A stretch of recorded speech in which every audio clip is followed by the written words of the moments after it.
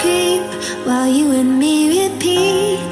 This bittersweet heat is suffocating. I'm waiting and always hesitating. Kryptonite desires set my heart afire.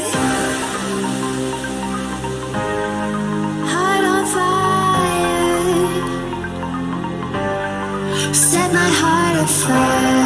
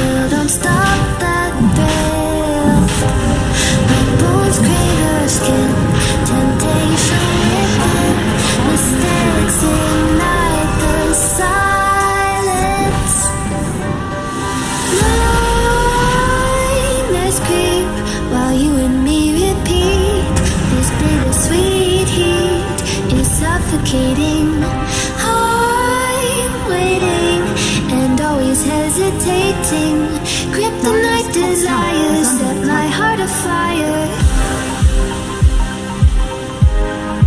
Heart on fire. Set my heart afire.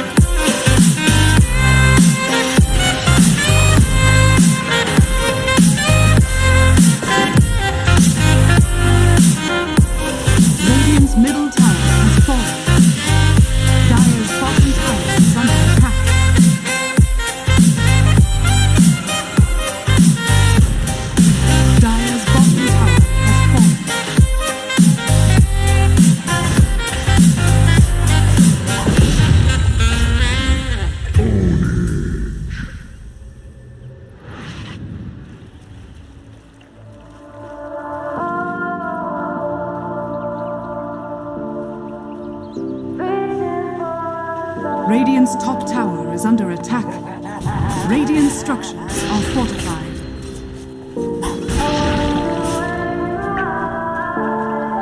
Not as impressive as the original.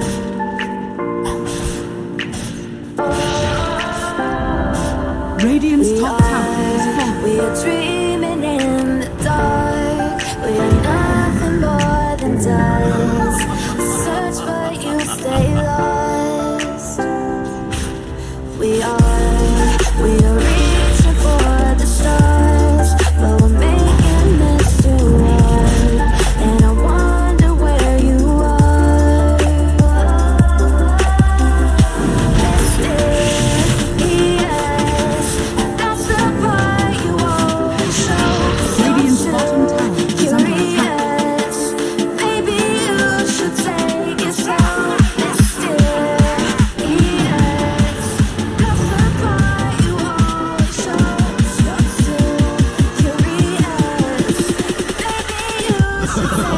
Radiant's bottom tower has fallen.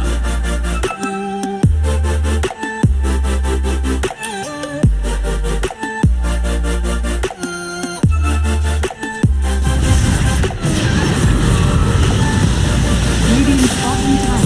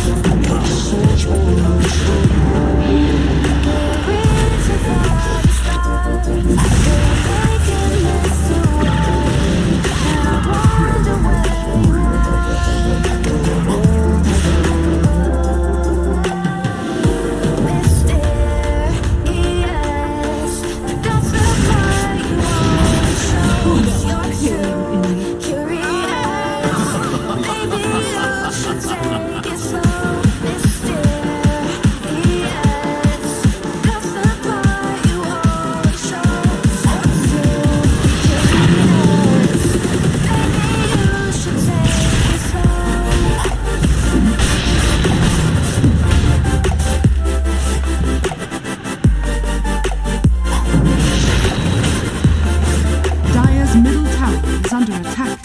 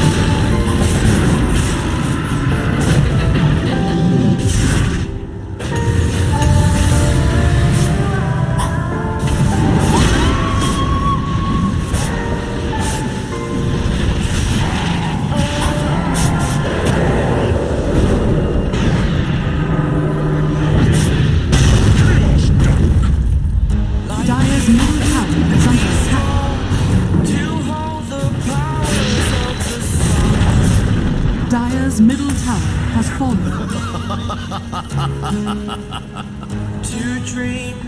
Dire's middle tower is under attack. Dire's structures are fortified.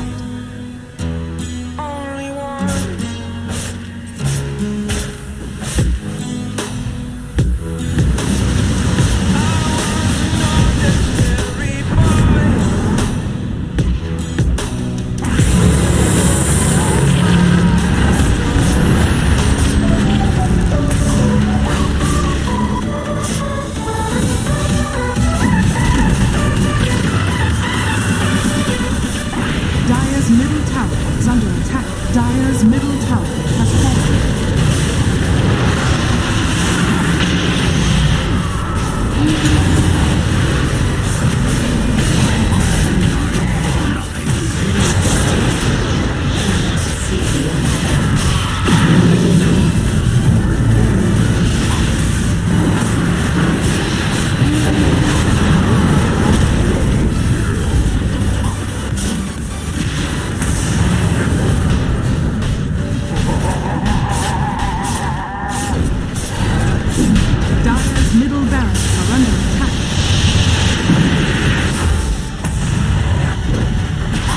Dire's middle barracks has fallen.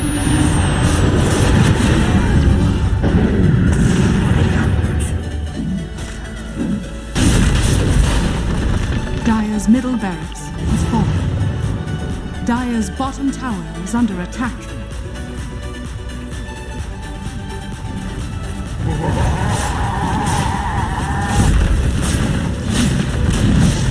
Dire's bottom tower has fallen. I shall reconsider your word.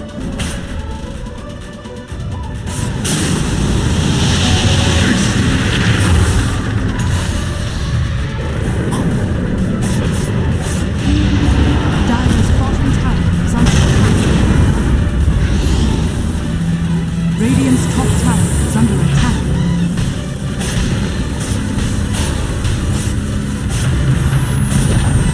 Dire's bottom tower has fallen. Radiant's top tower is under attack. Dire's bottom barracks are under attack.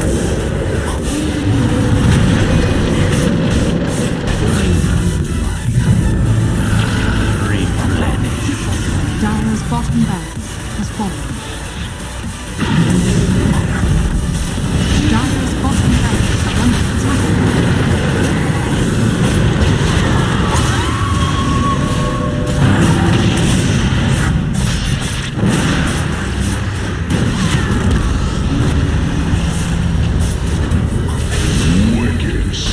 Dire's bottom barracks are under attack.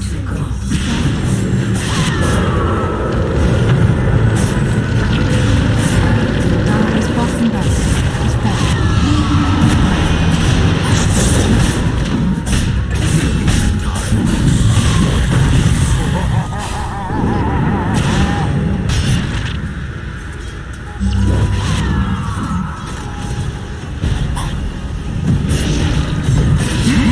Monster kill!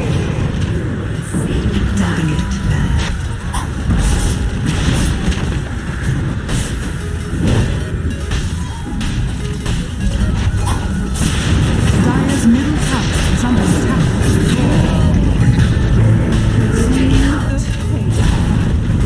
Dire's middle tower has fallen. Dire's middle tower is under attack.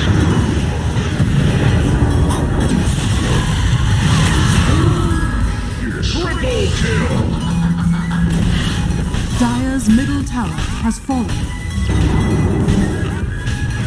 Dire's ancient is under attack.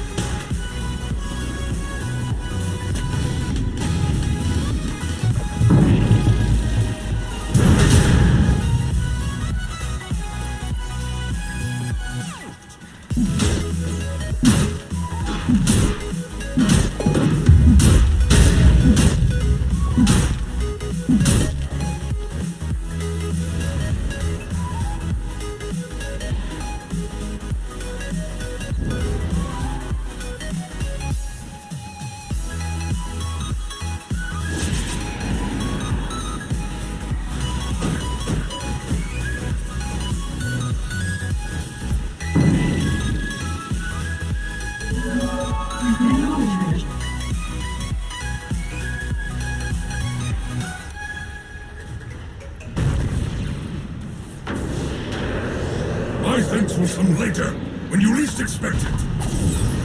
Nature attend us.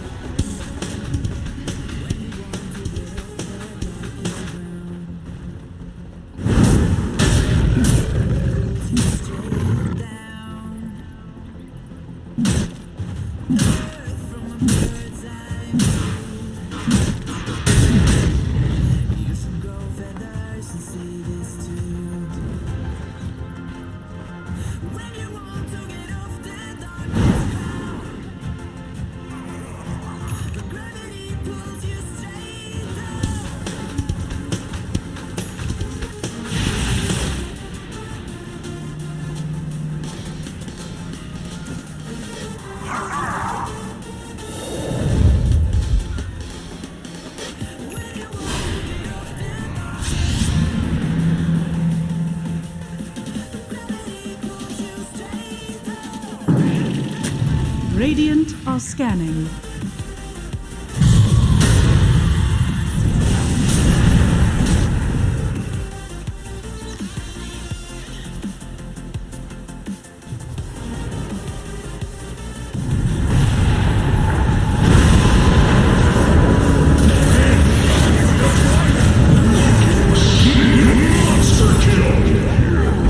Come on, sprites.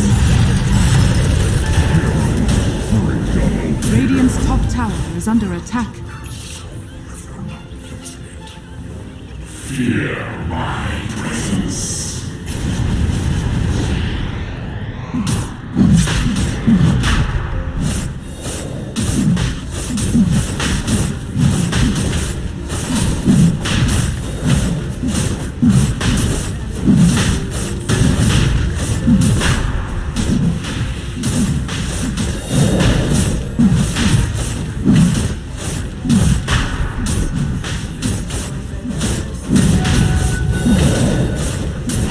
Roshan has fallen to the dire.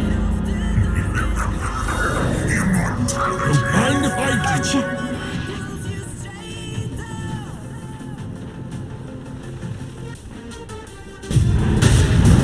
Dire are scanning.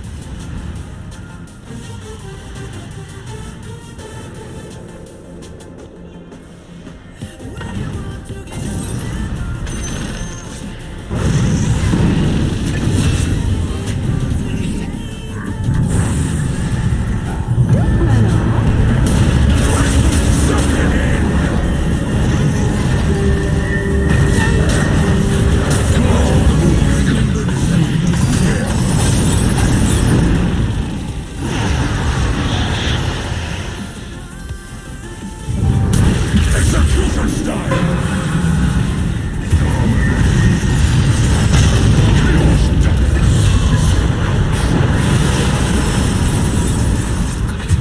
Radiant's bottom tower is under attack.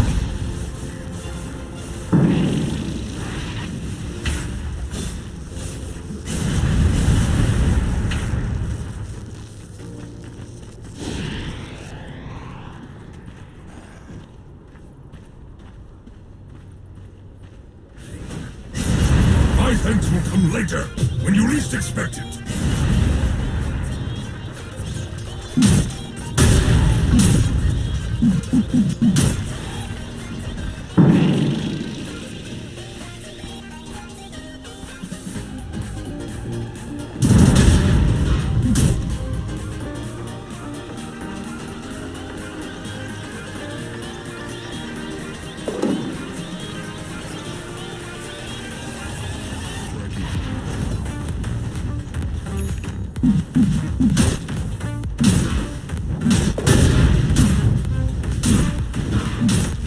Radiant's bottom tower is under attack.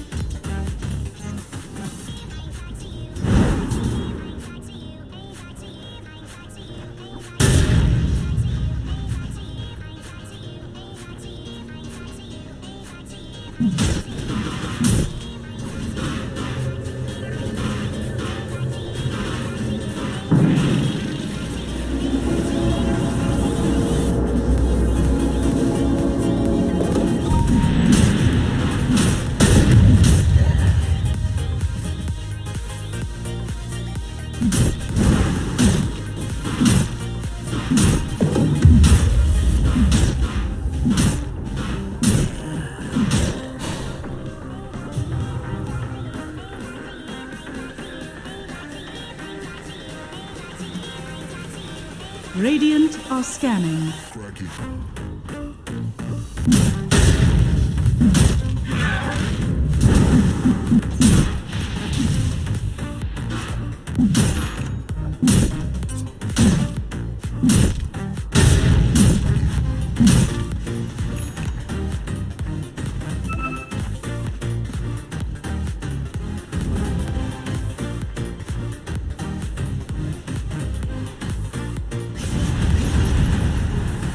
Dire are scanning.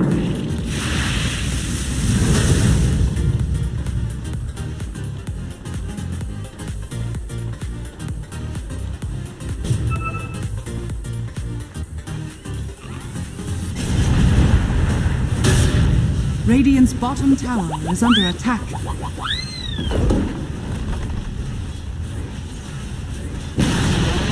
Radiant's bottom tower has fallen.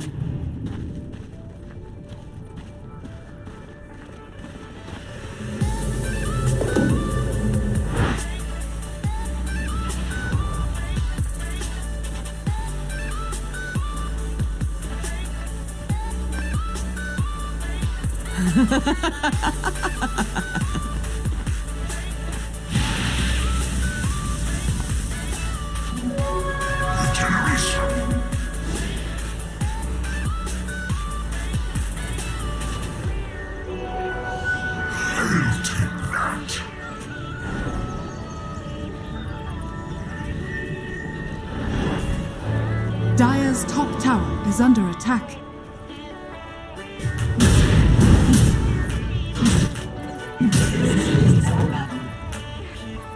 Fear my presence. My presence.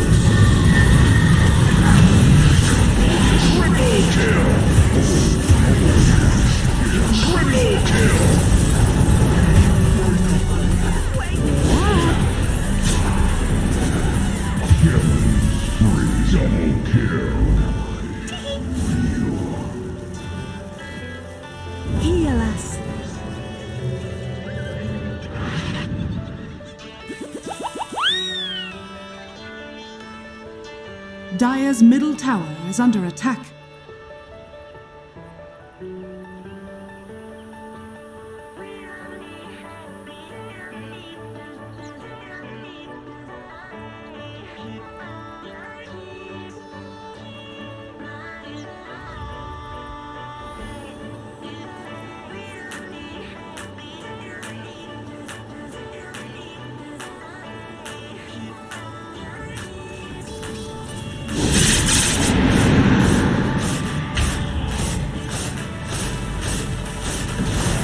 My thanks will come later, when you least expect it. Fear my presence.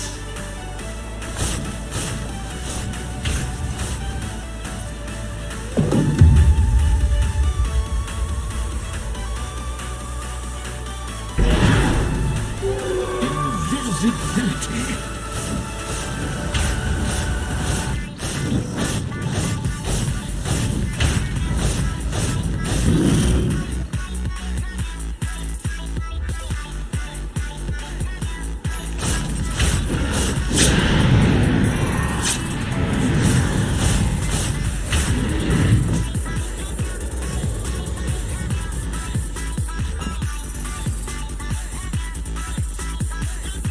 Radiant are scanning.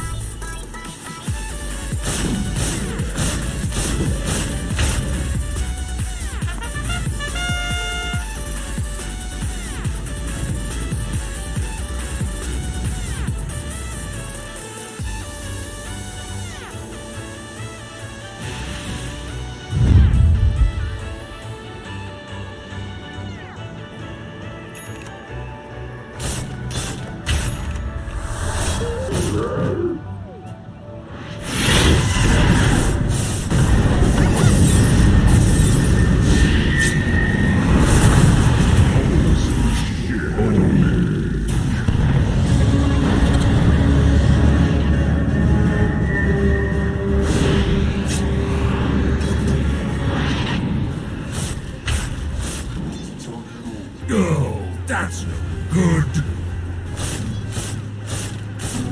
Double time! Come on, sprites!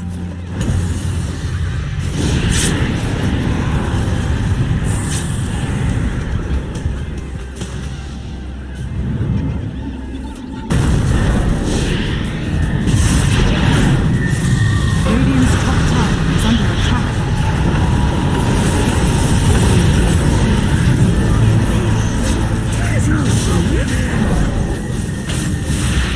Radiant's top tower has fallen.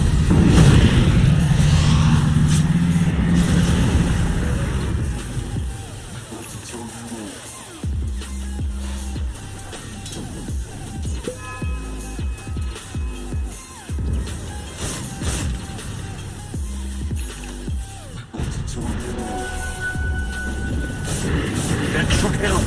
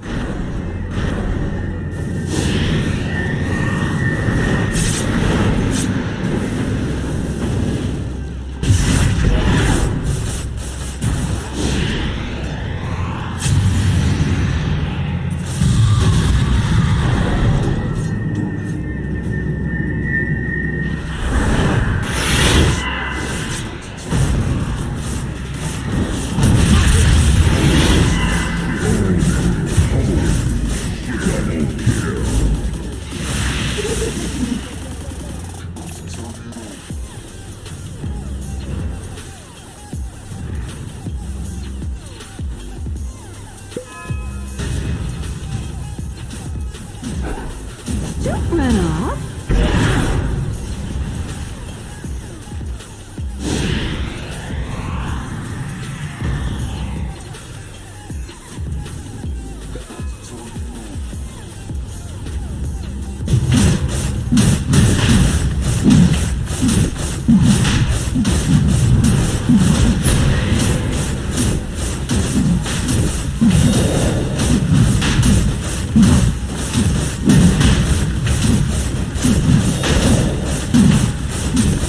Roshan has fallen to the down.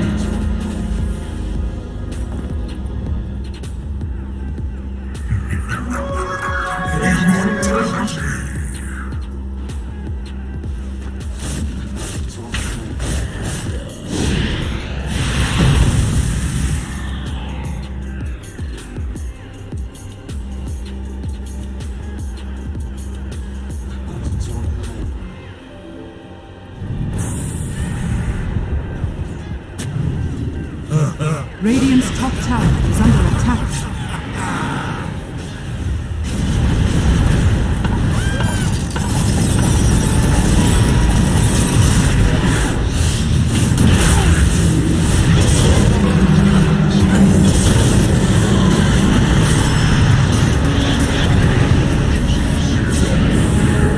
Radiant's top tower is under attack.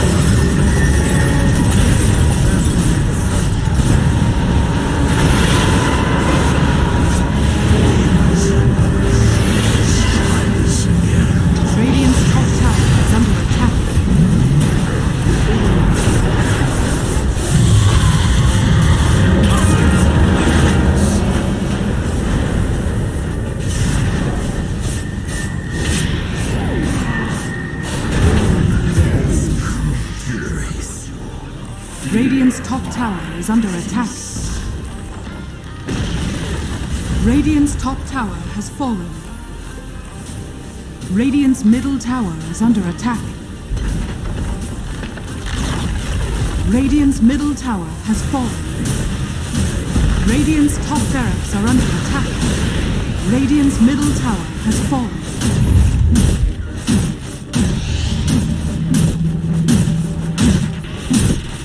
My sprites are with us. Radiant's top barracks has fallen. Dire victory.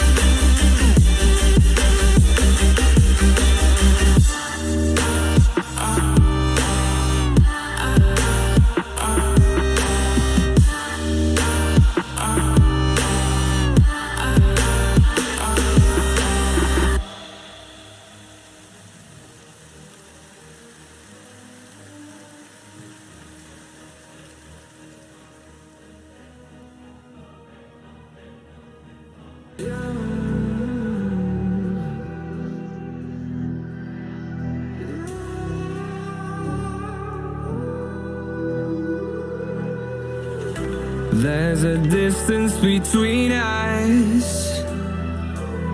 It's getting hard to reach out. Haven't seen you in seasons, but all I hear is your voice. I know my limits. You can break me down, but I'll stay till the finish line. And I've been counting minutes for quite some time now, just to see you again. And I've been counting days to get away, to see you again, see you again.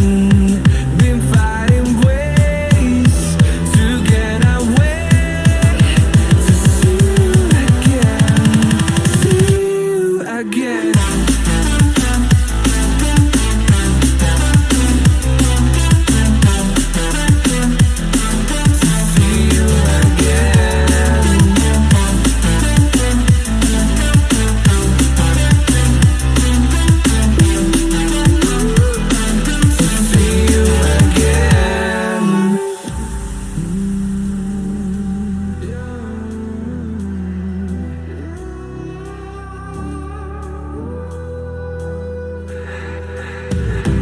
We got millions of reasons to let it all go. Hope we're not too broken. I know I'm not always strong, and I've been counting days to get away, to see you again, see you again. Been fighting ways to get away, to see you again, see you again.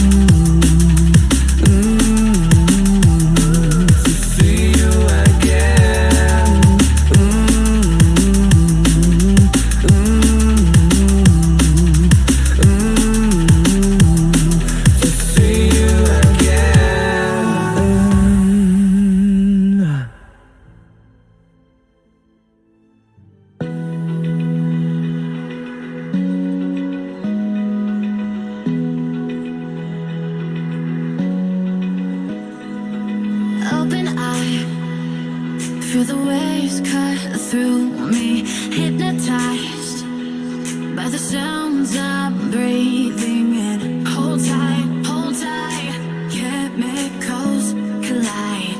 Hold tight, hold tight, hold tight. Dripping lights paint the skies, all because of you. Dripping lights paint the skies, only you can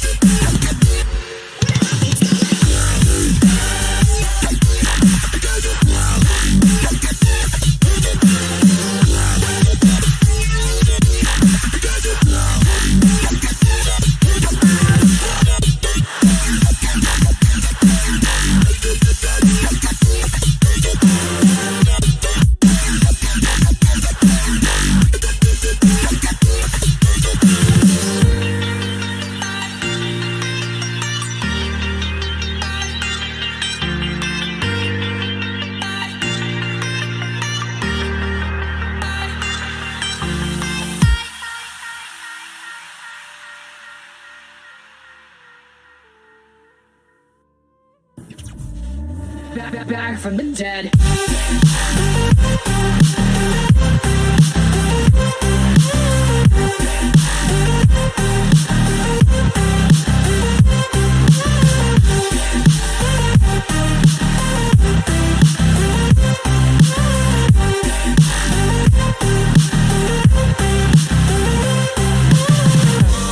Ladies and gentlemen, you're all invited to go fucking mental on this motherfucking drop. The countdown has just begun. Are you ready?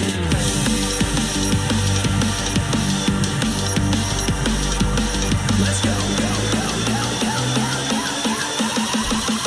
Now we're back from the dead.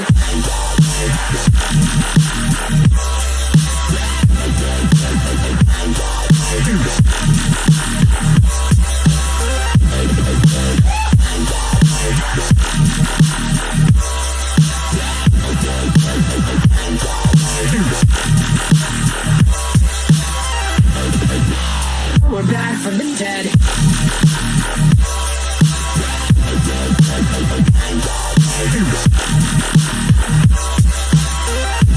Hell yeah.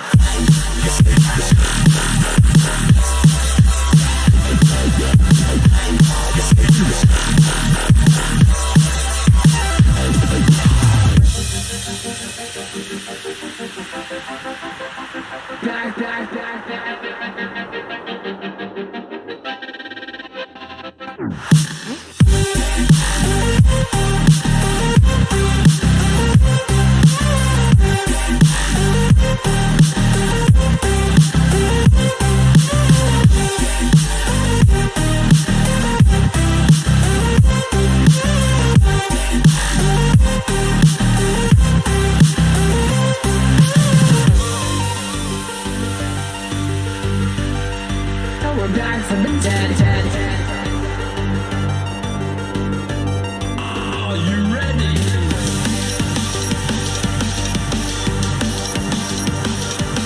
Let's go. Back from the dead.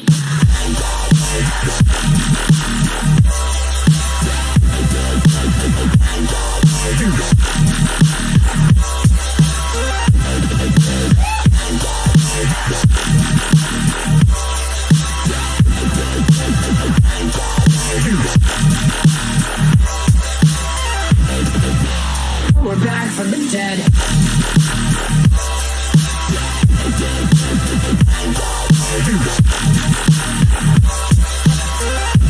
Hell yeah.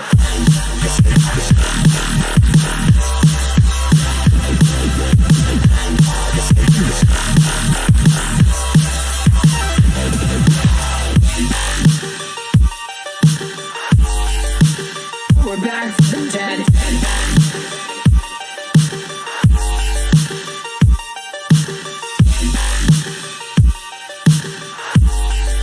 Back from the dead. Back from the dead.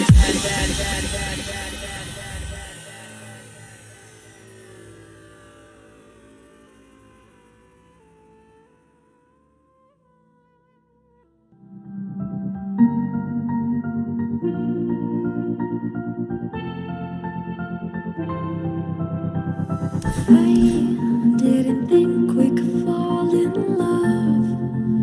Broken from the start, chained to our past. We had closed hearts. We are breaking free.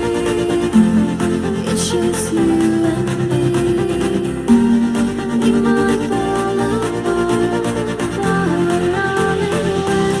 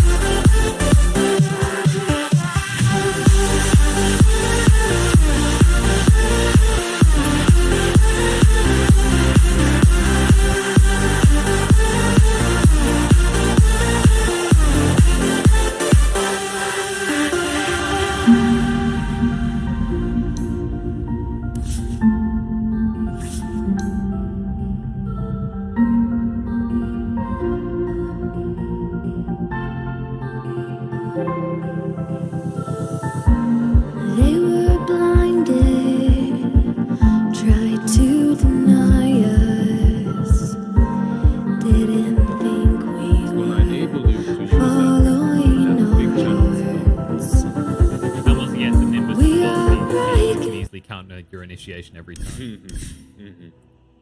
It's kind of a given. Do you think there's been any changes really to the build for Zeus at the moment, or is it kind of just Aether into Ags still? Actually, I think it's going to be the same. No big differences. I haven't seen way too many Zeuses in my games and overall in the pro scene, but I think it's a very similar build. Yeah, it feels like a hero that, like, to me, hasn't really evolved much in the last half a year or so. And I guess in some metas, the reason we don't see it even more is, you know, this argument I need 6k gold to be relevant, to really do my job, is kind of a stretch compared to heroes like, you know, DK or DP that immediately start getting their objectives once they have levels. I would definitely agree, usually. But I think when you're playing versus PL, any amount of net worth is going to make you pretty much useful to your team. Well, how are we feeling about these lane matchups, by the way? Because top, you have got what is surely going to be a trade warfare, although Low Dance is beating the crap out of FNG. This is starting to look like the Bane was definitely the right choice up top. Like, they just, they can't approach him. So, first and foremost, FNG started with Impetus. He didn't start with Nature's Attendance, which is kind of out there. It's a different approach to the lane, definitely. Especially because you aren't really going to out-trade a Bane with a Brain Sap early on. You know, you can see how heavily he's losing these trades. So maybe starting with Nature's Attendance like everyone else does would be a bit better. I'm not sure. It's his option, obviously. Ricky usually is considered stronger versus Mars, but it also depends on your side support. He doesn't have any nuker type of support, such as Lich or Oracle there to support him. Instead, he has an Enchantress. Yeah, and you can actually just see that both of them are harassing Bane in return. He's still trading favorably. Just 4 armor on this hero, 64 damage. It's not an easy hero to bully out of lane. This was why Bane always got picked. And bot lane's where they strike. Nigma goes down. I don't think they'll be able to always want to fly in return, though. So it looks like they'll be able to back away a little. He has a Fairy Fire, a Healing Salve. He has a few ways of living. Yeah, definitely. It's they are pushing in, and it looks like handsken will cancel that pull. So, because of that, Enigma will get a lot of farm out of this and a lot of levels. Meanwhile, on the mid, everything's pretty chill so far, more or less even on the CS. Who do you think has more kill potential here? It's got to be Lina at 6, right? But before that, do you think there's an opportunity for Limp to outplay? I mean, you have to also consider the fact that there's an Earth Spirit in the match, right? It's very easy for handsken to make a rotation towards the mid lane, and then this Lina might be in problems. And I would be really surprised if he didn't do so, just because he has an Enigma on the offlane. S4 at some point can be left alone. That's a fair point, and I think that's why Fly to Moon put this ward down near their outpost to spot any potential rotation coming out. Exactly. It's one of those wars that you have to plant versus your Earth Spirits, versus your Miranas, you know, these sort of heroes that you know are bound to rotate towards mid. And what lane do we expect people to pivot around? Like, is it going to be the traditional factor of Fly to Moon will play towards top because they've got this Mars combo in the top lane, whereas you'll just see the traditional trade? Or do you think there's more impetus on one team holding up their tier 1s earlier than the other? Like, who needs to buy time, I guess, is the point I'm getting at here. I mean, usually when you see a PL in a game, right, you're thinking about buying time for that PL so that he gets all his items, so that he comes online. Always Wanna Fly is a little bit deep, but should be fine. Meanwhile, on the top, they did finally force a low heart dance back, but this is the... I call this the Skywrath experience, because that's always the traditional one for this. Okay, even if you kill him, it will immediately come back and harass you. This is probably your best case scenario if you're Allaince, having him walk all the way back. Yeah. FNG actually went with 2 levels of enchant and 1 level of impetus, not even leveling up the attendance. Now with that creep, however, this becomes a different lane. This becomes a completely different lane, and Bane is gonna struggle. But Mars is having a blast. Both of these side lanes, when you look at it, are going Fly to Moon's favor. Yeah, they're definitely keeping the pressure on. And actually, Allaince, the ones diving here as they try and go on general. And FNG, he knows what's gone wrong here. They'll jump in to try and finish him off, but there it is. Mars gets the kill. We'll go down afterwards. Favorable trade for Allaince. It's a good trade for Alliance. Mars did get the majority of the experience that was of those creeps that were dying under the tower, right? So that's kind of good. It's not like he died and then he lost 2 waves under the tower. So overall, it's not too bad for General as well. Yeah, and from Alliance's perspective, that's probably the best case scenario for trying to get a kill in that situation, right? You had what I'd like to call the 2.5 headdresses, the satyr. Without that sort of regen, you probably would have ended up feeding 2 kills. And the headdress on Enchantress as well, right? So both of these heroes, both of these units bringing you a lot of regen, that is. Yeah, it's like sometimes you have to visualize the power of some of these creeps. Just imagine if Enchantress had another 2 headdresses in her inventory. That's what the satyr was doing for them. Who needs attendance, right? When you have a satyr and a headdress, that's it. I mean, any of these creeps are good. A lot, man. Yeah. It took a while for people to catch up to the fact how hard these creeps actually hit, right? If you level up enchant, those creeps are strong, man. It's very easy to just, even if you're not harassing, it's very easy to take one creep, send it on a side lane, and creep skip with it. You can kill a wave easily with it if you kite properly. That is. Yeah, I remember when I first played Enchantress recently. It'd been over a year since I last done it. I'd totally forgotten about the extra Bottom damage. lane, S4. Oh, that's a trade. Ooh, there we go. 1 for 1. Actually, but he gets experience, right? He gets experience true. for the Phoenix. Phoenix died first, so pretty solid for S4. Overall, I'm not sure if this bottom lane really went the way they imagined it to. Now, Nigma and Mars, you can see that they're kind of on the same level when it comes to CS. But I just have a feeling that S4 could have done so much more if he just played around the lane equilibrium. They tried to go for these kills a few times and it backfired. That's the thing, right? You pick Enigma because you know no one can really stop him from getting his gold, right? He'll deny creeps, he'll draw the lane in, he should get his CS early. Whereas, Mars, you'd expect him to actually have to work a little bit harder. You can see handsken how he's positioned around mid. This is what we were talking about, but I believe they know about this. They've pinged it out. He did show himself. He wasn't aware that the tower sees him there, I guess. Oh, they're pinging it. Yep, Iceberg knows. And with the assistance of Aloha dance, they'll just be able to zap him down and make him pay. Yeah, that was a very strange mistake. I don't know why if you look between tier 1 and tier 2 on the mid lane, there's that path you have to take to stay out of vision. But you can't take it without smoke, right? You kind of, if you want to get to the other side, you need to have a smoke. And he stepped out of boundaries. They saw him. Top lane, General. On ordinary from handsken. General, he's pretty much as good as gone. Final limp just comes out and gets rid of him. Lower dance. Oh, they can't get in front of him, the satyr creep. He should be able to move away. Or will he? This was a little bit risky, but lower dance, he done the maths. I think if they had mana on Satyr for one more nuke, they would have downed him, but they didn't have the mana, so they let him go. Also, man, it's so shitty to play Mars versus Ricky. It's so shitty. Like, first in the lane, you can't really do a lot to him. He can dodge your spear in multiple ways, and then after all that is said and done, your arena is just completely useless versus Ricky. He can just blink out of it or tricks of trade out of it. Yeah, and it's a hard hero to burst down, right? You can't win an attrition war with Ricky. He just has such high HP regen and armor. It's a rough one for Mars, especially ever since they decreased the size of his mana pool, making him a very dumb boy. And FNG's just chilling in their jungle as well.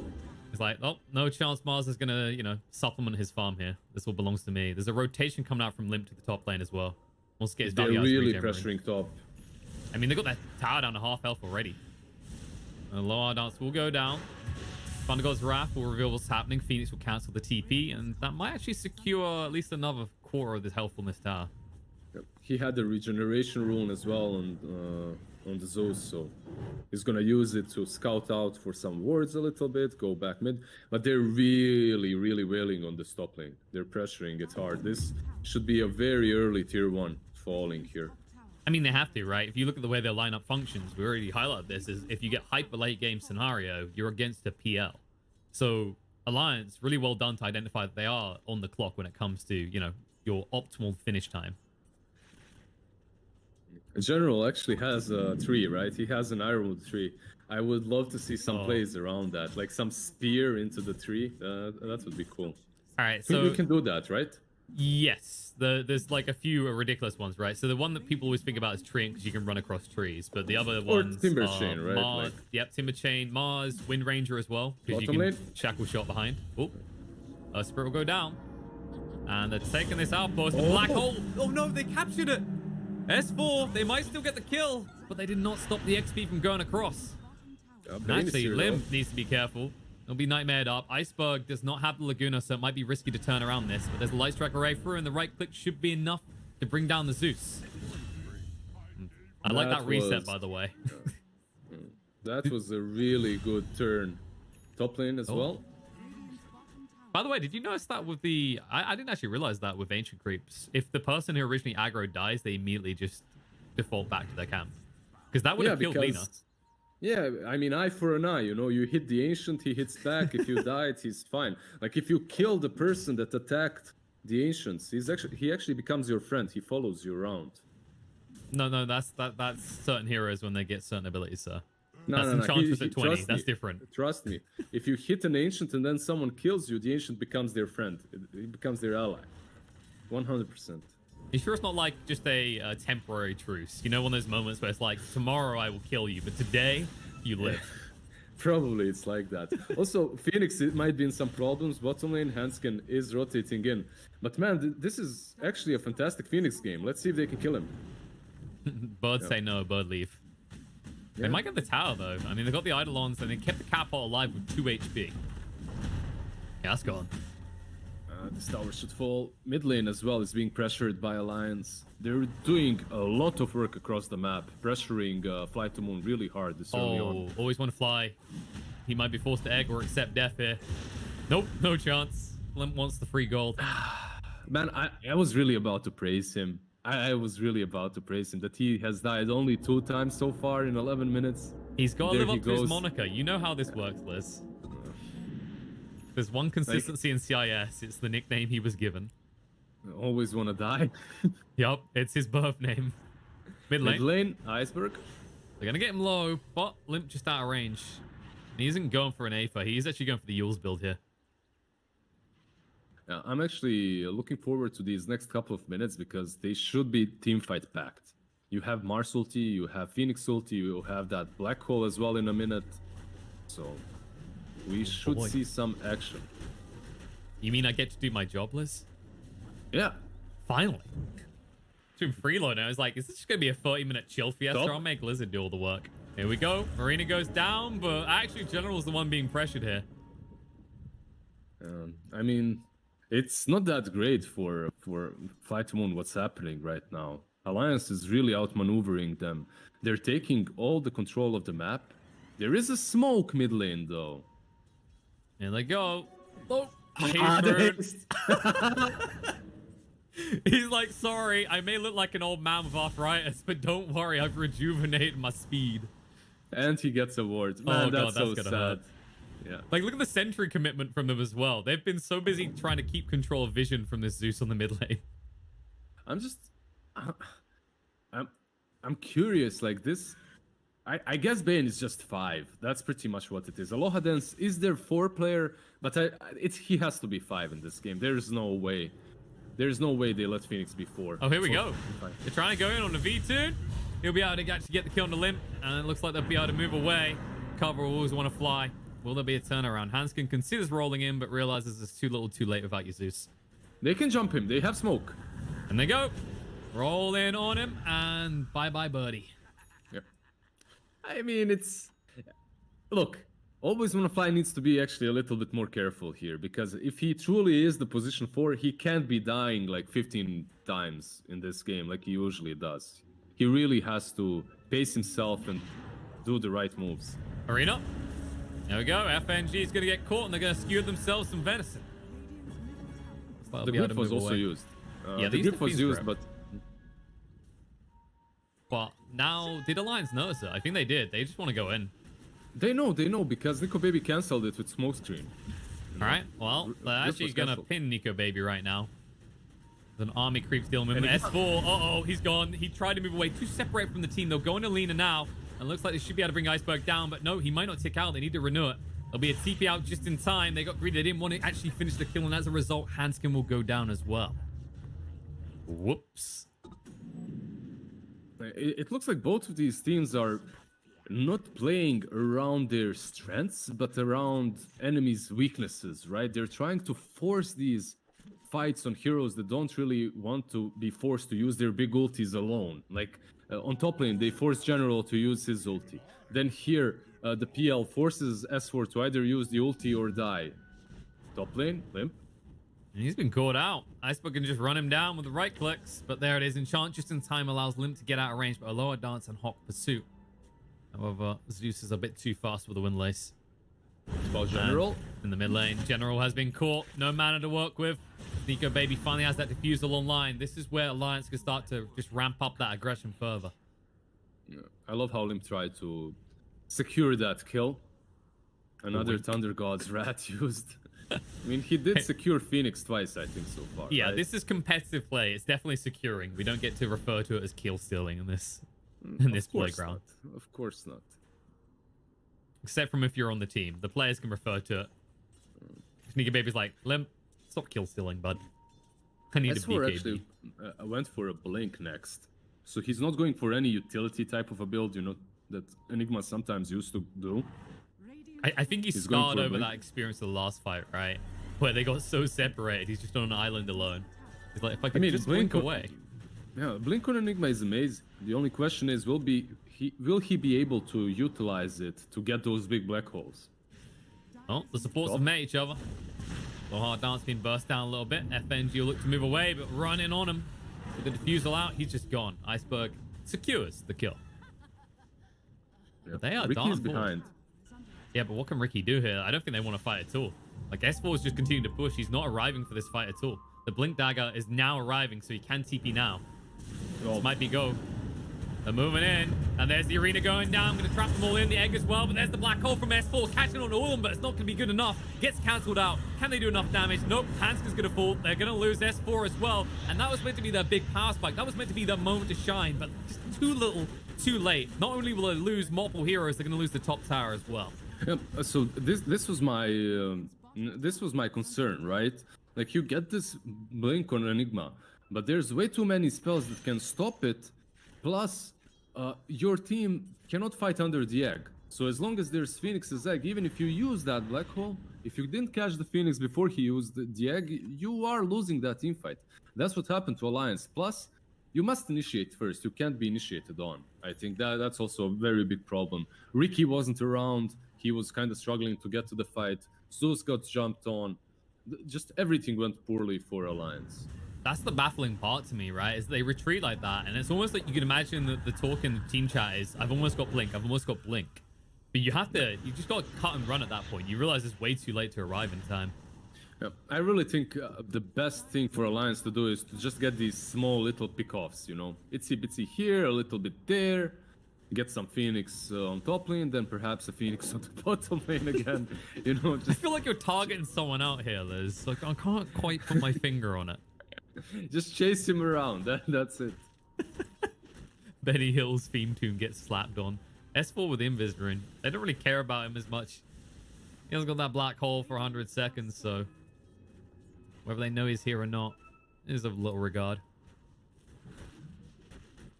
And it's getting a bit concerning because V-Tune's going to have that Yasha soon, and that's, I mean, we've already seen how hard he hits in these fights, and we've seen how hard it is for Allaince to fight into them 5-on-5. But the smoke. Fly to Moon are ready to party again. This is what you do to Enigma lineups when they don't have that black hole. You just run at them constantly. And S4, uh-oh. You know what? I appreciate this from him, Liz. He's realized without black hole, I don't really do anything. So I'm just going to be an invisible ward running around the map. Mid lane. Handsken will be burnt down and killed off. They're trying to hunt forward looking for Limp. Well, they don't have a blink dagger in general yet. So instead, they'll just take the tier 1 tower. Allaince is in a really rough spot right now. Enigma without the black hole, yeah, it's concerning, definitely. Well, they find Mars. He's getting greedy. They were waiting for that the whole time, and now they'll look to move away. They're pretty stacked here, but V-Tune just Hood reducing so much of this damage coming out from Limp makes it very hard for them to pick him off. They got what they came for. They came for the tier 1, and maybe if someone sticks their head out, they'll get another kill. They didn't, they lose the Mars, but I think they're fine with that trade. Now, Alliance, again, they're on a hunt. They don't have Black Hole yet, though. No, they don't. Nightmare's going to come out. They're trying to D-ward. FNG's just being burst down very casually. They don't even have to commit hard. I feel like this is really well played from Fly to Moon, because you see where their sentries are all times, right? It's on their side of the map because they know that Alliance have to come to them. That Alliance are on the clock. And it's catching them out time and time again. They're definitely setting the perimeter right. They're playing around these areas that are safe for them to play in, and they aren't really stepping out of boundaries way too much. That's what's happened on the mid-tier 1.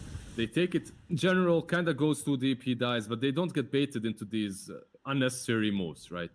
On the side of Alliance, though, yeah, they lose FNG, but it's really not a big deal as well. It's an Enchantress. His job at this point really is to run in first and give info, and if he dies, he dies. Yeah, to put it in one word for you, Sprink. Which means be annoying in every way possible. I guess the bigger concern is that you're bringing all your heroes to hunt and then failing, right? Because we can see in the net worth the disparity between the two POS ones right now, and it just seems to be growing. That's the standard thing, really. Ricky versus PL, and it's not like Ricky is buying an item that's going to help him accelerate his farm. Well, he is after the BKB, but that's a long way off. That's what I'm talking about. BKB doesn't help you farm. It helps you in team fights, and that's it. It won't allow you to accelerate your farming potential, right? Yes. While on PL, even if he gets this Yasha, it helps him. You know, Manta also helps him. Every single item that he gets kinda makes him faster and faster when it comes to accumulating gold. Okay, but here you go, Liz. This is the plan, right? Is he's going to get this BKB, and when things get a bit flopped over, it's not going well for Alliance. They've got a backup plan if you can just get a Battle Fury after that.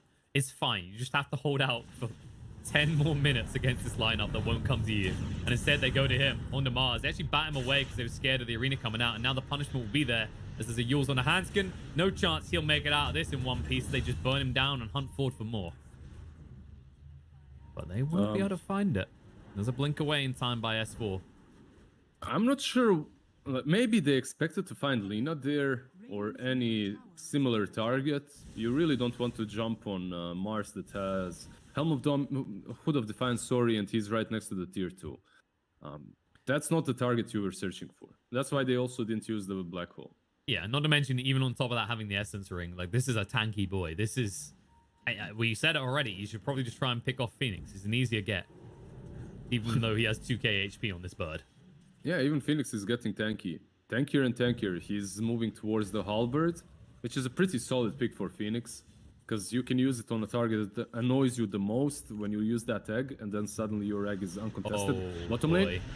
Yep, they get him. They got the sentry down. The Fiend's Grip comes out, and bye-bye nikkobaby. Handsken tried to save the day, but too little too late. He was there with the silence. You saw that, right? But just a fraction of a second. Yeah, a little bit too late, sadly, for Ricky. He is getting closer to the BKB. 600 gold, more or less, on the Ricky Maru, and after that they can fight.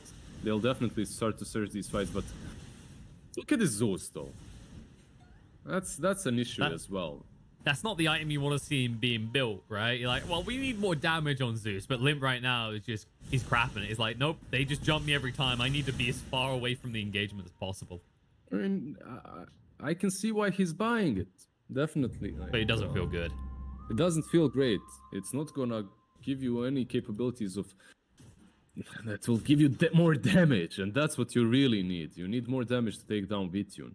You know, I figured out, right? Maybe Admit, it's just simply he's identified he's not kill stealing enough with Thunder God's Wrath. If you just blink in and get that final zap, get 1-2 extra kills. Basically, what they're getting is these items that are just going to allow them to fight. And the question is, will they have enough damage in these fights afterwards? Ricky, DD. Yep, Vengeance found on lower dance. Yules comes out though. Iceberg says, okay, eye for an eye. We're going to kill this guy. I should get FNG instead. nikkobaby needs an escape plan, but there is no way out of this. There's nothing nearby. Finally, we'll see the creeps, but too little too late. They'll hunt for FNG as well. In the meantime, Limp does manage to take down V2. Big target for them on the top lane. Yeah, they use the Black Hole on him as well.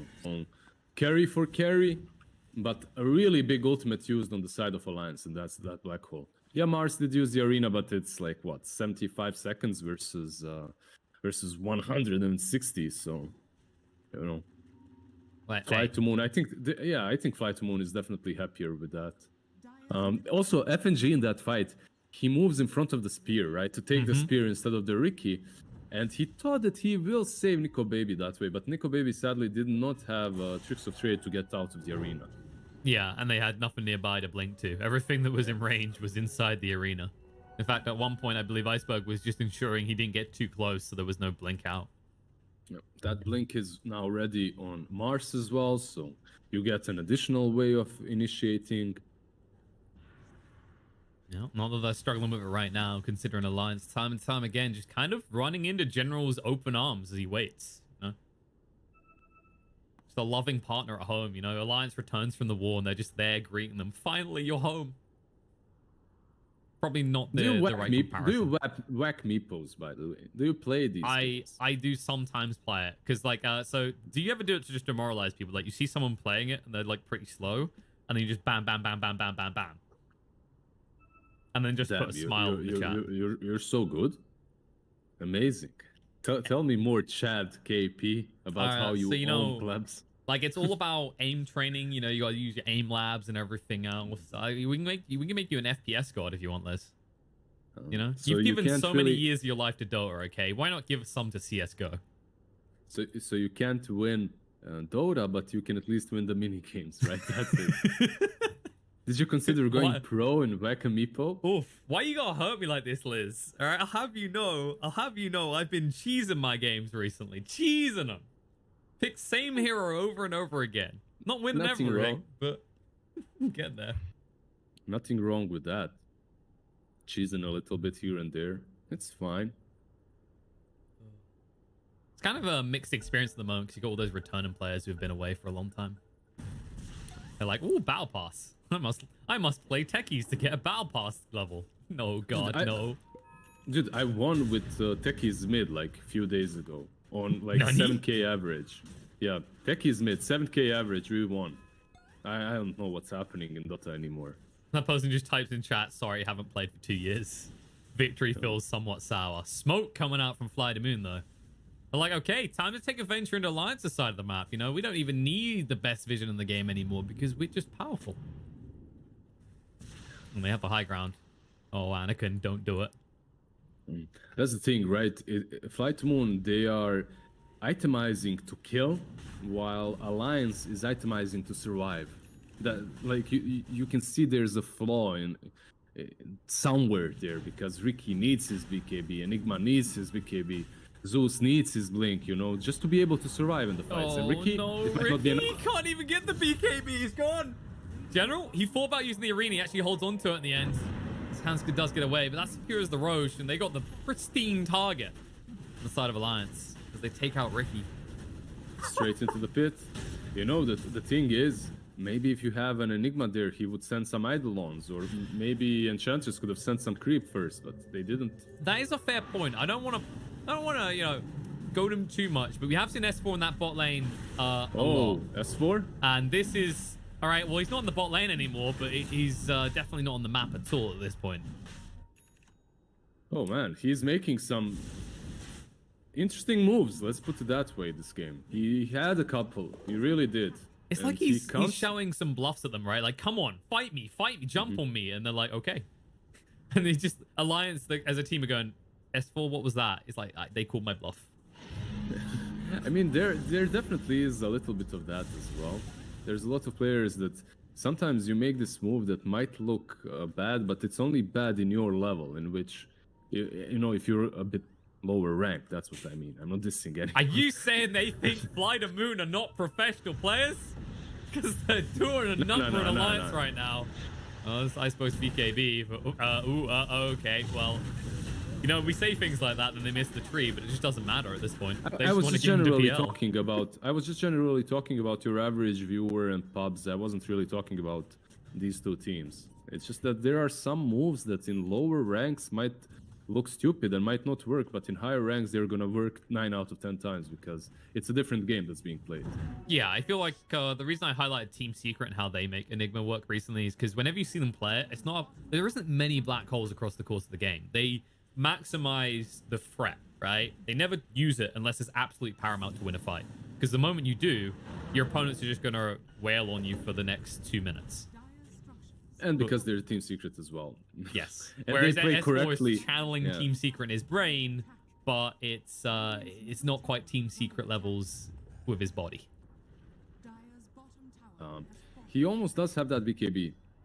After this creep wave, it is completed, and this is pretty much the go time for S4 and the boys. There's a BKB on Ricky that's been unused. There's a BKB on it. Nigma that's flying over, so they must get some good fights now.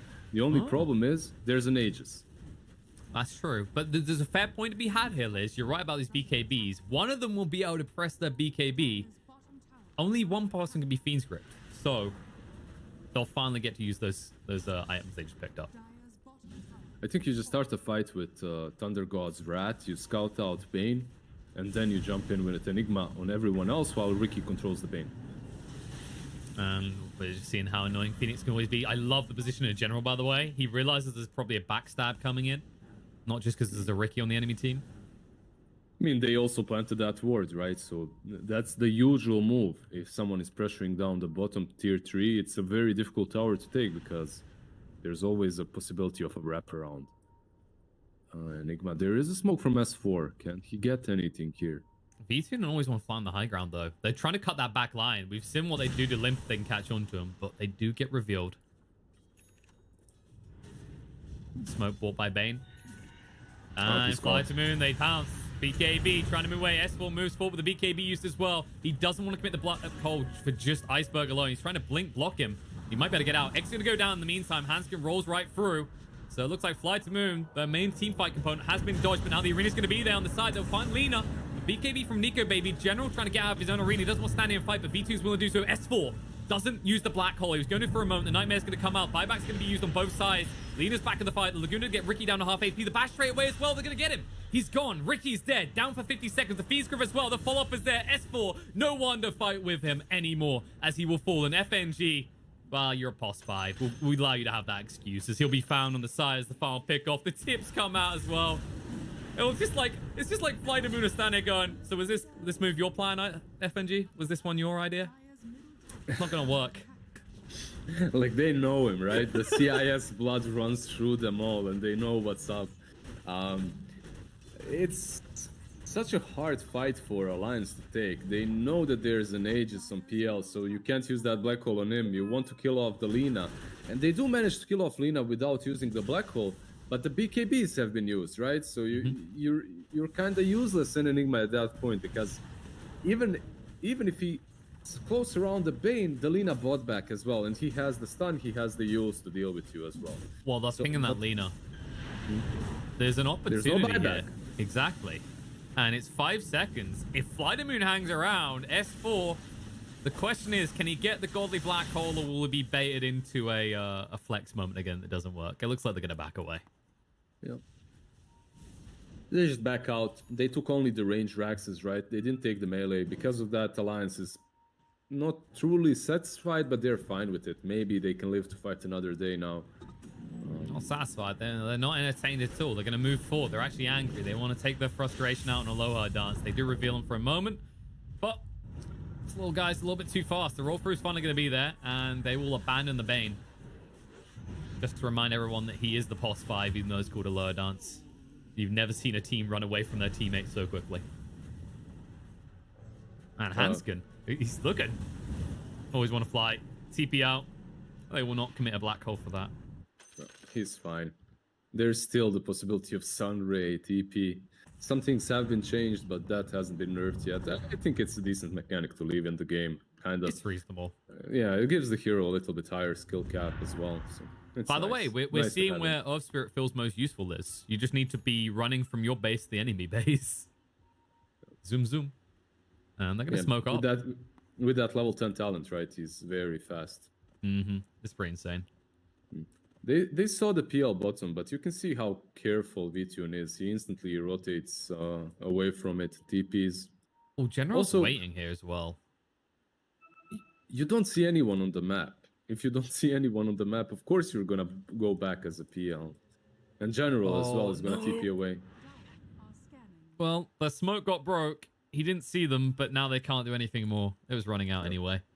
They're also using the scan here on the sideline, as for using Midnight Pulse to try and scout, but they're missing all these moves. So far, Flight to Moon has really been outplaying them, outmaneuvering them at least across the map. Yeah, most definitely the case. Aghanim's about to be completed on Lina, like 200 gold away. He doesn't have to save for buyback because he has none, so he'll most certainly finish that off. What's PL got? He's moving towards Abyssal, I suppose. Yep. You ever convince yourself that's why the people who rage buy back in your game do it? They're like, they're now unshackled about worrying about saving money. They can just buy their next item. Nah, they're just stupid. That's why they rage buyback. If you rage buyback, you're just stupid. That's it, nothing more. You have to remind them they're stupid though by tipping them. Thunder God's Wrath reveals what's up, and what is up is Flight to Moon just trying to secure that Roche pit area for when it does come back up. By the way, look at this. This is impressive. 35 minutes in, S4 has been here quite a while, quite regularly, but they finally get that tier 2 tower out of the way. Maybe took longer than it should have. He pressured it for a really long time. There's a smoke though. Iceberg is hunting, but I'm not sure they'll find anything with this. You can see that both of these teams, they're not gonna be caught by 5-man smokes. It's way too obvious. It's 2020. If you 5-man smoke, look at them. They're just hiding in the base. They're super aware of this happening. Hey, you got a Nigma. If anything, you want them to 5-man smoke you. That means they're probably running at you fast together. It's just the thing that they really, really need vision on Allaince first. Before this Black Hole is used, they need a vision on the Bane. They need to take care of him somehow. But he has that force as well, so Ricky alone might not be enough. You said the 5-man smokes are obvious. Is this better? Because nikkobaby's technically semi-smoked, if we think about it that way. Nikkobaby as well took a Maelstrom, by the way, next. So. Yeah, Battle Fury seemed a little bit too greedy. In fairness, he's against the PL. Either one's pretty decent when you get the Mjolnir, that is. They're pinging.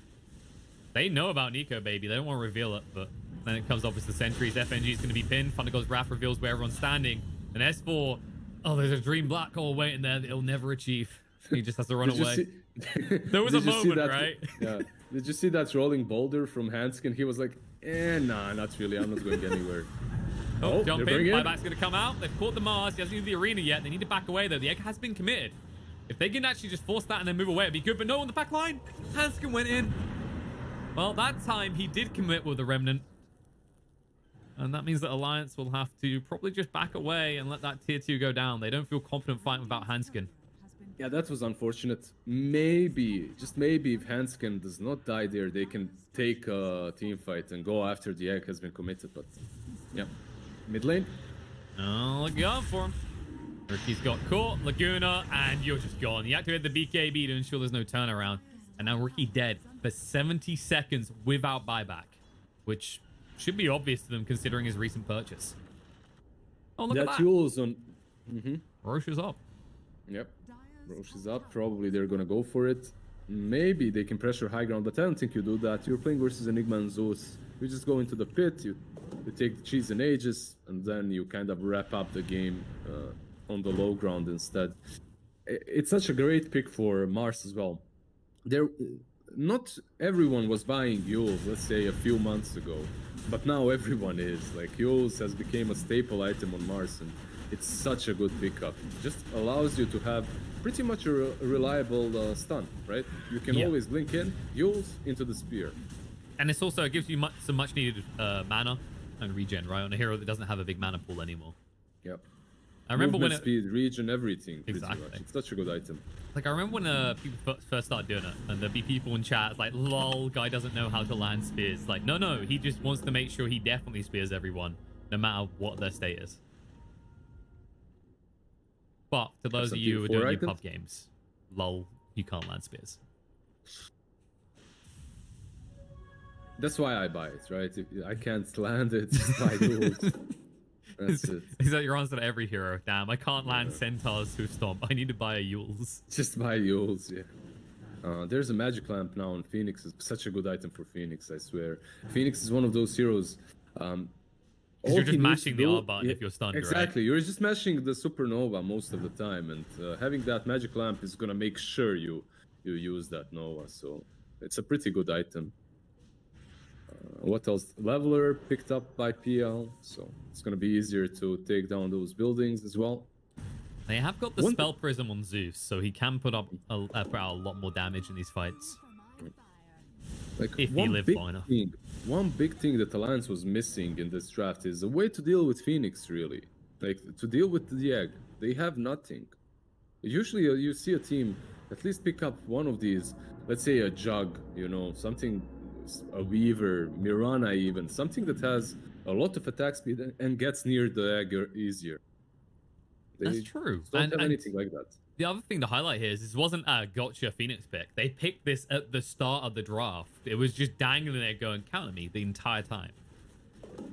Maybe that kind of highlights our curiosity earlier about, you know, why they were making Aloha dance to 5, or if it was going to be. Maybe it was once they saw that the Phoenix was uncounted, they just went, okay, yeah, this has to be the one getting the farm priority.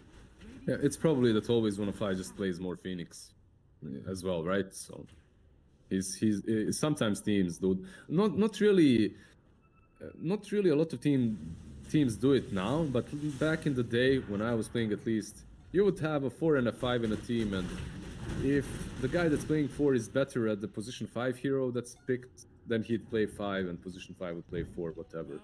So it's not really anything extraordinary. How often did that upset you or make you happy because you wanted more gold and more items? Let's just say I played a lot of Lich. Just put it that way. Oh god. Back in the days where you got the satisfaction of sacrificing, like what was your preference? Did you like that more? That was like a, yeah, I'm ruining the other person's lane just by using I enjoyed being you're a bad person. Post spirit. It's gonna be found and left alone. They say nope, we don't know him. You can have him. Hansken's an unwanted child. He does have a buyback, but what does it do? Committed, yeah. Also, V2 did pick up the moon shard. He's just a machine gun. Just switching the leveler. Come on, go click those buildings. Iceberg found a DD. He's gonna hit real hard. Thank you for that top tier analysis. He's gonna hit so hard, man. Look at He's gonna click him. There we go. Clicking right now. The egg's gonna go down. The jump in. The buyback comes out, but Ricky is already dead. And Hansken's far away from the fight. Egg's gonna go pop. And they're ready to go. They pop their BKBs to try and deal with the egg, but you can't even kill it. It's level 3 egg, right? You're not taking it down, especially with the Heaven's Halberd and the Shivas that's about to be completed. And it's just such a rough game to play for Allaince when you really cannot deal with the focal point of the enemy's team fight. No, and you gotta assume that they must be out of tips on the side of Fly to Moon, because they gotta make S4 feel bad right now. He's 20 seconds without the BKB, and he's not even gonna get to it. They're gonna find him. Oh, the silence is good actually on the Lena. But the arena is down. S4 is trapped in. He has to commit the black hole, but it's not a good one. The feed script immediately wasn't even needed. They just want to make him feel bad about the situation. They pin Zeus down. They kill him off as well. Buyback comes out from Limp and S4. The turnaround opportunity. Or Always Want to Fly. They might better bring him down, but what do you do about V2? This bird is still alive. He's pushing him away with a Havoc Hammer, and the Magnetize will not tick him out. He'll TP out. What? Okay, they get him. That was too close for comfort, though. Limp did miss the initial lightning bolt. That will force Fly to Moon back, but Allaince, you are hanging on by a thread. Yeah, they didn't buy back the Ricky, though. That's kind of a big thing, I guess, you know? They did buy back the Zeus and the Enigma. Ricky at least can perhaps get another item for this next fight. How much gold does he have? Yeah, probably not gonna happen. That's something where you're like, this is good. We saved buyback. Then you look at his guys, went, probably should just let him die, you know? Yeah, probably not gonna happen. And it's hard, man. Like, what more is there to say here? Aloha Dance is just destroying Enigma, and then no one can deal with the Phoenix's egg. Well, Aloha Dance is wasting the entirety of Alliance's time. They will finally be able to get him, but no, they're not going to lose handsken. I was like, don't you dare try this iceberg. He blinks away. He realizes that actually handsken's way too tanky. This is really cool, though. Maybe if Allaince can just break them apart now, you know, just try to get these pickoffs. Don't allow them to group up. Just break them right now. Play on their side of the map. Even if you're trading kills, right? Even if you trade like 2 for 1 or 3 for 1, as long as you don't allow them to group up and go on your side of the map, it can be good for you, because realistically at this point they have no other options. They can't wait for the perfect black hole anymore. They can't wait for this perfect setup of a perfect team fight, because it's never gonna come. So what you're saying is play like you don't have an Enigma. Yeah, pretty much. Exactly. Just go use that black hole on one hero or whatnot. Just play on their side of the map. You really have to. I feel like that's their only option. Actually, you know what it is, Liz? They agreed with S4. It's like, all right, S4, you played bot, you got that tier 2 bot. There's a tier 2 top that we could really do with being dealt with. If you want to push in there. This is a good move from Allaince, but they're so far behind. And General just charging in. Like a general from the front. You know, you lead from the front, guys. Some deep, inspirational talk coming out. There's a smoke. They know exactly where Allaince is. They've read them like a book. And they, look at the and wrap they around. somehow, If they see S4 first, Thunder God's Wrath will reveal and blink away just in time by the Enigma. They know they need to get out. He saw him. Oh, no, He's the range. He gets in. S4 being brought down. BKB, no, he's got the Laguna. He doesn't have buyback either. They're going to find follow-up maybe on FNG. He's a little bit too tanky, though, with the pipe. Instead, they say maybe just nightmare him. We'll deal with him later. Why are you even trying to kill? Don't kill Bambi. It's pointless. He has Witless Shaco. He's has so stupidly tanky. Yeah, he's like 2.3k HP plus the untouchable. You just ignore Enchantress. That's your best option. Even though I think Vitium can deal with her in a second. He does have a lot of attack speed with the Moon Shard. But it's like, what does she really do right now? She's a magic resistance aura. Well, PL wants to hit you in the face with physical damage, so whoop-de-doo. They move in. Time to secure some more racks, says Fly to Moon. Nightmare the Enchantress, don't even hit her. They're poking and prodding. And it's so simple for Fly to Moon. This is PL's playground. When you reach this point in the game, just stick him on the high ground and watch him. It's not the funnest way to play Dota for yourself, but it's how you get the wins. He can just use the Doppelgang and send the illusions on the Zeus, on the handsken, and that's how he's gonna zone everyone away. And General, he's going in, Yules, and they've got the Zeus, Limp, so much of their damage. And just look at FNG. He stares for a second, goes, there's nothing I can do. There's literally nothing. You're dead, Limp. 105 seconds. No buyback. And that's going to be GG, they call it. Yeah. Well, credit to Allaince for trying to stick at it, but this one, Liz, this always felt like it was swing of Fly to Moon's favor from about, I don't know, 10 minutes in, 15 minutes maybe.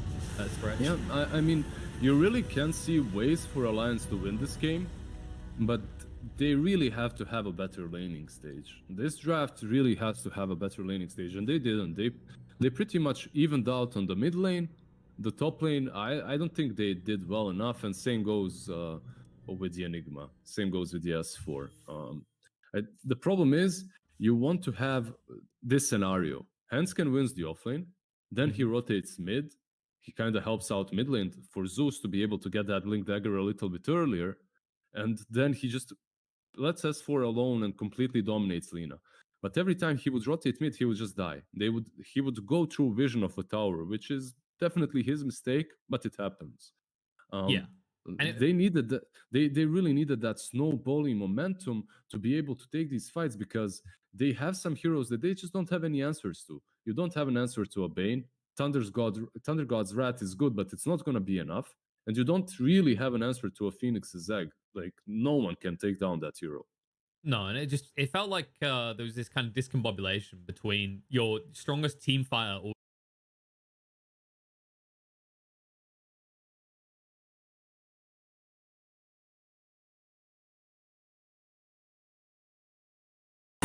To the night, there's no motive. We're just listening, we're existing.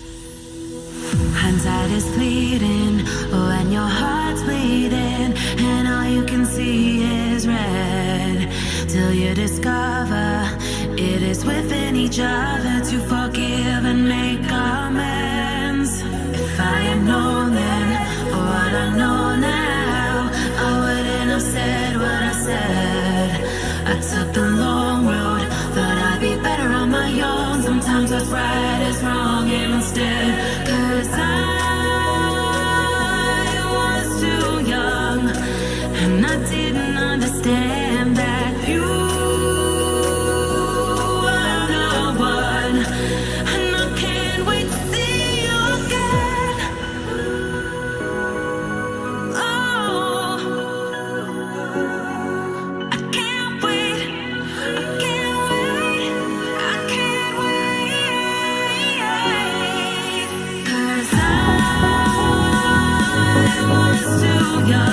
and I didn't understand that you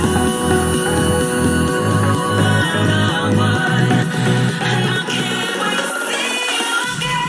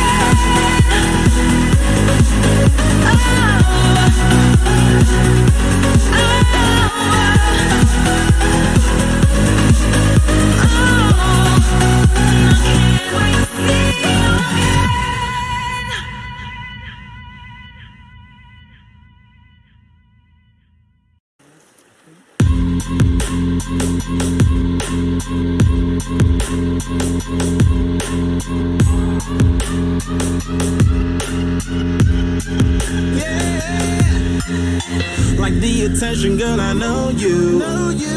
But you're everything I want in life. We're fighting danger like kung fu. The love I feel is deep inside. The others don't matter. It's honestly us against the world. We're the perfect team. You're my dream, but I just want it. Can't get to myself. Can't get to myself. Can't get to myself. To myself. Can't get to myself. Can't get to myself. Can't get to myself. To myself. Can't get to myself. Can't get to myself. To myself. Can't get to myself. Can't get to myself. Can't get to myself. Oh baby, if you ever need a helper, you should know that I'll be there day and night. Nobody else can love you better. I'm here just to treat you right. You're the reason I'm alive. You're the only pain I can endure. And when you're not here, you're my dream, but I just want it.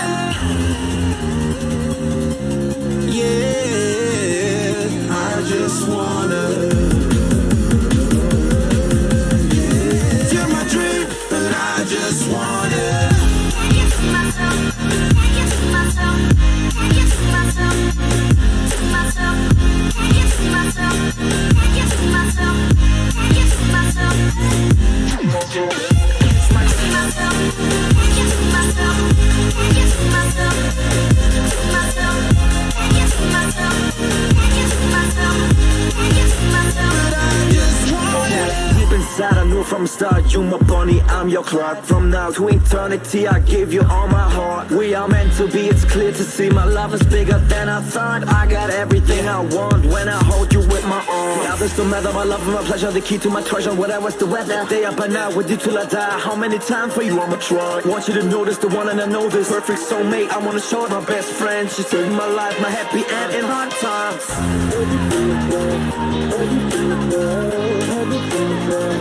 Oh baby, hug it to myself, hug it to myself, hug it to myself. But I just want it. Can't get to myself, can't get to myself, can't get to myself, to myself, can't get to myself, can't get to myself, can't get to myself. I just want it. Can't get to myself, can't get to myself, can't get to myself, to myself, can't get to myself, can't get to myself, can't get to myself. Oh baby.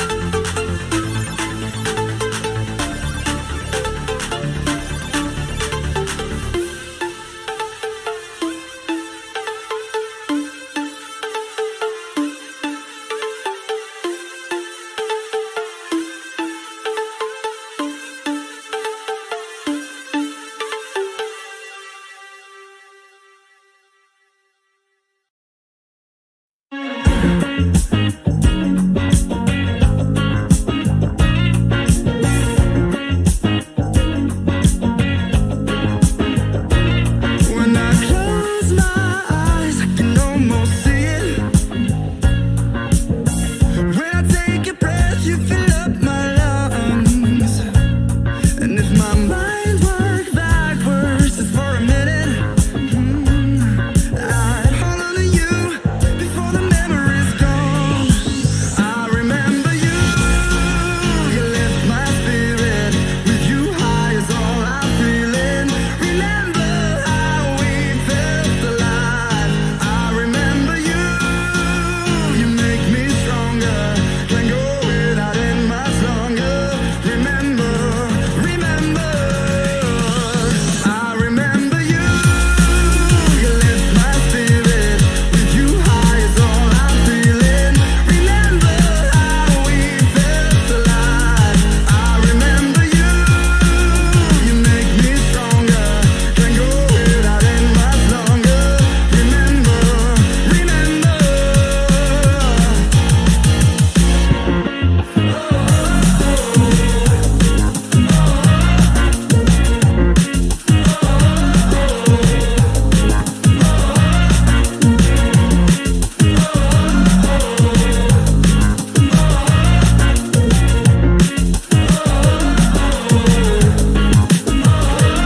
When I close my eyes, I can almost see it.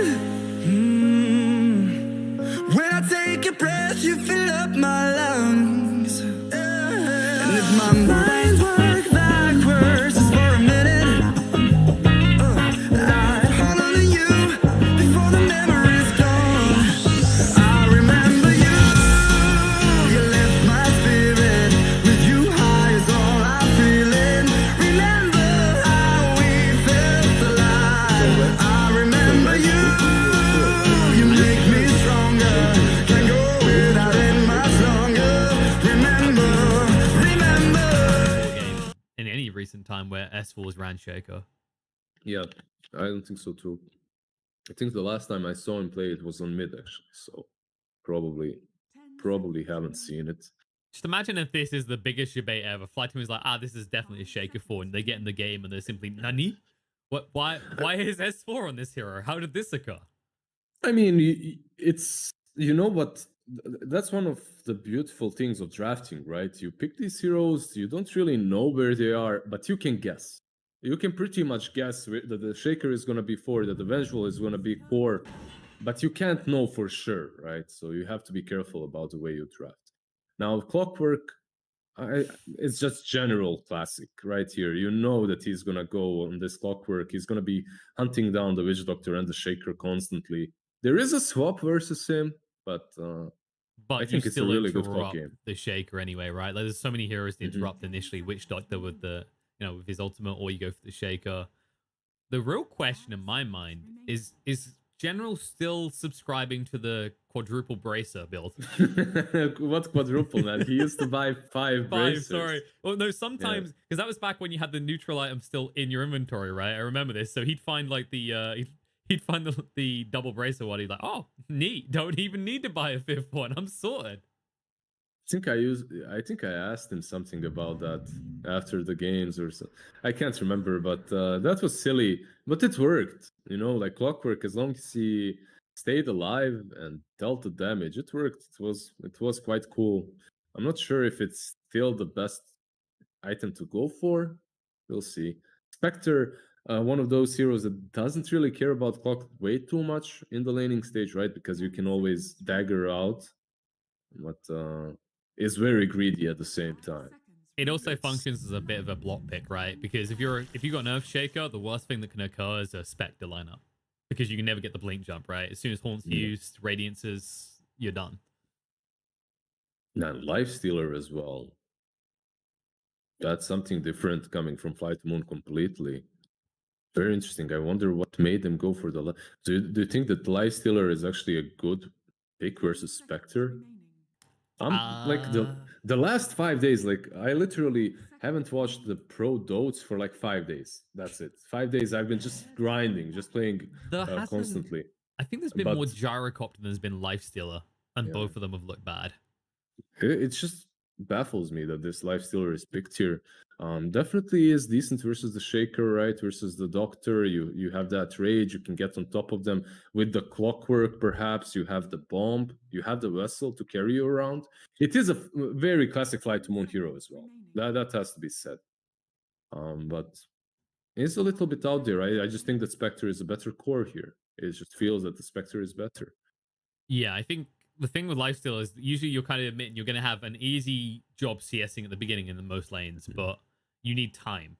And you're up against that Spectre, like you just said, that's going to be probably a lot better when you get into the hyper late game scenario anyway. You have a lot of these telegraphed stunts, right? Like Vengeful, Witch Doctor. There's no way you don't rage against that. Fissure and Echo, that can be problematic.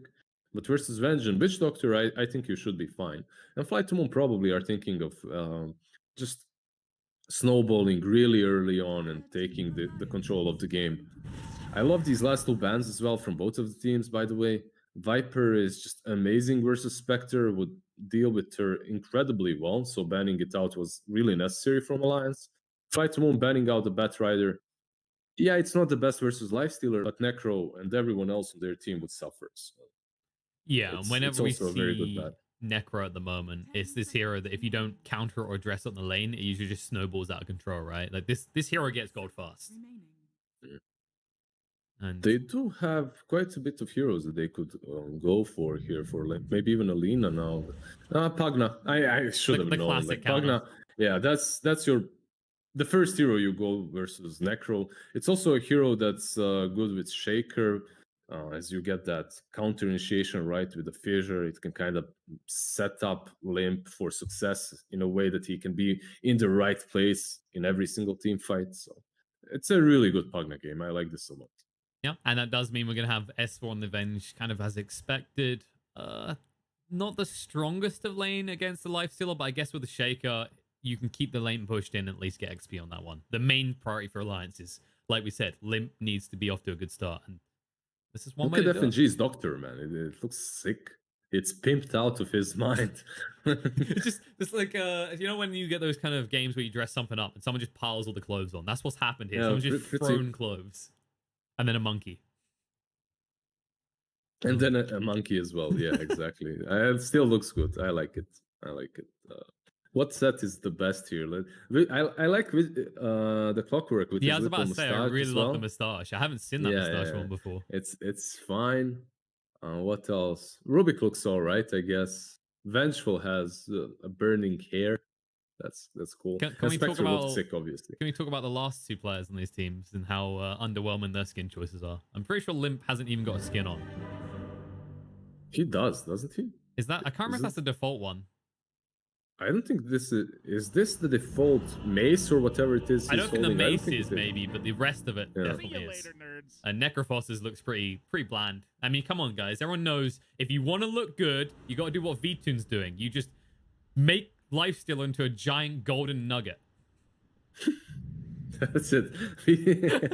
I literally call this right because they released another gold cosmetic for him, and I said like 2 years ago they're just eventually going to turn him into a giant lump of gold. Vitune is probably one of those guys that listens to trap rap. You know, he's completely He's got the amused by taunt. that. He wants to have the grill when he grows up as well. I mean the grill on the teeth. You know, like the golden one. Yeah, the grill, not grills. By the way, Yeah. calling it already. Next year, there's going to be a gold belt for Lifestealer to complete it. We've got 3 pieces. We're almost there. Yeah. We're in really for a fun game. We have a lot of these heroes that can match up really well. Like the Pugna versus Necro is going to be fun because there is the clockwork that can deal with the Pugna in every fight, but there is also a Shaker that can deal with the Necro a little bit, mess him up. It's gonna be a fun game.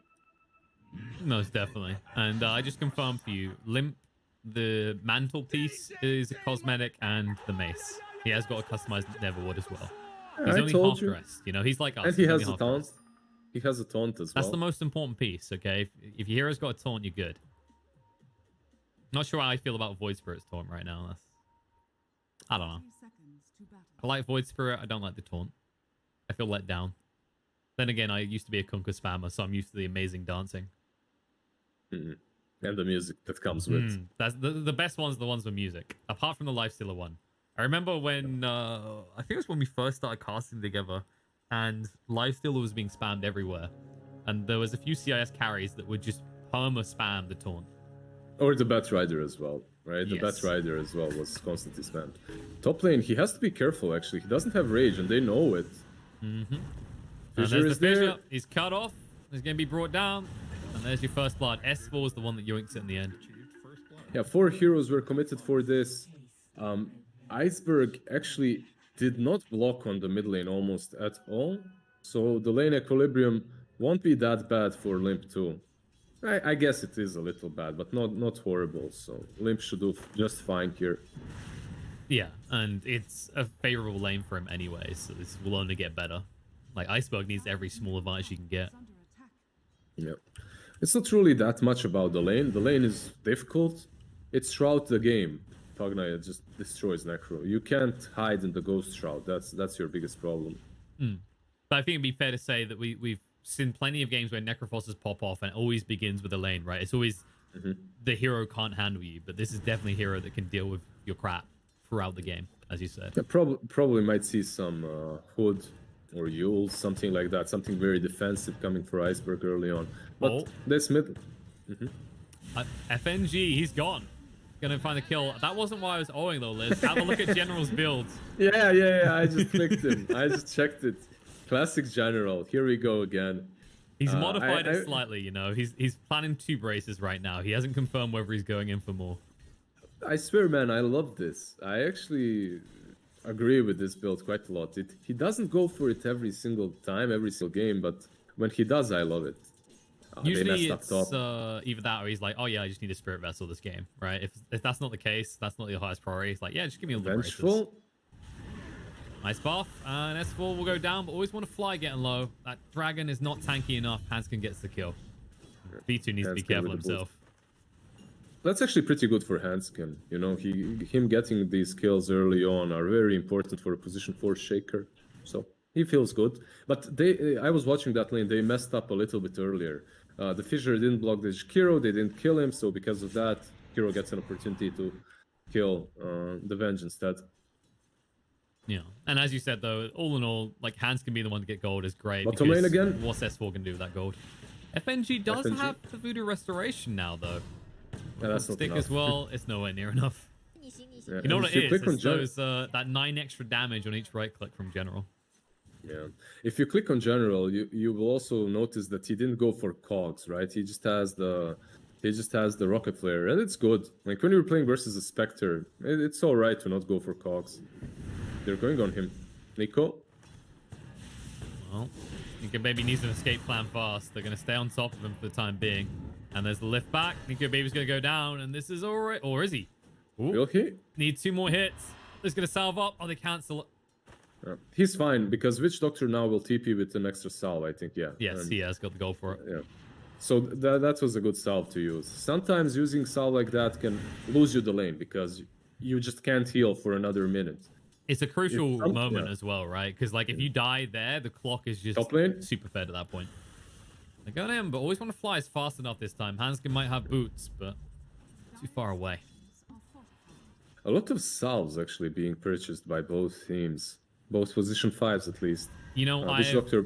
I've checked the stats, and salves and clarities are among some of the most brought items, along with tangos. So I'm just, very funny, but I'm just saying a bit more than usual. That's yeah, I all. know. I get you. I don't think we would have seen as many if it wasn't for what happened bot to that Spectre. That's the moment where we're like, wow, there's a lot of salves in this game. Top lane, they might go on always on a fly again if he's not careful. There's almost a fissure ready. Handsken missed the stun, so S4 is the one turned around on right now. They need to right-click Lifestealer down, but S4, he won't make it out in one piece. He'll die. I was waiting for Handsken to actually fissure ball right? Shakiro, but yeah, but never happened. Well, V2 did get the double kill, but Shaker once again yoinking a kill here and there. I mean, it's good that he yoinked a kill, but you're giving a lot to this Lifestealer. He was involved in how many? 3 kills so far? It's a very odd start for this top lane. Do you think it goes that way? It changes so much because of that early love and ice path? It's just FNG things, you know how he is. Yeah, but you always kind of go for early level of ice path, you know? I mean, I don't think that Liquid Fire is the spell to go for any longer. It used to be. It used to be for many years, but it no longer. Yeah, but it no longer is. Like ice path earlier is just more value. Liquid Fire doesn't take down towers as easily, so Limp? I don't really care too much. Oh, look at that! This lad doesn't need salves. He's just got enemy heroes to give it to him. We talked about the mid lane as well. Hero's gone. V2 needs to run away. He's got the rage. S4 still hasn't bothered to level into the magic missile. No point on this lane. Iceberg again. Limp might be baited into though. Yeah, just a tad bit. Needs to run away. He has got the fairy fast, so he should be safe. Maybe a little bit too close for comfort though. Iceberg has 6, but doesn't have the mana for the Reaper's Scythe. Limp could TP You can clarity away. him, Aloha Dance. Yeah, he could clarity him maybe, but Limp is way too fast. Like he could literally just start draining right now. Now it's too late because the clockwork is here. Space. That's what we'll call this right now. A lot of space. Oh, they need the follow hit. Can he get the deny? He's gonna suicide. Bye, He's guys. gonna get the deny. Yeah. Nice attempt with the cogs, though. Yeah, Very but now nice he's attempt. leveled cogs. I guess you level up by 5 anyway, even if you are speculating. He had it. He had it earlier. You need one level of it, definitely. I think you could have maybe clarity the Necro so that he uses the sight. But the problem is, like, Necro with boots is slower than Pugna without them. Like, 330 versus 325. So maybe Iceberg wouldn't even reach him anyway. Well, it's okay. They didn't get the kill. Well, actually, it's not okay. Let's put it like this. Limp wants kill. Limp gonna get kill. Iceberg. Yeah. Oh, he gets out of range. Nice lift to interrupt. Oof. That was too close for comfort. But look at that. More salves. Holy crap. These supports are everywhere right now. The salves are everywhere, I told you. Aloha Dance making some pretty good moves with the Rubik so far, being involved in the game. Yeah, he's only level 3, but his moves matter. Uh-oh. I don't think there's a move he can make this time. Or is the... Nope, stun comes through. Iceberg is dead. Level 1 telekinesis cooldown is so long. Meanwhile, the lanes have switched up. So the Nikes was sent bottom, but now he's top again. I think he moved bottom infested or something, because he's top again. And he's going on Nico. I think nikkobaby is getting pretty roughed up here. They might not quite be able to kill him, but they would have forced him out of the lane completely. They say, stay boy, under your tower where it's safe. And remember, he just TP'd top, so he has nowhere to go. He's not really strong to farm the jungle as well, but there is a huge wave coming his way, so he should be fine farming it. Yeah, he needs it as soon as possible. He's close to that Necronomicon, but not quite complete yet. The problem is, look at V2. He's just posturing in a way that nikkobaby doesn't feel confident to even come for the creeps. I was just looking at bottom lane in general, was dropped really, really low, but 3 bracers, man. Madras is what's Maledict? How does that work? Doesn't hurt at all. Iceberg is fine, it looks like as well. I love that moment. Limp's done drinking. He's like, well, I'm still thirsty. Let me pop a clarity and we'll go again. They do see him though, so this might be a dead Limp. Oh, Nope. Spectre Horn in. They want this kill badly and they'll be able to get it. A worthwhile kill if they can now convert it into the tower, which with a Pugner is a possibility. Or the stacks. They can take true. the stacks as well. Yeah, that's triple there, right? So pretty good for them. And the Aloha Dance maybe? Well, handsken's so fast. That's the tower. So I think he meant to do that, but it's fine. They'll still get the kill. Yeah, and we were just worried about nikkobaby getting gold top. He didn't need to get it top. That was such a good move from him, really. He uses that ulti very well. They take the stacks. He gets a kill. Oh, mid lane, general. On the limp. This is the hero that can screw over the Pugner. And there's the scythe. Says thank you for just protecting yourself and giving me more damage with the deep rep. One big thing is, for Flight Moon at least, is there's no save versus the site. Yeah, you can swap, but that's pretty much it. You won't save a target. If you drop low enough, that site will kill you. Oh god, imagine if Scythe Swap actually swapped you as a Scythe target. Man, I mean, usually that's what happens, right? If you swap, you die. Like, most of the time, at least. So. This giant Scythe come down like, no. Is exactly what FNG's screaming right now. This is too tanky of a clockwork. He doesn't even care about the Maledict, but he might soon. As nikkobaby is here as well. He could try for a TP. Handsken is not close enough. In the meantime, on the other side of the fight, always one fly going to be chased down. S4 will be able to kill, and General's able to escape. This is why I was praising the 3 bracers build, or even 4 bracers sometimes on Clockwork that General uses to go for. Because you're just so tanky when you get on top of someone. Usually on a Clockwork, if you, let's say, have Tranquilizer, you get on top of someone, you might kill him, but you most certainly die if the teammates are around. With this build, you get someone, plus you get out. You do it multiple times, then you get more items on top of that. It's just, I don't know, I like it a lot. Feels good. Feels good to have these items. Even though in pubs, you're probably going to get flamed mad for it. You know, that's how he refined it, okay? Forged in the fires of pubs, the flaming of his opponents, and his own team allowed him to become this god. You know what he's doing right now, Admir? He's praying to Gaben that there is a Vambrace. Especially back in the day when the Vambrace would be combined, that would be even better for him. I mean, it's even better now. It's a free slot. It's a free 2 braces. Kiro is caught out. That's a lot of heroes. They are not going to help him. You can see the moment where General was like, I am tanky, but am I 5 heroes tanky? Probably not. Definitely not. Yeah, definitely not. And this is their timing with the Pugna. There is a Clockwork on nikkobaby behind, but I'm not sure what General can do to him. I think he's just trying to keep him low so he can't haunt. It's actually a pretty smart move, right? Because like you can see the Alliance are stacked, they're ready to dive. And if their Spectre is healthy, they'll jump the Necro without hesitation. Yeah, and he's also forcing the supports to help out the Spectre. I think it's a little bit less genius than what you made it look like. I think he's just harassing nikkobaby. This is all he needs to do, Liz. Like, what other items does he need to buy? That's true. He is caught here, and there are Necros, but... Oh. I thought he might go for the cogs first. Yep, that's not how you escape in one piece. It looks like he will go down. I mean, he's creating space. He did die in the end, but he forces 2 heroes to play around the Spectre. And because of that, Limp isn't able to just go down one tower after another and take down buildings. So it's pretty good. I think it's pretty good, even with that. Now, you mentioned that this is the type of thing that gets you flamed in your pub games, right? This is the situation where in your pub games, someone's saying if you built a pipe, you would have lived, all right? And then General's saying, no, if I built a 4th bracer, right, would have lived. He's not going for the bracer, though. He's going for treads, but it's the next best thing, pretty much. It's going to be pretty solid on him. The windlace is so important in this game, though, right? That 380 movement speed has allowed him to stay on top of everyone and get the extra clicks, which is mid lane. A small always want to fly. And he doesn't want to die. He'll just casually run away. And now Rubik left and limp back. Well, mistakes were made. The Haunt's going to come in just to get a Jakiro kill. You still lose the Pugna. Maybe they get a Aloha dance, but they don't want to dive the tower. That was such a late Haunt.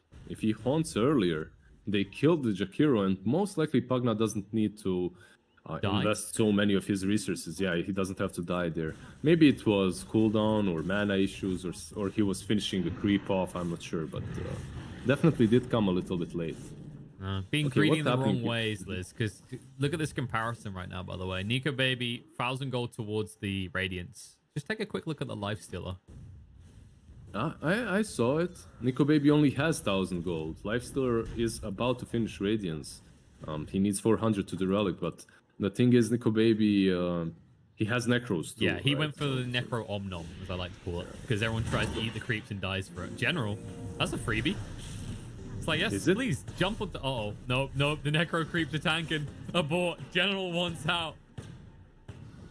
Yeah, this is a big ask. He's got a decent amount of regen, 7 no HP regens, no small feat, and there's going to be the dagger to allow him to follow around, but nikkobaby decides against it as he actually gets... No. What? The dagger ran out really quick there. And this is all space, by the way, because in the bot lane, they don't only take the tower, they take Shaker's life as well. General's going in. Yeah, they actually missed the Maledict as well. Witch Doctor's just dead. And look at it. This magnificent beast of a man lives. And the tip. There you go. That's the Bracer tip, man. That's the Bracer's tip. At the same time, Shaker, he was trying to TP top to help.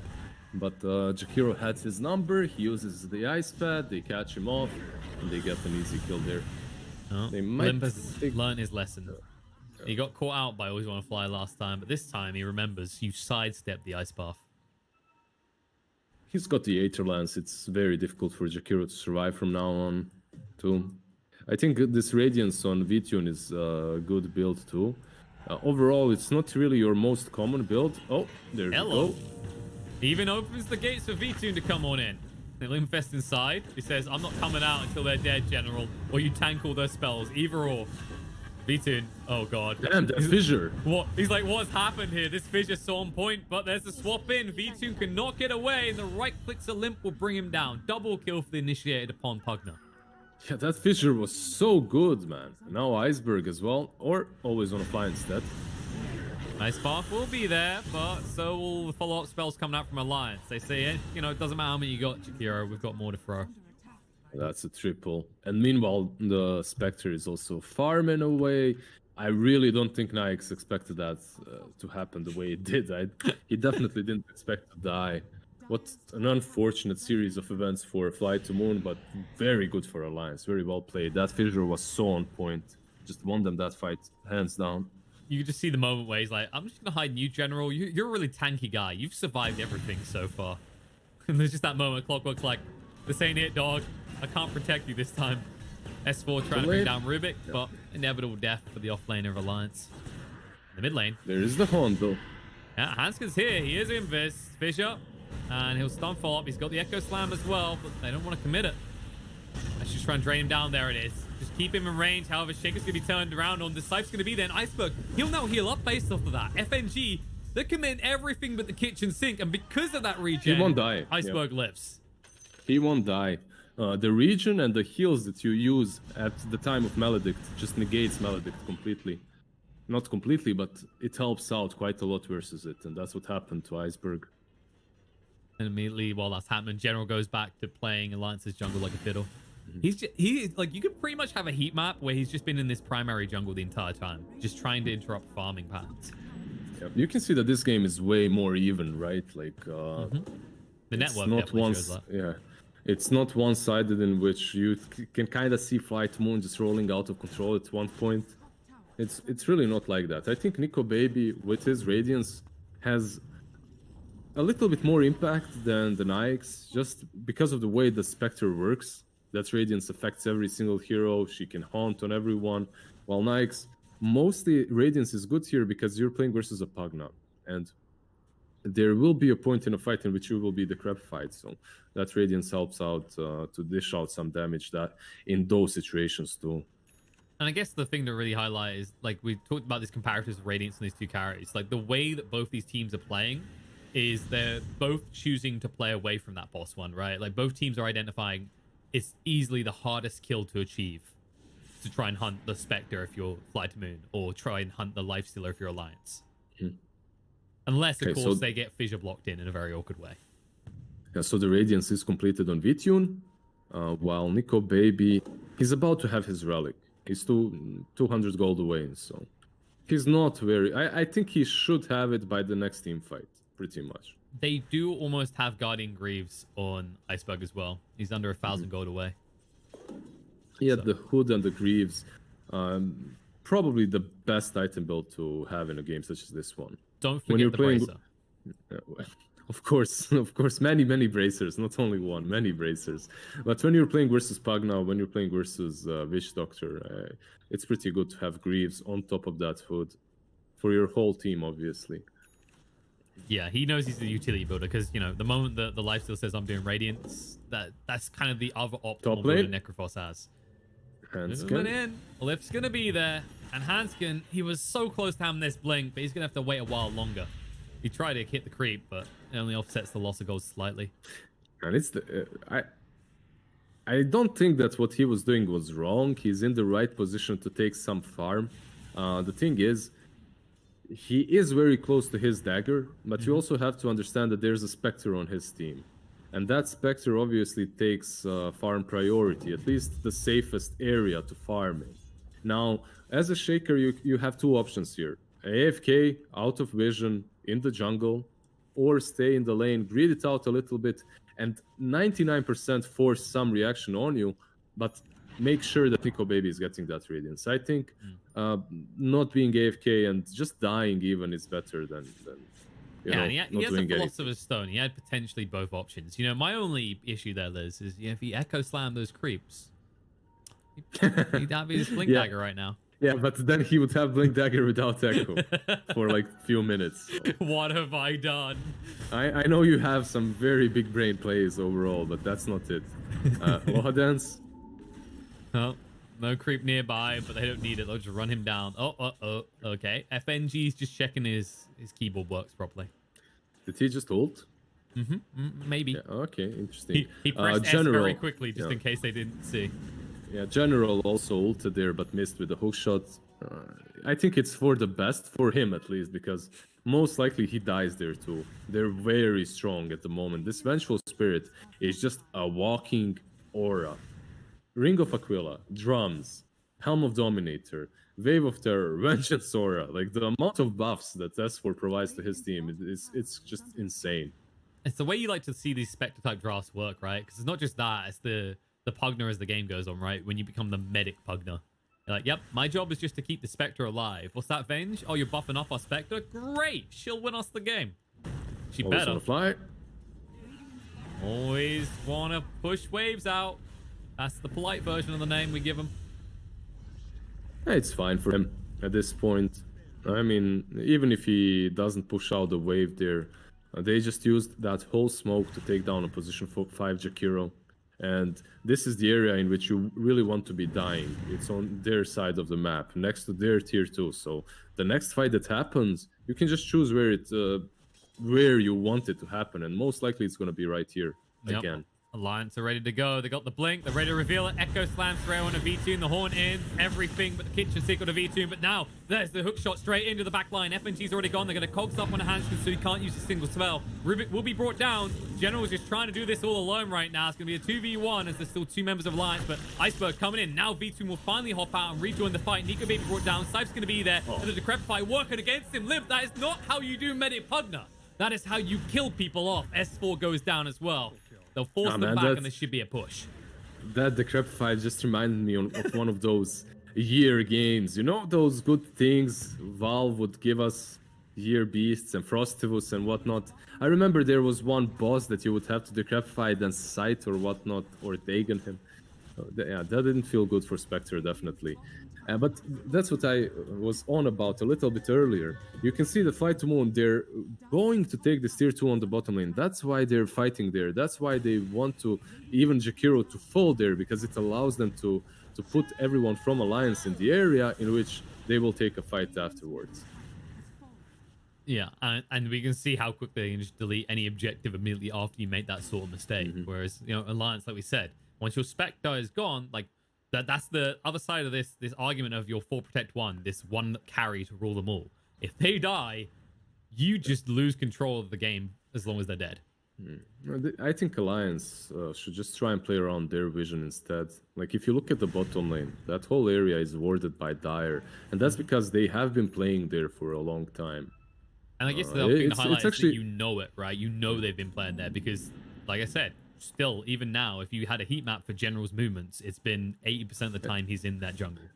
I think it was just that Alliance misunderstood their power spike, and Pugna wasn't there early enough in that fight. I would think that's the thing, because they also had their Haunt ready, they also had the Radiance ready. They just wanted to take that fight too, right? They just didn't understand that Fly to Moon are just a little bit stronger at the moment if they execute perfectly, which they did in that last team fight.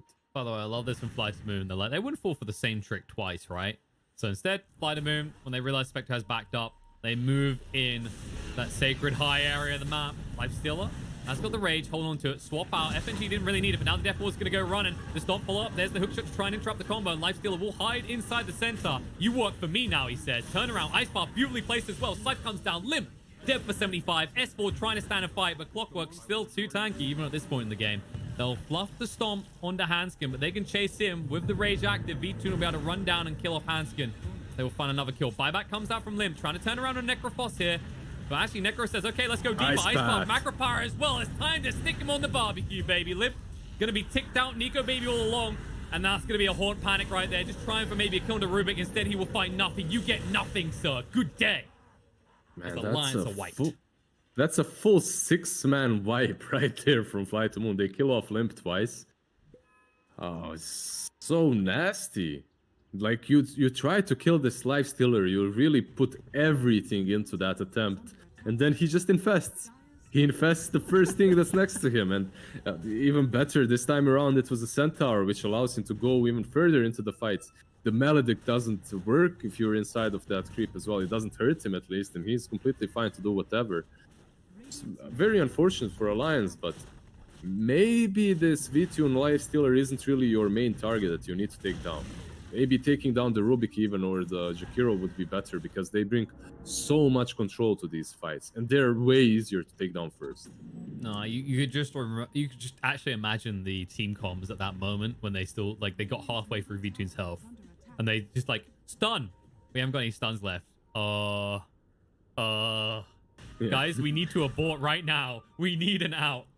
There was also an issue in that fight. Fly to Moon, they pushed it, right? They were the ones initiating, because Shaker still didn't have Echo, like 10-15 seconds away. And when you're in a tier 1, tier 2, let's say, scene, you are counting down all these spells. You know where they're coming back off cooldown, and you want to push at that point. You want to push your limits at that point, and they did that really well. Yeah, that's a tough thought, right? Do you think there's been players that have been stopped from achieving tier 1? Hard to actually. He counts to 10 for me, Liz. Not gonna go there. I can count Rosh. That's good enough. Someone else can take over counting chronos and the black holes and whatnot. You know, it's an admirable idea. Everyone take one spell. The problem is when you don't tell them what spell they're counting before the game begins. And there you go. Aegis in the hands of Ethan. If you couldn't kill him before, I don't even know why you gave it to him. I mean, I guess there's no one else on the team who needs an Aegis right now, but they couldn't kill him with the last plethora of spells they threw his way. You know what saved him, actually? It was the Vambrace that should be in General's inventory. I mean, he has a lot of status resistance as well, coming from S and Y, right? So it's kind of difficult to stun lock him. Oh, he also has a Titan Sliver. Yeah, he has a there's Titan the trade, Sliver by as the well. way. Straight away, it's General he's like, I want my Vambrace. Will you take this item as down payment? Will you take this sliver? They are both really happy with the way the way things turned out for them with the Shaking items. hands. Deal. We're done here. Let's work together again soon. We're working on this tier 3 tower. nikkobaby just trying to push things in. This is one of the big benefits of having that Spectre, of course, is you can actually shove in a lane and show up to a fight whenever needed. He could buy this Manta if he wanted to, at least the ultimate war, but he opts not to. Having buyback at this point is probably more worth it anyway. Like one thing that you wanna, like how you wanna fight this fight if you're Allaince right now, which You wrap around, probably is right? going to happen. Nah, you don't wrap around. You fight with the Spectre first. You go full frontal with the Spectre. You fight. She dies. Then you buy back, use Haunt. You fight again. That's pretty much when you're down like this. It's The gambit it's your play. it's your yeah it's And it's not your the team. play. It's your play. Moving in, V2, hook shot, surround and nikkobaby. Okay, this was strategic. He can buy back now, and he will. Echo Slam's going to come in onto the side of the Haunt. General is held by the Maledict.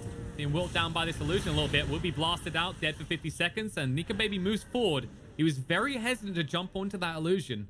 And as a result, they will only get the one kill for the biggest buyback, and this is not the result you were looking for if you're Allaince. Yeah, you can see that they knew what they were about to do. They wanted to go for that buyback into Haunt, but they're just so far behind.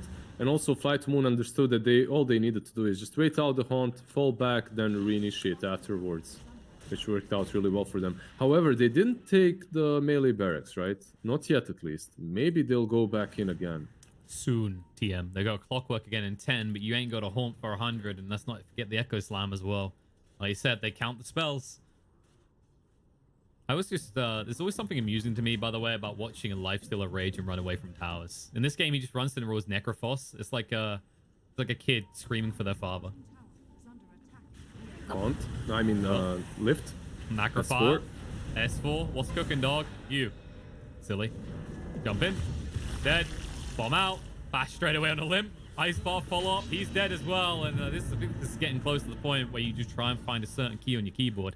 Swap him into the fountain. That's the play. Get them deeper. We just need to get them come close. No, S4, you're not in position to swap right now, sir. Another Fisher.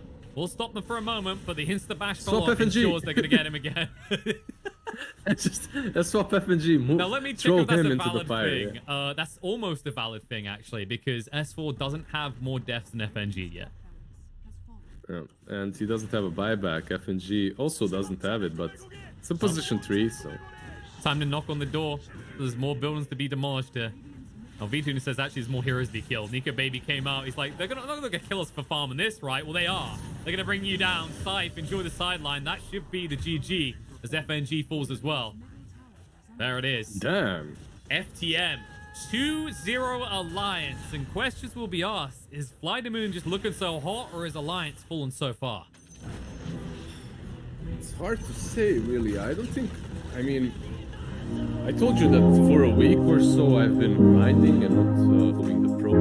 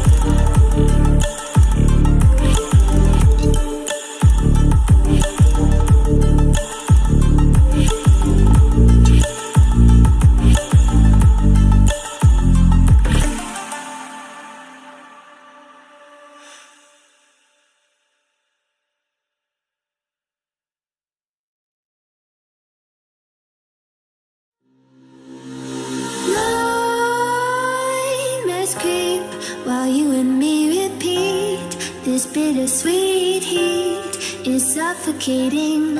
I'm waiting and always hesitating. Kryptonite desires set my heart afire. Heart on fire. Set my heart afire.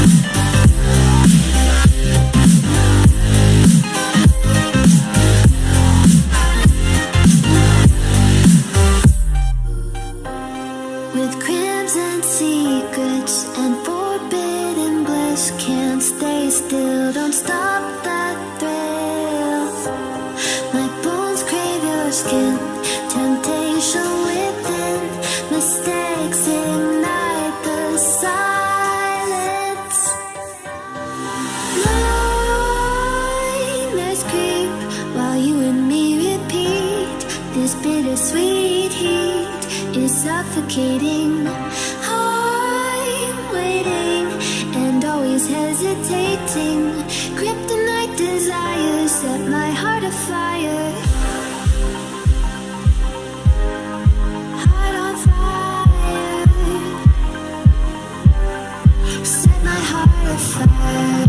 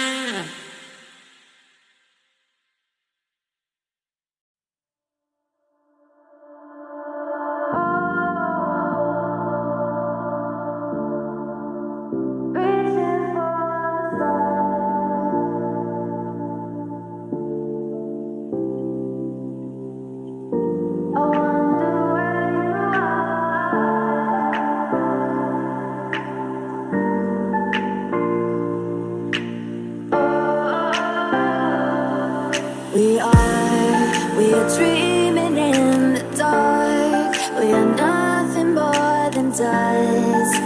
Search but you stay lost. We are reaching for the stars, but we're making this too hard. And I wonder where you are.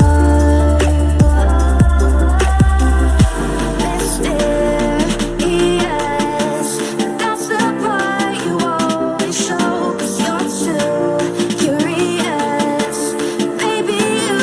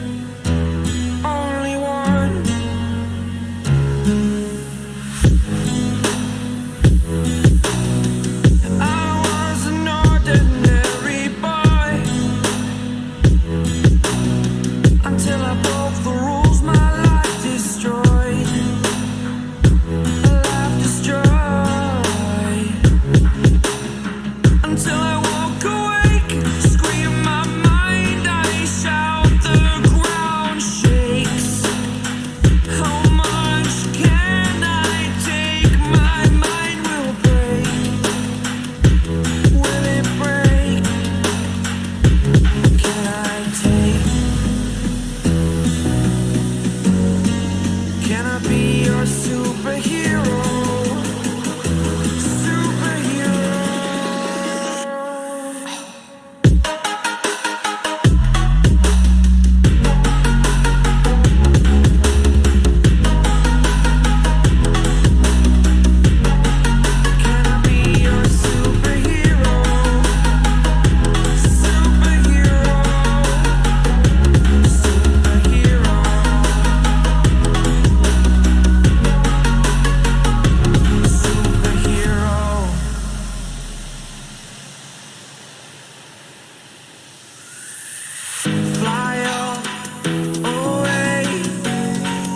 It's the first time of today.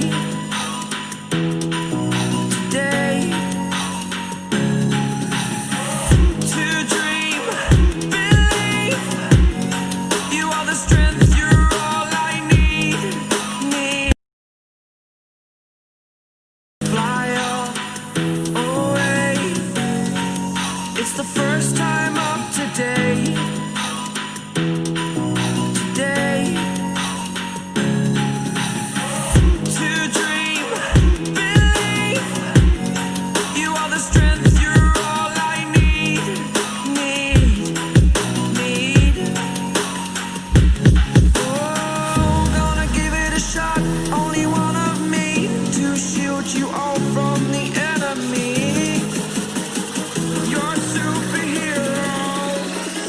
You're a superhero.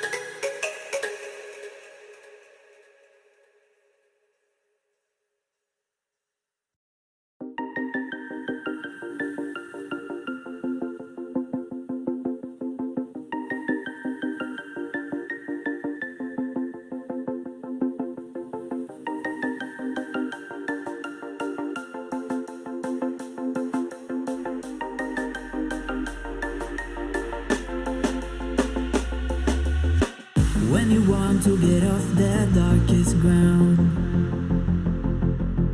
But gravity pulls you straight down. Earth from a bird's eye view. You should grow feathers and see this too. When you want to get off the darkest ground,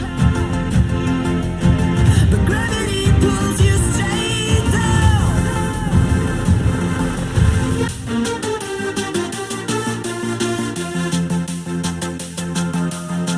When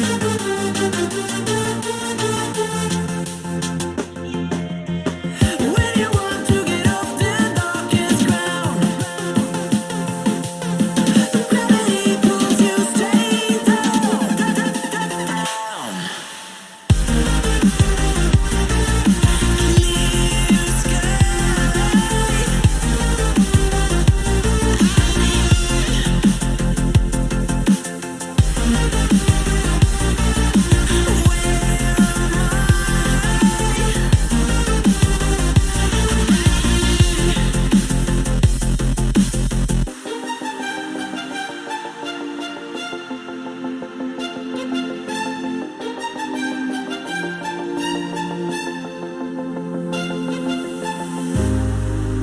Clear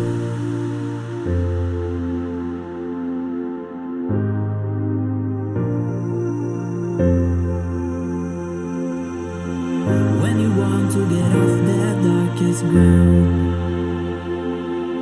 but gravity pulls you straight down. Earth from a bird's eye view. You should grow feathers and see this too. When you want to get off the darkest ground, but gravity pulls you straight down.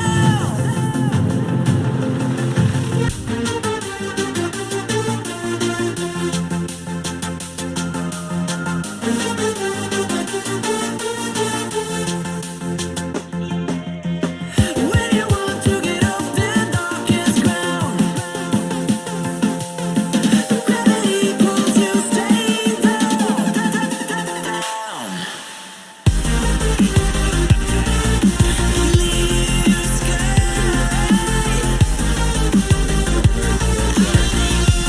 Careful because you just took that cast off. Anyway,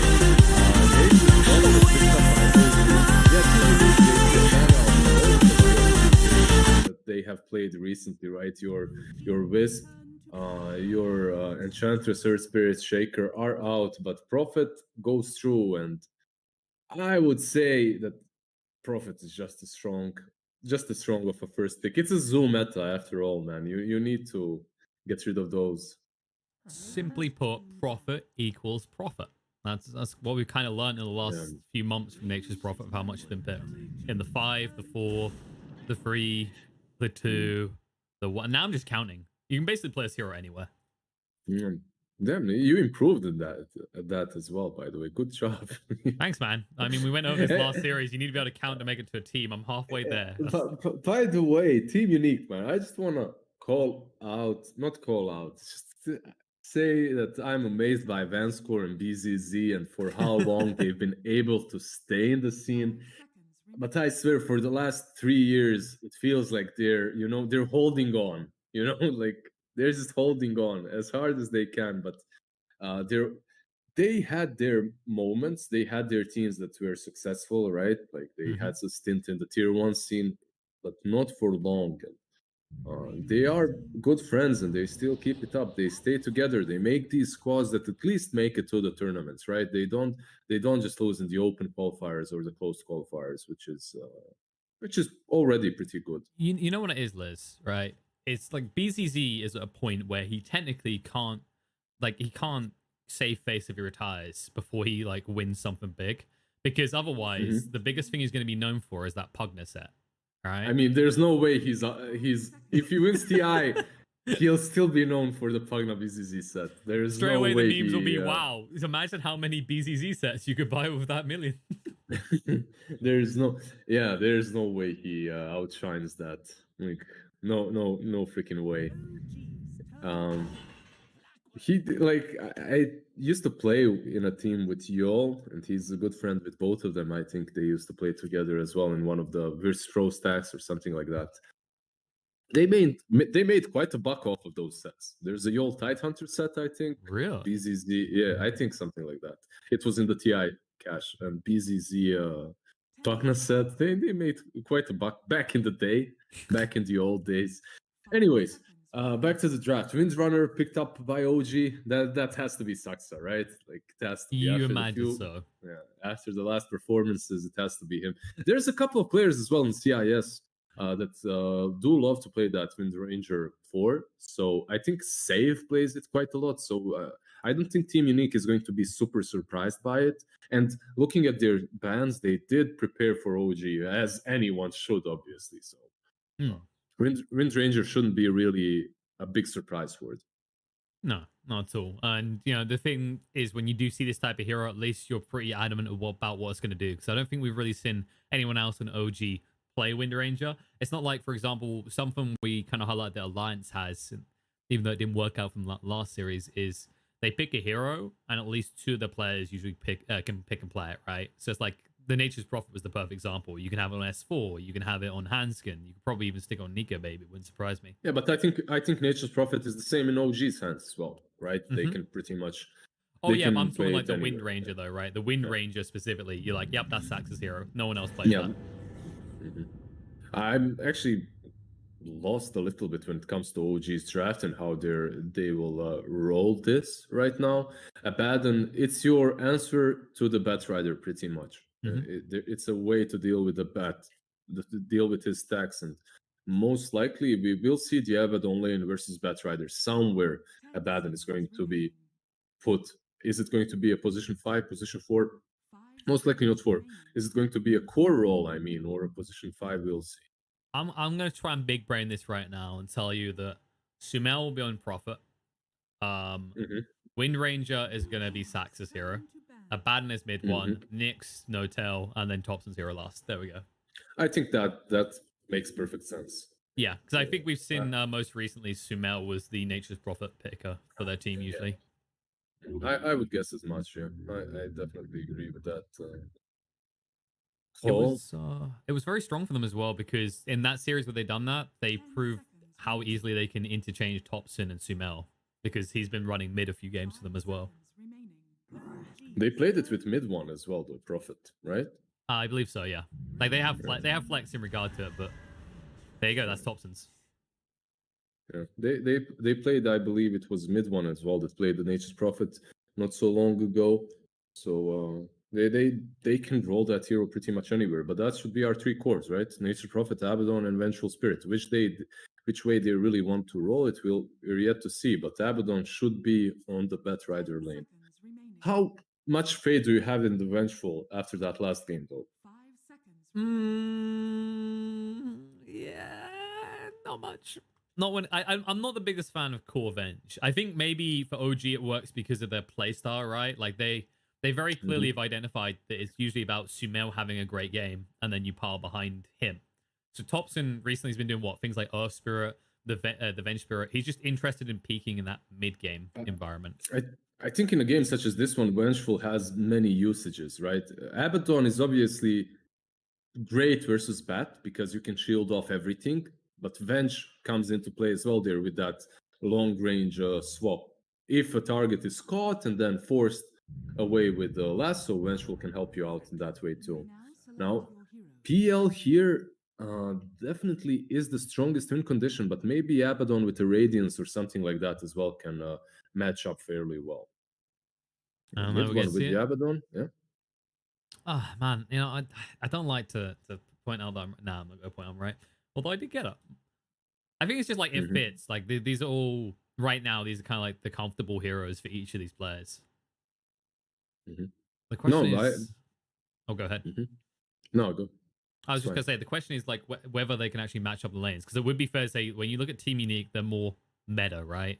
Whereas OG's like OG has always been infamous for creating their own meta, and this lineup speaks to exactly how they've been playing recently. I just noticed that Nyx is also really good versus Bat too. Like oh yeah, true. This is a core Bat, and he's countered by pretty much 3 heroes.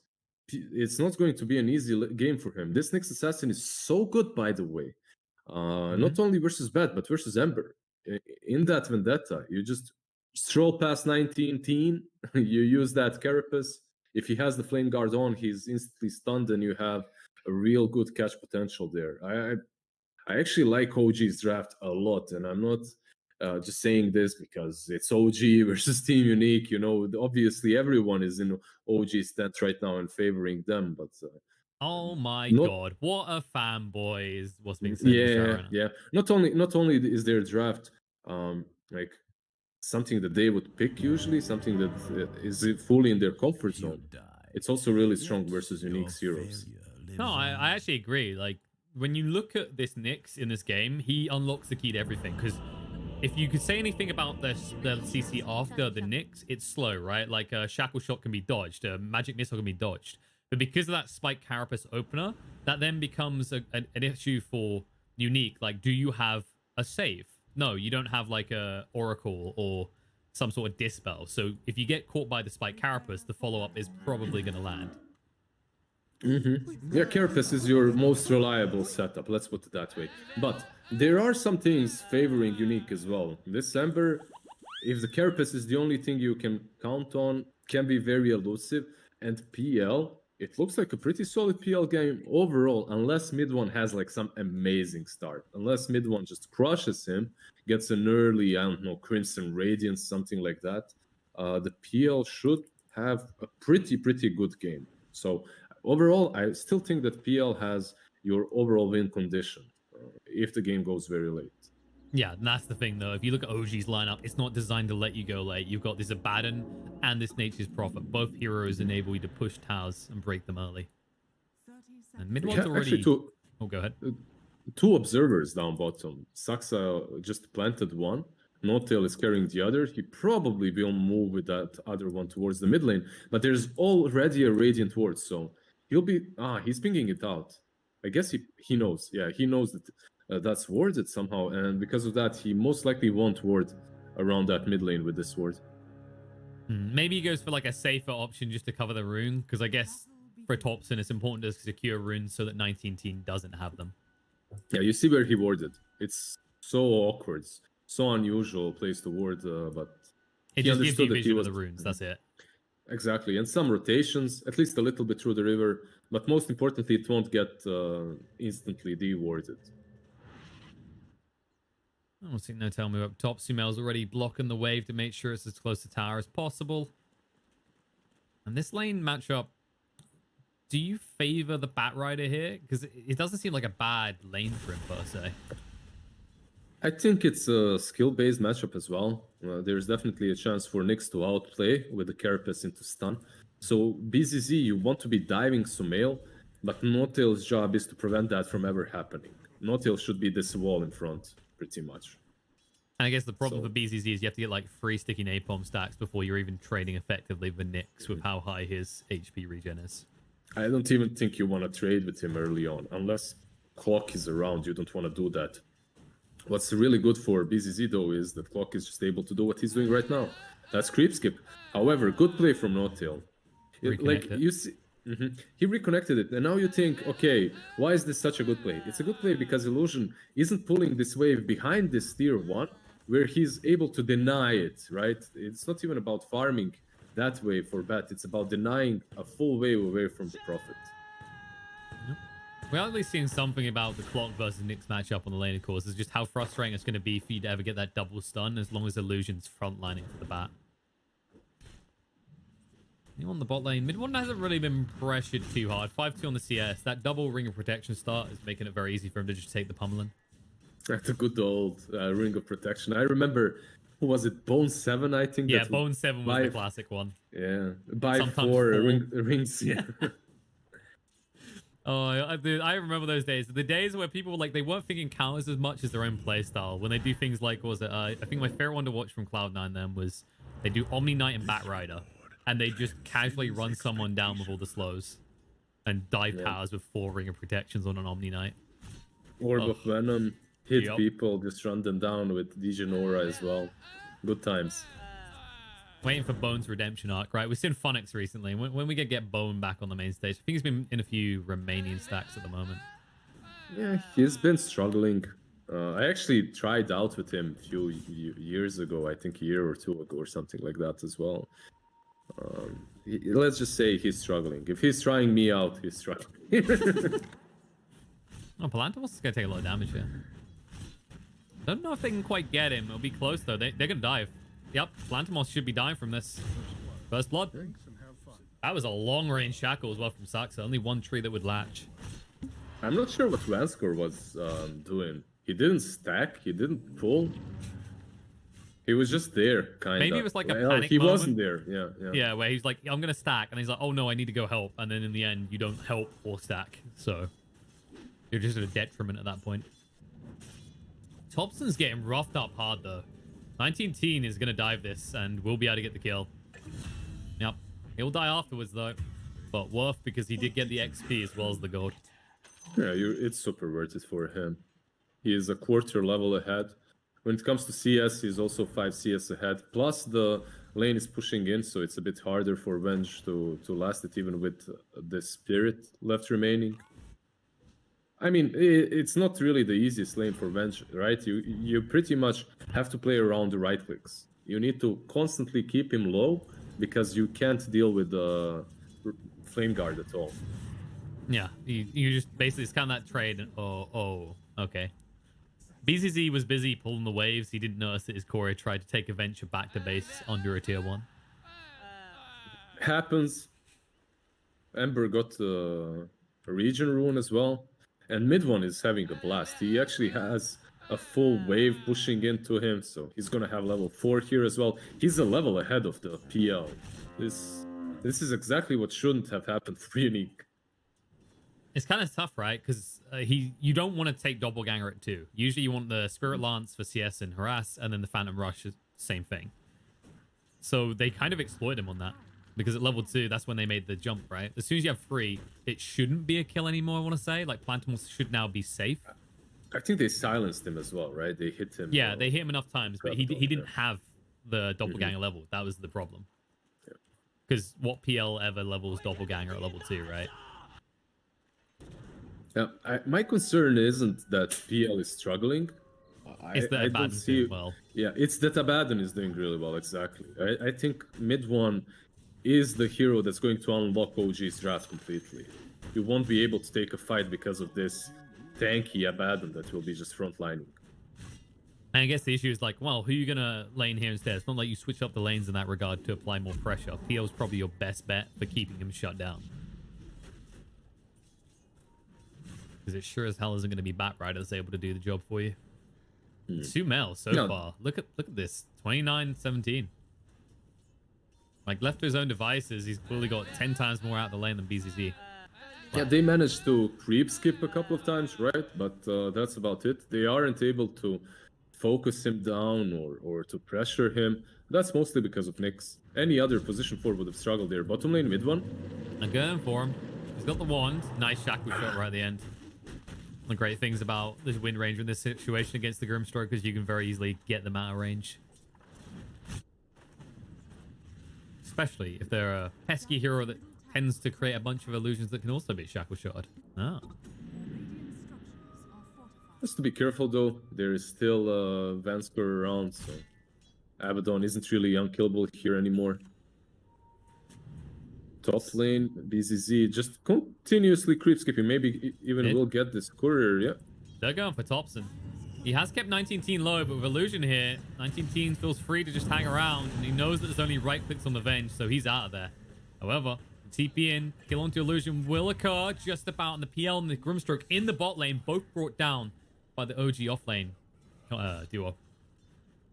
Yeah, that was the first Wrath of Nature also. OG, they're just utilizing all their spells at the same time, right?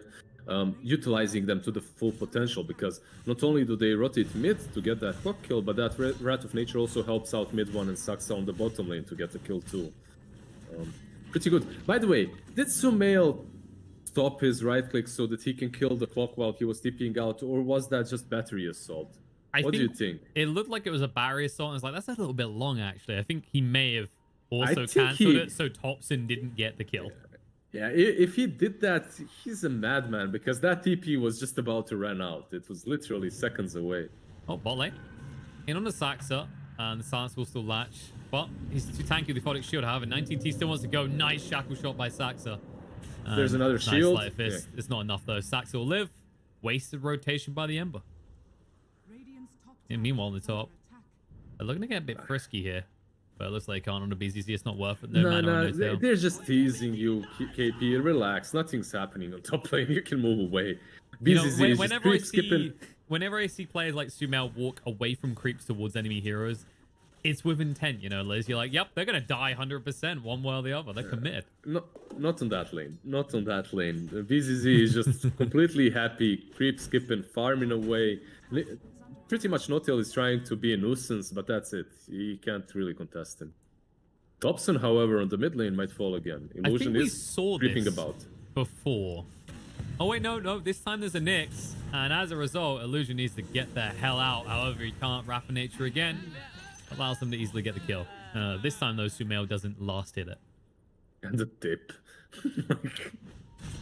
All right, that's your classic OG right there. That's what you want. Did you see that damage, by the way? The Wave of Terror is level 4. Yes. Vengeance Aura is level 4. He's not skilling the Magic Missile or the Ultimate at all. So he dishes out a ton of damage right now. 3 Raid Bands and, like, what, 6 armor reduction? Mm-hmm. It's sick. It's insane when they dive the tower as well, right? Because immediately you're worried that tower is going to hit you so hard. Manscore is going to get sassed up, but he did at least get the Stroke of Fate out mid one. Being brought low. Hasn't got the borrowed time. If they actually get vision on him, he's dead, and Illusion yoinks that kill.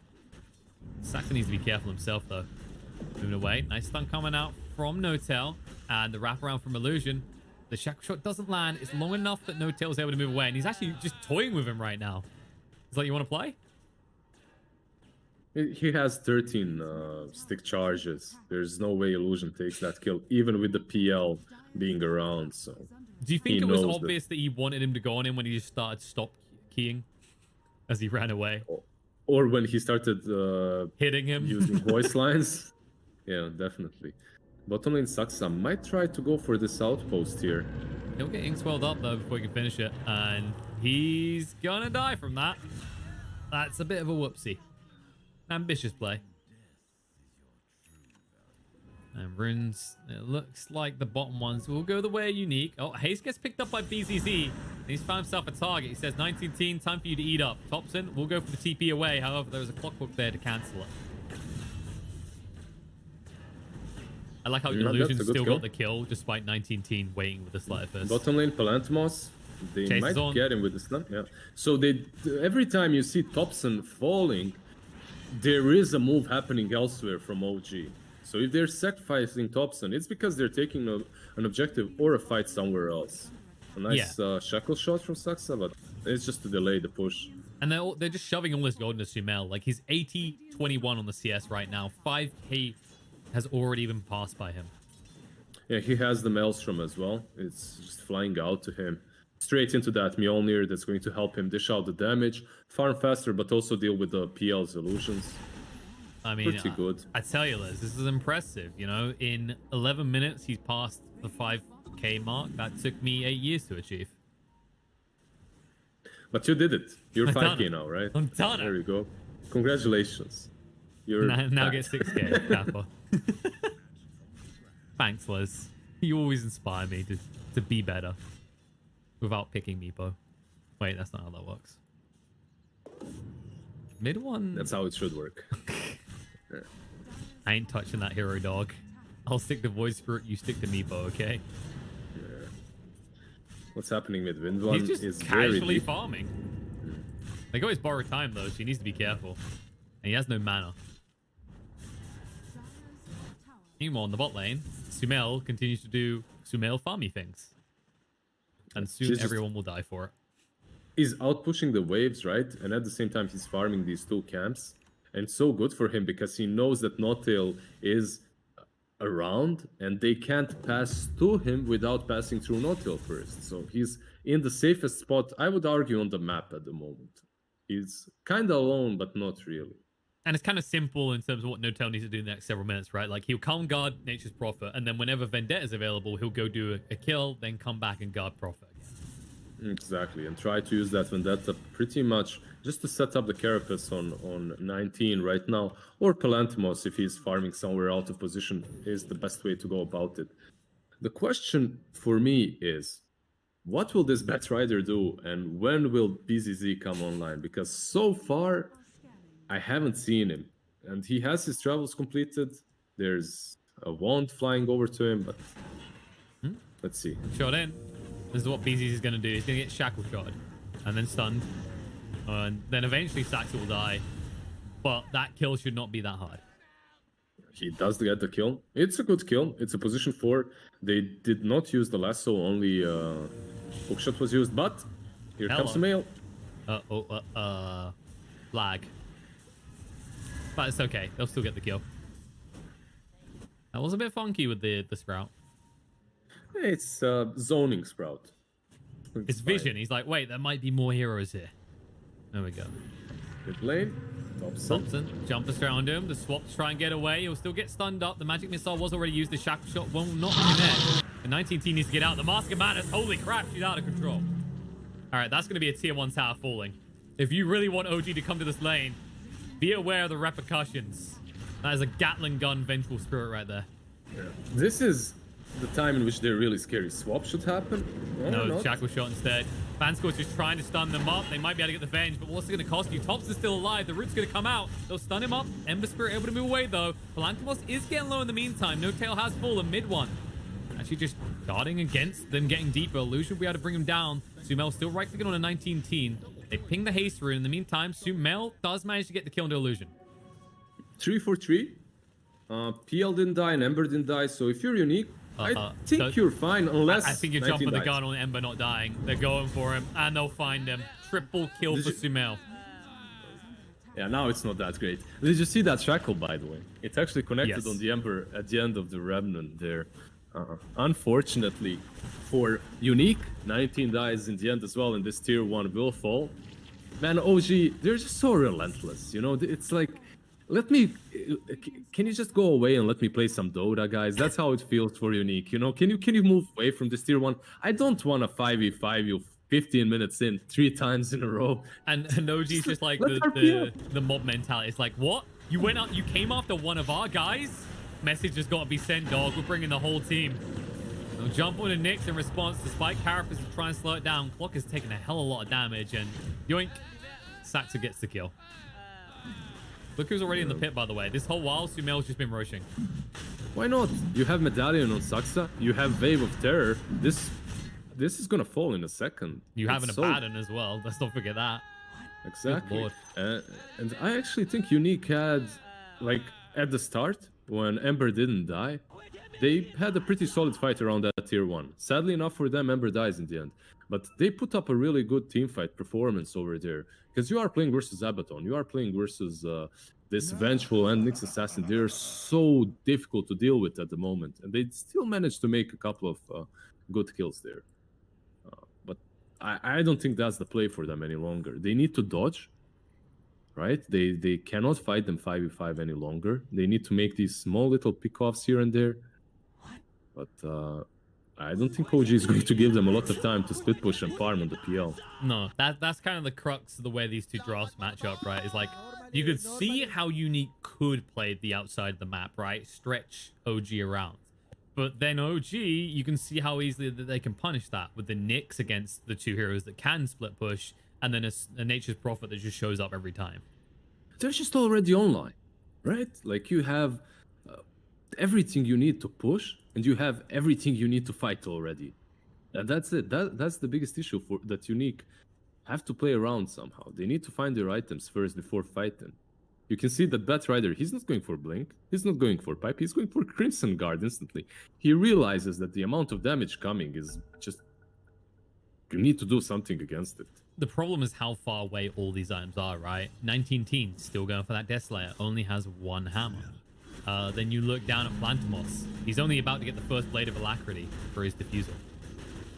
And the concern is OG going to let up and give you that space? Hell no. They're going to keep pushing. There's a tier 1 top with their name on it. Why does Ember have Ironwood 3 recipe in his? I don't know. I ignored that because it's better we don't talk about it. I don't know what's going on with that. Why? Can we talk about the servers? Some things are better untalked about, Liz. No, we can't. Wait for the official message from Val. BZZ. He's waiting for some official help, but it just ain't coming, dog. And dead. That's such a fitting voice line as well there. Who's gonna get it? Who's gonna get the Notial, last mid hit? lane. He's got Spike Carapace still. There it is. He'll stun one. He says, all right, Clock, you wanted this. How badly? But at least get the kill on the task. So it's not too bad for the side of Unique. 19 has the Invis rune, so he's clean out of there. Position 4 for a 5 and the tower. 19 with that Invis rune might kill the courier, but that's about it. He's not going for more. And Vanscore's on a deep mission to ward, while BZZ may be on a deep mission to die. Well, Shackle shot a bit off the mark from Saksa. BZZ says, you're mine, but there's a surprise waiting for you, bud. Saksa has got the wind run, so you can bait this out a little bit. BZZ trying to chase through, and whoopsie daisy, Angel. No easy way you can do this. Meanwhile, on the other side, Clockwork's been found out by Topson.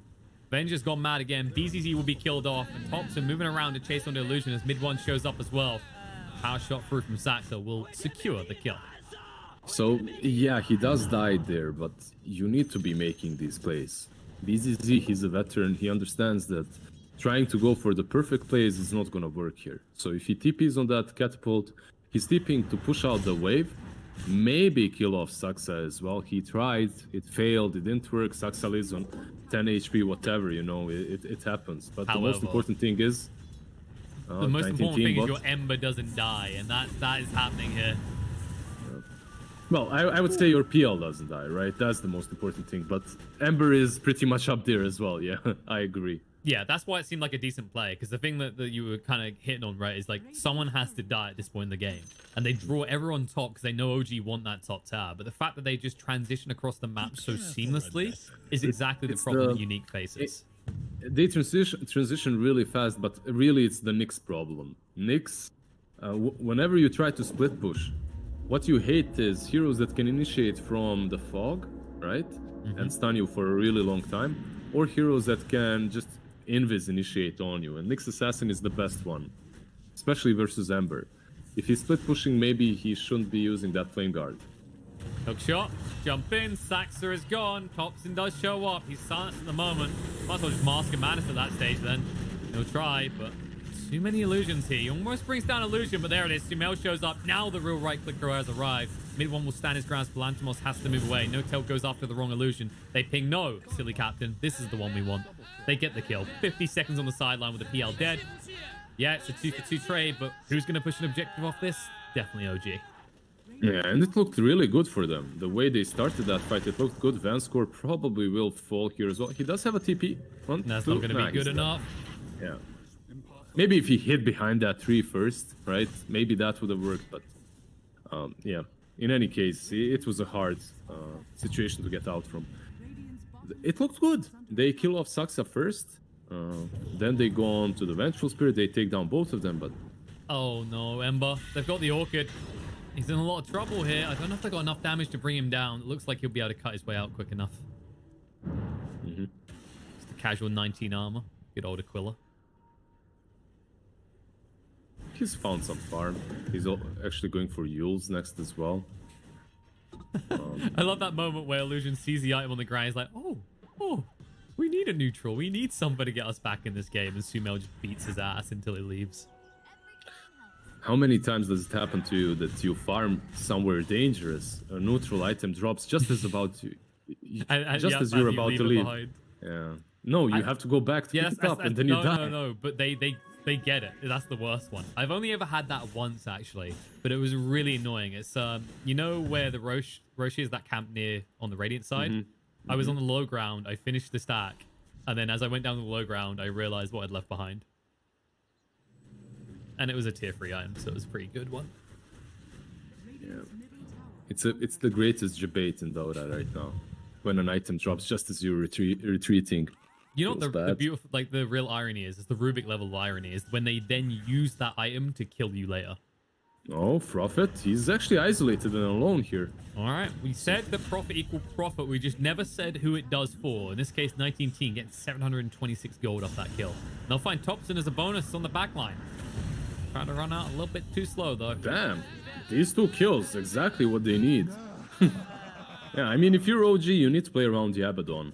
You can't just... if you get caught, you die on these two cores, because they pretty much do the same thing, right? They're very squishy, but very hard hitting, like your typical glass cannons, both the Vengeful Spirit and the Prophet.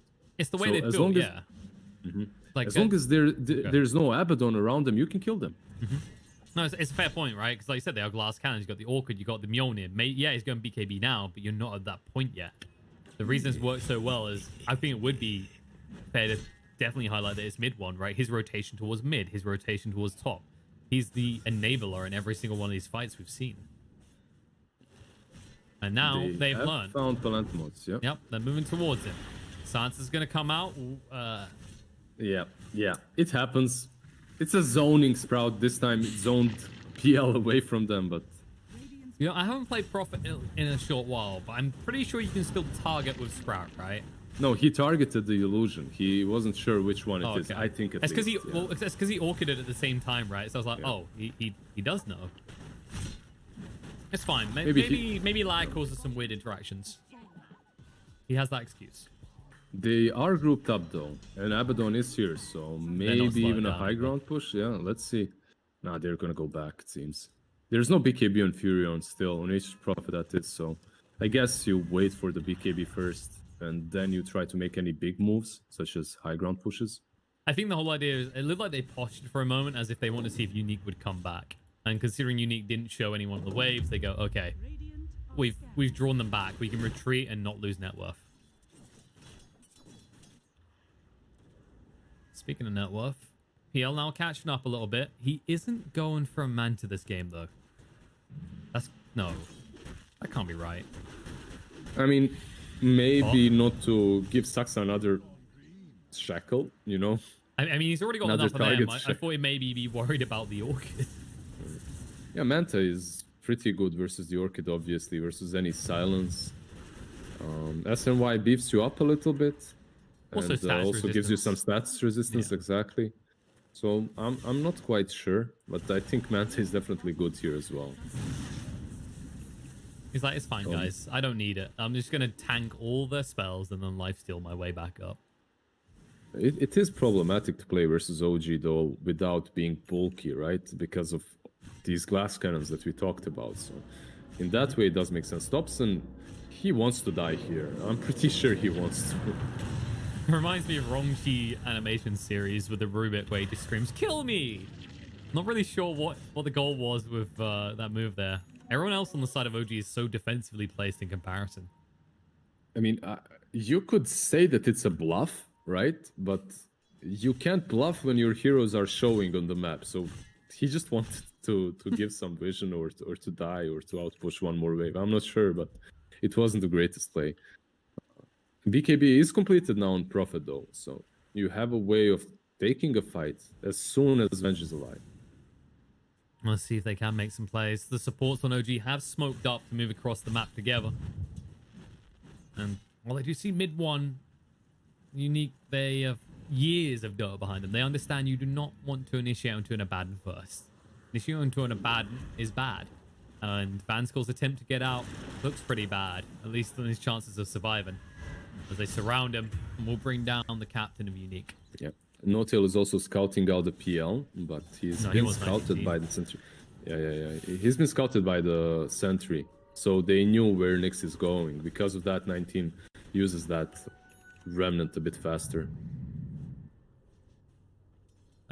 Importantly for OG is just keeping that map closed, right? Like BZZ, this is what gets punished every time. This you can basically just draw a line for Unique at this stage of where you shouldn't go, and this is one of those areas. Illusion may have just killed himself as well. They're going to chase forward. Sprout on top of the cogs actually works to his favor as he forced stuff away. I mean, you can really draw a line where you will die if you're Batrider, but it doesn't mean you shouldn't be there. That's the thing. Sometimes just pushing in. He forced 4 heroes to the top lane. And you're in the space-making game. You are buying time for your PL. You're waiting for his items. So even if you die sometimes, it's not a biggie. I guess the problem isn't like him dying, it's where he died, right? Because look what OG's doing. Because they're forced to the top to address that, they immediately get in the rush bit. And yep, 19. Shackle. Shackle shot is actually going to land onto the two of them, and Ember Spirit's going to be brought down. Vanscore trying to run away. The Soulbind did not go the way they were hoping, and as a result, OG just pile on in. Inktown, they don't give it down. They'll pop the borrowed time and continue on through. Illusion is secluded, but OG don't want him. They want the big boy in the pit. He wants the pit as well. He wants them to go for Rosh so that he can maybe steal it. Let's see if they'll be able to stop that. There is Invis on Windranger, that's the problem, and they know exactly where he is. Can he? No, he can't. Can he? Notial just missed Maybe it. he Hook can. shot in. Nope. Magic missile. He got it. He got Rosh. Wait. Oh yeah, he got the kill on it. Yep. Didn't pick it up though. Yeah, that's something at least. He got some experience and gold for the team, but Vengeful instantly stunned him. And it was a little bit unfortunate for him that Windranger finds an Invis rune and scouts him out with it. So top lane, BZZ. This is the place you were talking about, right? I mean, he's actually closer to his side of the map. He's learning, and like 3 more deaths, they'll probably just kill him on his side of the map. I love how he's not even trying to use Firefly. Nyx Assassin is around He with just the Spike sighs. Carapace. What's the point? Yeah, he really couldn't. That rush was given away not because of BZZ dying top. That didn't help, but Ember got caught. That was a big one. Like, getting that shackle off on the Ember pretty much gave them the rush afterwards as well. Well, the man with the shackles is still hunting. He's still got that lane? KB queued up. Is this a solo kill? Where's your manta? Blind towards? Okay, he gets away. That's the status resistance, Liz. All right, if he'd manted, he might have still been stuck in the trees. Yeah, that's true. That's true. Yeah, because he has Calling Blade in his backpack, not There in you his go. inventory. Yeah, he subscribes to the Arteezy builds, okay? Yeah, have the struggles of Arteezy taught you nothing, Palantimos? Come on, bruh. Yeah, that's why he's building status resistance. Okay, the Crimson Guard is completed. Manta and Cheese on the Vengeful Spirit. Topson isn't really as squishy any longer. And then you have the Prophet as well hitting quite hard with that Bloodthorn completed. Yep, knock knock. Buildings are going to fall pretty quick here, and there you go. Already got the glyph. They were going to go for BZZ. I don't know if they still want to. It looks like Notial did complete the TP, so he's on the hunt. But once again, well done by BZZ. This time he might get the lift. He can be. Jump in, straight under the Vengeful Spirit. Shackle shot does connect on the 2. The Cheese going to be eaten by Topson just in time. The BKB of 19 is lasting long enough. The Soulbind's going to go down as well. Abaddon, he's actually not helping anymore. He's hindering his Venge. Should be brought down. They get the clockwork first of all, but you still lose Topson. The follow-up is good though. The Shackle shot again from Saksa. So on point. Notial arriving. Didn't even need the stun. They'll bring down Palantimos. They'll go back into the base and continue the goddamn push. The Vanscore will also fall. These Shackle shots. What are the ranges on these? I mean, I know he's a tall lad, but does that increase the range of shackle shot or something that I'm missing here? Because these are looking ridiculous. He can swing it a little bit, you know, further away. He's coming from a higher angle. Wait, no, that makes no sense. Because if you come from a higher angle, Liz, then the trajectory would mean that you'd miss the tree. I don't know how he's doing this. He's a man of miracles, Saxer, on this Windranger. Yeah. I mean, Sumail in this game, together with Yabadon, just destroyed them. Now there's a Dazzle as well completed to take down the Raxes real fast. You know, when you're about to end the pub, you go straight to their fountain, grab that Dazzle to hit targets a little bit faster. The thing is, though, they can't end. They still didn't take the tier 2 on the top lane. No. That's why Batrider was out pushing it all the time. Exactly. BZZ's just up there, and he was like, wait, something's wrong here. I've been here for like a minute, and they haven't killed me yet. Let's say I've done my job. I'll TP away now. You know, buys him a little bit of time.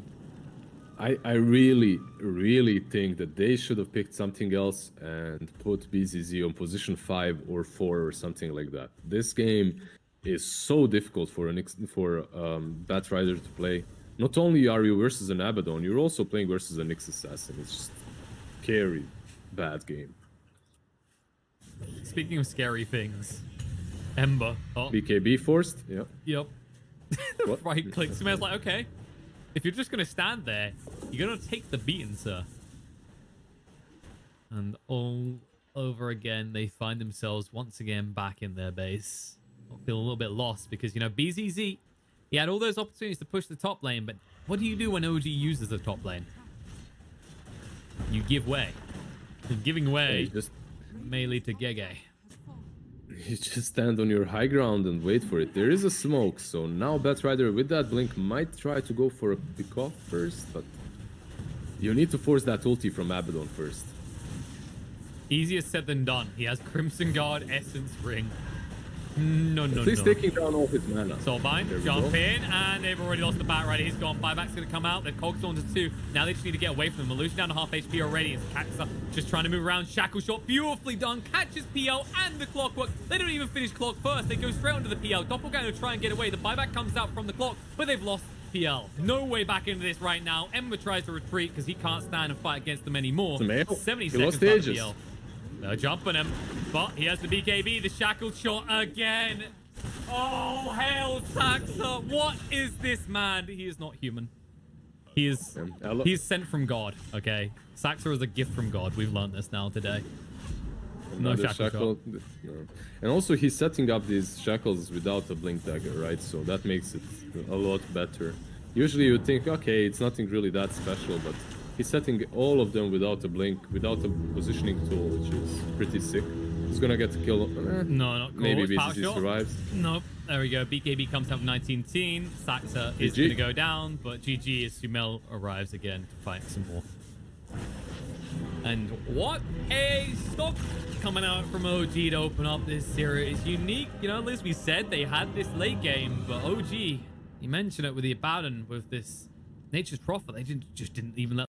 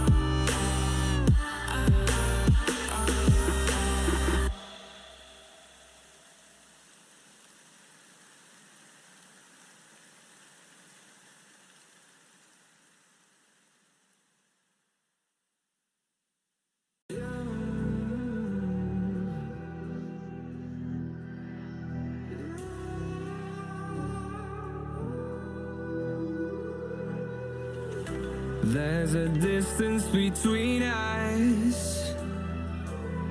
It's getting hard to reach out. Haven't seen you in seasons, but all I hear is your voice. I know my limits. You can break me down, but I'll stay till the finish line. And I've been counting minutes for quite some time now, just to see you again. And I've been counting days to get away, to see you again, see you again.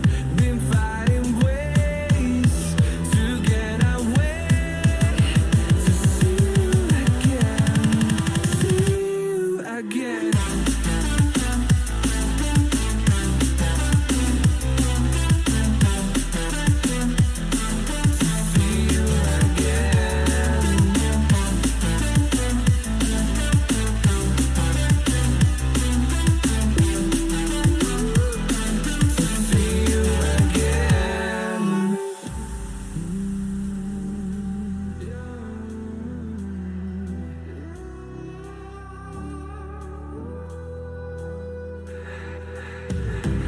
We got millions of reasons to let it all go. Hope we're not too broken. I know I'm not always strong, and I've been counting days to get away, to see you again, see you again. Been fighting ways to get away, to see you again, see you again.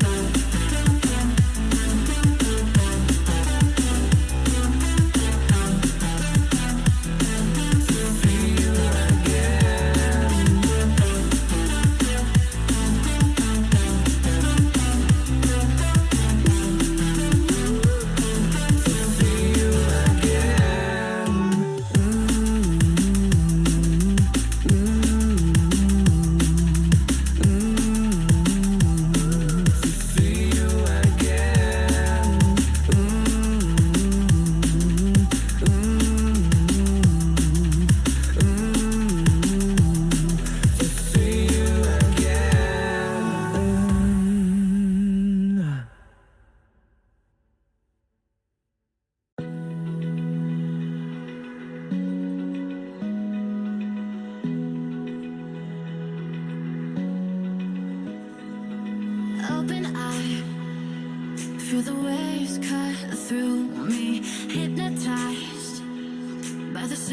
And I'm breathing in. Hold tight, chemicals collide.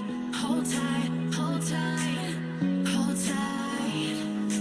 Dripping lights paint the skies, all because of you. Dripping lights paint the skies, only you can make me move. You can make me move. Can make me move. You can make me move. Can make me.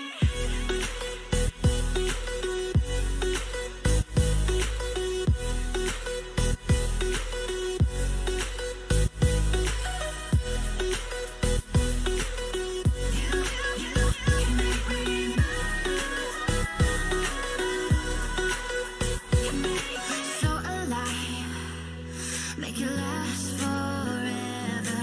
Stop in time, yeah, I'm surrendering. Hold tight, chemicals collide. Hold tight, hold tight, hold tight. Dripping lights paint the skies, all because of you. Dripping lights paint the skies, only you can make me move. You can make me move. Can make me move. Can make me move. You can make me.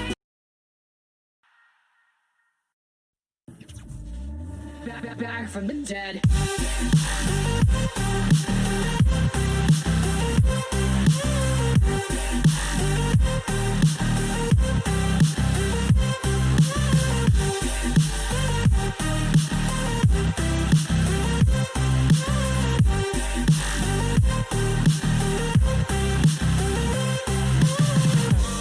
Ladies and gentlemen, you're all invited to go fucking mental on this motherfucking drop. The countdown has just begun. Are you ready?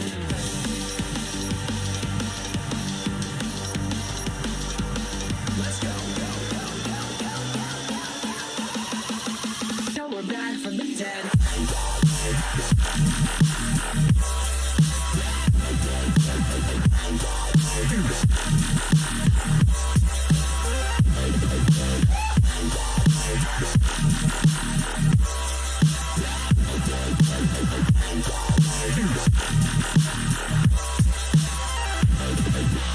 We're back from the dead.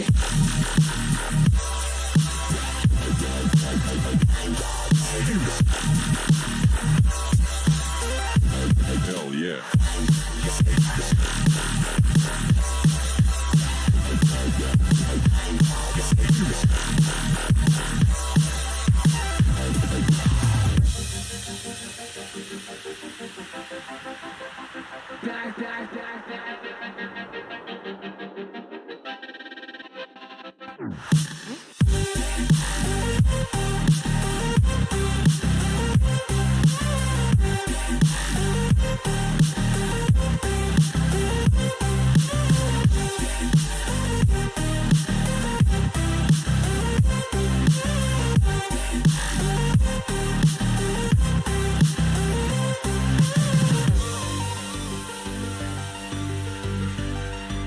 We're back from the dead. Are you ready?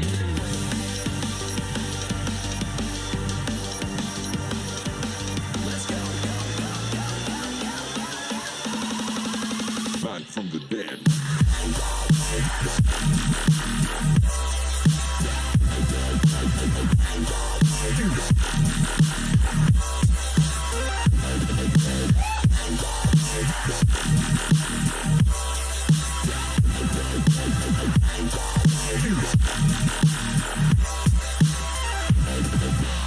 We're we're back from the dead.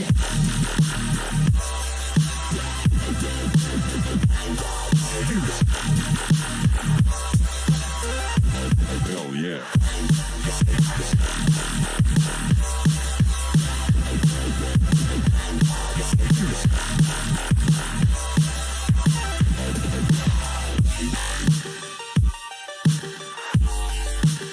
We're back from the dead.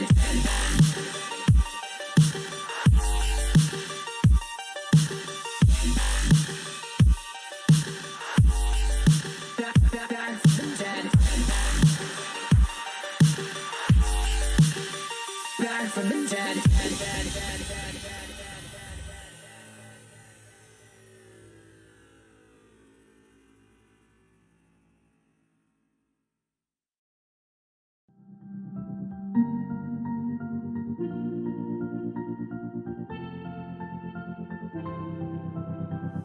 I didn't think we could fall in love.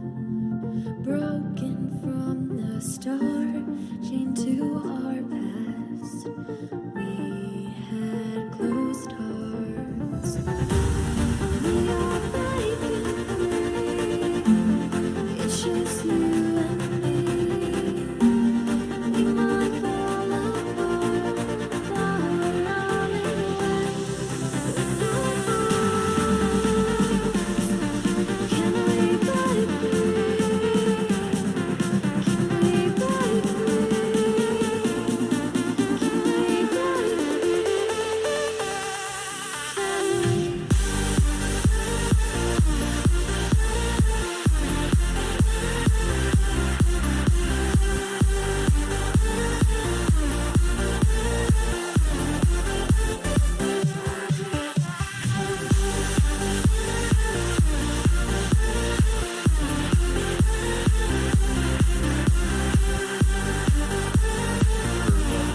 It seems like OG's Yeah, there's only one piece remaining, and that's like they banned it last game. They pretty much banned out the zoo themselves, right? That's Well, it. like this, okay, people say, you know, they want OG to make their own metas. Fine, we'll just get rid of the one that everyone else is playing right now. Deleted. Who else remains? There's Chen, right? And that's it. Visage maybe, but yeah, he's a tier below these four definitely. Yeah, this does leave something like the Luna still open. And I wouldn't be surprised if Unique yoink the Venge in the opening phase because it is just one of the easiest heroes to slot into lineup right now. It's banned out. Oh, you're right. It is. Sorry, I was so fixated on the zoo. Zoo, yeah. I forgot there were they more banned bans it in out. this. Alert Spirit. All right, we have seen it in the first series. It didn't work at all. Maybe Team Unique can do something with it. Truth be told, Illusion was doing well on that clockwork in the last game. He had a couple of pretty good rotations. He helped out on the mid lane kills as well. It looked like he knew what he was doing on this sort of a hero, and I think her spirit kind of falls in the same category, right? It does come online a little bit earlier with the rolling boulder, obviously, but the general idea about how you want to play the hero is kind of similar. So it shouldn't be too hard for Illusion to do his thing. No, and you know it does make you a bit obvious on the opener, right? Like this should be default. I don't think there's many teams that play, you know, core Earth Spirit at the moment. I wouldn't say Unique is one of them. And OG straight away. There's still a zoo in the pool, man. How It's do the we? lone druid. How do we forget about this, Liz? Like I don't know about you. I've been experiencing enough lone druid pain in my pub games recently that I don't know how I ever forget about this hero's existence. You know what? You know it's bad when you see broken English lone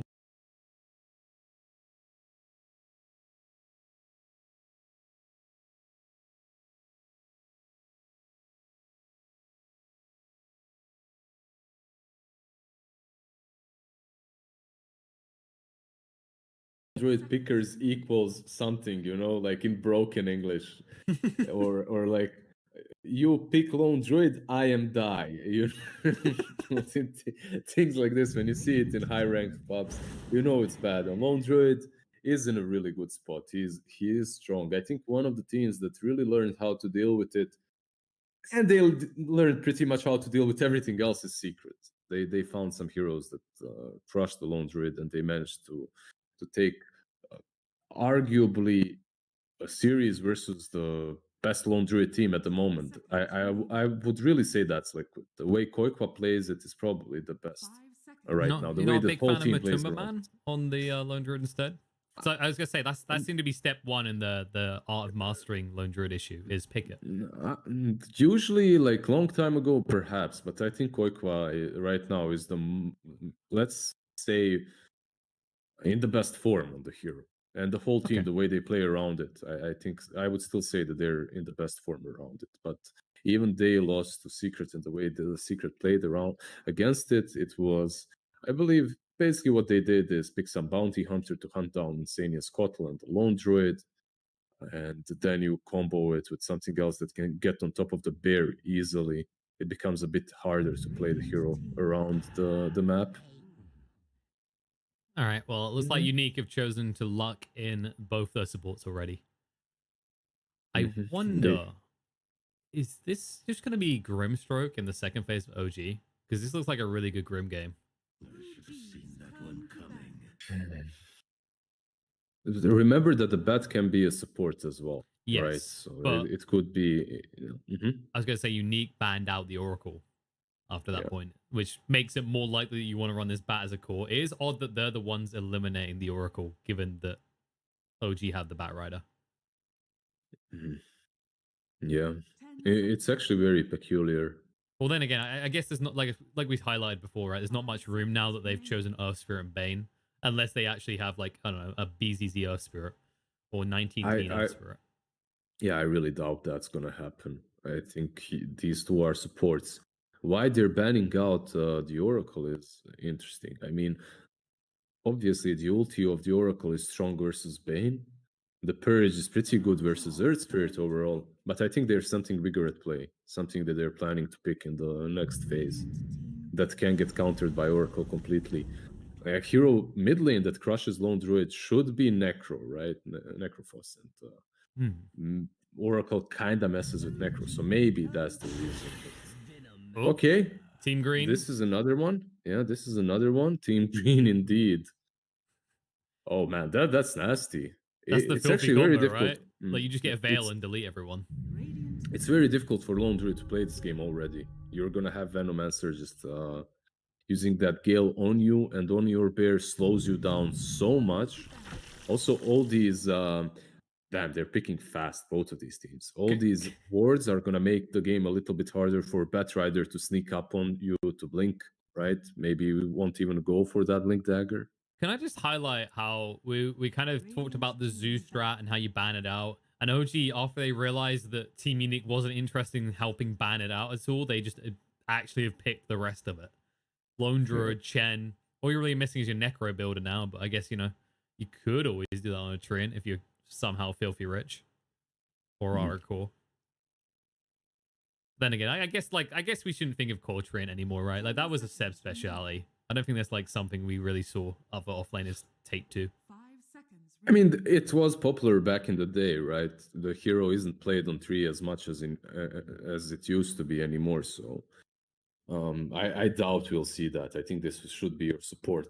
Lifestealer picked up. So long time ago, you would pick Lifestealer almost every game versus Lone Druid because you just munch on that bear. You heal up so fast and you cleave through it in a matter of seconds. You know, you just hit it a couple of times, it's dead. But I don't think that's the case any longer. Since the changes to the Lifestealer and the Lone Druid, it became a bit more difficult for Lifestealer to actually do the same thing.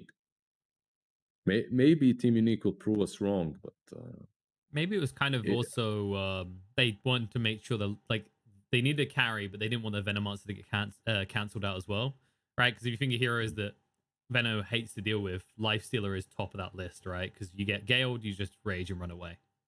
Yeah, but it's also picked into a Treant, you know. I guess there's definitely things why Lifestealer is good here. You don't have a support that deals with the Batrider, so your core has to do it. And Lifestealer is one of the better ones because of the rage, right? And also, he's decent versus lone druid. Now, he does have some other problems in this game. He doesn't clear waves nearly fast enough to deal with the Chen. And Treant Protector really messes with him. Treant's armor is really good. Plus, he needs to find a way to deal with the overgrowth. Either, most likely, he's going to go for a Manta at some point in this game. Yeah, depending on the build, right? Because if he decides he needs to go for the hard right click over the Radiance, then you're maybe looking at what? You don't want to build a BKB on him. Yeah, it's a bit of a tough one. The Kun could round it out, though. Like, Team Unique, they have a lot of kill potential between that, like, 10-20 minute mark, right? There's a lot of ways of bursting heroes down here. And not only bursting, just getting them down slowly with the Veno, with the Earth Spirit ulti. There's a lot of damage coming from Team Unique in that mid game. And it's the kind of a damage that really forces your cores to go for BKBs, right? And Lone Druid and Batrider, both of them don't really want to go for those. Now, you do have the helping hand of Chen. Someone is going to buy a pipe, most likely Batrider as well. So all these things will help you out.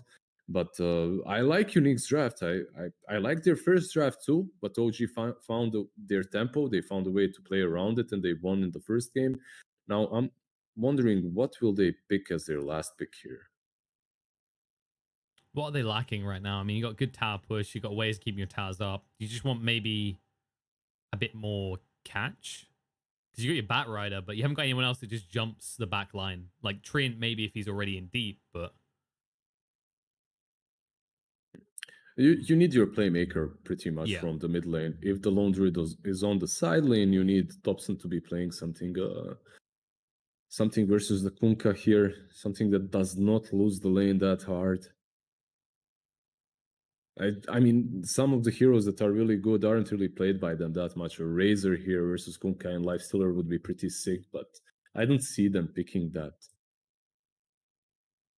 I keep wanting to think Tiny because it's Topson, but Tiny feels really bad this game. Blinks, however. Is this the gotcha pick? I feel like this is a very potentially vulnerable pick still. But you have a lot of heals, I guess, on the side of OG. They have a lot of heals, but Team Unique does have that X marks the spot for Topson, right? So you can pretty much catch him easily. You're going to have Illusion Reserve Spirit also rotating around. I'm just thinking, will they put Topson mid versus Kunkka, or will Lone Druid go instead? That's my question as well. Like, Klinks used to just be owned kind of by Kunkka. He gets a couple of bracers. He doesn't even care about you hitting him. But with the death pact changes, that -2 armor on level 1 does hurt you a little bit as Kunkka, but I still think you're quite alright in that lane, especially with Earth Spirit rotating. I guess it's more about the outer lane, right? Because I think you can put either Lone Druid or Klinks against the Kunkka, at least until 6. So let's look at it from the other perspective, right? Like, oh, okay, what counts as BZZ better, Lone Druid or Klinks? Nothing. Everyone wants to just go away from this Veno. Right now, I think no one wants to play against it. I guess Klinks +3 would be a pretty sick lane. You could put 3 plus Batrider as well there too, right? So dodging the Lifestealer with a Batrider in the laning stage would also be cool, but it's not super necessary because you can always creep skip as well. There's a lot of ways for OG to set their lanes up. You know, and when it comes for Team Unique, it looks way more straightforward. Your Kunkka mid, your Bane Lifestealer safe lane, your Veno Earth Spirit off lane. But they could also swap things up, like put the off lane on the safe lane and whatnot. But we'll see. Both of these drafts are very interesting. I'm just looking forward to seeing this Venomancer and how much of a pain he's gonna be in this game, because I hate Veno. You know, I love playing him, but I hate him. That's how the hero works. I just hate him, you know. I hate Veno, but I love playing him. That's it, yeah. Exactly. It's like people who spam Tinker, right? Like the same people that hate going against the Tinker. Well, everyone hates going against Tinker, but you get the point, right? You can love a hero and absolutely hate it. Like, you know, I've loved Kunkka for a long time, but there's nothing more annoying than going up against X marks the spot as you go to that mid game. So we'll see how it works out. Looks like Topson is going to volunteer himself as tribute to the mid lane, which means that it will be the Lone Druid who has to, in turn, offer himself as tribute to BZZ. Yeah, he should be fine. I'm not that worried about Klinks as much as I'm worried about the Lone Druid top versus Veno and Earth Spirit. Yeah, you do have the Savage Roar to deal with, to use versus the Rolling Boulder, right? But you won't be able to move. That Gale is the longest and the biggest slow, I think, on level 1. 50% for 15 seconds. It hurts. Yeah, you definitely begin to slog it around very slowly. I guess the other thing to also compare between these two lineups is it feels like Unique has a lot more sustain, right? Like this boat buff is going to be really good to draw out fights. But when you look at OG, what are they relying on? The Chen and the Treant for all the heals. But you're against a Venomancer and they have heroes that can build spirit vessels. So it feels like it's going to be very tough to sustain, right? The Veno can be the one that builds the vessel as well. It's Veno or the Earth Spirit pretty much. One of them goes for vessel, the other probably for whale. Yeah, exactly. And it literally forces you into BKBing very early on. And when you look at the heroes on the side of OG, you know, they don't want to build BKB too quickly. Like Clink's eventually, a Lone Druid isn't really this hero that's renowned for going for that magic immunity. It's why he feels so powerful right now, is you just build what it would usually be classified as glass cannon on the bear, but the bear ends up with like 3k HP, so you don't care. All things said, though, you are playing versus OG, and they're a team that, yeah, maybe they had a recent slump, but they're a team that just finds a way to play around your strengths. Always interesting to watch them and to see how they react to the enemy's picks and playstyle. Yeah, we'll see if it can work out for them. Kuka's off to a good start in the mid lane. Already got all of his CS on the wave. He's getting poked hard by Topson, but luckily that level 1 Cyrenaris doesn't do much. But in top, all right, yeah, that was quick. That was very quick. I very looked away for a moment, and he is just gone. So basically, Illusion left him. He went to creep skip, but Venomancer was way out of position, and they ran him down. That level 1 entangle also came in big time for the Lone Druid. Of course. Like, why do I ever look away from a Lone Druid lane? I think we all know what we're thinking here. Ice Frog, and we think that about bot lane. Palantimos getting the crap kicked out of him. Does get away just in time, but just a preview into how strong the slows on this lane are. Yeah. You just need rage on Palantimos really early on. But they might go for this. 10 stacks. Saksa is not going to go down first. They'll be able to get the kill and mid one will get out. It's a 1-for-1 trade. You just can't not, right? When you see 10 stacks, you're like, we're killing this. I don't care the result. We're killing it. Also, do you mind that much? BCC's even further out of his lane now. Yeah, I have no idea what's happening with BZZ. He's just running across the map trying to creep skip as well. He is not playing the lane at all. He's just humming to himself like, la la la la la, life is good. Yeah, he's gonna try and get this next creep wave at least. He should be able to do that, but he took a lot of damage from the creeps too. Forces him to use the salve, but he's gonna get a lot of experience at least now. I'm just not sure why they didn't start this lane properly. Until Chen is level 2, you could start properly and then start creep skipping. But yeah, some small mistakes from them.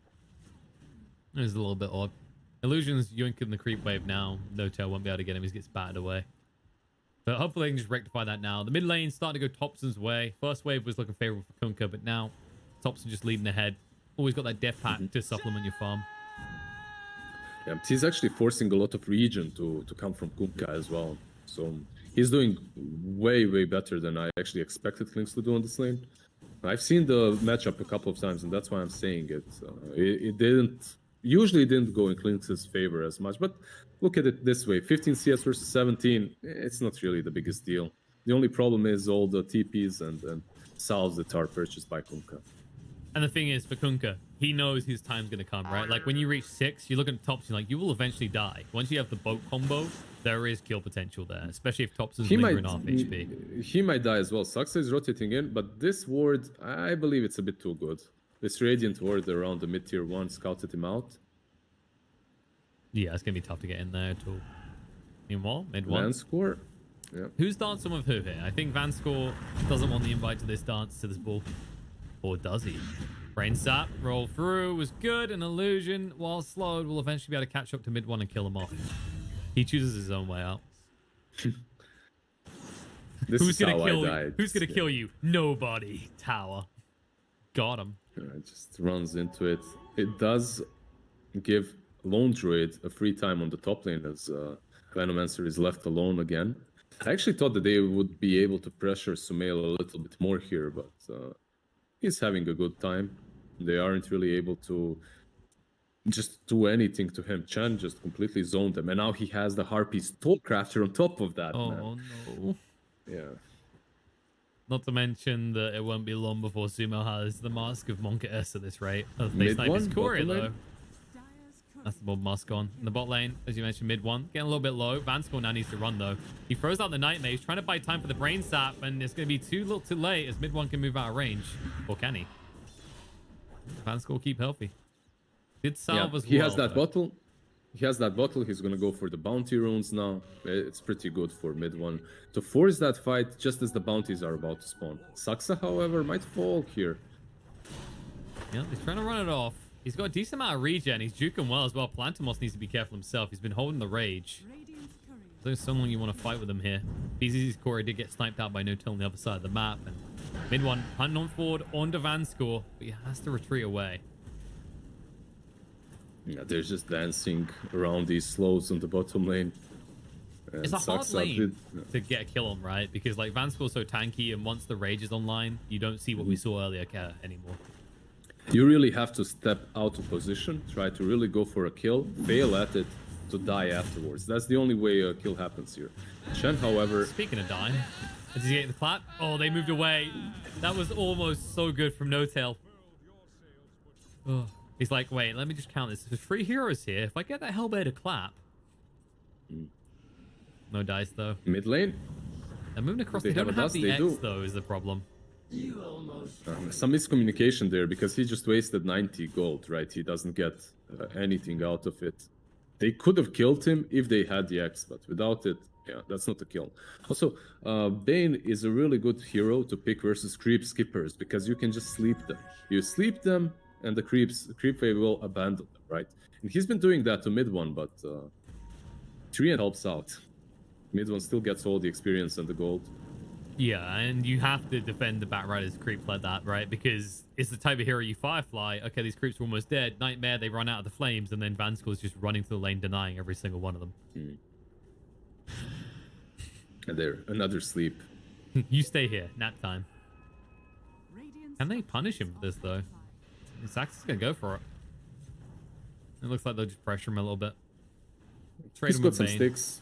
He's got some sticks, brain sap, and there's also infest coming from Lifestealer, so it's definitely not a kill. 19? He's trying to torrent, but he's under vision.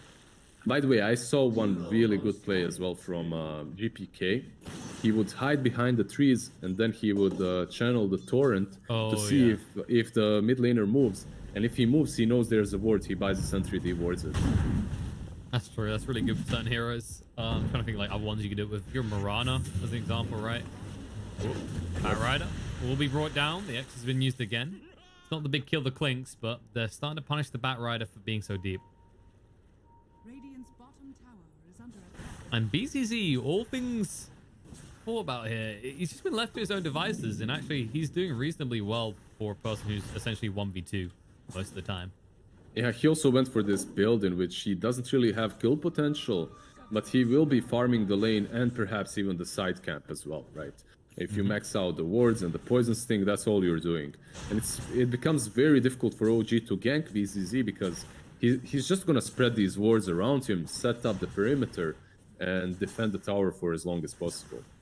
The rough part, of course, is the Zoo can easily farm them up, and now BZZ he will might wish he had die the Gale. here. Oh, nice bat out. Illusion to save the day. However, you might have to sing him a funeral song at this rate. He's brought low, but the X is going to come out. The boat into sumail as well, and he has not leveled his ultimate. They know this. It's clear as day, because usually Lone Druids try and skip on the points and have enough damage to get the kill. Nice try to TP out. In bottom lane, however, Palantimos does manage to do so. Topson rotates in, but Rage TP fast. There's no 6 on Batrider for that lasso.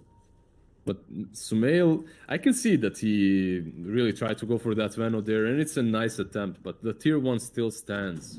And without that ulti, you're not really that scary on a lone druid. You're not really that tanky, so they managed to take him out very easily. No, and BCC's done a really good job of actually playing his laning position, right? Like, he'll come up on the creep wave. It's just an Earth Spirit. 3 heroes will be able to get it. It's just 5 damage for Topson. Oh, yeah. That's what it is. That's what they always say in my pub games. The Underclink's only killed me 4 times. It's only 20 damage. Yeah, only 20 damage. Is Notial shenanigans are occurring here? Yep, BZZ. Shenanigans work. They'll get the kill, and they can pressure this tower now. I'm starting to think this Veno is going to become a problem very quickly in this game, Liz. Yeah, he's buying the vessel as well. I think it's important that he's doing that and not illusion, because of the speed at which he gets it. Like, that vessel sometimes doesn't do nearly as much just because it gets purchased a bit too late. If you get it around like 12-13 minute mark, suddenly it's just much stronger of an item. Yeah, it was kind of a shift in priority that was always nice for offlaners, right? It's like, oh man, all these items that seem so good, what do I build? Just build the spirit vessel. We need them in practically every game. There's rarely a game where a spirit vessel feels bad to have on the team. And that's usually why we see it, if not on the mid, then on the offlaner. Losing pace through. He's trying to frustrate a little here, and oh, that was cheeky. That's really good. He does have a TP, but there is X marks the spot there. There we go. Blink's going for the kill, and he got the right click out. Smoke, nice dodge from Illusion. Saksa will TP away successfully. They do control up topson. They snipe out a Korea. Saksa didn't actually get his home either, so he still doesn't have 6. So no one dies? All of that and nothing really happens? Come on, bruh. Hey, money lost, right? You can't use your tome yet as a treant. That's essentially wasted because you will now have 6 by that time. Smoke had to be used. There was a financial impact to this fight, Liz. He might use that smoke. He's going mid. He might use that smoke for the greater good, actually. Notial. He's spotted out. Bottom on the bot. Rage is already used. Where are you going? Come back this way. We need to talk to you. That wasn't the some of talk. these mid lane now. I mean, there's enough heroes that he will die. By enough, I mean everyone who's alive on Unique converge to the mid lane now. Like, you would think that Palanthmos would abandon the bottom lane after everyone of his teammates have shown mid, right? If no one is defending the mid lane, most likely the aggression is coming up to you. And he did try to rage and run, but a little bit too late. It's your classic lifestyle, you know? You gotta be a little bit greedy. Like, okay, you know, I've always got the safety of rage, same with Juggernauts. I can always get out. There's nothing they can do. And then you remember Topson, BKB he's scouting them. He's scouting them on the top lane, so this might be... it's not gonna be anything, it looks like. The Kunkka is way too tanky. Venomancer as well. They don't want to fight them. Not yet, at least. And the Kunkka almost has Halberd as well. At that stage, it's going to be very hard for Klinks to find his kills. He has got a DD to work with by the looks of it. So if they can jump before he has the Halberd, maybe they can find a kill. It's just, as you said, so tanky. 2k HP at this point. Instead, they'll initiate on mid 1. But they just want to see if there's going to be a response. They notice the Chen army coming out straight away. There's no tail running and going, leave my son alone. So one really good thing for OG is this Treant will be able to save the towers and heal them up versus the Veno, right? And Veno will be confined to this one spot on the top lane for a really long time. And because of that, this might happen. Yeah, but speaking of the Veno, trying for it. Nice roll through. Fiend's Grip as well. And Top's in a lot of trouble. He's trying to heal him up. Sack's trying to move him for the Overgrowth. There he is going to come out, but it's too little too late. They will lose Topson. BZZ's going to live. And Saksa will join his carry in the grave. And they ain't done. Look what they found. Big Daddy himself, and he'll even find all of his sons and daughters dying as they're going to chase down the creeps. OG is falling apart just a little bit here. One big thing that they missed in that last fight was level 6 on Chen. It's minute 13:30 and he needs like, what, 1 XP or something? Like, he's very close to the 6. If he had that ulti, perhaps you can ulti, then Klinks just survives a little bit longer, perhaps gets a kill before dying. But in any case, I think that was really good from Unique. You can see that they're just so beefy. They're so tanky. It's hard to deal with them. It's hard to burst them down. When you're playing Klinks, We want to find a fast pickoff and get the hell out. In this game, there's nothing like that. There are no fast pickoffs. Especially when you don't have your Siren arrows, right? That silence every time coming out from the Oath Spirit ensures that he's just under the mark. That's definitely been causing me a lot of pain in this game. Only 10 perma damage gained so far. Sumail is still farming up a storm. However, he is 1,000 gold behind the Kunkka now. Question is, do you believe in the Lone Druid? Can he carry you to victory? Bat Rider as well, TPing bottom lane. Can they get the Bane? No. Well, they just learned a new interaction, it seems. It's fine, though. They'll still get him. Actually, I wasn't aware of that interaction as well. Interesting. Yeah, pretty cool. Just make a mental note, don't do that again. yeah, pretty much. They do get the Bane, they do get the tier 2, but they might lose Saksa on the mid. He's looking pretty roughed up here. He could try for the overgrowth to move away, but the silence is there. Trying to move through his own slows to protect himself. Maybe he can get the room before he goes down, but the magnetize hurts too much. He was actually surprisingly tanky considering that he's up against this Kunkka that hits real hard and the illusion. He did force out magnetize, which is a little bit of a victory for him, I think. Yeah, means there's no risk to anyone else immediately afterwards. You already see that OG are continuing to just farm away in the Radiant jungle. It feels like OG, they want to group up together, right? As soon as that MKB is completed on Bear and start taking these fights. But I don't think Unique is going to shy away from that. Their draft is very capable of taking these early engagements. It's not like that last game's draft in which they really struggled. As soon as that Abaddon came online, they couldn't fight. I don't think that's the case here. I think they're pretty strong. No, absolutely, right? Because you've got the Halberd now on the Kunkka, and then look across at the Lifestealer.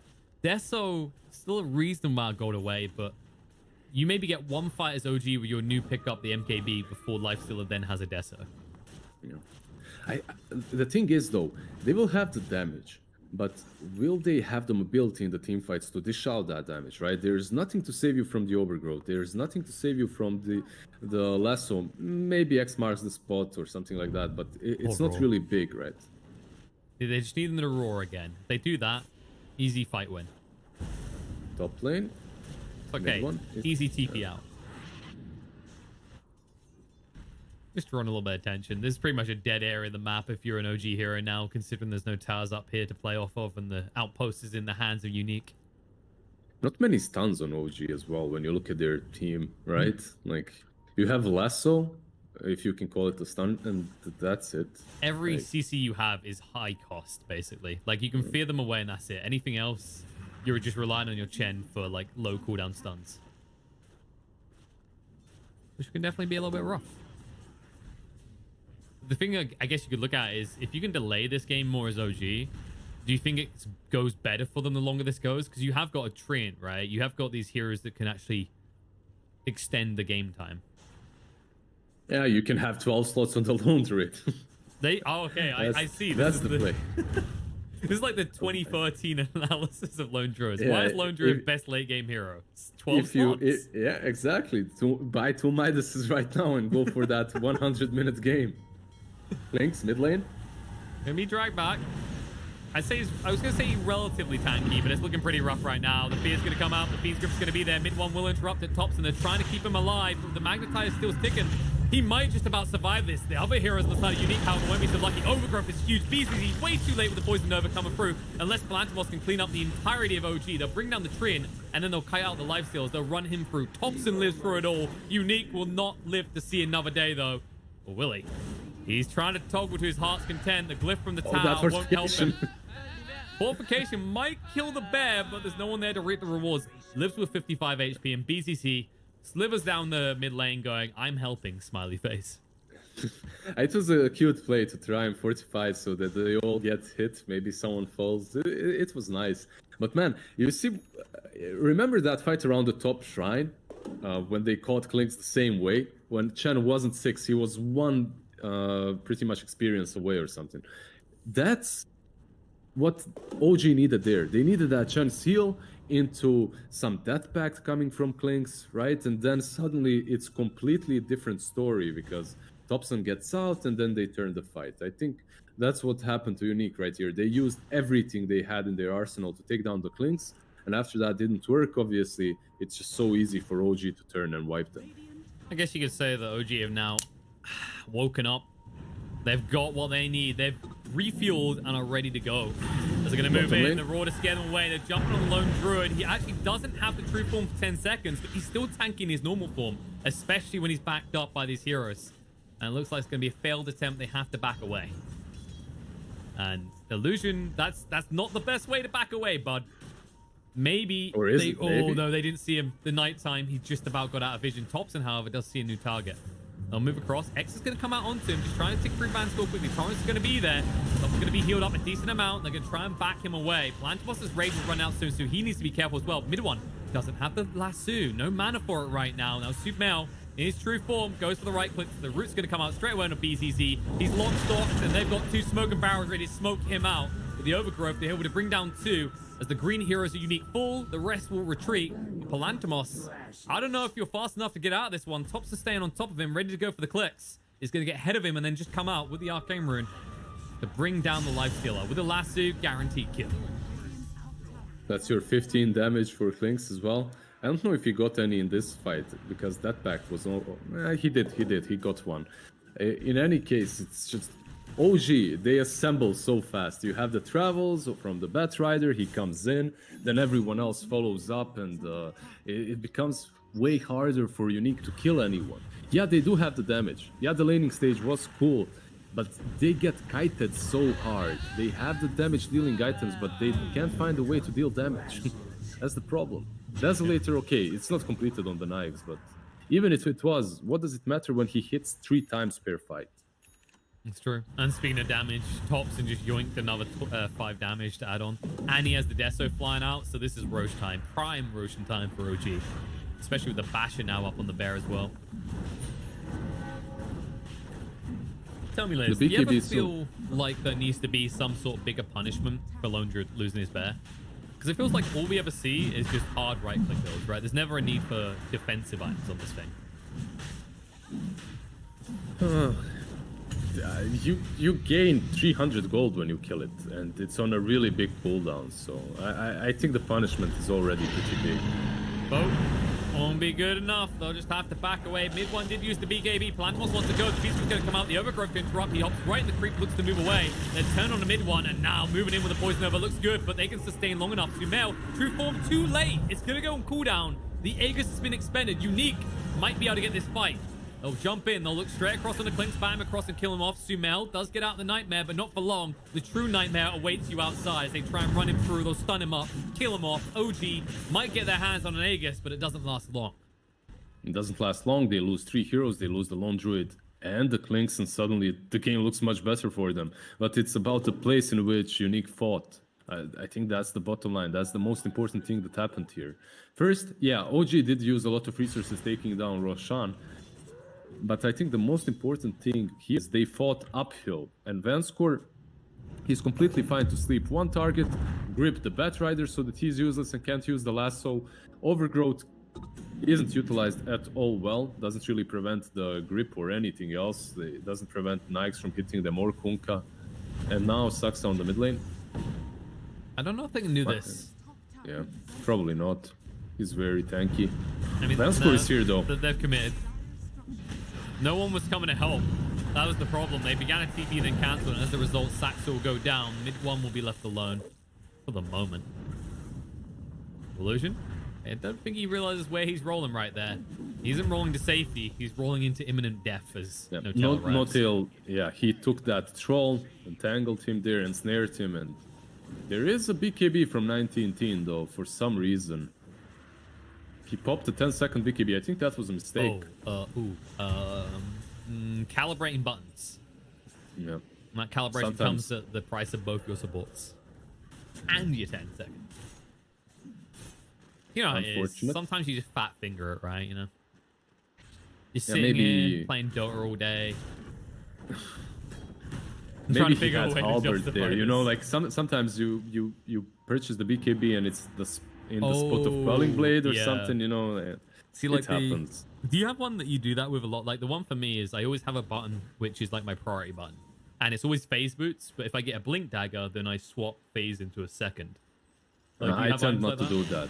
No, I tend not to do that. I have certain inventory items. Topson, bottom lane. And he's trying to tank up against this, and he won't be able to. The death pact isn't good enough. They'll just hunt forward.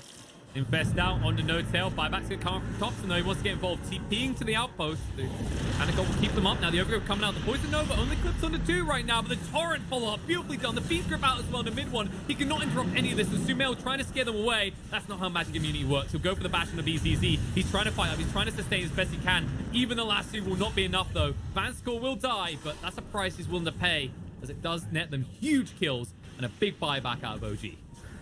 And actually, that might be a dieback. Topson has nowhere to run. Mid one needs to try and create a zone of safety, but there is nowhere safe here. Maybe you can deny him, but that's the best you get. As Topson goes down, now dead for 80 seconds. They're pinging for more. They're not done just yet. They'll hit the stun. Pat back says, where the hell you going, mid one? Just in time for runes to be netted. Alongside it, we'll net mid one and net a kill. Damn, that's a wipe. That's a full wipe plus the buyback from the Clanks. He died twice there. The difference that a single BKB on Kunkka can make, together with the halberd obviously from Venom, but I really think it's the BKB. At least one of these cores from Unique was allowed to hit targets. And yeah, you also got the full grip pretty much off on the Batrider, so Batrider is completely useless. Clinks, the biggest issue as well for OG is they start a fight without having all their spells ready. Chen needed like 10 mana for his ultimate and 5 seconds or something.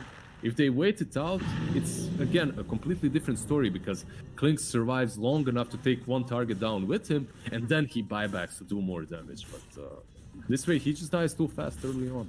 Well, we've seen both sides, right? Let's not jump the gun on Kunkka's BKB performance so far. 19 is 50% between good and bad BKBs. But this one definitely equaled it out compared to the first one. And they even get the tier 1 town. This, like, look how confidently they play, right? This is arguably the hardest area Dire's map to access, and they have no fear as they move into it. They reach their peak. They have all the items that they need. The Blade Mail on Illusion pretty much makes him not a target, not a viable target at all for Clinks or the Lone Druid perhaps, but not the Clinks. And this bear is just kited so much. Beans grip out, Saksa gone. The bear slowly waddling away the entire time. In fact, they're going to try and get that bear now. And they'll be able to. Ain't got raw for a while. Bash comes out straight away, trying to get rid of the creep before mid one can arrive, but he's not given his life to save 300 gold from going to the arms of Unique. Topson There's a Bane TPing for pushing. Topson, yeah. There's a sleep maybe. They caught him. He might be sleeping eternal now. Yep. It's a long-ass TB, but it's a long-ass nightmare. 19 even stops the farm creeps before turning around for the kill. And meanwhile, mid one, he had the BKB, but he gets bashed up straight away by Plantimos. They won't use the last two, but he just used the BKB. OG are just getting juggled left, right, and center. There's just everything that Unique needs to do to win this game right now they're doing, and they're executing really well. The Bane TP behind the trees to catch the Clinks. Also Bane not showing himself, right? He didn't show himself at once on the lane, and because of that Topson doesn't know if Bane is TPing or not. They ain't done. You know, we gotta get kill a minute. That's gotta be the rule now. Bash straight away to ensure that Notial does go down, as if he was gonna survive if it wasn't there. And in they go.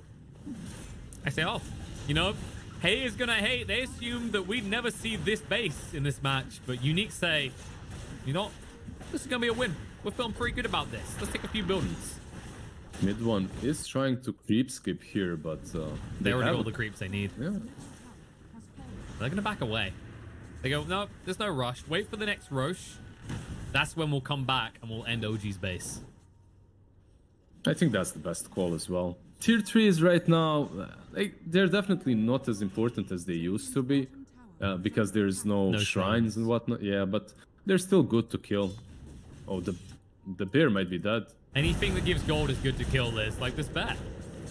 And Rip this Bat Rider. This Bat Rider is very good to kill, and the Beans Group will ensure that's the case. Oh, also this sumail, lone druid, in trouble. Poison over pretty deep, zones them away, and that's the dead lone druid. Buyback out from mid one's not going to achieve much because Unique are way too balled up.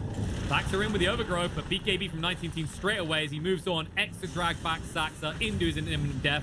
And Venomancer, well, you whittle him down a little bit, but he's too tanky with Plantomos inside him. He jumps straight out onto Notial to kill him off. The BKB's running out soon for mid one. The roll through again, Illusion. Just rolling about, juggling them all up and down as a triple kill for Plantomos, and it looks like Unique, they've just punched their tickets for access to the OG base. VIP access at that. 24 hours you're allowed in here. Yeah, there's a buyback on the lone druid, but even if he buybacks, there's no spirit bear for like 15 seconds, so there's no reason to use that. Clinks, he can't even pop his head out. If he does, Bane will just kill him off instantly, and he might actually die regardless. Yep, they see him.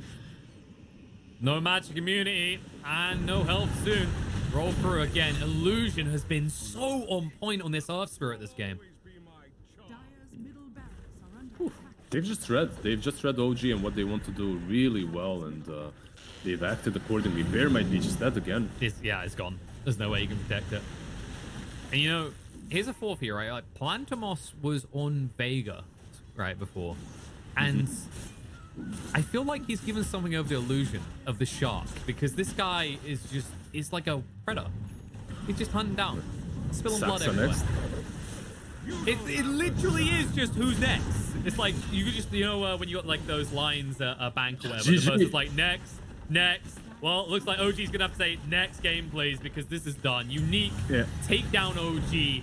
40 minutes in, and my god, did this look dominant for the second half. I'm just happy they called it, man. I don't know if it's the weather outside, but I started sweating watching this game. It's like one hero dying after another, one bear being fed after another. It's just not an easy game for Clinks or the bear. They got their items. Team Unique, they got what they needed, and then they dealt with the Clinks very easily with a couple of pickoffs with the X marks the spot. And the lone druid, he's very strong, but if the Gale is constantly on the bear is useless. Like, you need the BKB in this game on the side of OG on every single core, but you don't want to buy that BKB because if you do, you won't have the damage. That's the biggest issue.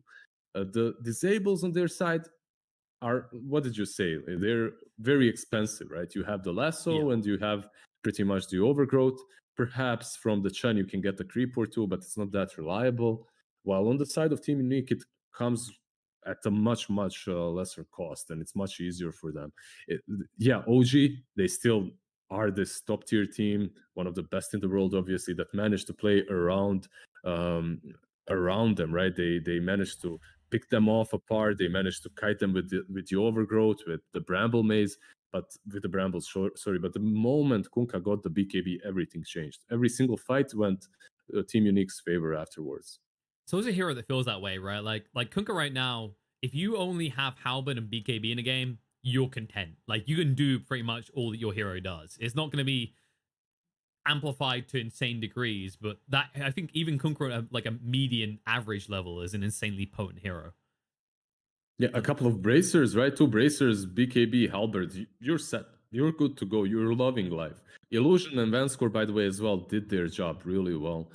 Illusion, had a couple of missteps here and there, but overall was on point with the rolls. Caught Topson a couple of times. Vanscore as well caught him with that grip a couple of times. And that's all they needed. They needed to delay that BKB further and further away until they're able to breach high ground without worrying about that Clinks at all. The highlight of Illusion, right, was like in the early game, it wasn't as much making kills happen as stopping kills happen, right? When he's saving some lives here and there. And then when you get to the late game scenario, like he was really the difference. Like, you have this Kunkka for easy reach, but he's in deep. He's always hitting these rolls. Whereas, like we said, OG, not only are your stuns expensive, how are you getting people easily, right? It felt like the only reason we kept seeing good tree and overgrowths was because Team Unique were running to them.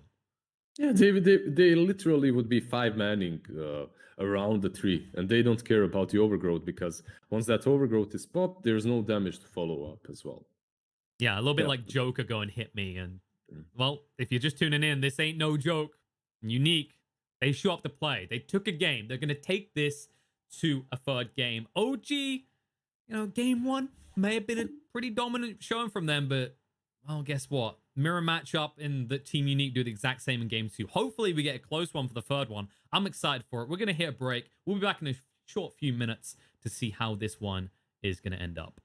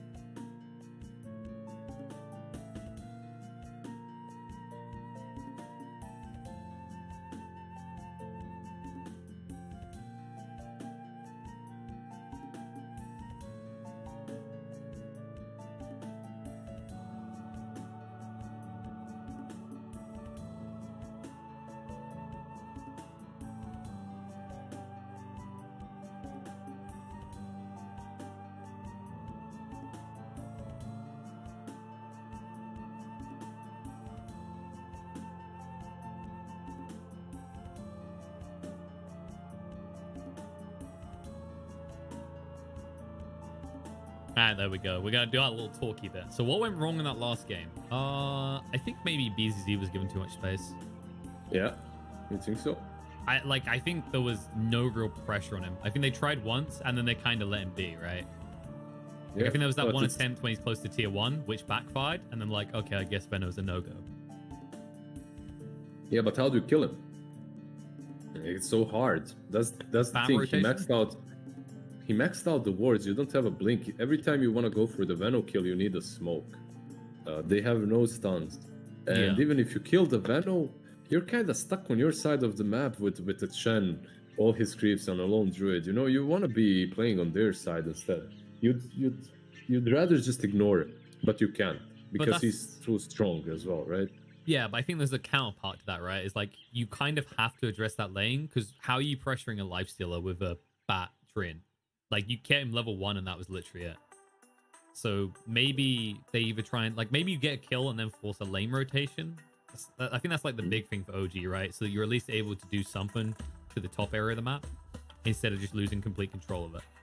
They did play really well against the Batrider Treant though. It's not an Yes. easy lane, even with Nike's Rage, because Treant can just punch you, he's strong. And yeah, you deal well versus high strength heroes, high HP heroes, but still it's not that easy. They can outmaneuver you. Use a couple of stickies, right? Then the damn, I always forget what's the name. It's not the Bramble Maze, that's Dark Willow. What's the new Brambles from? Tree Grasp, yeah. Then you use the Tree Grasp. It's a difficult lane. Do you remember when they first put in the... Oh, sorry, Nature's Grasp, rather. Do you remember when they first put in Nature's Grasp and it had, like, the most ugly effect? Because they clearly hadn't, like, done a proper one for it yet. I think that it literally looked like it was Bramble Maze or something. Yeah, but what happened is it didn't even appear. It didn't even have, like, some animation. It just, like... Animation, it just appears. And you're like, what? Okay, I guess. It literally looked like bramble mazes that had been painted green and doubled up in size. Yeah. It really did. They made it a bit better now, though, so that's cool. Yeah, I don't know. I think like both sides had advantages to their drafts. It's definitely easier, I say, and that's not taking anything away from Unique, but their draft, you can see the way to victory clearer. I felt like. Nikes was just a good pick, Lifestealer that is, right? It was so good. It worked out. It's not only Lifestealer, it's the Bat Rider as well. Bat plus Lifestealer, so much. It's so much green, you know?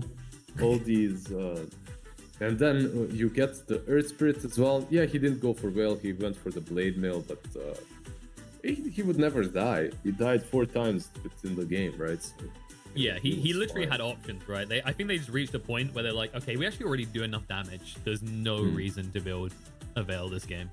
They had the catch that was necessary versus Clinks.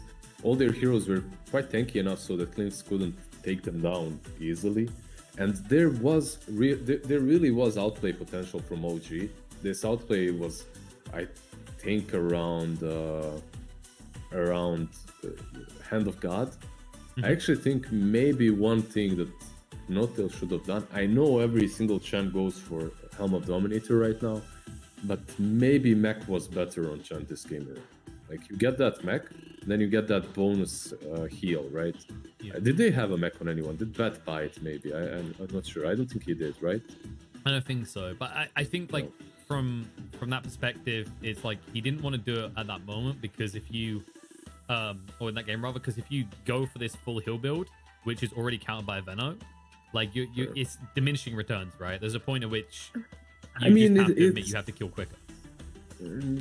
I can see how it's countered, but at the same time I can see how it's not. Like you still, that heal still really helps you out a lot in the fight. So I don't know. I'm not sure.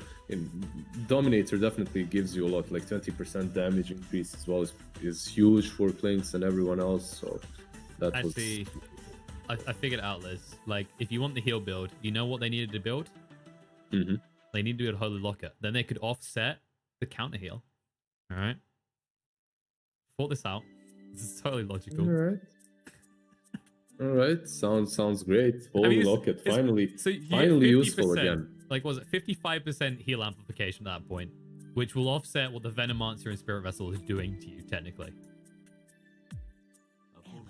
All right, this is a stretch, but like it's I mean, if you want the heal build that badly, I think that's the only way it works in that game. Veno just too good, and I can't believe I'm saying that. The thing is, if you heal him up long enough, he's going to dish out the damage. That's the thing. He just needs to stay alive. He doesn't need the damage items. It's same like Kunkka didn't need damage items. He only needed BKB to get rid of all the dispels, all the disables. That is right, to dispel all the disables, and then he's fine. Oh, something similar could have. We're just going to quickly restart the stream 1 sec. Sorry, guys. We noticed that for some reason it's been putting out 720p, so we're going to stick that up to 1080p to give you guys the prestigious level of content. 720p. I don't know why. I don't know why my setting's on 720p. But, you know, for all those people that have bought the battle pass, we're giving you 1080p. Even those people who haven't, because we're not Valve, we have no way of knowing that and enforcing that. Although if I could take your money, I'm sure I would. So we'll be back in just a sec. And when we are, we'll hope that my Pentium processor doesn't.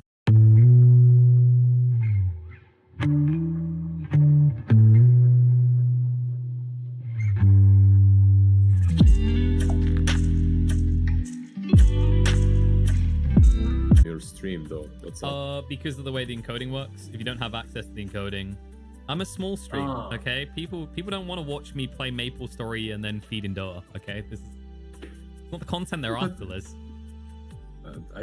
I really think you could stream in 1080 right now, even as a small content creator.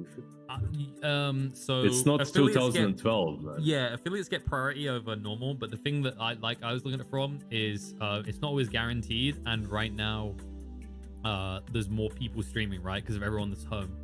Like the amount of streamers has gone up again. I don't know. I was just playing it safe. Like it didn't really matter for the games I'm playing. Like 720p Dota is easily watchable. Yeah. The 720p Maple Story is easy. I don't know why I'm playing Maple Story right now. You know when you just want a game that just has you do mindless crap, okay? And I'm up, you know, like now when I was down in pleb tier, Dota could give that to me because people would do things like techies mid. You know what I'm talking about. But now people they're sweat tryharding, okay? First picking quops, lone druids every game, tinker pickers. I actually have to think when playing Dota, so I just wanted a game where I could just switch my brain off and put it back to a standard state. Which was actually I've done that with WoW for a while, but I was playing WoW with American friends and they stopped playing, so now I've just got like a maxed out level character with no one to play with. It feels really bad. Join a guild, lol. Yeah, just join guilds. I guess it's also because it's Americans, like the time of day that they're playing, right? Like I couldn't stay up last night and play if I went back to WoW because they'll probably be on at like 3 a.m. We have to wake up to cast. Just try to fog. I think he's still dying playing WoW 20 hours a day or some shit. Probably. He's a maniac. He's a fucking maniac. I used to play a lot of WoW, but the only patch I played was Wrath of the Lich King, pretty much. Hold on, I'll throw us on screen. There we go. Oh shit.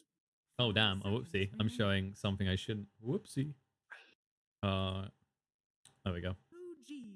There we go. We're here. Hello. But yeah, no, I know Fog loves his WoW. Zyori, like there's, you know, I think there's secretly a reason we're casting today, Liz, and Zyori's not. Path of Exile's new expansion just released. Oh, that's it. So we're on for the whole weekend. Gee, I wonder why. Dude, I'm grinding. I'm really trying to grind back to rank 1, or at least rank 100, like to be top 100 or something.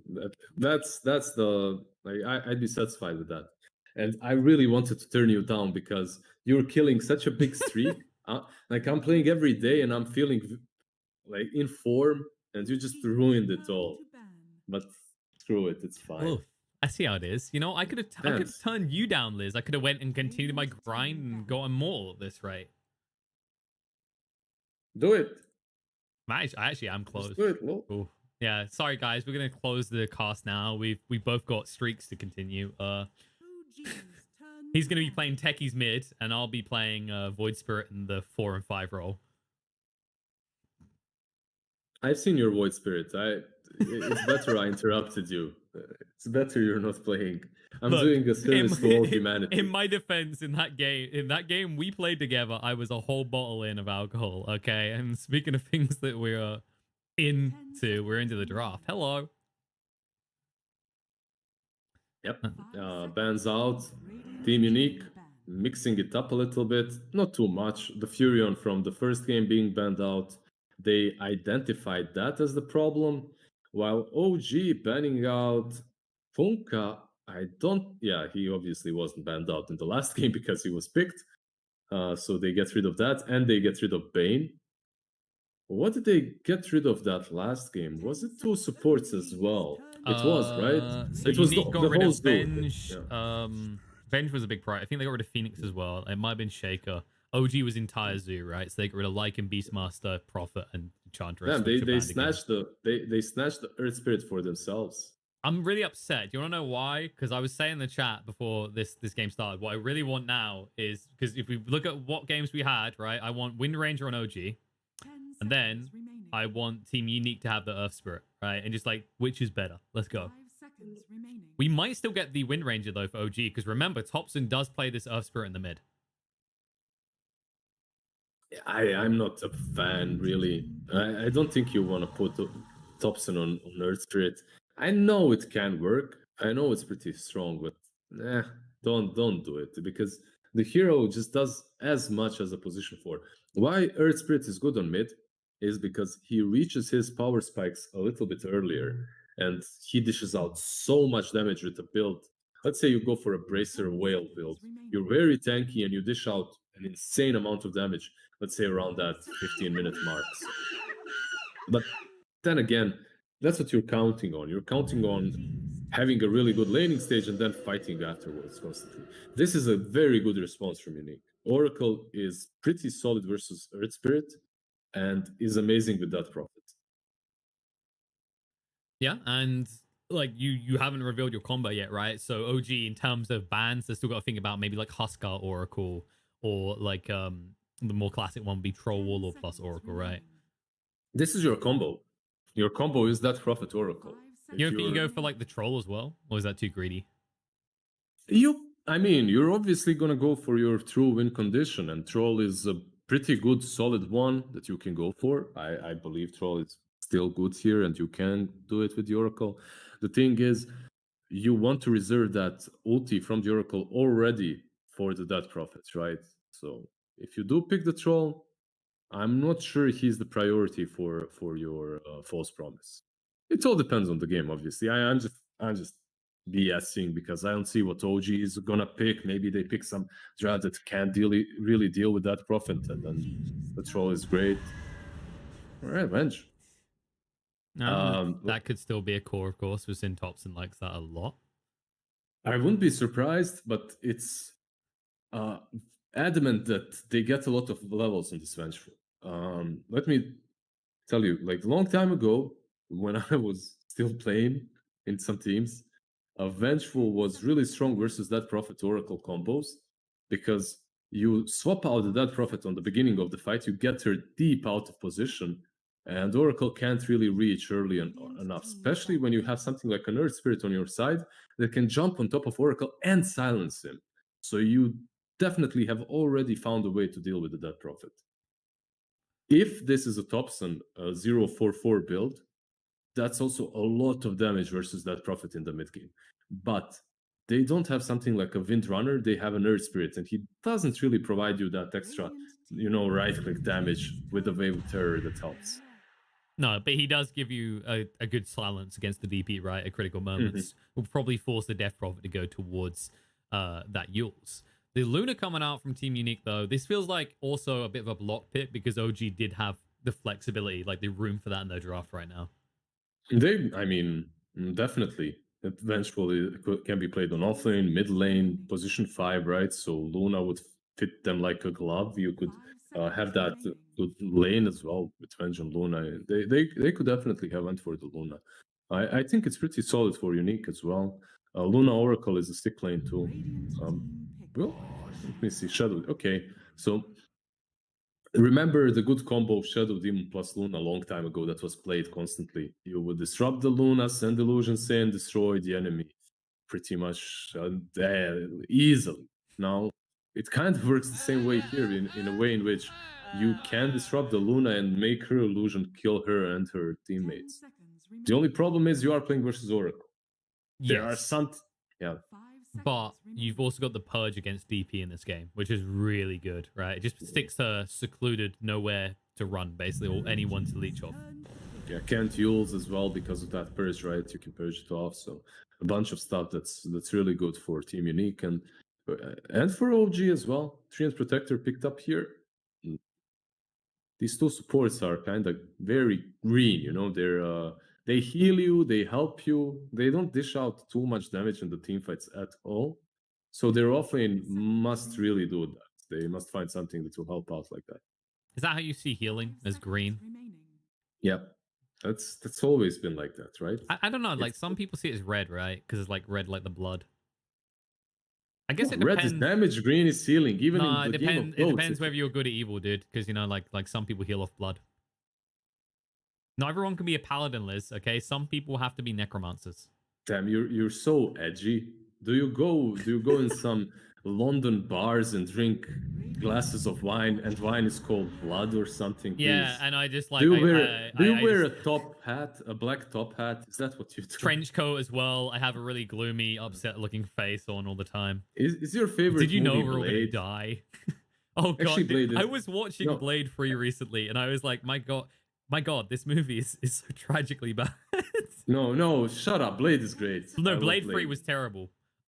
Blade is amazing. Okay, let me. Like, I'm going to tell you one thing, and then you'll go. What everyone can like tune in this, and then we'll go back to the draft. Like this quick point is, Wesley Snipes did not want to actually do the most of the broadcast. Like he actually dodged communicating with any of the other actors as much as possible. There's loads of interviews about this. Go back and watch Blade 3, and you can see it as clear as day. He did not want to be there, and he did not want to do scenes with other people, and it ruins the experience. You're like, my god, yeah, Snipes is a little, little bitch.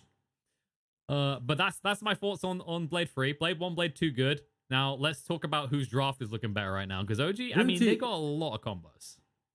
Didn't he dodge taxes as well or something? Yeah, that's like how he went to prison, right? Like this really big badass, and he goes to prison for tax evasion. It's not even like he was hiding it. He was like, "No, you can't take money from me. I don't acknowledge arrest."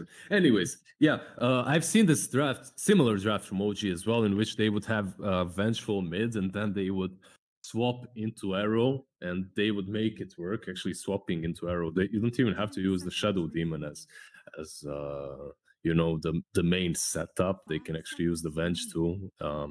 Overall, the lineup looks pretty solid so far. But if this was any other team but OG, I would be like, okay, this is a little bit out there. If I haven't seen this from them, I would be favoring Team Unique strat just because it's a bit more simple and you can see where they're going with everything.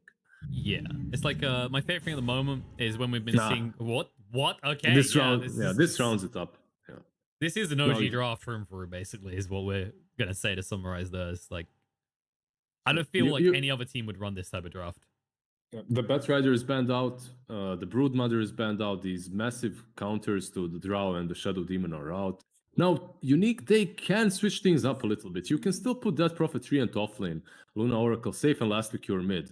So they're a bit flexible when it comes to how they need to play this game and how they need to lane and what they can pick now.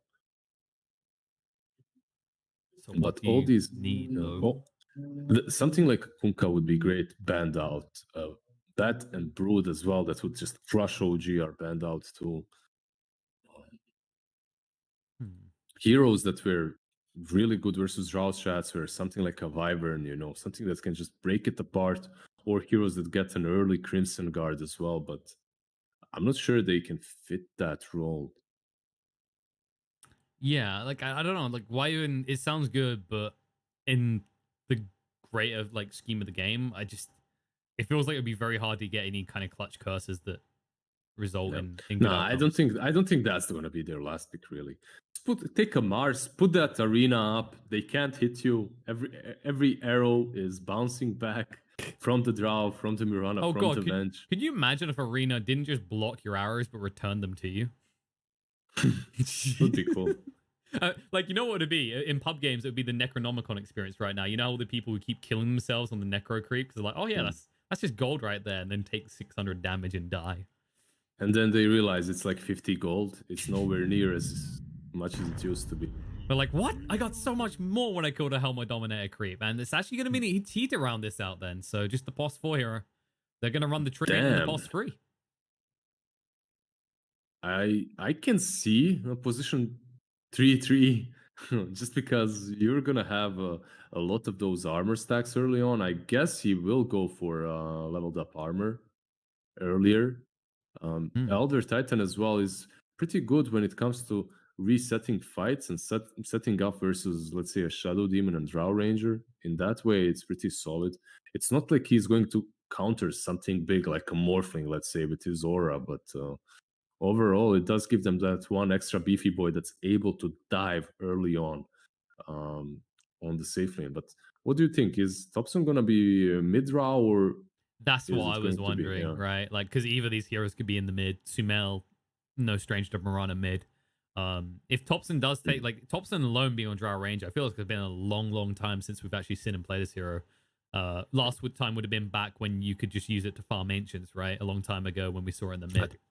Yeah, that's pretty much when Drow was constantly picked mid, right? You would farm, you would stack the ancients. They were actually positioned where the hard camp now is.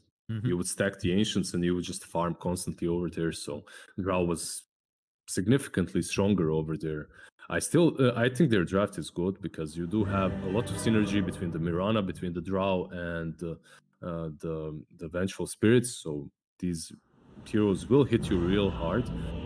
The one thing that I do see that's different from their first draft is they don't have that Abaddon. They don't have that hero that's going to be able to just stand in front and taunt them, you know, like take all the damage and heal you up. So for OG, you have to be way more careful in that mid game when it comes to team fights, at least. No, it's true. Well, like, you look at the lineup, all their cores are very fragile. In fact, the only person who can potentially frontline is Saksa, and he's in a support role, so even with good strength gain, he's not going to be the bulky boy at the 10-15 minute mark that we've seen topson be when he's on his hero. Just love the drawing on the map right now. Who's haxing? Who are we blaming? It looks like Unique's going to move the entire team towards the top to begin with. Let's try for that cheeky first blood. It's actually another thing they have by having this ET as well, right? Is when you get into these later team fights around the Eclipse, you're going to have so much damage coming out due to natural order. He started with an Orb of Venom, so we should see a very active Elder Titan. He's not looking to just stand back and reset the fights. He's looking to really dive and punch hard. Also, one good thing for Elder Titan in this game is that he usually tends to stack, and Luna loves that, so you will have a hero that benefits from those stacks early on. This is a long wraparound, which makes it all the less likely to actually be spotted. Although they did just ping. But I think no, because they didn't find anyone. They didn't find anyone on the enemy hill, so they already should know that this should happen. Yeah. No, ping came out, I think it was from Venge. Look at these boys on the high ground waiting for someone to come up. Just imagine running up there, you know, like... Just innocently like, this will be fine. I just need to secure our high ground area. Oh, wait, there's a whole enemy team here. Well, I'd say it looks like they got confused and traded sides, but they were playing these sides last game, right? So, or were they? No, Unique was on Radiant last time. Unique was on Radiant, yeah. So they were, yeah. OG's like, please, can we play Radiant this game? Oh, there is the arrow. Will it hit? It will indeed. Straightforward on him. ET getting pretty low. An illusion, no easy way to escape that. Will be the first blood. Sumail gets it. The arrow plus the disruption. Not really the hardest combo to execute, but they executed it well, and they got an easy first blood there. Also, the arrow versus the range creep always allows Sumail to stay one step ahead when it comes to the experience battle, at least on the top lane. And just a little bit of harassment coming out from Notial, trying to interrupt Luna's early CSing. As they have got 3 heroes up here, and because Notial done that, there is a price that must be paid. And the price will be his life. I think this is the right move from Unique, though, right? Like, BZZ should be okay on the bot lane alone. I think it's a great move because Saksa doesn't really want to be in a tri lane. Like, you can be there, maybe when he gets level 2 he'll go. But I really think he wants to just secure this lane for the Vengeful a little bit and then rotate. It's kind of also the nature of having a Shadow Demon, right? It's like you don't feel great about being forced into try because of the stick situation, or the mana and the HP regen they get. Another arrow on the other Titan. It's actually so much damage. I don't think the play is to try and creep skip here. Notial, however, might fall even with the boots. It's going to be close. If he can actually eat the right tree, he might be able to live. They need one more hit, and it won't be enough. I don't think eating the right tree is ever an issue for these players, KP. Maybe for you, but you know, it's not that hard. I miss it all the time, but for them, it's not that hard. Liz, there's 2 juke spots. You could have done this one, the one we both would have done and died, or you could have done this one and just went straight to the tower. Sumail, he does have leap, so should be fine. Yeah. Also, in fairness, I'll give you the benefit of the doubt, Liz, because back in your days when you played a pro player, you didn't get HP regen from the tower as well, so Notial could have still died because of that, if that pesky old regen wasn't there these days. He almost had disruption as well to use it on himself to survive from that last hit, but yeah. I like the fact that Saksa is staying bottom. He's not trying to help top, at least not so far, because you don't want to try lane versus Elder Titan as well, right? He's going to just have so much damage that you won't be able to deal with him. Yeah, we're just listing more and more negatives to being stuck in a tri lane, aren't we? We're like, well, you got a Shadow Demon, so you're giving all the stick charges. There's an ET as well. There's a Luna who's buffing them all up. And Topson is owning mid lane, by the way. You see the CS, 13-4 versus 9-5. Oh, yeah. He's doing really well. There are 2 creeps going 19's way, so it should even out a little bit more, but yeah. Do you feel there's a point where 19 team just really can't play the lane? I feel like he's going to have to go for a point in silence soon, right? Because there's always that worry about just casually being ran down by frost arrows. I guess next raid band is that point, pretty much. And yeah, 19 teen, he is struggling, but so is Mirana. If you look at Sumail, he's also, he has 5 CS. He's probably the one that is having it the worst. Even the Treant, that's pretty much solo laning, has a better time. Yeah, I mean, if you just look at his net worth, he's almost got less net worth than the Treant, and he got the first blood.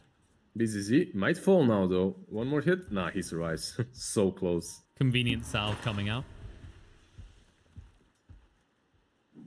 Let's see, mid one. What's his build so far? He has actually skipped the magic missile up to this point. I just feel like it is just the go-to, right? It just allows you to, if you don't get kills, force your opponents out lane. He might kill Drow here. Nope, Tops is able to get away, and now the slows mean that Illusion might go down. Actually, Topson didn't want to hit him again. I think he was worried about the South getting cancelled by the DP. Yeah, probably the better play there, you know. You go back, you heal up, and you continue winning your lane. You continue pressuring the Prophet. That's probably the better play. While Elder Titan was there because there was a region rune, and he wanted to protect it so that the DP can take it. But then he realized also how much damage he's dealing to Topson that he tried to go for a kill. Sadly for him, they're going for a kill. Yeah. Oof. This tree, like this Nature's Grasp, is saving his ass every time. Top lane, Sumail, he leapt in actually. No, Liv, Van Skull will get away as well because Sumail only has 1 leap left. He's not willing to commit it because if he goes forward, he knows Luna will kill him. And the runes haven't been taken. Not all of them, at least, right? Yeah. No. Only 1. Sumail? Nice pause. All right, lads. Who's playing musical chairs? Nice pause, man. Honestly, they should really just let the spectators play the mini games as well. You know, wouldn't that be great, Liz? You win musical chairs, and then you're able to brag to all your friends that you beat Sumail in Dota. Would be great. Would be a great thing to accomplish. All in all, though, mid one is like we talked about the Drow. Just look how much Venge has got out of this lane so far. Now they might even get the kill. They bat him away from the trees. He's like, oh wait, there's trees on both sides of this lane. They did force out some TPs to happen, but they canceled them, and now Sumail top lane. No, they can't get stomped. Interruption comes out from Notial to save the day. It looks like Sumail is able to escape this, but barely. Yeah, he's really playing on the edge. He's pressured so hard on this top lane. He only has 8 CS. Like, I don't think it's even worth it chasing him any longer. Like, just let him be. Let him stay on the lane behind the tower. He's not doing any harm to anyone anyway. You know, if you dive him, you might give him a chance to make a comeback. He's just sitting there and pouting and be like, when are you guys going to rotate and fix my lane? I think like his lane is probably the worst thing that happened for OG. Bottom lane Venge is doing really well. Same goes for mid lane, in which Topson is slightly ahead. But the biggest issue is this Mirana. And historically, when you're playing Mirana plus Drow, yeah, Drow is important, but Mirana is really the hero that dishes out most of the damage because it benefits from the Vengeance aura, it benefits from everything in this game, right? And yeah, we'll see. I guess as long as your Drow's doing well, you're happy. Like, I think the Drow could essentially win this game also, yeah, late enough. 19-teen. Well, basic principles of DP are more heroes equal less chance I die. As they learn the hard way. Unique even TPing 3 heroes to the mid lane to ensure that OG are the ones repelled. So they get the Vengeance, right? You get bonus 13 on your level 4 Vengeance aura. Then you get like around 15, I would say, agility from the Drow Ranger, right? So you get around 30 damage on Mirana just by being around these 2 heroes. And obviously they add up each other as well, so it's even better. So what I'm hearing is big numbers, she'll hit hard anyway. Just let that kitty get some levels. They're just gonna hit very hard, but they have to find a way to actually stay together versus an Elder Titan. And a Luna with Eclipse, and they don't like they can disrupt to create some illusions, but that's about as far as their damage spread goes. And we already highlighted how squishy almost all their heroes are. Earth Spirit's the only one that's going to get good stats. Top lane. Notial will be brought down. They'll get Platypus low, but they can't kill him. Actually, he's actually going for the he's going for the Dominator build as well. Yes. So it's He's not not the only OG. Yeah, not OG is going to be the only ones with the Dominator and all these auras. Luna wants one as well. I really like the Dominator on Luna overall. Gives you a lot of good stats and 20% damage. Also allows you to stack for yourself. A good creep can be very helpful in fights. No, definitely. I think for Luna, it's like her Necronomicon, right? Like we always talk about the kind of cookie car, you want to farm items Necronomicon, but Luna is one of those ones that slots in the Helmet Dom and gets the most value. Yeah, they are taking tier 1 on top lane, but you can see Topson's reaction instantly on the mid lane.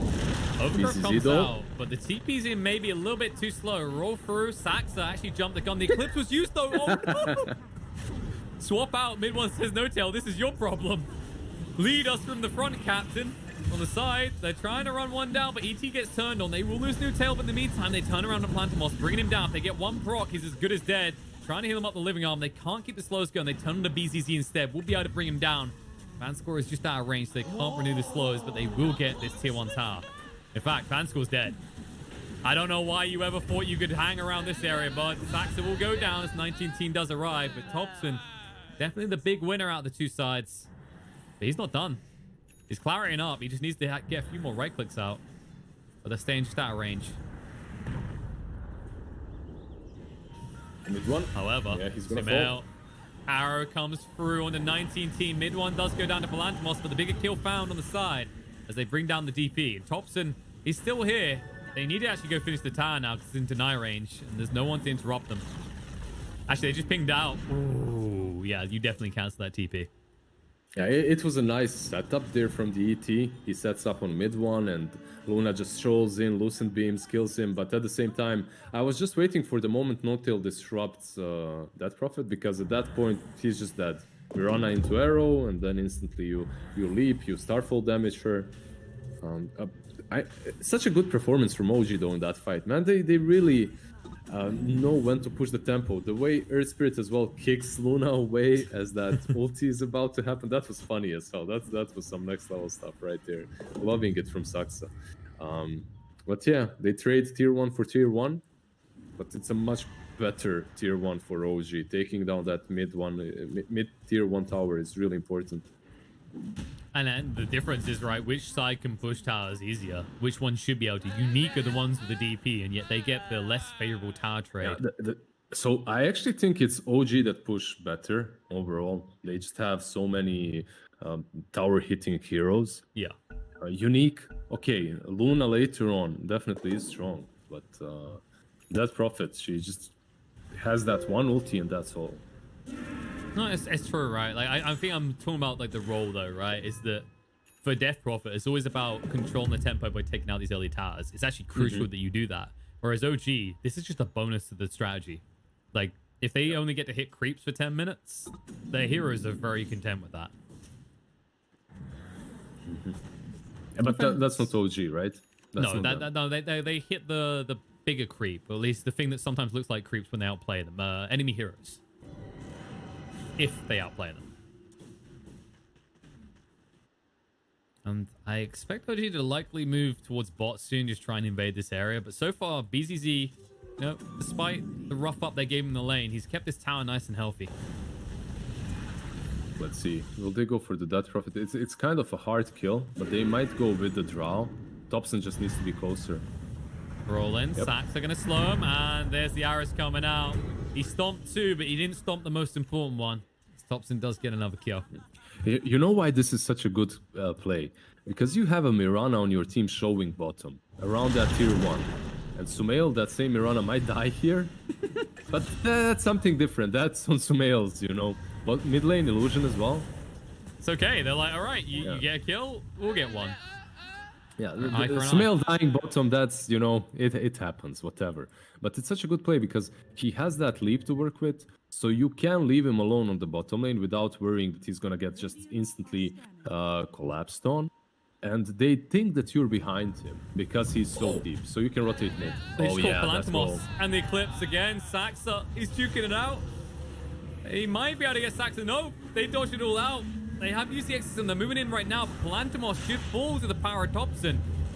Was running through with the right clicks. 19 team chasing all through on the Topson. He knows he's going to die for this. There's no way out of it now. As the Earth Slitter keeps him away from the reinforcements, Topson will go down. But that is an Exorcism for just one kill. And you still lose your win condition, Luna. It's a long route. Bat away. Saxon says, I'm here to save the day. And he doesn't even give his life. He'll be able to roll out himself. So Unique on the chase won't be able to find anything additional. So far, OG, the one's really setting the pace here. These moves just feel so reactionary out of Unique. Yeah. And they killed killed Luna there so well. The Earth Spirit rolled. I think it was the maximum roll possible to cancel that TP and catch him off guard. And then, yeah, there is an ulti from Palantimos, but it's not level 12 ulti. It's not hard enough. And because of that, there's also the disruption from the Shadow Demon, and he doesn't kill pretty much anyone before he dies. They did kill Topson. That's, you know, that's kind of fine as well.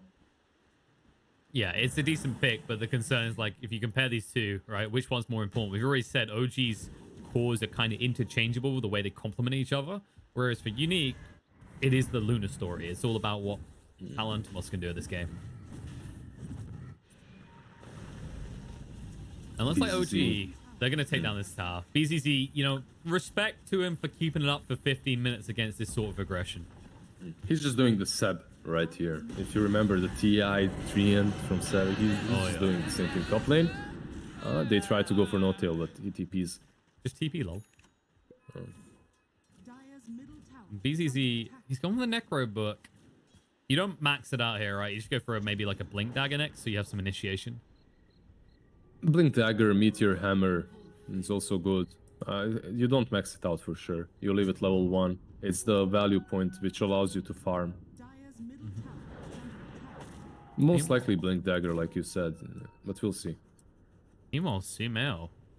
What are you targeting here? He is actually going for the Chrysalis build. I feel like we see this whenever the Mirana's not ahead, right? Like, they want an MKB, but that's for the, you know, the winners. If you come out of the lane roughed up, Chrysalis is like the poor man's MKB. Yeah, and it's obviously a pretty good item even after the nerfs. It was completely broken for a patch or two. Mid lane, 19 teen. Silence straight away, not even a chance. They get the false promise. Oh my god, frame perfect. 17 HP, 19 team will live. Mid one will be brought down. Woo! Yeah, they did think that they will be able to burst him, and they almost did, really. He was like, what, saved on 5% HP? Less than that. He was at 15 health. Like, you know, you could have coughed in his general direction and he would have died. Eclipse is going to come out. Saksa, I mean, I guess he used the ultimate. Topson with the backstab coming around. The gust on the multiple heroes as well. Sumail has also arrived. He's going to dive in deep. Just look for the Starstorm to come out and do a lot of damage. Overgrowth is going to be there, but Drow is way too tanky. 19 team, or is he? Topson, he tries for a TP away instead of just fighting. He's going to be brought down. It's going to be a 3-for-2 trade, but that was the Exorcism again. 3-for-2 trade, Exorcism. They actually fought that 4 versus 5 because mid one was already dead, right? And they saved the tier 1. So for OG, that's great. And it really demonstrates the power of this Shadow Demon. They kind of messed that up. They didn't use the disruption into arrow on the Luna, but the arrow did connect on the Oracle, which maybe was even better, you know. But that disruption, just using it on Luna, gives you so much damage, man. Those illusions just destroyed Palantimos. It's becoming a problem, right? Because that fight, you needed Exorcism to even kind of break even or close to. But now, every time you take these fights, even if Unique comes out slightly ahead, where is their push afterwards? Like, what's their next objective? Instead, 19 Teen is hunted after every time, and they're moving in. There's 3 heroes here. Saksa. Oh, he's going to roll too late. Damn. Wow. There was... I mean, this guy has proven himself to be the master of trees on Wind Ranger, but the trees just got used against him. You see what I mean? Like, a play like that in a lower rank is actually bad, you know, because you're TPing, just he's gonna run straight and find you. But in a game such as this one, Saksa assumes that he's going to run a little bit further and try to juke him around the trees, and because of that play is so good. Liz just making excuses for when he gets juked. Yep. Which is all the time. You know, do you ever do that when you like playing Mirana or something? Like, this makes no sense. He's doing weird stuff. He's not just doing the logical thing. He should be farming that camp right there. Yeah, but that's actually a thing, especially with Mirana. Like the arrows, when you can predict the movements, obviously are much easier, and it's harder to predict some players when they're bayed. You know that's also true. Yeah, you just like arrow to a camp, be like, wait, why is the Quap top right now? Why is he there? God damn It's like when you're arrowing mid, you're always arrowing as the creep is about to die because the hero needs to move in to get that last hit, right? That's like the little trick that you do. And they're casually like, nope, don't want to farm that. Exactly, but if the guy is bad and he doesn't farm, that's problematic. There is a smoke coming up. There is. There's smoke to movement. Because Topson is Roshan right now, and they might get caught with their hand in the cookie jar here. Exorcism comes out a little bit early from 19 Teen. They need to get this. Okay, they will go into the pit, I think, yeah. This could backfire, though. They've got an arrow. Ooh, will be dodged. They're going to look to swap him out just as it's going to end here. He's already getting low. He's going to silence him up. I don't think he's finishing it quick enough, though. Now they're going to move in, though, straight away on the Mirana, but the roll through. Saksa gets the magnetized down. Swap through as well to cause a little bit of havoc. And Topson fighting up against Blantimore. Swap out to save him for the day. And Eclipse on the side doesn't do enough. He gets pulled over the hands of Sumail. He managed to pick it up, and all of a sudden, everything backfiring for Unique as BZZ's hunt down as well. They'll chase one of the Palantimos. Roll through's going to be there from Saksa, and it looks like Luna has nothing left in the chamber as they will wipe the entirety of Unique. Yep. A little bit quick on the trigger there, Unique. Really. The way they went into the pit was... First and foremost, illusion. He uses the Astral Spirit, right? And he instantly starts channeling Echo Stomp, even though they're not around the spirit, right? That's the first mistake, because you don't have to do it like that. Use the Stomp, circle around the pit a little bit, find them, then use the Stomp if it's necessary or not, you know? But he just instantly used it. I think they were scared that Roshan is just dying, you know? They thought that Roshan is already like on 5% HP or something, and that time is of the essence, and they just have to rush straight in. Because of that, they used the Exorcism too early, they used the Stomp, and after that, OG just turned it so easily. No, they're actually looking for some vengeance on the mid one right now, but Topson, once again, this is like watching a sniper draft. Right, you know those games where everyone ignores the sniper and he kills everyone? Right now, they just have no easy way to get on top of this drow. They will at least get the kill on Avenge, though. That's the big one. Do you remember that Mirana that was 8 CS, like 7 minutes in? Look at the net worth charts right now. Yeah, that was Sumail last, last week on Pub Mirana. Oh, wait, that was this get. Oh. Oh, this is a turn of events. DCZ overgrowth. Yeah, DCZ, I think that bend over is for him to get a paddling because he's not doing anything with this ultimate. The arrow will be dodged by Luna, but now you have no overgrowth.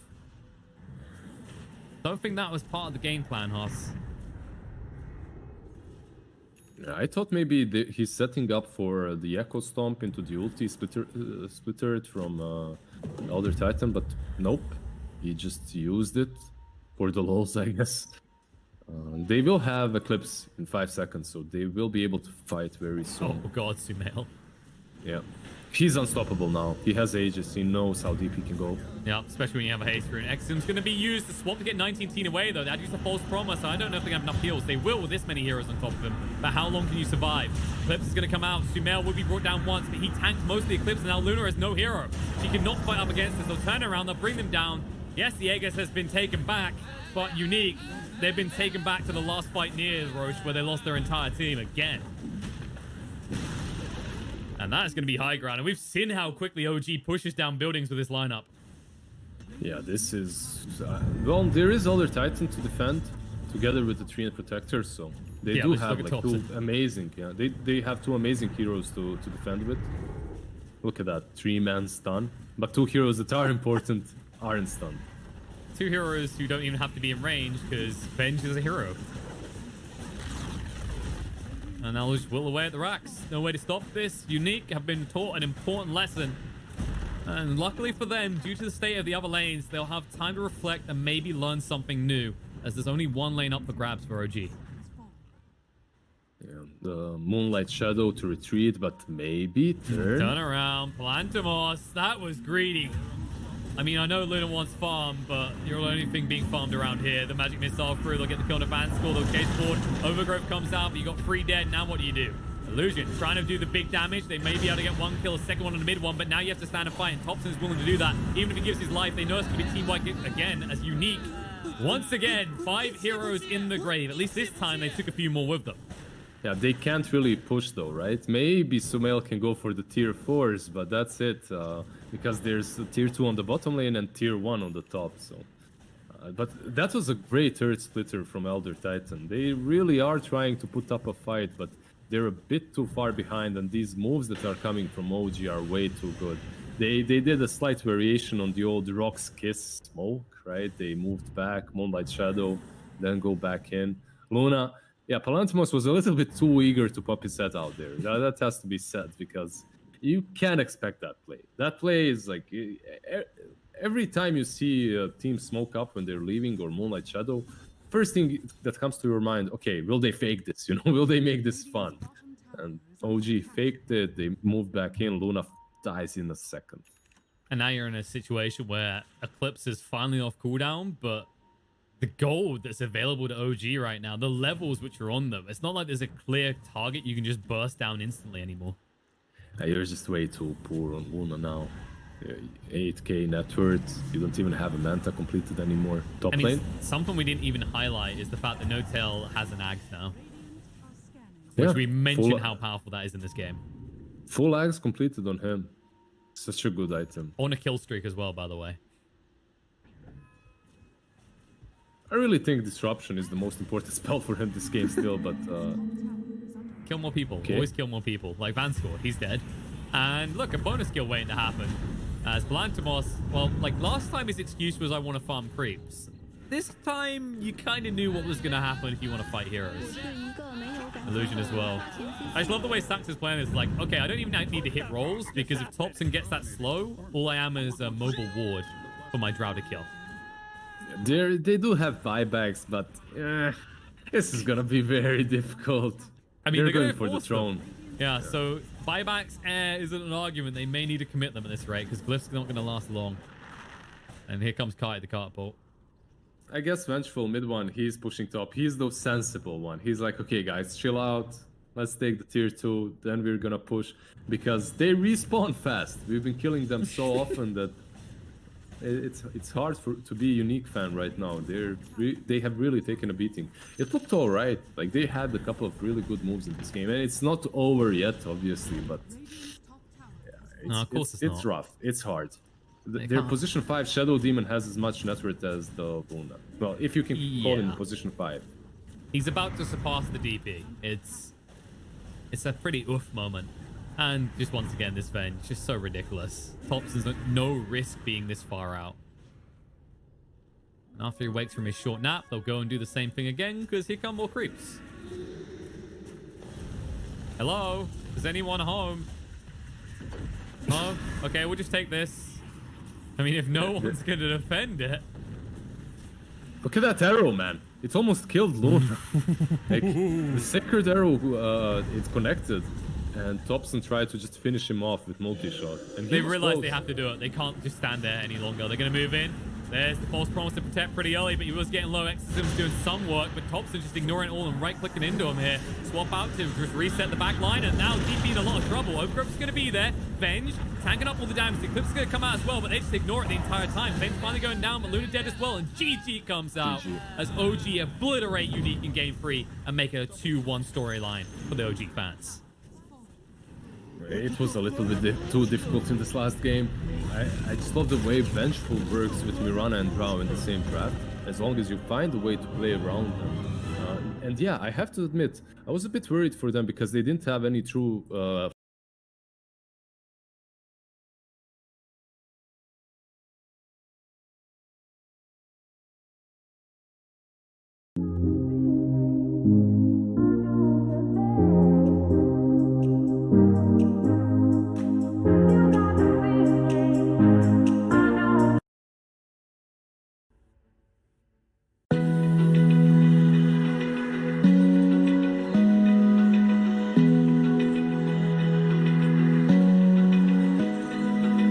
Open eye, feel the waves cut through me, hypnotized by the sounds I'm breathing in. Hold tight, chemicals collide. Hold tight, hold tight, hold tight. Dripping lights paint the skies, all because of you. Dripping lights paint the skies, only you. Come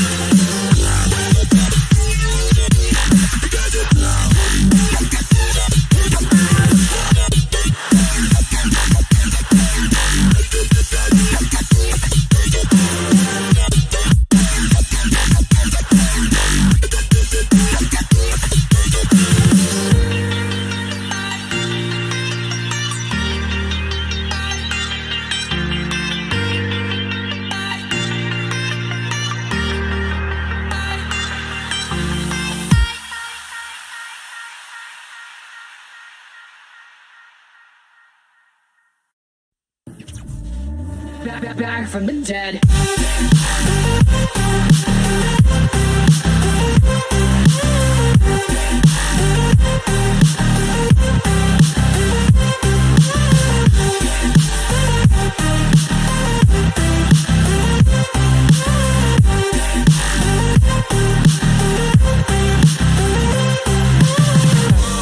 Ladies and gentlemen, you're all invited to go fucking mental on this motherfucking drop. The countdown has just begun. Are you ready?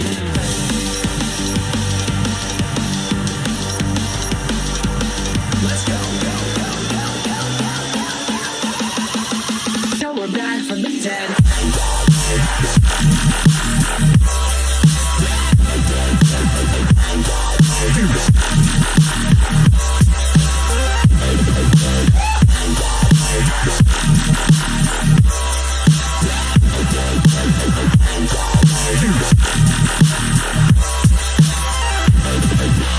We're back from the dead.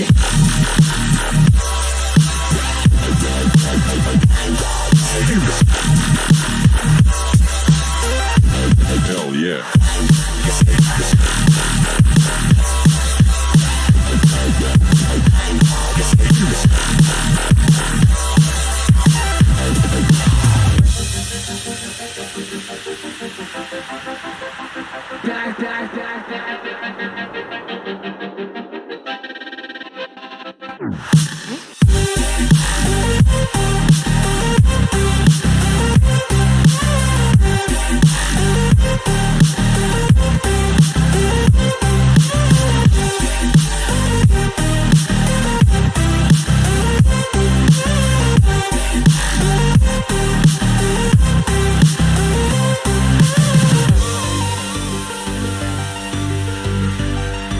We're back from the dead. Are you ready?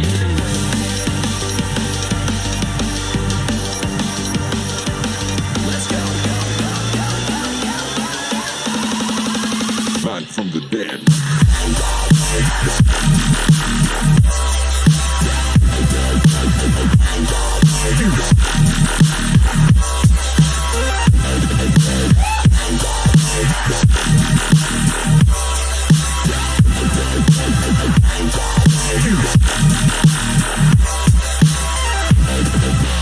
We're back from the dead.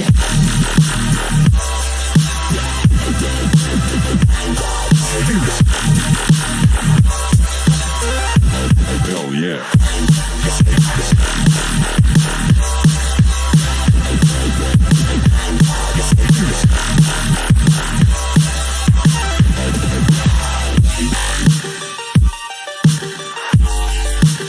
We're back from the dead.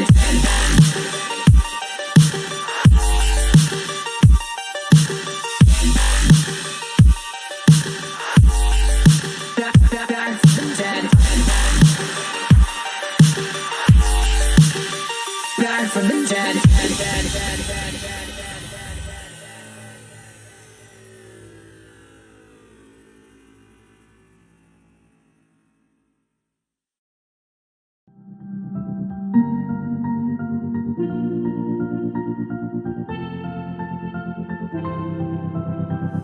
I didn't think we could fall in love. Broken from the start, chained to our past. We had closed hearts. We are breaking free. It's just you and me. We might fall apart while we're running away.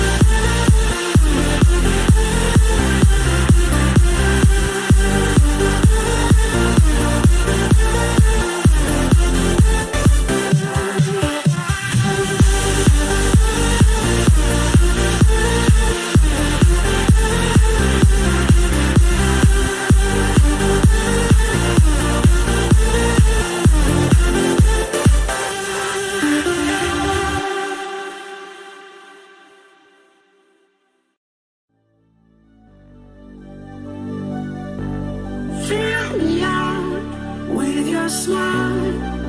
Now the sunshine brings the light. Fill me out with a flame. I will let you in this game. Take me out when I'm down. 'Cause with you I'm safe and sound. Safe and sound.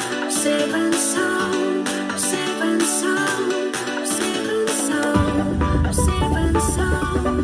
Safe and sound. Safe and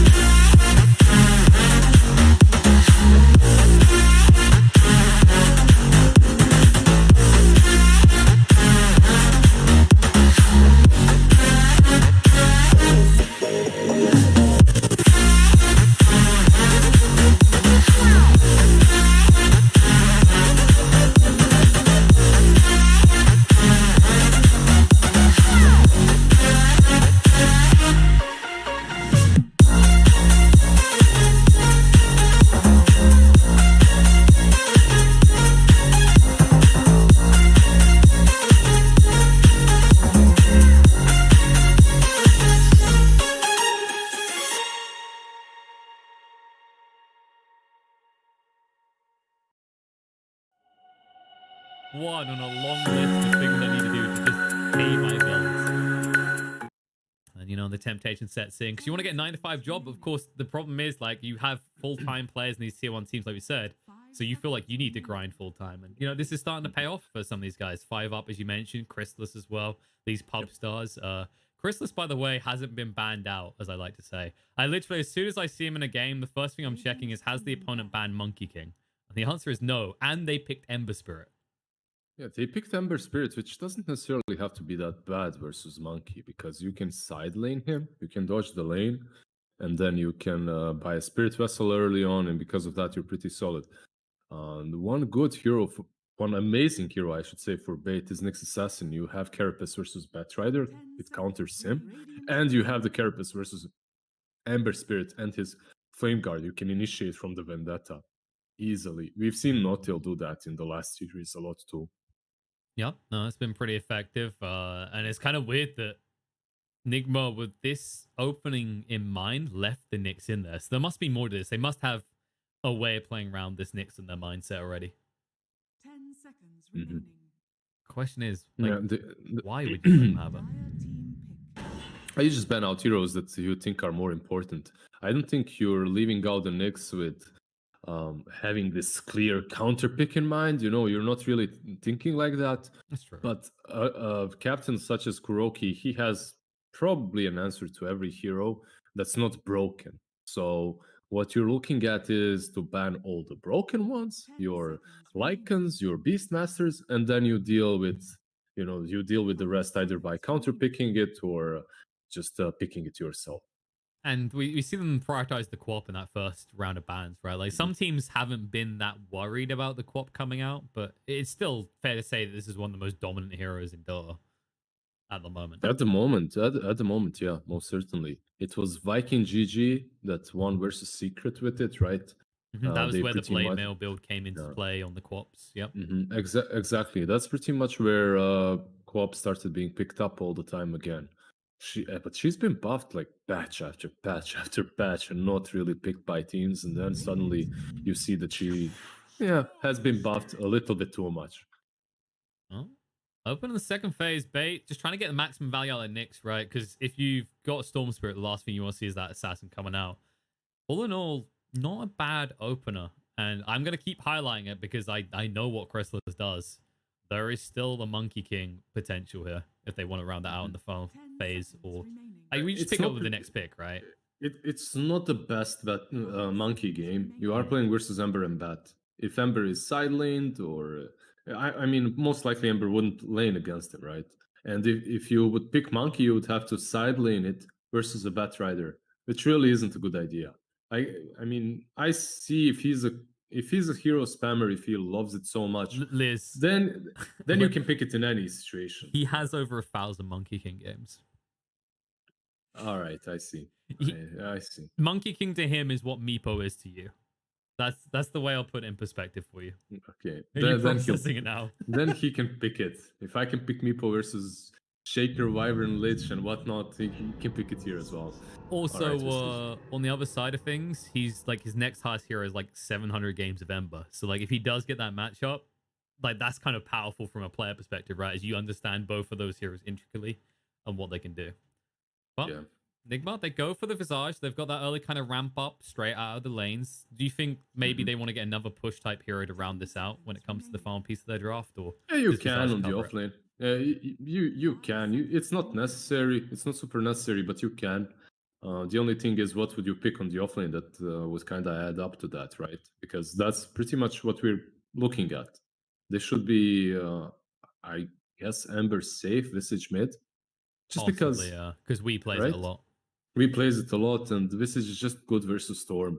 Storm is one of those heroes that you really don't care about as Visage on the mid lane. Like, there are some heroes that just stomp you so hard into the ground that you just have to struggle for 5 minutes to recover. And by the time you do so, suddenly you're not really as relevant. Now, I understand that Visage is really broken right now, and it doesn't really matter that much, but Storm is really not a hero to worry about as a Visage player. I guess the question is like where they go with that final hero. And it's actually going to be PL. So like, Bayer, like, nah, we don't need to pull the Monkey King card straight away. I think. Oh, I was just gonna PL say. I for think the Chrysalis is like PL, Spectre, the other two he plays a crap ton of. So so the PL here, how he's picked obviously into an Ember, right? So that's not really that great for him. But he's also picked into a Batrider and a Visage, and versus those two heroes, he does really well. When Visage, not in this patch, but few patches back when he was really popular in mid lane, PL was very popular as a counter pick on the mid lane as well. You would pick it mid versus Visage, and it would pretty much own him. You get that early diffusal Manta, you just send all the illusions onto the Visage, and you kill him off because he has no armor layers. Now, there are ways to play against that, but it's still a decent PL game, and I like the pick. I like the pick because it makes Batrider's game a little bit hairy as well. Yep. And then what is Bait really missing at this stage? Does it feel like they need some solid lockdown? Because it does seem like they're lacking, like kind of lacking in the stun department right now. I think Nyx and Storm have that covered. You need this utility kind of a hero on the offlane that will help you out more. Now, Nigma, they agree with you. They ban out the Axe. Axe would have been solid here. In the laning stage as well, he'd be pretty strong. But I really think Bait could use some strong, sturdy offlaner. Nothing spectacular. Just get that utility in the team. Abaddon, perhaps, even, something like this. Yeah. Some poetry would actually be pretty nice. Do you like something like a Mars in this type of game, or does it just feel too hard to catch the heroes? I wouldn't mind Mars at all. I just want to see a hero that brings them a Crimson Guard and Vlad's, something like this. They need a Crimson Guard and Vlad's. Now, Bait, they're banning out Meepo. I guess they're thinking, okay, this Visage can be very flexible. Batrider can be very flexible as well. So there is a chance for Nigma to pick a Meepo mid. And it's not like they have any heroes versus Meepo. So banning out that is all right. No. I guess the other thing is like you're trying to close mind control into maybe having to take this Visage, because the draft that Nigma's got right now, if it wasn't for this Nyx, I'd be like 100% Pugna feels great here, right? You can just push down the towers, take control. And mind control has been just completely wrecking opponents on that hero at the moment. But yeah, there you go. Yeah, that's what I really think that's good. A lot of utility. You pretty much make Visage very hard to play in the mid game. You just need the Crimson and Greaves, let's say, as soon as possible. Suddenly those birds won't hurt at all. So I really think this is what they needed. They also got some extra cash that you talked about, so they kind of did two things at the same time. So it's a pretty good last pick for them. Mm-hmm. And the Atos build feels pretty good in this game, right? Like it's quite easy to catch the Ember with the pit initially, then Atos follow up. I would actually hate that. I hope he doesn't. Really? No, I agree with you. Atos is great. I just think that they have more pressing problems. You have catch, you have Nyx, you have Storm, and the pit can help, right? Now you have to actually deal with the damage that's inevitably coming from the Visage. Unless Visage is a support. If he's a support, then perhaps you can add more to the catch part instead. It looks like he is, right? It could be a Batrider support, right? Like there's still that potential. Yeah, you're right. It is though. It's kuroky. Yeah. Mm-hmm. So we is going to be playing the Bat. I've seen this a lot from them as well, right? The Batrider mid, Yeah, he plays the playmaker role, right? Like he reaches about, usually I think most games he gets to a point of like 8k net worth, and all you see is him running, looking for kills all the time. Or just diving the tower. Right, so yeah, I like this as well. I expected Visage to be the core for them, but because of the Underlord pick and the Phantom Lancer, they just relegated to a support, which is a pretty good idea too. Now, one thing has to be said. Visage right now is incredibly strong in the side lanes. You go Soul Assumption level 1, nothing's really changed. It's the same thing you do 6 years ago. You go Soul Assumption level 1 and you just use it every time it's off cooldown. You buy a bunch of mangoes and you trade constantly. Mm-hmm. And having a hero like the Ember Spirit, you can keep poking and like it's double poke essentially, right? You sleight of fist, you get like 2 charges. Soul Assumption, you blast them again. Rinse, repeat. I guess the kind of awkward part for them is they can't target the Nyx as easily, right? It's a hero that can easily spike Carapace and has a lot of regen anyway. Yep. You play around that, right? You play around his cooldowns. It's a good Nyx game, definitely. But there's not really a lot you can do about that. Just play around that. It's been first picked. I think given how Necrophos has been picked last, Mind Control's heroes left the last, and how he's been performing recently, that's probably the lane to watch for Nigma. Do you think this matchup is favorable for the Necrophos in that regard? So one good thing that Bait has going for them in that lane is the fact that Enchantress can take off his Shroud, right? You can actually disenchant it, dispel it with the second spell, so that's pretty good. But they do have Quack plus Necro, and that lane is very solid versus PL and Edge. So we'll see how it goes, but I don't think Mind Control should have way too many problems. You know what I love, Liz? Is when you have those intro screens and everyone's in sync with what they have to do. They hit the die emote and just all flop to the ground. Sadly, most of the time, it's just the people who know they're going to die, like the Enchantress.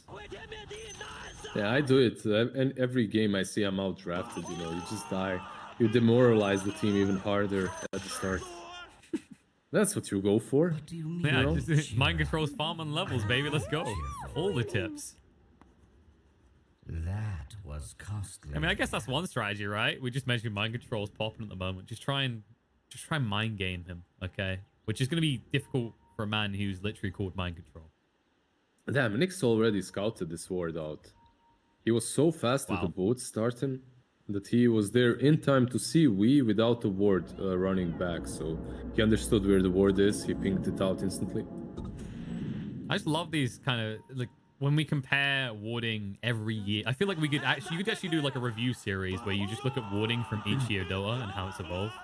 And it's kind of crazy how much changes on a year-to-year basis. It's a meta. It has its own meta. It's not about like some big changes in the map or something that force these wards to change. It's really about the meta, because you have these wards that are one player discovers a really good spot, then everyone starts using it, then everyone starts obviously using sentries, dewarding it, yeah, and then you have to figure out a different spot that's close, you know, and it just goes in circles. It's like one of my favorite ones is, you know, this ward is here. It's like you place a ward here if you're playing Dire into the Radiant, and it just doesn't get dewarded at all. It's such a nice spot right now. Or this Dire ward that 5-up just planted to yeah, scout for the courier as well, yeah. Okay, there, he found it. He dewarded instantly. And look at that, already 4 of the way towards level 2. Easy life for a Nyx. Looks like they're switching up the lanes, by the way. Just looking for a favorable matchup. Last year at top, Chrysalis was bot. Yeah, you don't really want to lane Underlord versus Necro. You want the Enchantress PL on that lane. Nigma is sitting with 3 heroes top as well. So we'll see if they... You could actually bully out the Underlord very easily with 3 heroes, right? Like, you could run a tri-lane as Nigma. It does mean that you're getting a slow 6 on kuroky. The thing is, he's on a safe lane, and I'm not saying that as a good thing. I think that's actually kind of bad for Underlord, because he won't be able to outpush that easily. He might even die here. Yep. This is what I was mentioning. They probably go for this opportunity. Of course, they might be able to get in here. They're going to have to commit. The TP will be way too late to save the day, though. 5-up seemed a little bit, you know, unsure himself, but as a result, he still gets a kill and a miracle. That's the bigger one. However, they did get first blood on this Ember, which means he's got more gold to play with than Nyx now does. Yeah, Nyx did get full free experience. He's level 2.5, so this is pretty solid for him. The problem, however, is Underlord isn't TPing. He's moving back up. I guess that's because he didn't see Ember. Now that he sees Ember, maybe he'll TP, but he's already halfway, right? So. Oh boy, 5-up's in trouble as well. He TP'd up here, so he's gonna have a long walk back. Well, so much of that XP advantage he got. He had no mana, right? So it's a free trip back to base. At least that, you know. And I guess you could look at like, well, I did have an XP advantage, but at the same time, this way, when I get back to lane, we're going to be kind of even Stevens on the XP compared to Nigma's heroes. The only problem is, when you're on the offlane as Underlord, you can really play the equilibrium. Push in with the Firestorm, then side pull the hard camp, right? And that's a good play for you at any given point. But on the safe lane, you don't have that opportunity, and they're going on him again. Yeah, they haven't got enough damage this time, but it sends a message. Stay the hell away. Yeah, and you see Visage, like Kuro, he started with the Basilisk. Actually, he just got it, but he had 2 mangoes before. So he just wants to spam out this Soul Assumption constantly. One thing that has to be highlighted, though, is that Bates' 2 other lanes are going pretty damn well. You know, Chrysalis is farming absolutely fine. Then look at Dendi, the comparison between him and we on the mid lane. Yeah, he's doing really well. He started with the wand, so he has that extra region because of the sticky napalm to work with. Also, he had bought early boots to be able to run away from the Bat Rider. And all he needs to have, actually, is a Nyx Assassin with the TP scroll at the ready. Every time a Bat Rider dives, 5-up needs to be ready to TP and just spike Carapace the Firefly, right? The moment you spike Carapace it, Bat Rider can't pursue any longer. So I mean, just look at the pressure, though. He never gets a chance to do anything. I think There's we GH consistently mid, been kept at half HP. Nice pushback now. They'll move forward onto him. He might be able to actually get the kill first. GH is getting low. TPs are coming in. Now Fishman trying to help, but Dendi is down and out. He will die, but he gets the XP.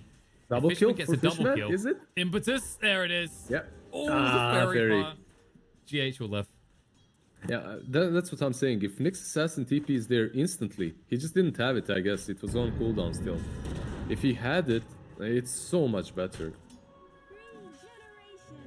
I guess the rough part about that is because the XP did go into the hands of we, that advantage that was there for Dendi to begin with has kind of been evened up. I mean, it's all kind of, it's relative, right? Yeah, that's true. But at the same time, it's a little bit easier for Underlord on the top lane. And he might finally hit his level 2 at least, you know, so... It's been a long time coming. We're almost at the secondary rune spawn time of 5 minutes for the bounties, and he's finally reached level 2.25 on this Underlord. The problem is he started with the Atrophy Aura, so he couldn't even use Firestorm to push in the wave to then go on side pull. It's just a mess of a lane for Bait on top. And some of those runes that were coming up, GH has zoned away the storm, so easy runes for we. Fishman will sneak one in, and I believe 5-up. Yeah, he did yoink that rune as well, so 2 apiece. All in all, though, still concerned about the fact that PL's getting whatever he wants. Mind control, going to be purged off instantly. GH is here to assist, so they have to back away. Guro's coming as well, and they found Fishman. He's going to go down. So dead. Oh, he's trying to run away, but it won't work. Mind control even gets the kill, even more beneficial on Chrysalis. Trying to doppelganger away. No cogs for 5, so he will get out. Yeah, that's a rotation from 2 supports there. They only get the Bambi, and PL kind of survives, so he is forced back to the tower, but he's fine with that. He's gonna wait a little bit for the creeps to put in a farm away. The more important thing is what is Nyx doing on mid? There's a jump. Nyx was waiting here for a long time. They move in with the ball lightning, and they'll be able to get the kill on the Wii. GH is a little bit too far away to do anything. Look at that. Perfect timing for an arcane rune to appear. That's just perfect for Dendi. He can maybe go stack a little bit, farm the jungle, let experience on the mid lane for Nyx Assassin. Chrysalis bot. Or go bot, actually. Yeah. They get soul assumption here. Nice doppelganger, and there's the TP in. Mind control will go down. Kuro, the follow-up kill. He has got a mango. He could try for a soul assumption yoink, but he won't get a chance to. Chrysalis just sells up straight away. Damage. He didn't have enough damage there to finish off PL anyway, so... nice doppelganger like you called before, dodging that soul assumption, and nice rotation from Dendi with the arcane rune. Instantly goes towards bottom. He got a kill on Bat, now he got a kill on Necro as well. He's doing really well. Yeah, that's why you buy clarities in bulk, lads. Alright. He clarities originally, he realizes the fight's going on, and by the time he's back to his original lane, he's pretty much full mana again. Wee's rotation is a little bit more precarious. It will work out for the best in the end, but not as much value found. It's still just Fishman, you know? It's just Fishman. He's fine with it. He's happy. He's happy. He's dying for the PL, standing in front of him, taking all the ganks in. It's a perfect combo of Fishman as well, right? Because you got the Fisherman and the guy called Fishman as well. My only concern right now for Bait, my big concern is Miracle. He's been left alone. He's level 6.5. He's completely free farming. 45 last hits, 27 denies. And it's a case of what hero is going to do more in the next 15 minutes, a PL or an Ember? And we all know the answer to that. There's a reason this hero was banned so much and picked so much in the last few months. It's Ember Spirit all the way. Mid lane, we... Jump him. Brew him up as well. Decent amount of heroes here. GH is going to scare them off. However, he might be able to cut off their escape. As Miracle arrives, we just said he's concerned. He's going to show us how much. Nice. Use the Siren Chains to connect on the two. The last two on the last hero means they might be able to find free, but full hunting away. Dendi, they're going to chase right through and kill him off as well. The fight between spirits, Ember comes out ahead. That's Nigma, it. free That's the heroes first. dead. That's the first rotation from the Ember. Obviously, everyone else helped out. GH with really good cogs, cutting them off. Visage as well, giving some extra movement with the Grave Chill, slowing them down, that is. And then Miracle just comes in and clears, just cleans them up. But that's what you have to be worried about. And you said like, which hero is going to do more in the next 10 minutes, 5-10 minutes? It's definitely Ember, but later on, a case could be made that Ember is also the stronger one. He's the hero that works really, really well versus PL if he's farmed enough. That's true. It does depend on the build. Dendi with a cheeky little yoink in the mid lane. Wee is trying to chase forward, but he doesn't have the lasso, so it's not really a kill. If GH had 6, they would 100% be diving this right now. They're still half a level away. Same for Nyx as well. Actually, it's crucial they get that Vendetta up online. It just feels like both of these 4s are going to have so much impact with their 6s. Mm-hmm. Last hero is actually recovering quite well, but they do see him, and now GH will steal quite a lot of this experience. And that's a problem. He might even hit 6 after all these creeps. Oh, yep. There it is. He gets level 6. Well, last hero did at least pick up the item before he could be hookshot. That would have been pretty rough if that occurred, because it's a very nice item to have, the Keen Optic. Yeah. That's so unfortunate. You know, if he had that solo experience, he gets level 6 there, clock it remains 5, and clock is forced to buy a tome. This way around, it's probably gonna be Visage that gets the tome, and Clockwork is just chilling. He already has 6, he can do whatever. 5 up! He might be 2 down on the deaths at this point. Oh, nice spike Carapace. He'll time the stun for maximum effect. GH doesn't even need the hook shot. That was literally 0.1 seconds remaining on that TP, about that. Siren Chains just perfectly timed by Miracle to get that kill. Last hero is gonna yoink 2 of the bounty runes on top. He knows his role in this team. He's been demoted heavily. Nice TP though. He hides behind the trees, TP's away. There is a smoke mid though. See if they can make it happen. GH didn't have to use the hook shot top, so he still got it for the mid. They'll jump straight in on the storm, pushing back. Lassie is there, right to the waiting arms of Wee. They'll drag him in. They haven't quite got enough to finish him off though. Nice TP out by Dendi. But this does mean you're surrendering your tier 1. Like, I actually don't agree with Kuro's build. Skill build, that is. Oh, yeah. I know that he's one of the oldest Visage players and everything, but I really think you max out Soul Assumption now on Visage. Grave Chill is amazing. It helps you push in much easier, right? But I really think you get more from Soul Assumption. It's just such a strong spell at the moment. Especially with all the talents. I guess it's like in general, yes, Bottom lane? but against these heroes, you're worried Grave Chill's not enough. Bot lane Necro is completely on an island alone. This ain't the Tom Hanks story. It doesn't end well for him as he's going to be brought down. It's just hard for him to stay alive if Enchantress is involved. If he shrouds, there's just the enchant. If he doesn't, he just dies to the damage from the impetus and everything else. And Nyx has always been considered one of the stronger heroes versus Necro story. Yeah, so that's true. And I think the other thing to highlight of this game, right, is that we mentioned mind control, how he's carried a lot for Nigma at the moment. But we've seen what happens when you just leave Miracle to do what he wants, and he's already on his way towards a Deso. I believe he has gone for the drums build. Yeah, they're coming out in the core now. So he's going to ramp up that aggression pretty quick. Does it feel like maybe they've over-fixated on the Necro problem? Now they've got one to their own. In fact, mind control just yoinks an easy kill in the last hero. They're just trying to make the enemy offlane suffer as hard as their offlane is suffering. You know, try to even the odds. Yeah. though, no push in off the back of that for Nigma. It feels like they really want these early towers as well when you have a hero like Visage in your lineup. Usually yes, but if your Visage is support, right, it's not as easy. Why do I feel so posh when I say Visage, even though I know even though I know that's the right pronunciation, that's how he says it as well, but I just want to say Visage, you know, like shut up Visage. Shut up. You're Visage. It's because it's like you squeaky little dead bird, just shut up. Look, if it's a French word and Englishmen are willing to use it, you know it's probably Bosch. Yeah. Like, you know, coup de grace, right? Yeah, yeah. Or coupe de grace, if you don't know how to say it. Oh. There's so many words that are cute when you hear them said wrong. Well, you must laugh a lot talking to me. Anyway, hey, then no, about to finish Kaya. So, which he's one of doing these? quite well. Which one of these position trees are you more scared Fishman? of in the next few minutes? I would say Necro, definitely. Like, he's more scary.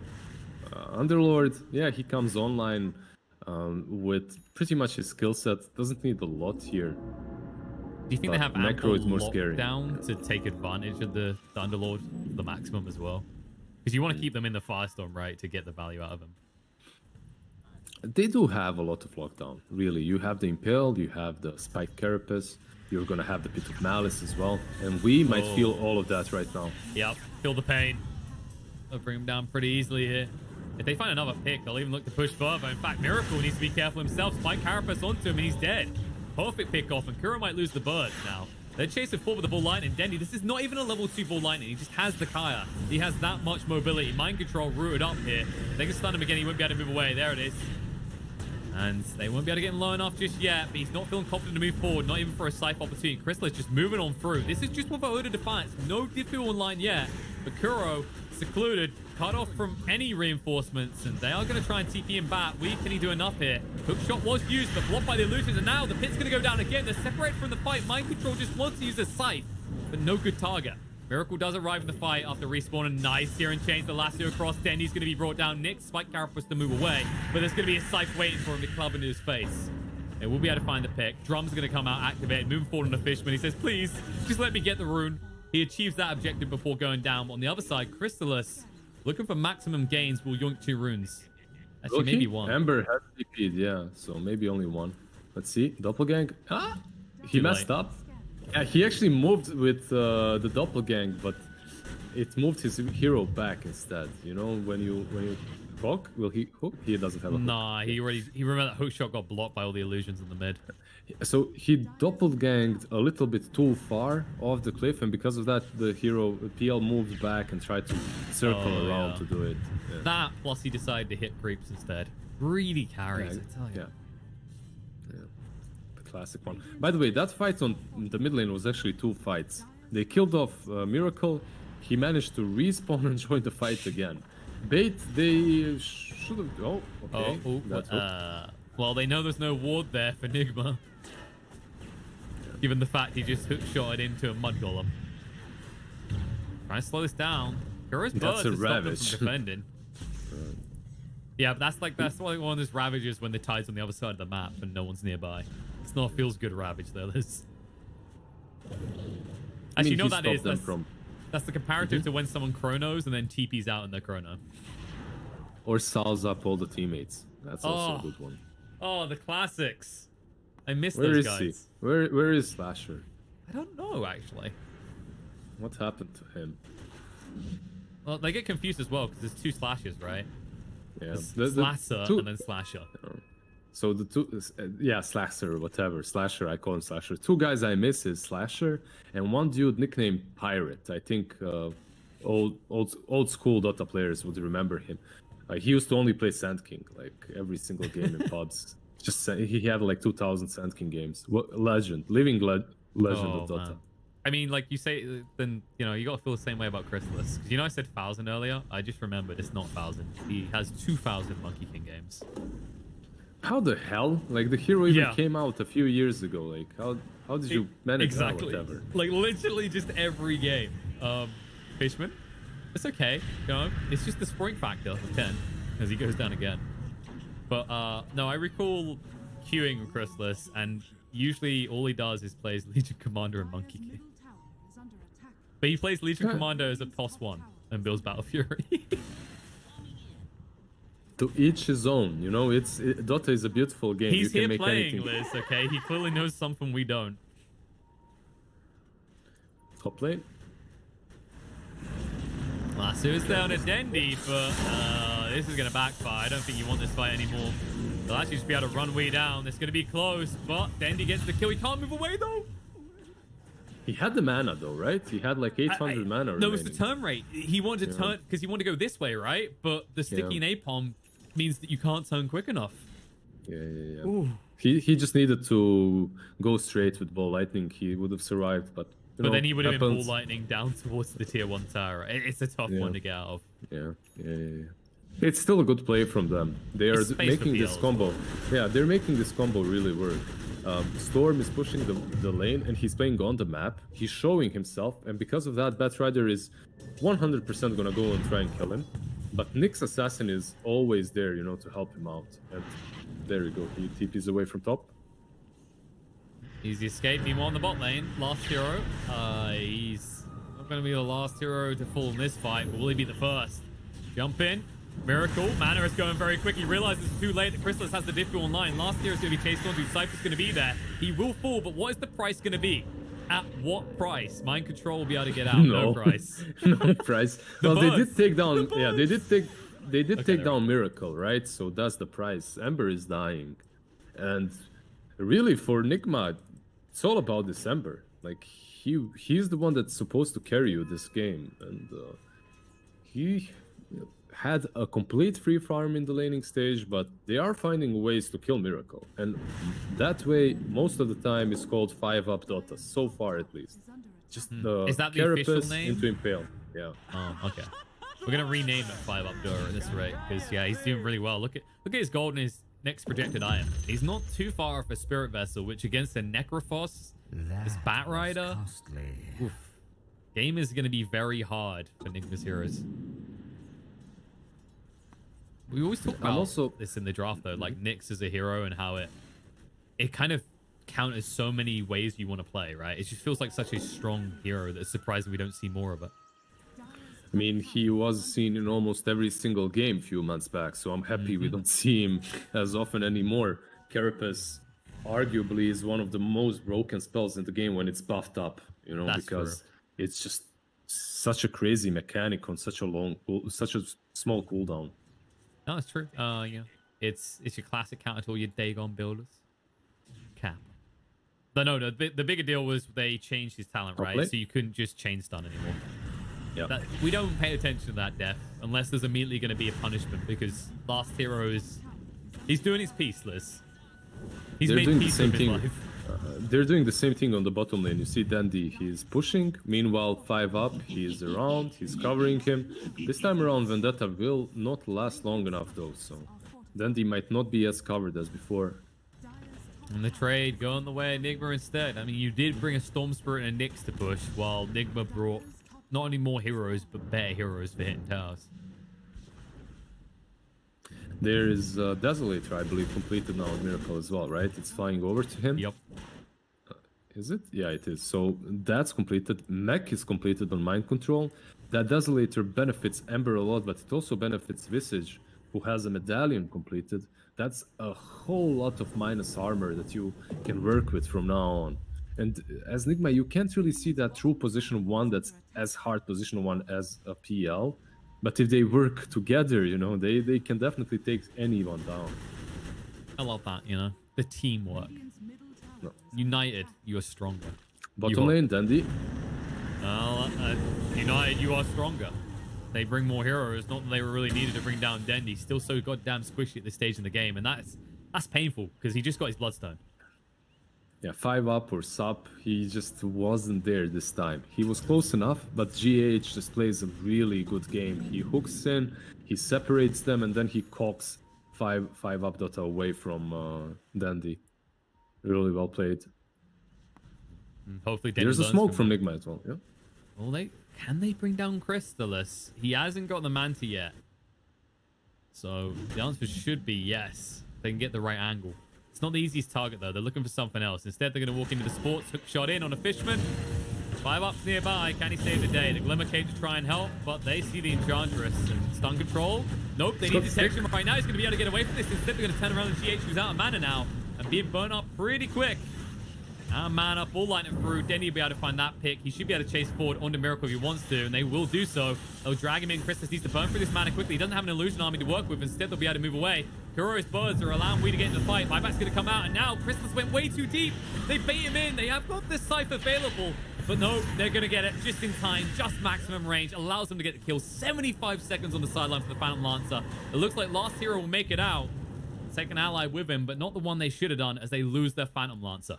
Now, just as this is Roche, by the way, but just as this fight was about to happen, I wanted to say, why doesn't PL join the fight? He's got Diffusal, he's got, he's ready. And then this happens. But that was a bit too deep. The way he joined the fight was fine, the way he ended the fight was not. He went way, way too deep with that PL and he got punished for it. You could see there was that moment, right? When the second remnant goes back from the Ember, it's almost like Dendi and Chrysalis just looking at each other and go, we killed, right? It's almost like they forgot that in the 23 minutes in, this tier 1 is still standing for Nigma. Like, you don't have numbers advantage in those situations ever. Oh, Last Hero. That's been found by GH. They'll push him back again, but the Glimmer won't protect him. As they have the dust, they'll have the kill. Yeah, with that Aegis on them, I really think this is going to be a push very soon. Mid lane, mind control. Can you get firm in time? He's so tanky. I think you need to leave this right now. You can already see that Nigma are converging from the dire jungle. 5 up will go for the TP out, but the birds are going to be there. No escape for the pesky Nyx. Dude, I just disappeared for a minute. The draft almost took off my window from the apartment. It was crazy. Anyway, back to the game. Nyx falling. He was so close to the vessel as well. But this is literally the biggest power spike of Nigma. And this is where they're gonna pressure so hard.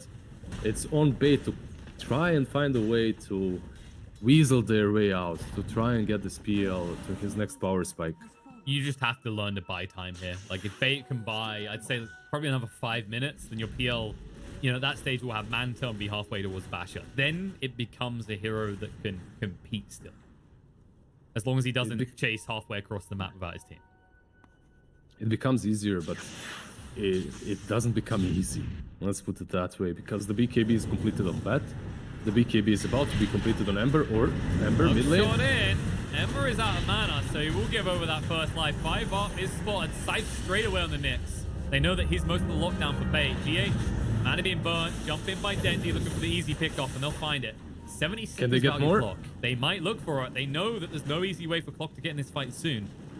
They did buy back on the Nyx. They need something, but Nigma's so quick to disengage. Yeah, that buyback might have been a little bit unnecessary, knowing how it ended, but it's hard to decide in that moment. I think you buy back most of the time. You try and go take a fight because you took the Aegis off, you killed the clock as well. That buyback's about to turn into a dieback, Liz. 5 up's gone again. Oh, he flew for the sun and he got burnt. And as a result, now death for 60 seconds. All of a sudden, bait are the ones on the run because the Nyx is their initiation. And they still have Lapso. They do indeed. They'll catch on the Last Hero. The BKB means that they can't even root him up. Last Hero is separated from his team. Will try to go for the TP out. And on the side, Dendi controlling up. Miracle will get him low, down to half HP. They're going to go for it now. This is too greedy, though. The root's going to come out straight away. He baits himself in. Dendi. Bloodstoning up. Glimmer Cape trying to reduce the damage. Christmas is in, but he needs to get out now. He knows he's just there to try and frustrate the side of Nigma. And most importantly, they do at least keep Dendi alive, but they do lose the Underlord as well. They lost 2 heroes. I mean, these fights are still going really, really well for Nigma, and they're keeping the pressure up. The PL, as long as he's fighting like this, he's not farming. Because of that, if you click on him, the item build is not changed, has not changed for the last 5 minutes. He still is to complete his Manta, and he's had it queued up forever now. Why? Because he's joining every single small skirmish that's around his base. And that's because Nigma is constantly pressuring so close to the high ground. I think Crystal should just chill out a little bit and try and finish his items. Yeah, bait can feed a little bit, but they're gonna feed regardless. You know, just go and finish your items. Come online with a true power spike. And I guess it's that feeling like you like, oh, my Storm Spirit has a Bloodstone. I need to make sure he doesn't die. So you feel even more pressured to try and protect them. Save a Hero Syndrome, definitely kicking in a bit. Looks like he's more or less got that ult morb though. Just needs to go buy it now. Him on the mid lane, moving in. But we will not be able to jump. And the Spike Carapace buys enough time. 5 up, or does it? He didn't turn around for the stun at all. But now Dendi will jump straight into the weep because there's no lasso. BKB will be forced out. Dendi needs that DD if he's actually going to make the kill happen, but he's not even going for it. He doesn't know about it. And instead, he's down to half mana. He needs to actually escape quickly. They know he's there. There's the hook. They got the hook There's shot. the hook. Look at Last Hero, though. No, he couldn't block it in time. Instead, he'll be stunned as well. Dendi needs an out right now. And there it is. He'll be able to TP away. They'll chase forward. Last Hero has to give his life, though. No chance he'll be able to Uber out of here in time. Yeah, so this pipe on him, I think it's good. I guess the hood is pretty good versus Necro. The pipe is good versus Bet. I thought he was gonna rush Crimson. I think he didn't rush it because he's thinking, okay, Visage is, you know, position 4 or even 5. He's not going to be dishing out as much damage. I'm not so sure about that. Top lane GH. GH will go down. Miracle has to activate the BKB. This is not a fight that you want, though. He actually needs to leave. He's going to live life to the fullest, or is he going to live it to the end? Just barely alive with 100 HP. We'll be able to get away. That does allow time for Nigma Reinforcement to arrive, but Kuro also needs to be careful. Krista's going to go for the TP away as he knows the Necro is coming and has the Scythe. He needs an out right now, but he'll have to stand and fight.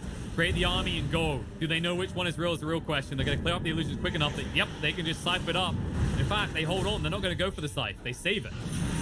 And they'll turn around and use it on Fishman instead. But he had the Glimmer Cape, so he won't spend longer on the sideline, but they will be dead for quite a while. PL down for 60.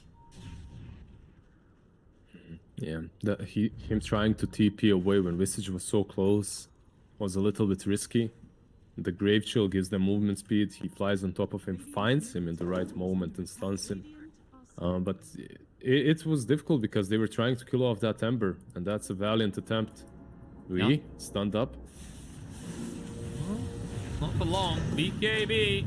He'll chase forward. 5 up will go down. Dendi out. It just feels like they keep trying to find kills for Dendi's Bloodstone, and every time they're the ones who are spilling the blood. They can't, though, can they? Like, the only hero I think they should be trying to kill is either the Visage or the Ember. But even the Ember with his 9-second BKB right now is very difficult to kill. Bottom lane, last hero, does have his ulti to use. He's like, just leave me alone. Just leave me the hell alone. Top lane, mind control as well. This is a really good kill if you can get it. And he has used the Shroud already. But Ember's coming. They're being baited in. They need to get the hell out.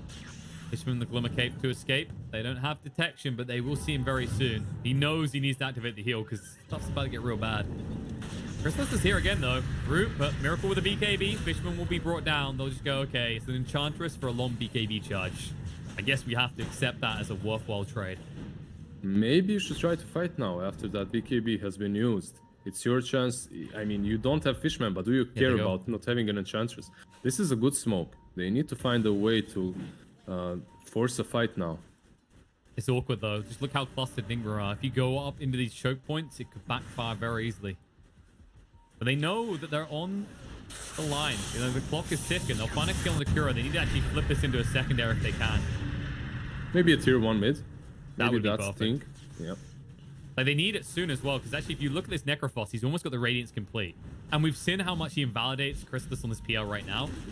If that Radiance gets complete before they find some big objectives, they're in trouble. It's gonna be even more, exactly, yeah. The Battle Fury also being picked up by Ember.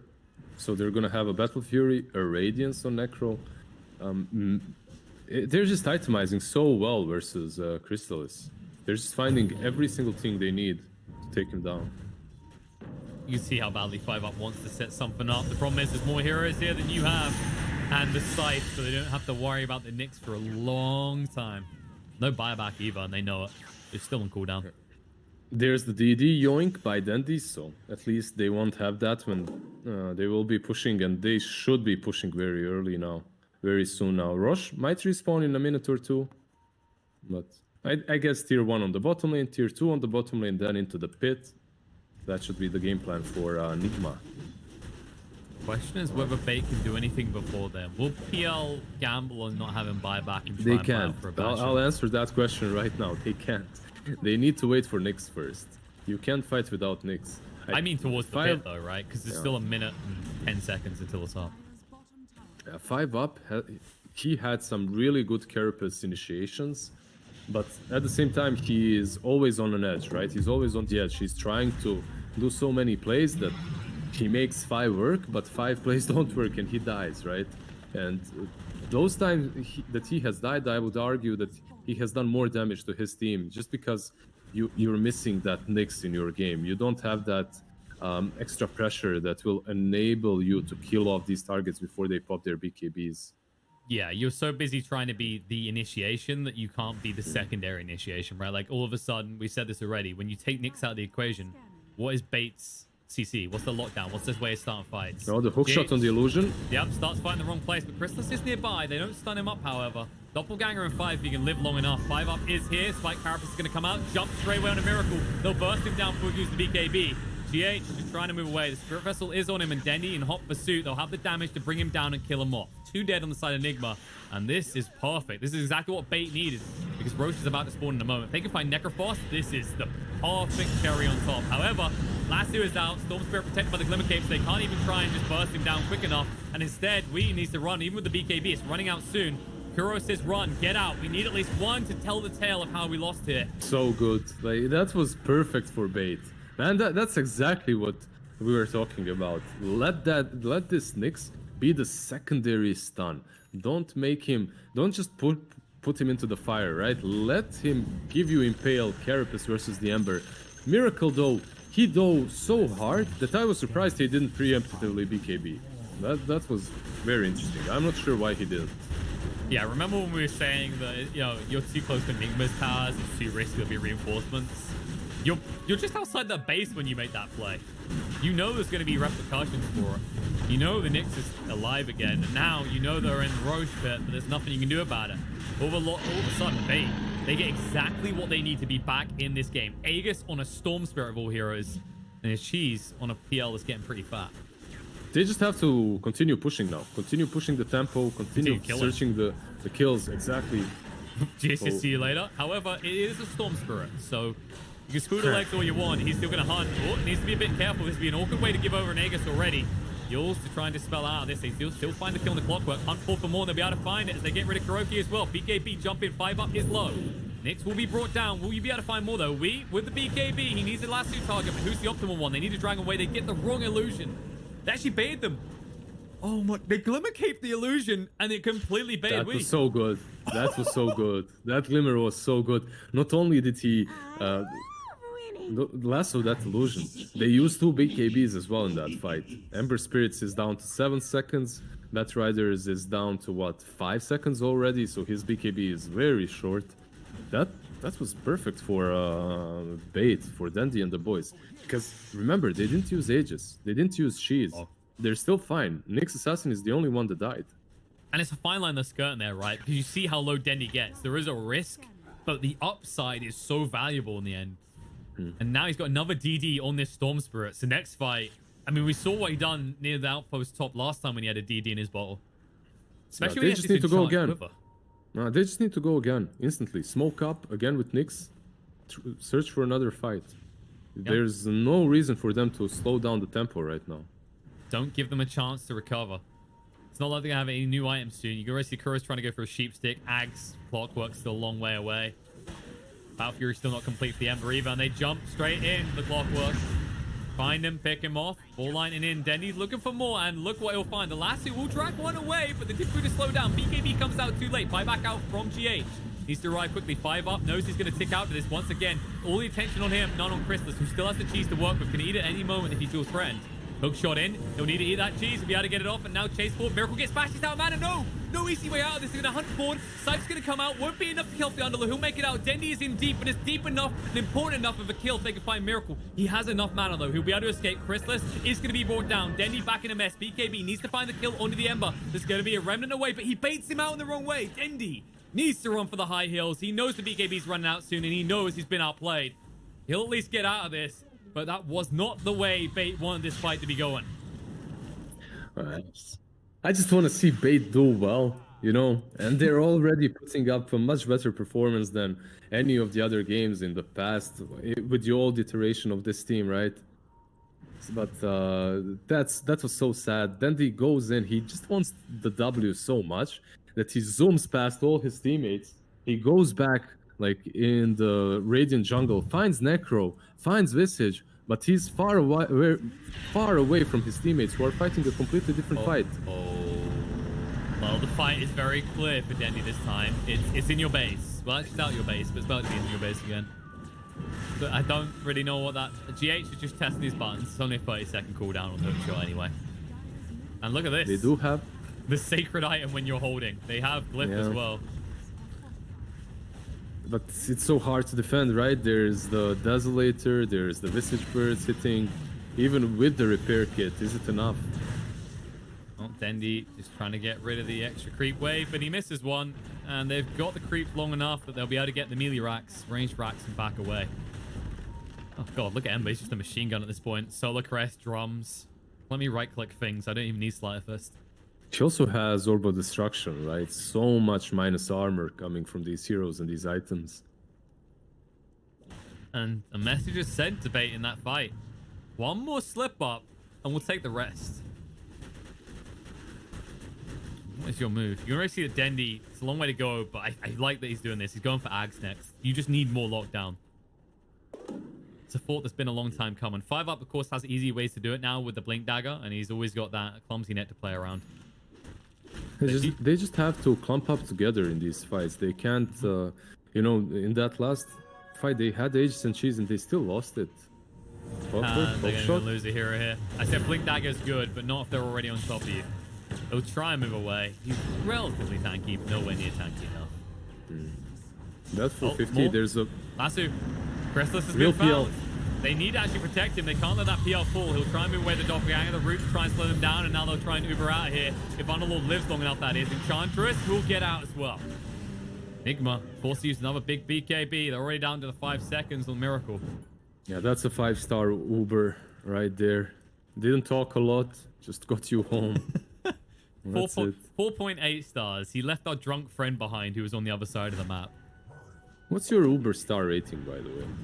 Ooh, I don't know. I'm not 5. I'm not 5. Someone what have you done in someone's car? I'm 4.9 or something, man. It's sad. Jeez. I don't want to know what you've done to frustrate that one person, okay? Who you know when you knows? get those really nice Uber drivers that are over the top, like they're offering you sweets and stuff, you're like, I mean, this is nice, but weird, this is right? also really dodgy. There's like water waiting for you. There's some candy, you know. I'm gonna pass, dude. Thank you. The worst one is when you're in a different country. I remember I had it once in Germany. He offered me loads of sweets. I'm like, I don't even know if these are dodgy drugs that have been wrapped up because I haven't been to Germany. So you win either way. Why are you like? I took everything, buddy. Okay. That's it. That's the play. My classic. Snort mid lane. There's the lasso. Jump in, drag him back. He's got the BKB, but no chance to even use it. The Scythe, 125 seconds dead. He doesn't have buyback. He's 270 gold short. And Nigma are going to find this out very quick as they push forward. They might chase for more, even Chrysalis. Yeah, he's not level 25. It's not like he's got doppelganger shenanigans. But they haven't got the heroes close enough. They got hook shot, but they got plenty of heroes in the way of Clockwork, so no clear line of sight. Okay, so one good thing with that is the fact that they were chasing PL, they weren't killing creeps, and now none of these lanes are pushed in. Because of that, it's gonna take a little bit of time for Nigma to actually get to the high ground. Not too much time, but yeah, they can't just pressure tier 3s instantly. Yeah, it might be enough time to get Storm up. Also, they are not aware if he has buyback or not. And if you're Nigma, you saw that he doesn't have a new item. And because of that, you're expecting him to actually have the buyback. So yeah, and it's that type of hero that holds buyback until the last moment, right? Like, you want to draw them in before you commit a buyback for a hero like Storm anyway. Just so you can see the back line and jump it straight away. Oh, we'll see if they can actually get on the high ground. They are somewhat reluctant. Don't blame them. The heroes they're up against, like an Underlord and a Nyx in a choke point, can easily spell death. However, the only thing that's spelling death right now is Fishman. spelling it with his own blood. That DD one-shotted by Ember. It hurts a little bit, not gonna lie. Buyback comes out from Fishman. They're gonna use the repair kit as well. This still could just be them holding the Storm buyback in the eyes of Nigma. Hence why they don't commit everyone to the high ground. And it looks like Bait, they might get away with this. Because Nigma are not willing to go deep. Yeah, that's so crazy. Like, if they just didn't chase the PL in the first place, if they just pushed the waves, right? If they ignored the PL, pushed the waves in, they would have gotten so much more. But, yeah, they did what almost any given player would do. They tried to get that extra kill.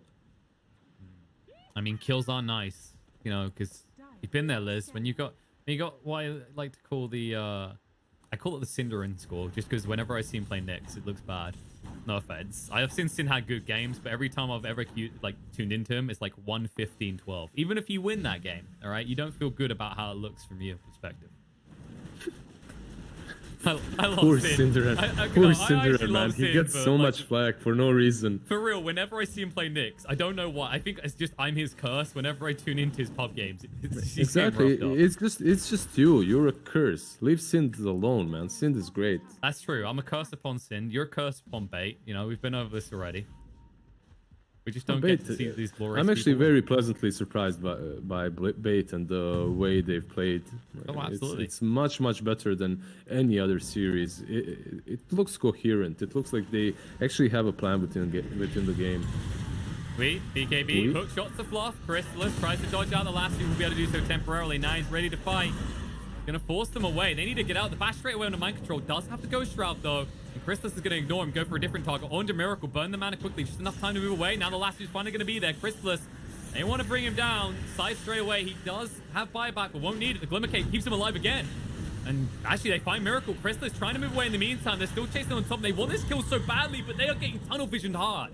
Maybe they bring him down, but now what's the price going to be? Buyback straight away, and all of a sudden, Nigma in a little bit too deep. Last hero, dragging their attention to the side. Needs to root them up to try and find some easy kills for the PL. Movement forward, Dendi is going to drag back kuroky. The stun follow-up is good, and he'll be brought down. Maybe they can find more. Dendi does have half mana, and he'll hunt straight forward under the clockwork. Gets on top of him, so there's no easy pushback or away. GH does have the hook shot. Spike Carapace will stop him from using it. Although they can't quite get the stun out. There it is across the camp, but it's a short camp away, and they can get the impale. They'll be able to get the stuns out. The control is good. That's and guess what? That is bit. roast for Bait. And just in a perfect time because they did buy back on that PL. Straight into the pit. It's so good that he had that buyback to use. He uses that buyback instantly into the pit to take down Roche. And it's an Allaince actually as well. Wow. So maybe Dendi gets to to save for just buyback. give it to him. Yes, for buyback, give Allaince the Storm Spirit. I think Chrysalis should take the Aegis this time around, just because he doesn't have a buyback. Yeah. We'll see what they do with it. It looks like Storm has opened up a slot. So did Phantom Lancer though. I want it. No, I want it. Just everyone click the ground as quickly as possible. Actually, it's Dendi. Yeah. I don't think they realize there's an Ags there. They're actually, the Underlords picked it up. You're hunting Please don't Wheat. use it. He's dead. 100 seconds dead. Has buyback. Will probably be forced to use it at this rate.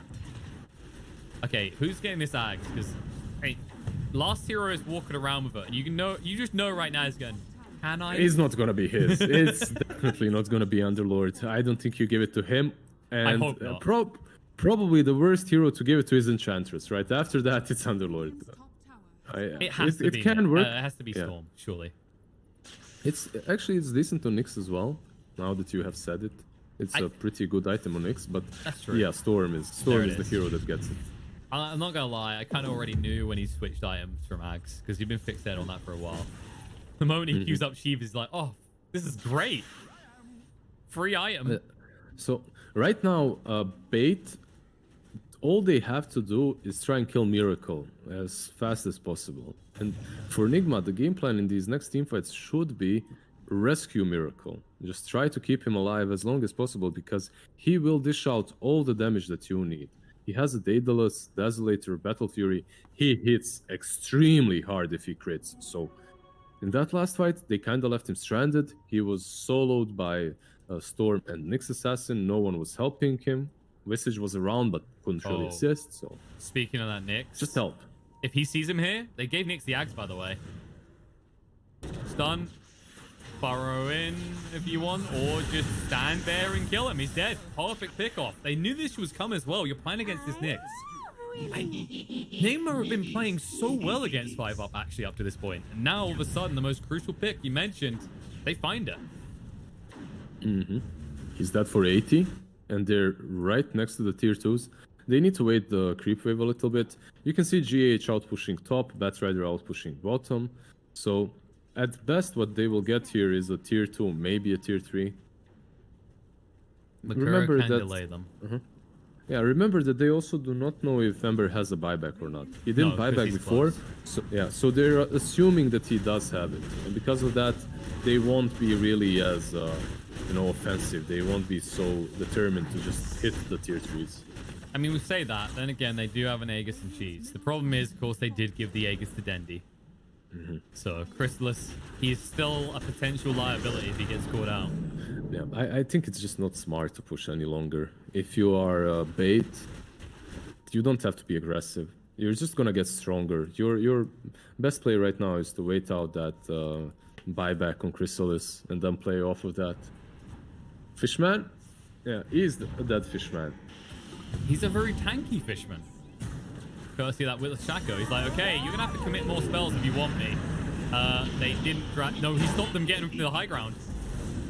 They'll get him up there again, but my god, is he wasting their time. It's like, anything else? Anything else? Are they fighting? I mean, at the end, you're like, no, okay, you done this. This is the price you pay. 130 seconds dead. And a minute without buyback. But that's a mind control without a sight for 100 seconds as well. So if you're bait, that's not too bad for you. Maybe you can search for a fight now. Oh, they say, you do have Aegis, you do have Cheese. You could actually search for a fight. That's true. They go, we're Bay, you must be Bay. Nice to meet you. Let's see if they're going to make someone happen, because they're pushing in around bot. But Nigma is already playing away from that area of the map, which means they're going to forfeit this tier 2. And there's really nothing. Okay, there is something for Nigma up top. That's the outpost. As you can see, bounties are about to spawn. 15-minute mark. Also, you get the experience. So they got something there. Well, we'll see if they can get more as this goes on. You know, we're 10 minutes out from those disgusting late game items. This feels like a game that could actually extend that far as well. Yeah, this lasted way longer. Is lasting way longer than I expected, and it's going so well for bait right now. Batrider, however, yeah, he's looking for the throw. Oh no, he's not going to be fooled. He sees when the smoke actually went off. He knows someone else is here, but last hero is out. As the last hero used again, nothing found for it. He's not the vulnerable target he once was. Dark Rift was used as well, right? So that's true. But usually that's the panic. I need to get out of here spell, right? Like. You feel good about that. When it comes to cooldowns, it's actually favored for Batrider. It's just about what these two heroes like to do. Batrider likes to catch all the time. He likes to be in front, while last hero, he's kind of chilling. Without Dark Shift, it's not really the worst thing, right? Yeah. And I think that the kind of comparative there, right, is that the last two being gone at that crucial moment when Aegis is expiring means you can still be out on the map as bait. You're not worried about that pick instantly. Not to mention the smoke, which was used by Nigma. But was it the smoke or just was it the smoke or just ninja gear on Ooh, that's actually a fair point. I mean, he's in a smoke now. He is alone in that smoke. It's just Nyx Assassin and Bat. They both have ninja gears, and they're just constantly on a hunt. Oh, yeah, it's ninja gear. I hate that there's not a different icon for ninja gear. So you're like, oh, why is this idiot here smoked alone? Oh, he's not an idiot. Oh, I'm the idiot. Whoops. He's going again. There it is. Lasso. How long is it going to take you this time? Because last time... Oh, that's much quicker. That'll do it. Yeah, they still don't have a buyback on PL. And because of that, I think they're reluctant to play together. You can see close, that... though. Yeah. Usually, if an Enchantress gets initiated like that, an Enchantress with Witless Shackle, that's a perfect opportunity for you to go and try to take a fight. But just because they don't have a buyback and he's queued up Satanic, I guess they're a bit reluctant to go for it. They have now got an increase in the deeps, though, as Dendi just picked up the Orchid. some prime targets in this game for that thing as well. Especially with the BKBs being so short, there's potential to hit up the cores with it in the second part of the fight. Which means that Miracle Ember we were talking about, who's the way that Nigma wins this game, is feeling even more exposed. In fact, it makes you wonder, where's the Lotus gamers at? That's the thing, they don't have a safe way of protecting. They don't have a dispel, right, against this Orchid. No, they don't have any saves overall in this game. Like, nothing. You have the Aghanims on clock now, though, so overclocking his way, that's gonna be cool. He's been using it just to farm, I guess. Yeah, I've seen GH do this build before, and he uses it to keep waves pushed out, right? It's not about double hook shot, it's about double rocket flare. Yeah. But the double hookshot is really strong in fights as well. Yes. It's quite cool. Not only the hookshot, you can do everything right twice. So And most importantly, strong. the cooldown is really low. 60 seconds on the overclocking. Things coming out. Miracle, jump in. They fluff the stun though. They got the spike carapace, and now the Abyss will pull up as well. They're going to try and burn his mana, but they can't actually get the false stun. And no Dendi, he's in trouble. BKB though, he'll be able to stay alive. Last is going to be there. Won't be able to survive through this though. The right clicks will bring him down. Dead for 100 seconds, has to fight back. Krista's chased onto as well. Needs to get inside last hero's ring so he can be Ubered out. That's another 5-star rating as they escape once more, but it did cost them the buyback of Dendi, and they still are without a Nyx. That's the problem. He bought back, and because of he bought back, but they still can't fight because Nyx is dead, right? So at best, what they can do now is defend. Roshan could be up already. They don't know that. It's actually going to be up in 1 minute and 40 seconds, but it could have went much, much worse for Bait if it was already there. In their eyes, they imagine it's much worse, though. That's why they've smoked, right? They're like, for all they know, Roche is up right this second. And now they'll realize it's not when they see Nigma in the mid lane. They need to jump in. Buyback comes out from Nick. Stun straight away in the next boss. Nice control with the Vortex out from Dendi. Gonna get mind control low. Ghost Shroud trying to stay alive. No BKB 15 seconds. Weed does throughout the last year. They get for the storm. That's gonna be the dieback. He's dead. Mind control will go down as well. But Chrysalis needs to make a lot happen now. He's still with the cheese to work with. So he can bait them out and get himself low before he has to heal up. And there it is.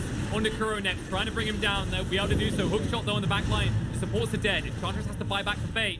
Nigma still have the numbers advised for the moment. They'll be able to bring down Chrysalis. Buyback's going to be there. This is do or die. As Nigma moving towards the base, they're looking forward.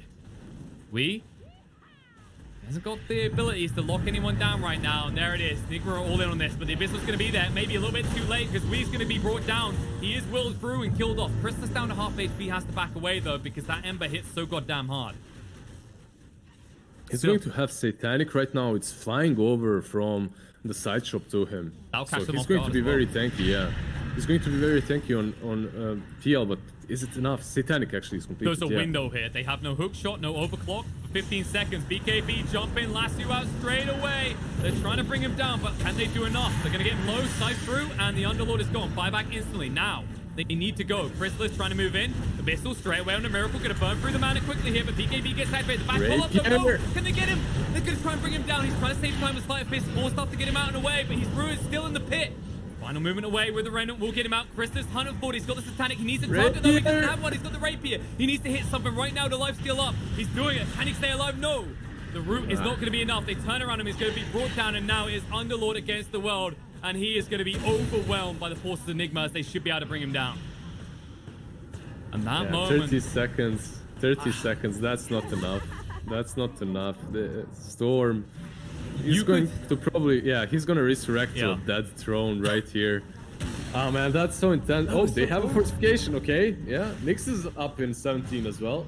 I mean, they got heroes, but where's the Rapier sitting right now? It's on the Necrophos, so you don't have to worry about Miracle's right clicks as much, but it doesn't matter. The throne's exposed. The game is done with. Bait, it was close, but no cigar in game one as it goes away at Nigma. Man, I was... Who would have thought 56 minutes game Bait versus Nigma in which Bait really had the chance at every single second. It was just such a well-played game by the side of Bait in comparison to their recent performances.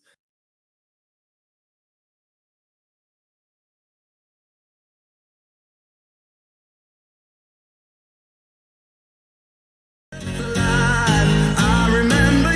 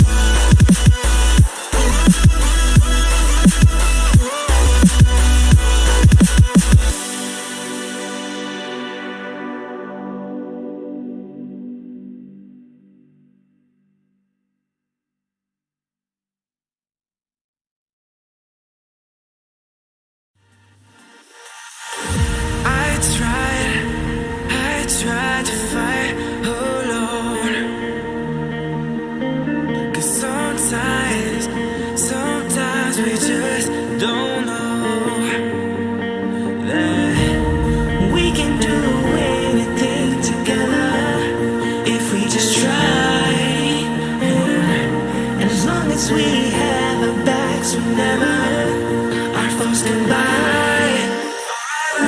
This time we will win. This time we'll have to join forces. This time we will win. This time we'll have to join forces.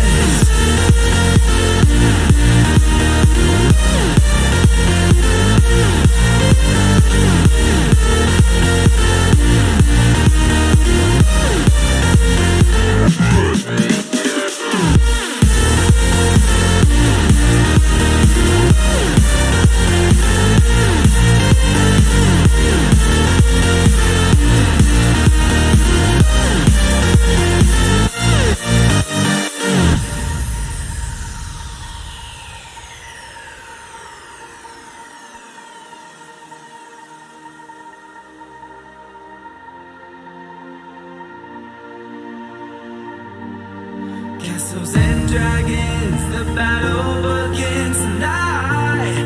Are you with me? This is our kingdom, and we won't run tonight. We are a team. Castles and dragons, the battle begins tonight. Are you with me?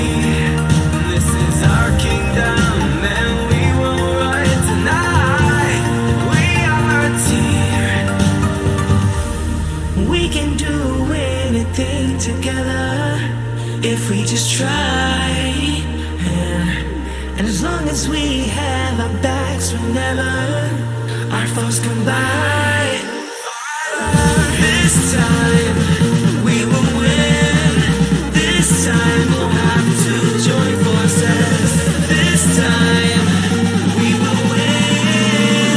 This time we'll have to join forces.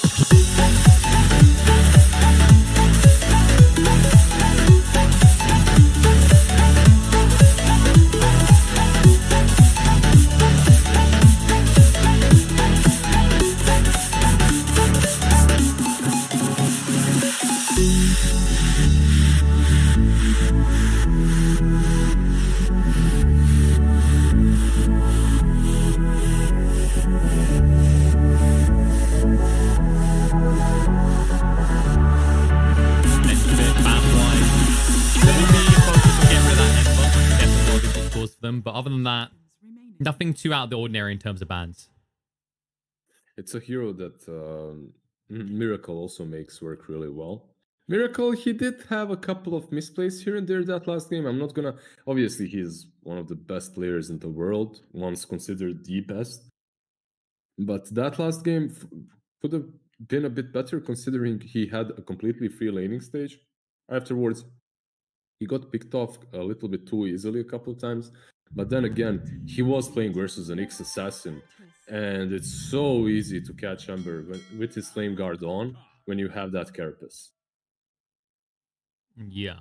Whereas this time around, Nigma opt to open up with something that's a lot harder to kind of catch off guard, right? Like we've seen time and time again how close you can come to bursting a Kunkka and then him turning around. And there's potential flex. I don't think we've seen too much free Kunkka, and I don't think we've seen any support Kunkka out of Nigma recently. Most likely this is a miracle hero. But that fits the way they draft, right? Yeah, a monkey. There you yes, go. Here we go. You've been calling it the whole first game, man. Because I remember it's Chrysalis, right? Yeah, so like I remember like Zarya and Trent have been cast in the last few days, and they weren't familiar with Chrysalis. Like for me, you know, like I said, I played pub games with this guy, I talked to this guy a lot, and I'm just sitting there watching the whole cast, and like they're gonna pick Monkey King, and then the moment it comes out, and I just watch the game go, and by the end, Twitch chat is like, wow, this guy is really good on Monkey King, and then everyone just Googles him and goes, 2,000 games? What the hell? It's like, yup, that'll do it to you. That's a lot. That's a lot of games on Monkey King. Yeah, but we'll see. This matchup, at least, Monkey King versus Kunkka, it's kind of iffy. Like, Monkey King definitely has a favorable lane, right? It's a good lane for him. But he needs to be really careful once Kunkka gets 6, because it gives so much potential for one roaming support to roll in with X marks the spot with the torrent, you know, and it's just so easy to take down Monkey if he's not careful. But you said it, he has 2,000 games on that Monkey, so I guess he'll know what to do there. This is another one. Oh, dear. This is another one. Yeah. So Viper, not only is he good in the laning stage versus Monkey, but later on you have that Nether Toxin to just deal with his Jingu stacks as well. So it's going to be a bit hard for Monkey to play against the Viper. It's considered one of the best counters to him. Yeah, it's just a case of whether if we get into a game of musical lanes, rather, who can get out ahead there. Because, you know, right now, like, you're tempted, right? The tempting fruit is there for the Monkey King. It's like one lane feels really good, the other one really bad. I'll tell you right now, Viper gets ahead. No matter what lane, Viper gets ahead. Like, whatever you put versus we, I think we is going to be playing it, right? So whoever you lane against the Viper is not going to have a lot of fun. It's going to be hard. Okay, Phoenix picked up by bait. They have some good combo, right? You have the Monkey King ulti. Yeah, circles. Monkey King ulti, Phoenix ulti, Vengeful Spirit for some stuns as well. And these 3 heroes from Nigma, they all hit hard, but none of them hit fast. So the X should be quite easy to pull off on the side of bait. Hey, so far, at least. Yeah. You know, speak for your own Viper builds. I've seen this lad in the late game, all right? He's a Gatling gun.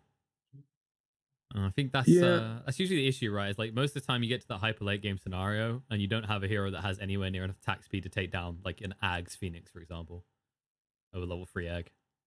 Yeah. Ags Phoenix level 3 Egg is for these 3 heroes unkillable, like at any given point in the game. Maybe if Viper has like Mjolnir AC, you know, but I don't see that happening. Yeah, that's like in a vacuum. If you reach the 40+ minute stage of the game, anything can usually kill anything. Yeah. They also have the Vengeful Spirit to swap things into the Monkey King's ulti, right? So you have that. It's not really the best save for the Monkey because if you're saving him out of his ulti, then you're kind of putting him out of it as well, right? So it's not that great. It's not like an Oracle, but still pretty solid. And you will have Sunray to keep him up and alive a little bit longer. But I really like the Viper response from Nigma, I have to say. It's a very solid hero versus Monkey. Is it me, or does this look like a really good Mars game right now for bait? For bait, yeah, certainly. I would love a Mars as well. I'm actually quite surprised that it hasn't been opened with today at all, like Phoenix Mars. So was it? Did Fight Moon do it today? I think they did. I think right? we had yeah. Mars. Yeah, Yeah, we had a it Mars was. Beast game, but they didn't lane yeah. together, right? They had, was it the Bane? I think. Yeah, but it's not about the lane really. It's about the combo of their ultis later on in the game. This is also a solid one. They get an axe. It's also pretty decent. Also kind of problematic versus the Viper because of the nether toxin, right? It can damage the axe a bit. But you do have a hero that can follow up the egg, and a really good one whose cooldown is also really low. That's very important too. You every single time you have that egg, the X should be able to jump in and call because his cooldown on the call is insignificant.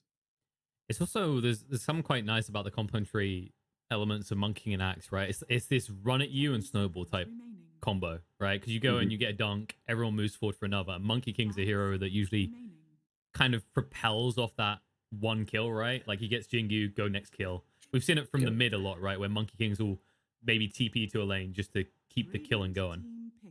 I don't think we're going to see a lot of Jingus on this Monkey, though. Considering there's a Viper inside, it's going to be...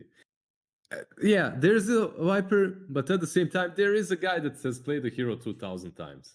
And also, the Viper's going to want to be on the mid, and it's usually quite a stationary hero, right? It doesn't move away from that lane that much. And when I'm found in a situation such as that one, I kind of always go with the guy that played the hero 2,000 times, you know? I'm always like that. Because it's kind of the Arise Magnus factor, right? It's like, well, Magnus counted by 5 heroes in this game, but it is Arise. And he played versus that multiple times in his pubs or whatnot. And he knows exactly which item build he needs. Perhaps in this game, Monkey will get a fast BKB, you know. It's not like it's impossible for him to play. It's just a bit more difficult. And I'd rather put him on a hero that he has played 2,000 times in a bad matchup than on a hero that he has played 20 times but on a good matchup. You know, you get my point.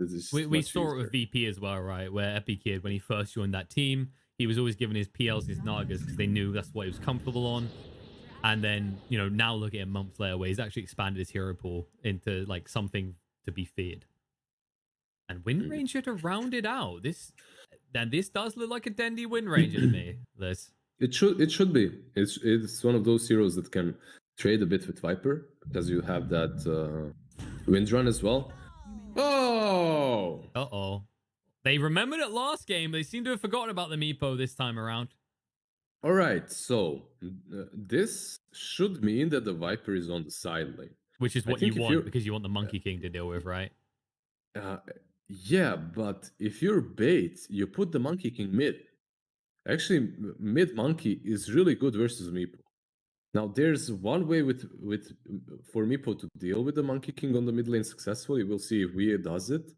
But if this Monkey King has 2,000 games on Monkey, and he's playing versus Wii's Meepo, Wii also has like 2,000 games on Meepo. It kind of evens out. And the Monkey King does win that matchup, at least in the laning stage. And he can snowball out of control if he has like a good game versus a Meepo. So I'm actually looking forward to seeing this, how they will play it. Will Dendi go side lane, or will they put Dendi mid versus Wii? Because I really think Bait have a huge opportunity to just put Chrysalis versus Wii on that mid lane. It would be game winning for them if that lane goes well. And we've seen how advantageous it is to have these two cores who can interchange their roles, right? Like at the moment, I think OG would be the perfect example of a team that's been doing it, where sumail will take the mid, topson takes the safe lane. It just allows you to approach these type of drafts and take the maximum potential advantage you can out of just the heroes alone. So we'll have to see. I mean, Nigma is still a pretty scary lineup. I always look, when I see something like a Meepo and this type of lineup, and Viper, these kind of harder to kill heroes where you have to hard commit, I always look at a hero like Kunkka and what his impact can be. And Rom in this game can get It's amazing. Yeah, it's amazing. It's so good. And if Meepo has a free laning stage, later on, this is a free Meepo game. It's all about the snowball effect from the Meepo. If Chrysalis is able to shut him down in the laning stage and then continuously chase him across the map, slowing down his level 11 and just crushing him while he farms the side camps, then this game is really good for bait, because Meepo can never really catch up and it's difficult. But if he fails at doing that, and then Meepo just gets that E-blade very early on, like 13 minutes in, and just crushes you so fast. I think it's fair to say it's whoever wins this mid lane will very likely decide the game. And we haven't quite seen what they're doing with these lanes just yet. Dendi, yeah, he bought his own tangos. It is mid. It's mid, Monkey King. Yeah. I think you just have to. It's just, like you said, it's just too good in that matchup. You know, considering how much Monkey King is played, you could imagine a lot of those games were just as much in the mid as in the safe lane. Especially if you're doing it against the Meepo as well. It's considered a counter, really. Monkey King is considered a counter in the laning stage and afterwards. So I think this is the true test. This is the true test for Chrysalis. Well, that's true. He's at his most comfortable, and when you look at the rest of the heroes, it's not a bad lineup versus what Nigma has. Actually, interesting that we didn't go for the build that I thought he might. So basically, one of the ways to deal with the monkey mid as a Meepo is you start with boots. Yep. Yeah, you start with boots. That's how I do it, at least, and it has been very beneficial to me. At least every Monkey King out of the last 10 ones I've won on mid lane. You just start with boots and you play around the Jingu stacks. You back out on time. We saw how valuable that adaptation can be as well. By the way, right? they swapped. Yeah, they swapped it. Yeah, I'm sad. I actually wanted to see this matchup more than anything else. And the thing is that they like, didn't expect these deep wards, right? That's what spotted it. Like, look at the vision that Nigma have. Will they stick to it, though? They know about that ward. They should know about that ward. They scouted it with last hero. Axe was there. They should have warded it right away. I mean, credit where credit is due. We saw this in game 1 at the start of the game. They are very good at identifying these wards that are coming out at the beginning of the game.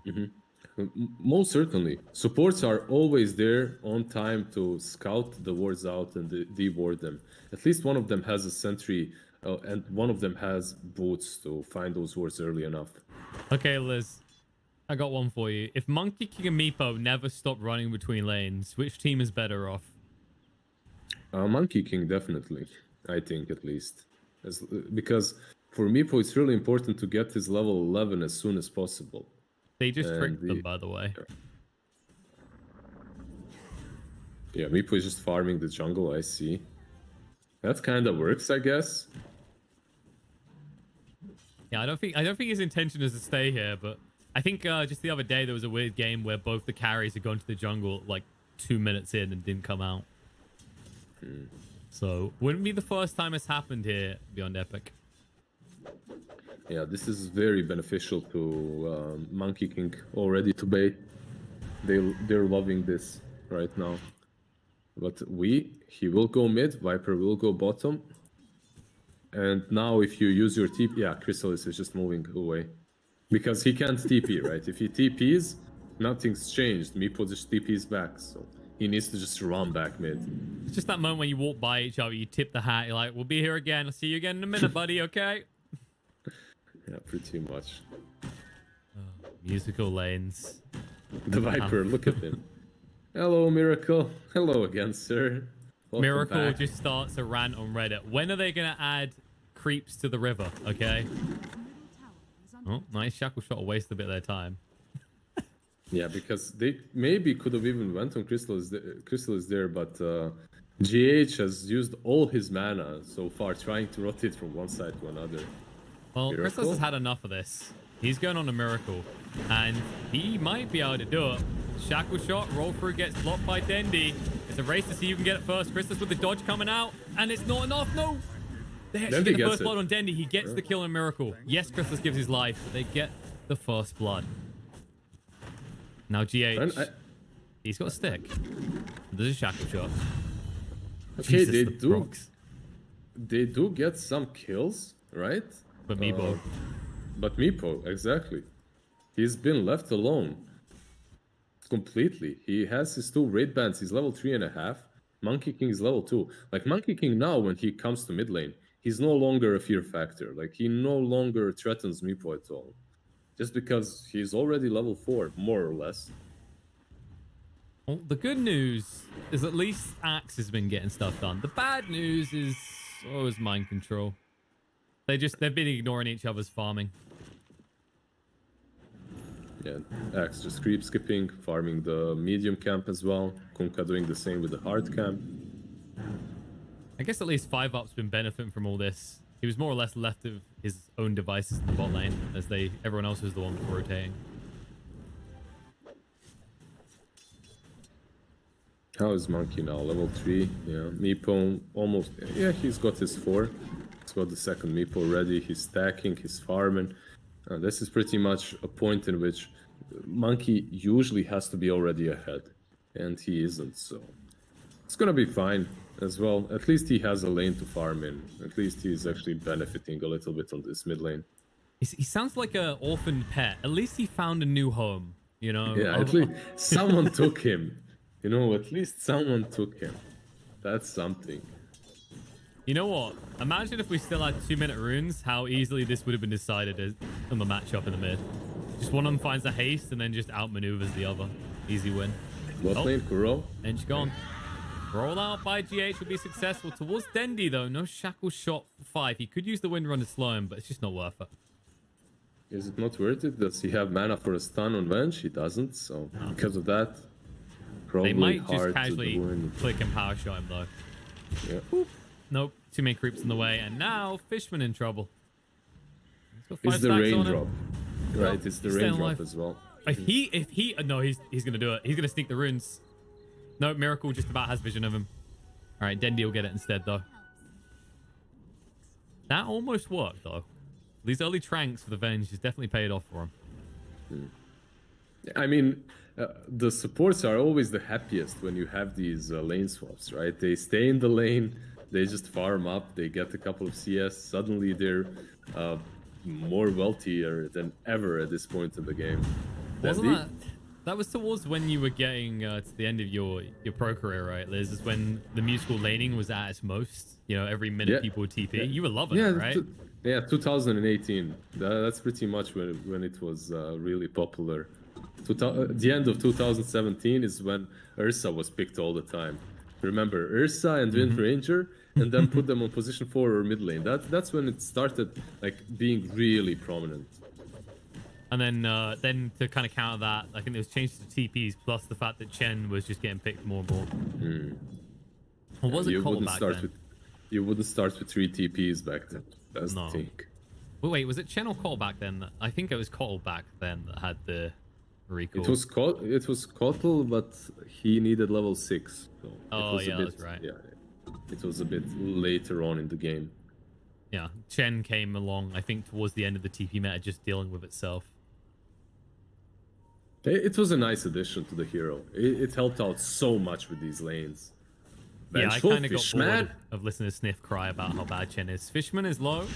Shackle shot through to control up Miracle, but before he leaves, he will take a kill with him. However, they might take some from return. There's a dive under the tower. The burn is getting him low. 5 up. He isn't going to live. Miracle will, though, and he's got a salve. Oh, that rolls well. Dendi has got the wind run, so he'll be able to get away, but all that effort and Miracle just lives. That's a problem. West Hero... Well, this is good. Did find Meepo here, but... You need some serious RNG. Serious help and serious RNG, but mind control is coming as well. Yeah, but this the might bow... be really bad.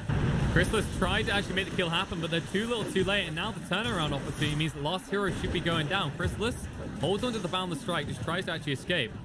He can't hang around because mind control is too damn tanky. He does manage to escape at least, but that's really not the play from Max. Like I understand this. You have phase boots and wind lace, and it's one of those builds that really allows you to rotate from the jungle towards the mid lane. But Meepo isn't a hero that you're gonna kill.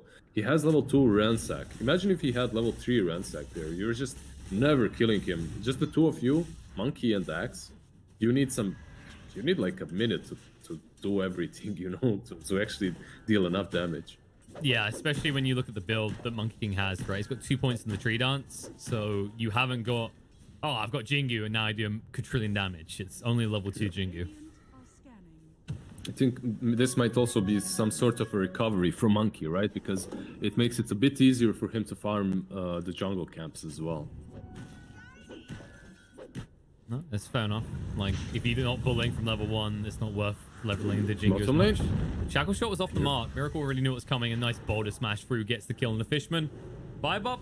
He wants this. Last time this cost him his life. This time, however, they'll be able to find the kill on Chrysalis. Phoenix will go down afterwards. And GH He has no TP. Ooh, just the tip won't tickle. Chrysalis hasn't got enough length there to hit him initially, but the Shackle shot ensures that GH is going nowhere. Chrysalis gets him. He gets a double kill with that rotation, which is very good for him. Kuroky is using that time to pressure the mid-tier 1 tower, so he's getting something out of that. But that's a great rotation from the Monkey King. He got a lot out of it. 900 gold. That's solid. That's the difference between these two, right? We said how each of these can take over the game. Monkey should have the advantage to counters. If you can't deal with the Meepo on the lane, you know that Meepo is going to want some time to farm, whereas Monkey King's kind of a get levels and go type hero. And now Faded Brooch, that would just make this even easier. Yeah, my concern only for bait right now is the fact that they can deal with the Monkey with the Viper. And overall, Meepo, if he's super farmed, is just stronger. Miracle, bot lane. The Shackle shot didn't connect. Yeah, and now he's already in, which is problematic. You get the Wukongs down, they'll bat him away, though. He needs to get some life stealing quick. Magic Missile comes out. Ench is going to die, the last hero in the top lane in the meantime. Chrysalis, he's going to tick. He's dead, yeah. This is getting a little bit rough now. Yeah. At the same time, the Phoenix died as well to Meepo. So he got an extra kill. Yeah. He could decide now. We could have decided to just pressure this tier 1 on mid lane. He could have even gotten it, I think. Like, he could kill it alone. But he understands that level 11 is a bit more important. Once he gets that, farming patterns just open up. Also, killing patterns open up. So he doesn't risk it for a tier 1 at the moment, when he can take it even easier in a minute or two. And you can kind of sense that desperation comes out from bait, right? That they're trying to make these kills happen to make sure Monkey King can contest. Sure, you take out that tower, but as you said, just the levels, just accelerating this Meepo, 10 times more important. And you know that the Axe isn't going to go for a Blink Rush. This is what always happens, right? Axes, they feel like they have a good game. They get too tempted. They go for a Vanguard. However, last hero. With enough heroes coming, Mind Control might bait himself to his death. And there it is. They'll move in. Core's going to come out. Hello. They decide to bring all 3 cores here. That's how much they love you. They'll just dodge the boat casually. Oh, that's not how you dank. They'll get the kill, though. Just X marking the Phoenix for the lows, you know, just to do something. But you know what? I think Mind Control just did that to play with him, you know. He casts his spells, goes on to the Axe. He knows he's not gonna kill him 100%. He just does it anyway. Kills happening bot, though, as Fishman gets dove and picked off. And with the catapult here, that's gonna be at least half the HP of the tier 1 bot gone. So it's just a sad situation for Mind Control, because they were rotating right at that time. I'm not sure if he did that to break the smoke as well. That could be a possibility too. If he forces the smoke to go on him, everyone else on his side that's more important, such as Viper and Meepo, they're doing their thing, they're farming, so I mean, it's a good play. It's sad for him, but it's sadder for Dendi. Look at this win rate. This is a core Wind Ranger right now. It looks like a POS 4 Wind Ranger if you look at the XP chart. Yeah, what happened? He's been rotating. I actually, yeah. He's been rotating, but he hasn't been hitting creeps at all, it looks like, on the bottom lanes. I mean, Viper was rotating as well, right? I guess he just lost that lane bottom real hard. Yeah, like you saw that they were going past the creep wave every time. They would try for these kills. I guess there's also the fact that they did commit 3 heroes bot, right? So you're going to be under-leveled anyway. It's a tough one. And, you know, Dendi, he needs to be the playmaker in this type of game, because the Monkey King, he's still trying to actually get to that point where it's a big threat. And instead, he'll be the one threatened here. Nice dodge out, but Monkey King's still stunned up. And now the egg's going to go down as well, but we arrive, so we'll be able to take out the egg. They'll crack that one and make an omelet. Chrysalis has to turn around and fight, but it's too little too late. Miracle will live. 3 dead on the side of bait, and this is getting out of control. 7,000 net worth lead at 30 minutes in, and the X comes out. Dendi, I don't think that power shot was worth what the outcome is next. He'll get the kill in the GH, but he will die. At least he gets a small little kill on her spirit, you know. For him, it's worth it because he's so underleveled and underfarmed. So at least that's something. But you know, this is... E-blade. Yeah. What did I literally 13 minutes, you said right? 14 Remember, minutes. yeah. Yep. Yeah. This is the problem. Like, if you can easily look at this game and say that Bait got outdrafted completely, but what the reality is, they just set up their lanes really well. They played around the Monkey King and his potential really well, and because of that, they're just having everything right now. If the lanes were set up differently, if Monkey King starts mid from the get-go, it's a completely different story. If the lanes weren't like switched up all the time, I think they would have a much better time at the moment. I think Top one lane, thing Axe. we'll highlight in a sec after Axe bites the dust. It's bound to happen. There's too many spells swap out, but they'll just chase even deeper. They might now even take the Venge as a bonus kill. Dive through the tower. Sato will tank it. Yeah, Phoenix has to be careful, actually. No egg for 15.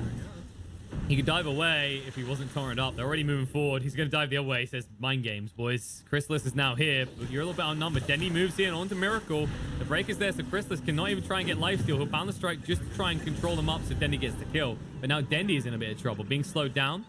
Torrent. Whoop. Dendi knows. Shackle shot. Wrong hero. We'll Why ignore didn't he that one. shackle Kunkka there? I'm not sure. If he shackles Kunkka, it latches onto the enchanters, Ench, right? but if he shackles Ench, it latches onto the Ench. Nothing. Yeah. Yeah, unfortunate. Maybe a misclick. Maybe he thought Ench will get in front. I'm not sure.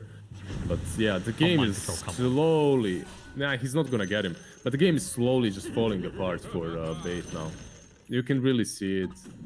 I'm not sure how well Monkey will be able to recover. There's definitely a chance to fight around this Rosh next. This next Rosh could be huge for them because Egg is in a really good position if you put it just outside or just inside when Meepo is, let's say, hitting the Roshan or not in the best position. So And you're about to have Blink Dagger on Axe as well. That's the biggest deal. So, like, you could potentially do it. Although, last hero is going to want them to commit the Egg first if he has to blink in, because you mentioned it already. The Ransack will just obliterate Axe. Also, Phoenix is underrated versus Meepo sometimes. Egg is bad versus Meepo, no doubt about it, because it's very easy for Meepo to take it down. But let's say if they get a whale on Phoenix, that's definitely the item you need to go for here. Your Sunray just melts. Yeah, your Sunray melts Meepo. Yeah, and the Fire Spirits are good, right? Because the attack speed reduction, they're getting ready to go, and there's the call. They need to get... No, they cut the tree! Monkey King! Phoenix did get the good egg, but it's not going to be good enough. And then Chrysalis, his Wukong's is way too late. A fatal error coming up from Bait, and all they've done is bait it themselves. Oh, and Dendi. Wind run to try and get away. This time's a little bit too late. He'll live, but that is a fatal error coming out from Bait. If you thought this Meepo was a problem already, well, he's an unsolvable one right now with an Aegis in his hands. Yeah, about to finish Skadi as well. He has that ultimate orb. So many things went wrong for them.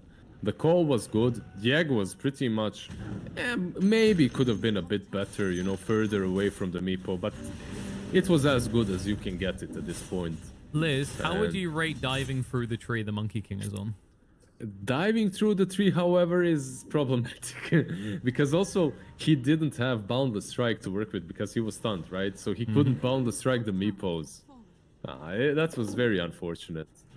I've seen it happen though, even before I've seen it happen. So it's a painful moment as well, right? Because people are like, oh god, what 5UP doing? Like 5UP has done a lot in this series. Like he done so much in game one, and just proves one error can cost you so much. Yeah, it's such a critical moment. And they're pinging out. They know. Look at this ward. I mean, Chrysalis is basically playing with that ward at this point. He's just rubbing up against it. They won't be able to find him. He's like, enough of your shenanigans. It's time for my shenanigans. Torrent almost connects, but not really. Axe is split pushing mid lane as well. But, you know, Nigma, they're pretty much at that point in which they might threaten the high ground. There is one extra tier 2 to be taken first. They'll probably open it up because, like, let's be real, their lineup could take the entire base if it's accessible. Shackle shot will force them back, but that's a runaway straight away. And GH says, no, please hit me. Come closer. He's off the mark, though. He won't be able to interrupt the TP out. Venge also makes it out. But however, on the other side, Chrysalis, E-Blade, he tried to dodge it out a little bit too late, and they'll move forward with the net. Sunray being used against Wee, helping out, keeping Chrysalis alive. He needs to actually get the life steal, but he won't be able to. He's brought down. Cool's going to come out. Axe does go in, but look at the ransack. It's nowhere near quick enough. And last hero, Wee says, if you really want this fight, I'll give it to you, but I don't think you're going to like the end result. And he's still hunting for more. Look at the other Meepo. Chase it forward. E-Blade's going to come out on the fish, man. And the only thing being fished here is Wee for kills. All of a sudden, you're in your base, and the creeps are coming in. Nigma are not wasting any time. We have equal net worth to minutes passed in the game. It's like they're doing all the right moves, but a second too late. Meepo TPs to one side together with the Viper. He leaves some Meepos behind. Because of that, Bait jump on top of him, but they don't jump all together. And Phoenix doesn't use that Sunray from the get-go. Instead, he is... I don't know, you can launch Fire Spirits in the Sunray, so he could have done both, I assume, at the same time. He would have dealt more damage and healed Monkey King more. But the saddest part is that late Axe's jump. He jumps after Monkey King is dead. And that's the thing, right? Like, yes, you could say that Beta fragmented, but so would Nigma in that situation. We was basically alone, and he still managed to fight back. Now, when they're together, like, how do you get through them? We mentioned the buff from the boat already. Crimson guys on mind control. You know, they got the heals there from Kuro. It's a very tall order to try and breach Nigma's lineup like this. The Aegis will be taken in a minute and a half. So if you can just hold on to your high ground for that long and fight them afterwards. I really, like, fighting them right now is game losing. Which means you're going to have to surrender something. One lane at least. Luckily for you, he is more interested in expanding his net worth lead as he's farming the rest of the map. Only having one of his Meepos here. Yeah, he's actually farming with 3 different Meepos in 3 different places. Meanwhile, his main Meepo is just whacking on the tower. They got what they wanted. That is. He took all the runes and now he has them in full force. You know, anyone would think that this is Wee's base. He looks so at home there. How much longer? 30 seconds. They are starting to bring him a bit lower. Dragging him in. Wukong's going to go down. Chrysalis gets it all off this time. But now the dive through. They need a good egg on the back line. Looks good, but Monkey King is already gone. And that egg is left all alone with nothing to follow up on. As they lose almost the entire team. Yes, they pop the Aegis, but Dendi is the only one left alive. He has an MKB, but he's already used the focus fire. And that's going to be another lane. That's going to be a GG call. Bait realize they are beat. 21 minutes in, 26,000 net worth lead. Nigma assert dominance as they take the series 2-0. It's just so sad in the end as well, the way the game ended. Because sometimes if you delay the Meepo a bit too long, you can have like that one extra attempt to win the game, right? And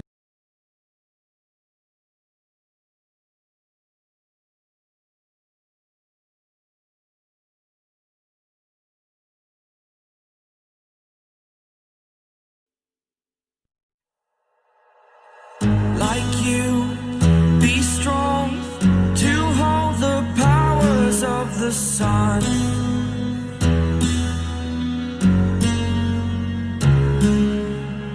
To dream, believe in strength. Now I'm the only one, only one.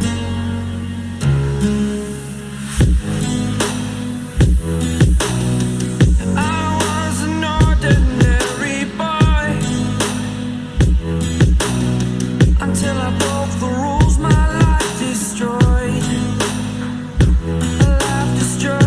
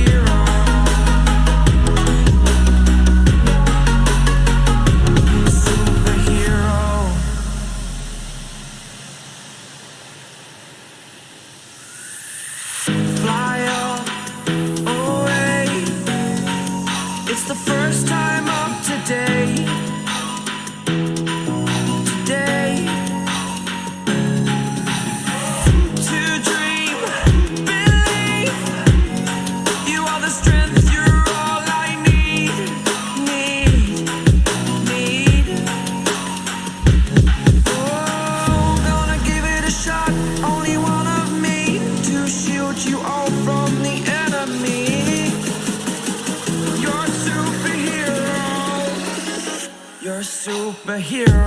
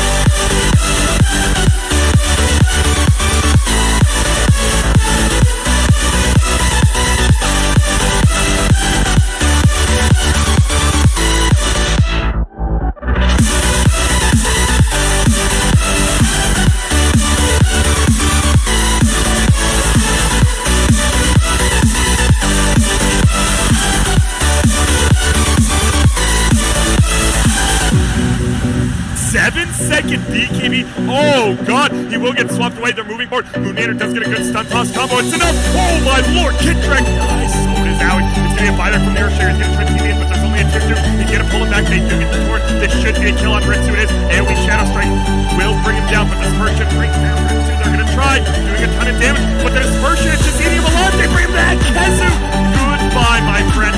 No need for a Spirit Vessel. It is overwhelmed with 30 units. And yep, Ritsu will get the tip. He has had a rough game, man. He is the highest effort on his team, but he's had a rough one. I'm not one of those guys who's like, oh, I'm going to flame him or praise him. He's just, I'm pretty neutral. He had a bad game this game. I think he got nervous, man. I don't blame him. You're playing EG. You're playing Grand Theft Auto.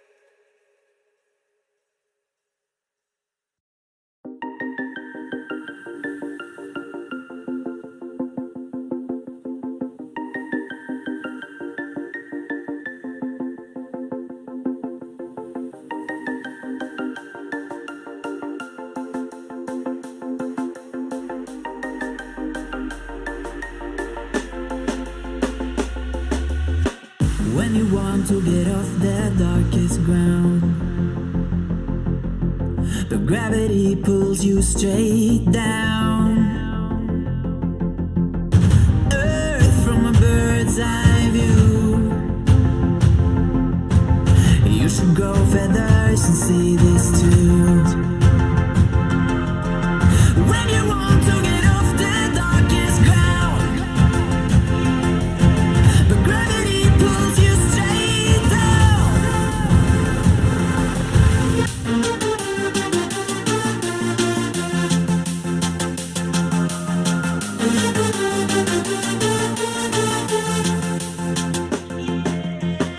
When you want to get off the darkest ground,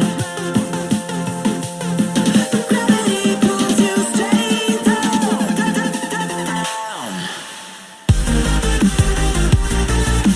Clear sky.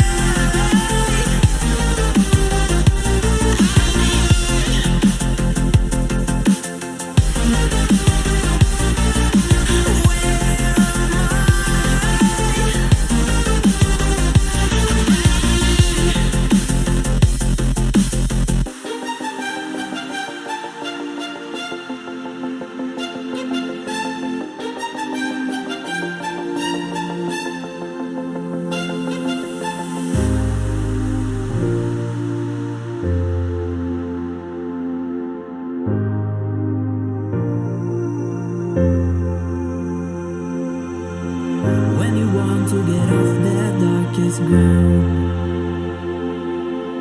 but gravity pulls you straight down.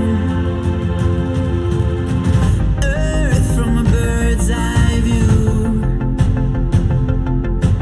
You should grow feathers and see this too. When you want to get off the darkest ground, but gravity pulls you straight down.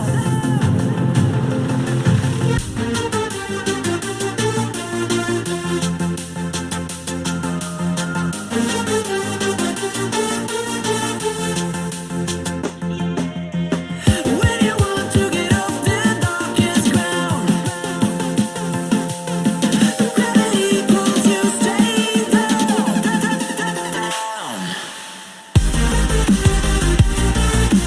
Clear sky.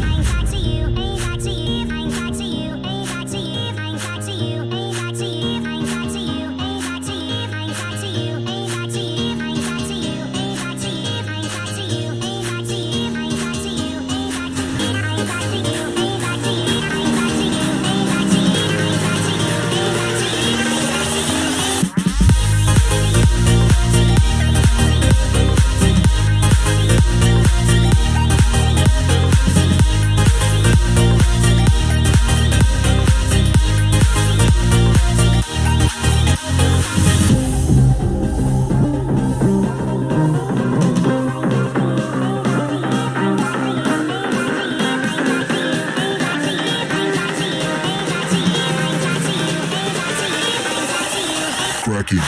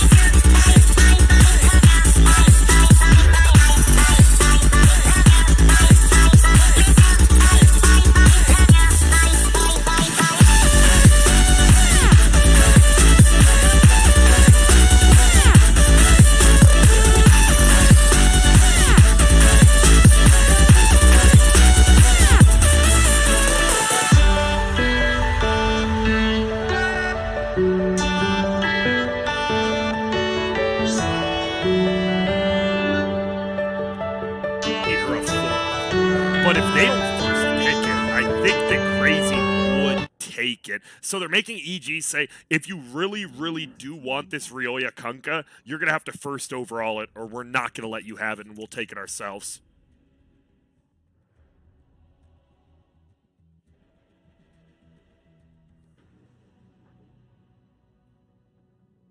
All right.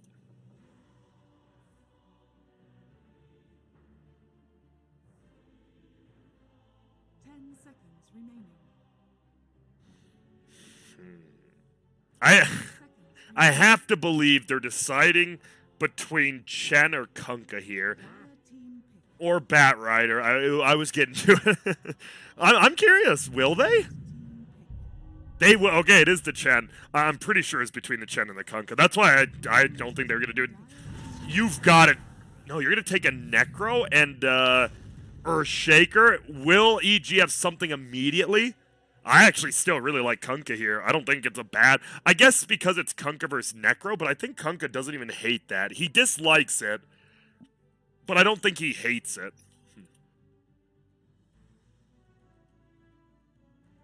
10 seconds remaining. 5 seconds remaining.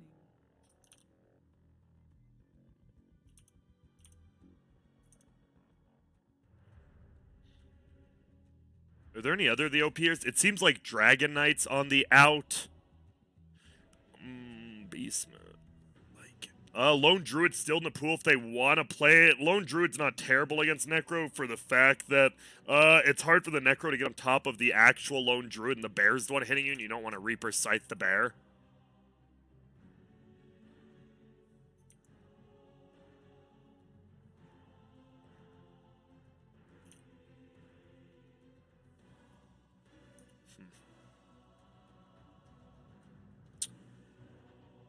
Dude, they're using a lot of their time for this. If they... Oh, Death Prop's banned. Clockwork. Okay. So it was a decision, I want to assume, between picking a 4 here when you already see the Earthshaker or actually picking the Kunkka. I really do believe it was between that. And they will take the Clockwork, which is insanely good versus the Earthshaker, and honestly pretty good versus Necro. Obviously, Necro has a lot of burst and likes being on top of you, but the thing is, if you Ghost Shroud and you get cogsed in, guess what? You can't even attack to get out. Clockwork is very good versus both these heroes. I like that pick.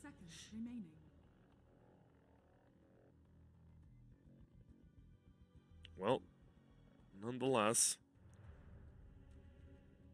EG gonna use a little bit more of their reserve time here. Crazy still with full. What do they want to ban out? I have no clue. You have a Chen and a Clockwork, so you're showing none of your cores. On the other side, you're pretty much showing, I would say for now, it's Kezu's Necro. What you're gonna do is probably block his waves with the Earthshaker, and then you'll be fine. He can just sit in lane by himself, or you can dual lane. They ban out the Ursa. That was a hero that didn't get first banned. If this was 4 Zoomers, they would have already... Sammy Boy would already... They would have been a Chen Ursa. But if it was 4 Zoomers, it would have also been banned.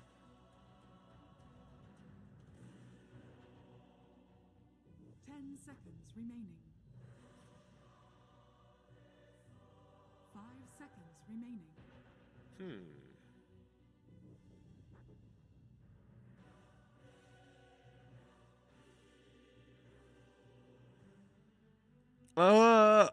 I don't think... What's a good core versus Necro? Obviously, a lot of people always think of AA. That's not a core unless you're Whisper. Or Zai. Or Ice. Touche.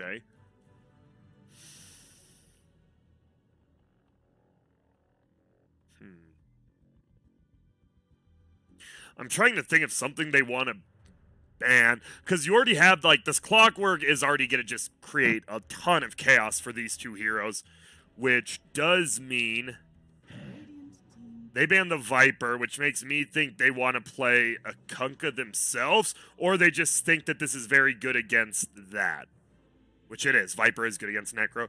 They could play Middle Shadow Demon. I don't know. No, there's no way Rioya plays that. I could see, okay, you put Kitrat Clockwork and you offlane Shadow Demon for crit. Oh my god, you absolutely do that here.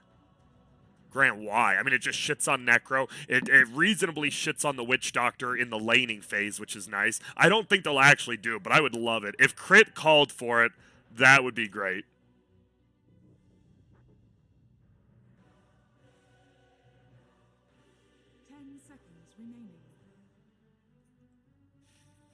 We'll see. Looks like they want to dip into that reserve time again.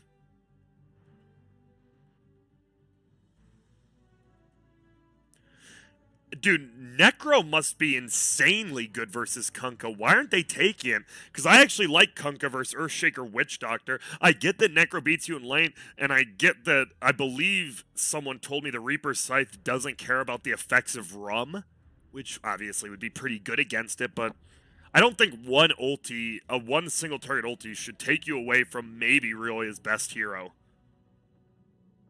And maybe that's what they're trying to decide. They're like, well, why aren't we picky? And they're like, that's a good question. I don't know.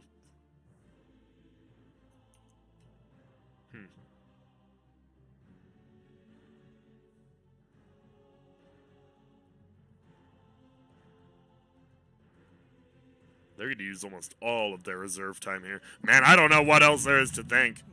They're gonna, okay, Nature's Prophet. That was also banned in the first phase last game. I should have seen that. Yeah, the Ursa, Nature's Prophet, Lycan, Ursa, they were all first phase. This game, a couple of them get through. Obviously, Ursa goes away in the second phase. More than likely, I would say that might be Arteezy's here already. Obviously, Crit can play it. We saw him play it yesterday. But Arteezy is a man on fire with the farming potential of a global teleport.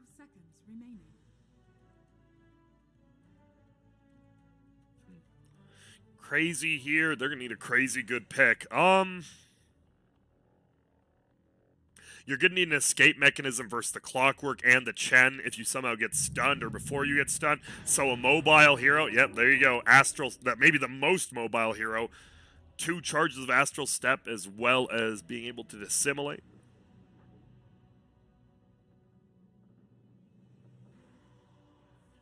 Also, Ember Spirit made it through. Ember Spirit and Void Spirit were untouched last game? Interesting. We've seen a lot of people love picking Ember into Void Spirit, and then they end up losing the lane, but they end up winning the game. It's pretty funny. I mean, you'd rather win the game than the lane. They'll go Storm, okay? We actually saw this exact same situation last game, where the Storm just needed catch, and Storm, well, Storm versus Necro, Storm versus Witch Doctor is real good. Also, Storm canceling Earthshaker's Blink. This is a crazy Storm game, and I'd say it's a Rioya top 3 hero, so hey, you'll be happy with that if you're EG.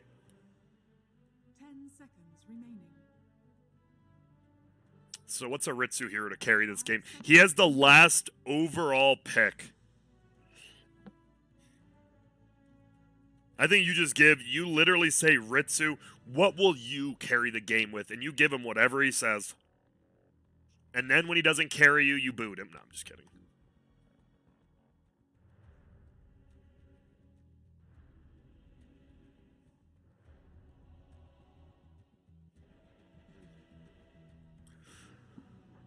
Use a bit of their last ban reserve time here. You mean reserve time on their last ban, Grant? You need to speak English better. I really do. They banned the gyro. Wow. I do not think they would have played it. I do agree. I think now that you have a Storm Spirit, you're moving crit more towards the 3 position. I'm just going to buy support items, Nature's Prophet, like the Vlads, the Pipe, and then you're going to have Arteezy on a harder carry here. But honestly, our Nature's Prophet's a pretty hard carry in his own right, so who knows. 10 seconds remaining. 5 seconds remaining. Don't forget overlay. Oh my goodness, I actually was about to. Dire team pick. Okay. Dude, I've always been disturbed by Nature's Prophet. The color that he painted his fingernails. I think he would look a lot better with like a sky blue, but it just looks a little off. Pangolier. Oh my, it is. It is going to be the Arteezy Nature Prophet and the crit Pangolier. One of the heroes he actually brought into the meta as a 4 alongside some of the other guys in Europe. And then that's when FY picked it up as well. FY did take it after, like, the crits and stuff, though. So don't try to say FY was one of the OGs with it. 5 seconds remaining. I like it, man. Teamfight control can be very good versus Void Spirit. If you just get one Storm Spirit pull or one hookshot stun, the Pangolier will always get that guaranteed second stun off. A ton of teamfight, and they also have push with Nature's Prophet Chen. They cover a lot of their bases. Arteezy is going to have to get farmed and fast. That's pretty much it. Meanwhile, what is the Ritsu? A hero that doesn't mind being disarmed. That's none of them. You want a hero maybe that no, you can't go Troll. You want a hero that goes S and Y Satanic for the status resistance, I think. But Troll's really bad. Oh, dude, I was going to say Troll. You guys heard it, and I was going to stop because I thought it was such a bad pick. But it is. Wow. I think it's really, really bad versus Pangolier because if you know how Troll's ulti works, it's pretty much like a duel for just the Troll, where if he ults and you only see one hero, you know where that hero's going to go. So the Pangolier pretty much gets a guaranteed swashbuckle, and that pretty much means you're going to get a disarm, and then all of a sudden your Troll ulti's not as good. With S and Y Satanic, obviously it's better because of status resistance and all that, but I think it's just not that. I really like Pangolier here, man. I think Pangolier just counters Troll. And that's why, well, I did say, you ask Ritsu what he wants to carry with, and I'm pretty sure he did say Troll. That's why I said it. Because I know Ritsu, and he loves this hero. What else could they have done? I mean, I'm thinking Lifestealer's not good. Lifestealer's terrible. Lifestealer Necro's pretty good, actually, but Lifestealer's just not a hero. I guess they were kind of forced into Troll, which means I do like EG'd Straft more. If a team gets forced into a suboptimal pick, it means that the other team probably outdrafted him a little bit.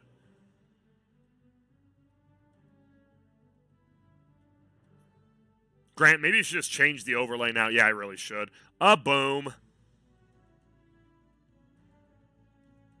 I will say, obviously, Troll's decent against Nature's Prophet because you just smack down. You'll always have the Quelling Blade or Battle Fury to get out of Sprout. Well, we'll see, man. Let's see what people do again. Bryle's raising the roof. Moon Meander is flailing. The other three not doing anything. All right. What about you, Dyer? What are we going to do?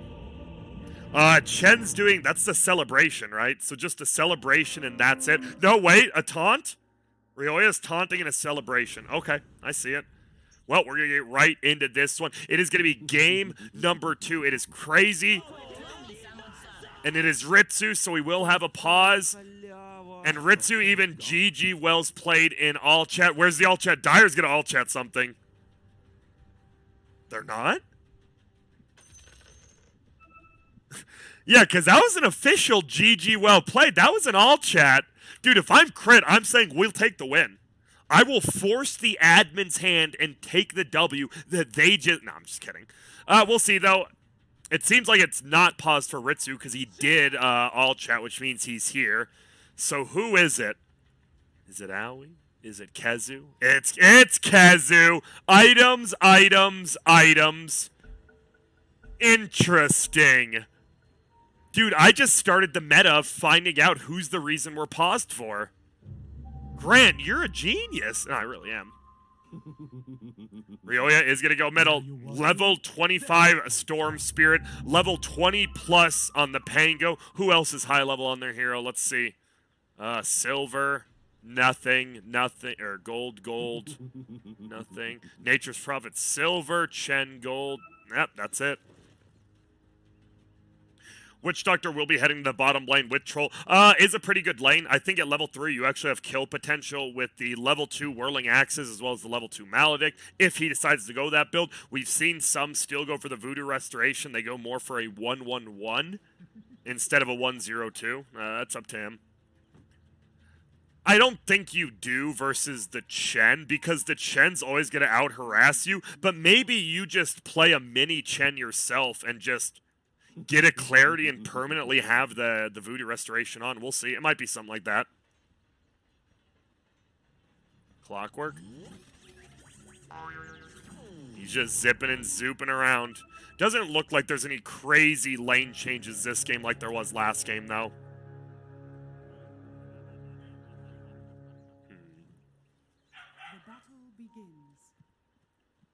Fly as well as crit. They're just going to run back, get this rune. They do allow Aoi to get that one, but still, doesn't matter. It will be a 2-for-2 exchange.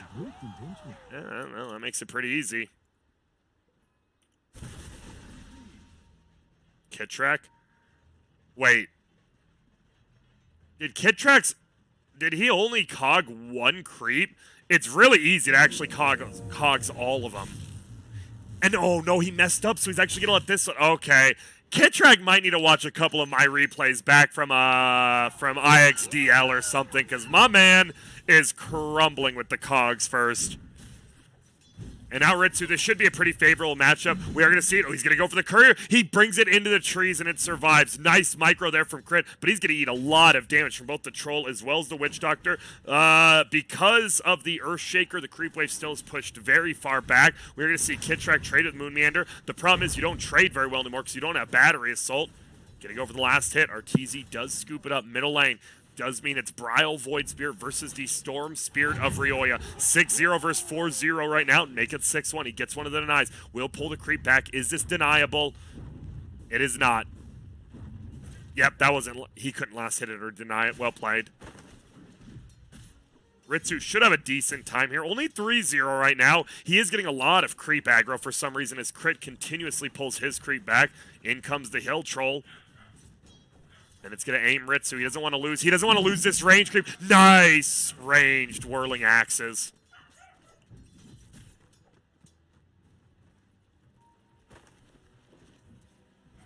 Kezu going to continue to harass Kittrack.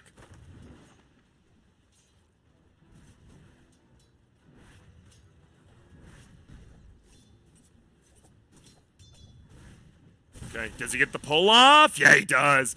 Well done by Moon Meander. It's going to be a stun, but he should be able to get these creeps. But no, he's actually trapped. He's going to break it down, and he will break out there. I don't know what's going on. Kittrack's actually fine just standing here. And all right, Only one creep will get denied, but hey, one's more than zero. As Crazy with a little bit better laning phase start. As Crit, look at this. He's the one harassing. Ritsu's the one harassing him out instead of Aoi. I love it. Now he moves back, and he'll get this last hit. Oh!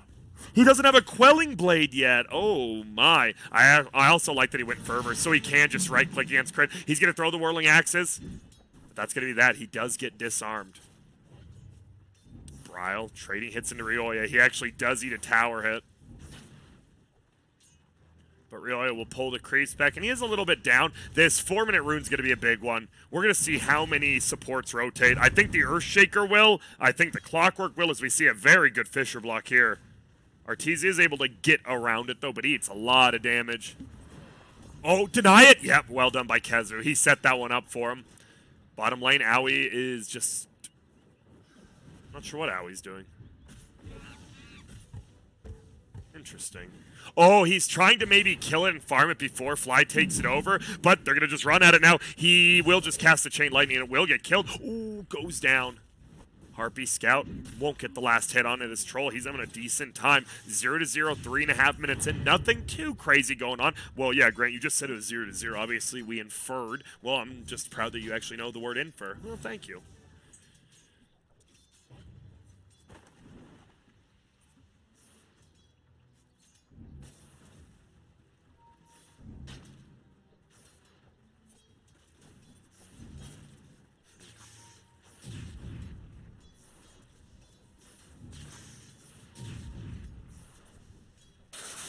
There's the pull. There's no way this is a kill, and it won't be.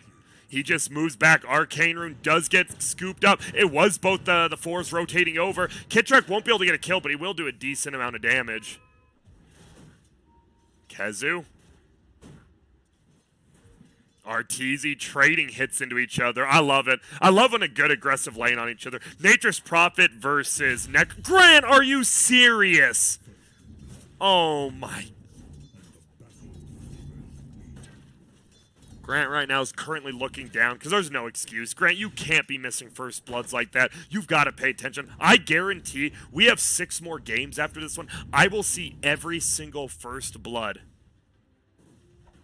Or I will gift 10 BTS subs. Why would you say that, Grant? That's just stupid. Well, it's said now. There's going to be a Purge as well as a Penitence, so they will have some damage thrown out. But now he's going to move over. There's going to be the Maledict. It is level 2, but the Coconut bounces to a creep and not back to the Chen himself. Middle Ryoya. He is level 5.5. Bounty runes are there. Moonmeander does save one of them for Bryle. I like that. He is going to have Astral Step as he hits level 6. There's going to be a teleport back. And now Kezu. Uh-oh. He's getting body blocked. Do we have the cogs? We do. He's used them and he tries to. He's going to break through, but no Ghost Shroud. He gets brought down. Big kill there as Arteezy takes him. We move to the bottom lane. It's Troll's Courier. We'll pull it over. Wait, what? Bryle rotates top, sorry. With the bounty rune, he does get the kill on Kitrak. So Bryle, good rotation. He does give Ryoya a little bit of room to farm, which gets him his level 6, which is scary. As a bounty rune still sits here, we'll see if the storm zoops and zaps over to it. Kezu, he has boots and a windlace now. Not the most farmed, not the least farmed either.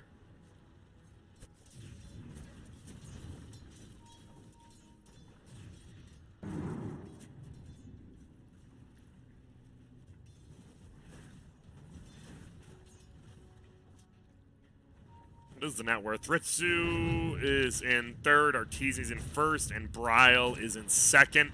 Bryle's in 1st now, alright. Fly continues to jungle up. Does have the Hellbear, the Cloak Aura creep. Not the greatest, but not the worst, whatever. I think early game it's actually pretty bad. I guess it super nullifies Maledict. Maledict's already insanely weak early. Now it just becomes way weaker. Disarm flies onto the Troll. Radiant Curry will go down to the Chen creeps behind him. You gotta watch out, because I feel, yeah, you can just get ran at here by any of these creeps. It's just the Purge creep, I guess, as well as the crappy Hellbear.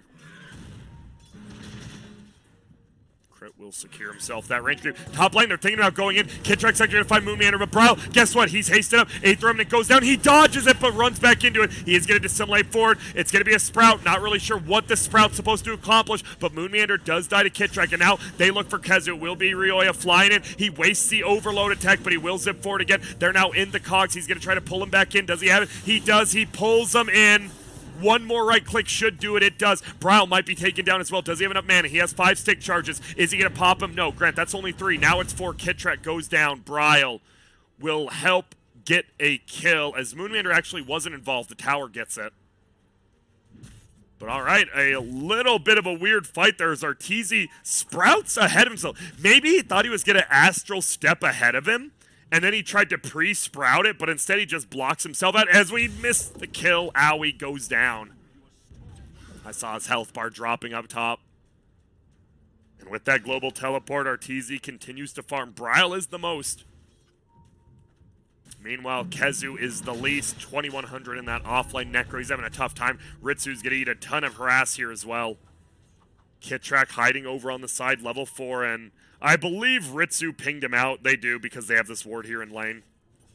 I like that. Shout out to Crazy. You see less and less lane wards. I mean, you just don't see more and more. That's the thing. If no one does it, no one's going to learn from it. I think lane wards are huge. We saw an early one right here, and it got dewarded, so they put another one. That's completely okay. Top lane, Kezu trying to cut the creeps. Arteezy will defend his tower, though the siege unit will get one more attack here. Arteezy misses the last hit. Wait, make it more. We're going to count how many extra hits. That's a second. That's a third. This is going to be a tower.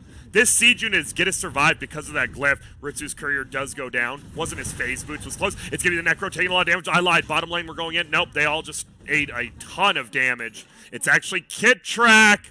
Unable to run down Owie. Top tower will go down. Who's getting it? Siege unit or Ritsu? Siege unit or Ritsu? Who is it?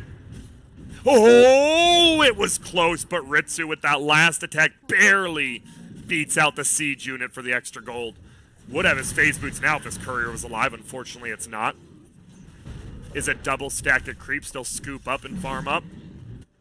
And bottom lane was pushed in by Dire. So 4-4. A 9-minute game. Less than 1,000 gold lead. 4-4. Not slow paced, not fast paced. Kind of mid paced. Well, yeah, what else would it be? I don't know. Iron Town. Found by the Chen. Who do you give the Iron Town to? Do you give it to Arteezy? Alright, just use it yourself. That works. Arteezy gonna farm up these Ancients. Simple as that. A good influx of 20 gold. Owie gets kill top. There's gonna be a real zip for Moonman here. Doesn't have any stuns. And oh, crit. He had his ulti, but it will cancel it. The swashbuckle does full damage. He could think of going back in, but he won't. Gonna be a quick 1-for-1 trade there as Storm Spirit does get a killing spree.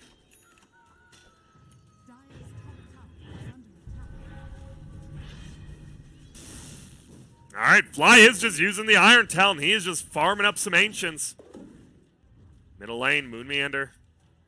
Look at these sentry wards just out of range of each other. He did go for the 1-1-3 build. Alright, we've been seeing more 2-1-2s. I like this, because by level 7, you're ready to just go and permanently stun someone.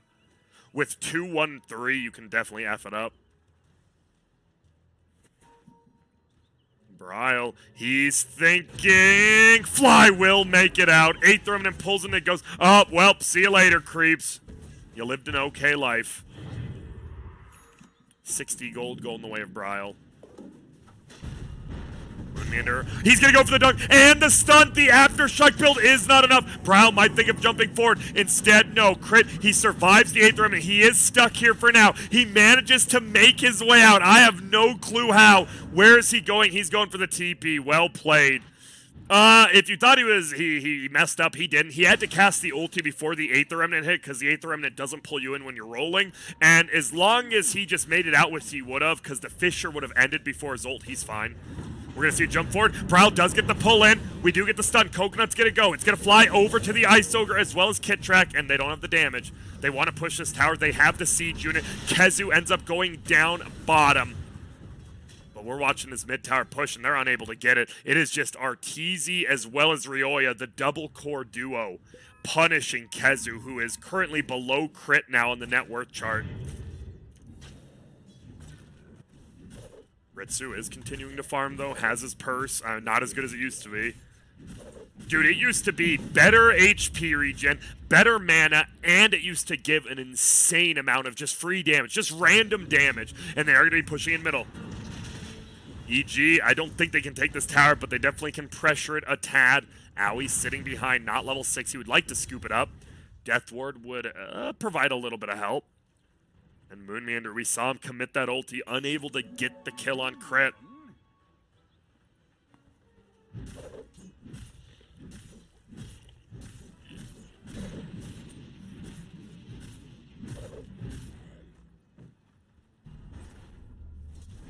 This is more like the crazy EG game. Game 1, there is definitely, in a game where it features Arteezy versus Ritsu, I thought there was way too many kills last game. This is a little bit more to be expected. I do think once Crit gets the Spirit Vessel, they might look to fight more. But at this point, they know they have the late game. Storm Nature's Prophet definitely beats the Troll. There's going to be a stun and oh my. All right. Well, there's your smoke gank. You absolutely shred fly, which means you will be able to scoop this outpost, but middle lane, Ritsu's gonna be the one. Oh, there it is! He's gonna zip forward. There's gonna be the jump. Will he bounce back and hit him? He does. He hasn't committed his ulti quite yet. There's the hook shot. He needs to swatch. Well, he does. He pushes him out of range. No, they get the kill. Kitrak gonna get run at. Do we have an ulti from Kezu? We do. And yep, see you later, Kitrak. Well, 40 seconds for you on the bench, my friend. They will take that trade. Necro ulti down, and it's a support for your most farmed core in Troll. That was a nice play. They were smoked up, and Crit ultis from smoke and just goes in. Outpost. Is he going to get it? No, he jumps forward. He goes on top of Owie. There's an Orchid, and there's a kill. Arteezy is online. Treads Blightstone Orchid. Have fun. He is going to be eating Owie alive the rest of the game. Middle still getting pushed in by Ryoya. They want their top rune, but it is going to be bottom. Feels bad if you're crazy. Nothing coming up your way anymore. Still less than 1,000 gold lead. It is very, very close. I just worry, because I think at this pace, EG really does just have the better heroes. Like a Storm Spirit, he's going to have his level 2 ulti. He is just going to soar across the map. And yep, there's the Orchid again. It's the Void Sphere. He's just dead. This is what I'm talking about. I don't know what you do. They actually find Kezu. He's going to be unable to break out. 4 staffed over. Will it be enough? Crit's rolling up through. He cancels the stun. Bounces again, and see you later. Double kill for Ryoya. And 1,000 gold lead just like that. Sometimes it feels good. Because I was like, Grant, you don't want to sound biased, but you do understand if it was swapped, Crazy would still be favored. Yeah, this draft and Arteezy getting such an early Orchid, the game just flipped upside down completely. Nature's Prophet can show up to any fight while he's still farming. He's going to make the trees, get out of range so they can spawn, and then walk in and do them. Yeah, he'll get level 12 off this as well. We do see Kezu circling over here, and he's not wrong. Nature's Prophet is here. Now has that big boy level 2 ulti.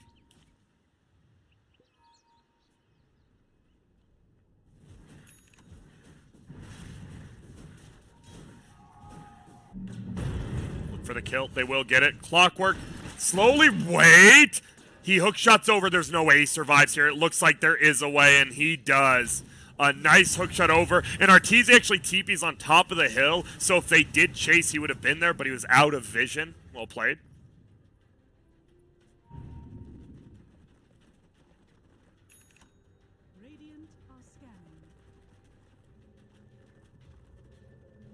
So they will push. They look for a kill. The scan goes out. I love it. Both teams are scanning right now. And neither of them will catch anyone. Kezu going to try to push out this spawn. He was forced to go 4-staff first. Again. Oh, Storm. He zips in. He does get the... Okay. He got the overload hit, but Kezu able to make it under the tower. He does just want to clear these creep waves out now as Fly, with that Iron Talon, continues to just do some Ancients. Arteezy, what's he flying out? I hope that's not his. It's not Mithril Hammer. Ryle, trying to get his level 12 as well, needs those Astral Steps. He has the Yules, so you have the setup now, right? Astral Step into Yules into Aether Remnant, pretty much a true combo, as the fighting game community would say. Ice Armor. One of the best Chen creeps you can have, especially against a troll. That Ice Armor just destroys him.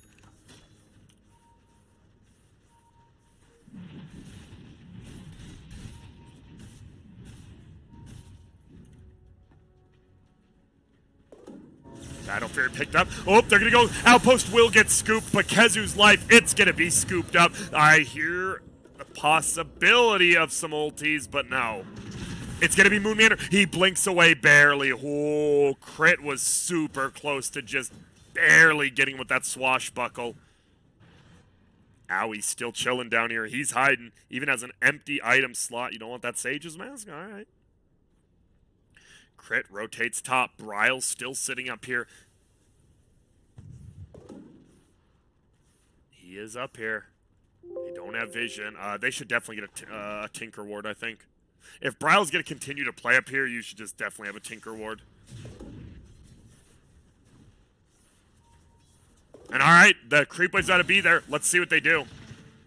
Bryle will finally show himself. Look at how quickly he clears it. Just boom. He dissimulates actually out of vision into them so that they have less time to react.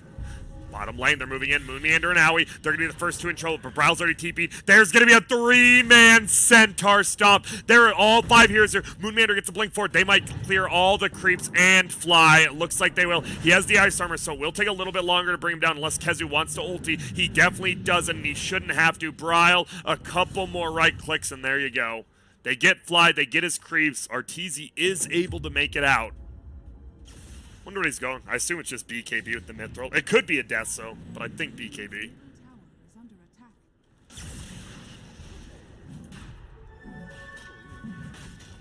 Meanwhile, Arteezy, crit, Rioya. Head into the Roche pit here. We see Arteezy uses micro, so they don't have more units there. They won't get stomped. Will they be able to bring this down before Radiant rotates over Grand? I'm looking at the minimap, and I don't think Radiant's rotating over. Wait, they are! It's Hellas. No, it's way too slow. Way too slow. Yep, they group up, but they're like, I guess we can't do anything. As bottom lane, Arteezy's already TP'd. Yep, BKB does get queued up now.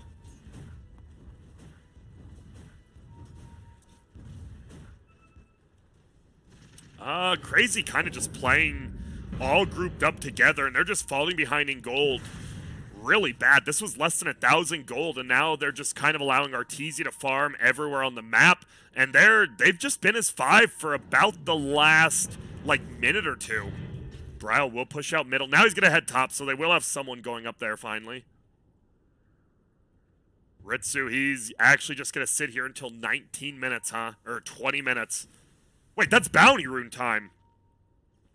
Yeah, they need to go. I was like, is he actually waiting to farm this? They need to fight for some bounty runes. Both outposts are outposts controlled by each team. Owie will end up paying this bounty rune. Bryle scoops one up as well, so it is going to be a 2-for-2 exchange with Crit also getting the haste rune. Storm trying to push us in. They got to stop, man. I really believe Radiant needs to stop. Oh, close. Super close. But I think Radiant's trying to, like, out-farm the Dire. And the problem is when they do go for one gank, it's really obvious. And Arteezy's able to just TP out.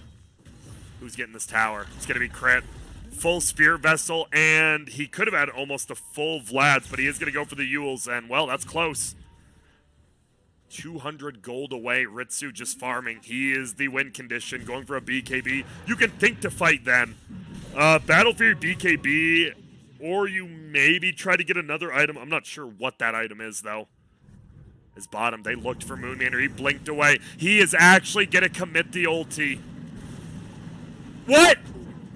Oh, hey there. He finds him. There's going to be the stun. He's going to run back, and there's the swashbuckle. Easy kill. Arteezy just keeps killing creeps. Now Ritsu, he's going to run back together. He's getting close. He does have lifesteal as well from the Vampire Fangs. But he really needs that BKB and level 20. You want that 30 damage talent bad.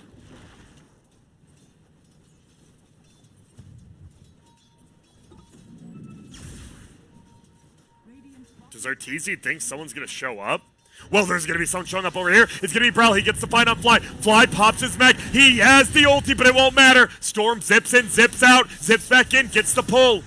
Ritsu gonna take damage. He also has the Orchid. He's not gonna be able to ulti. Oh my goodness, Arteezy plays him. There's gonna be the kill. They zip. They find Kezu. He just has nothing. He barely fully heals with just the wand, but that's gonna be it. Ryoya will get this kill as well. They run him down, and now Kitrak looks for Bryle. Bryle astral steps away. He TPs forward. There's the Aether Remnant. He's gonna jump to their side. There's a Ewells. Kitrak doesn't have much. There's going to be the Orchid. He has a level 1 rocket. He's going to pop it. Ewells into the air. BKB astral steps away. Well played. Radiant. They get out of there with less losses and force Arteezy to pop his BKB. That honestly could have been a lot worse for the Radiant side. They do lose 2 cores, but at this point, Kezu is almost less farmed than the Chen. So it's a real roughin' for him.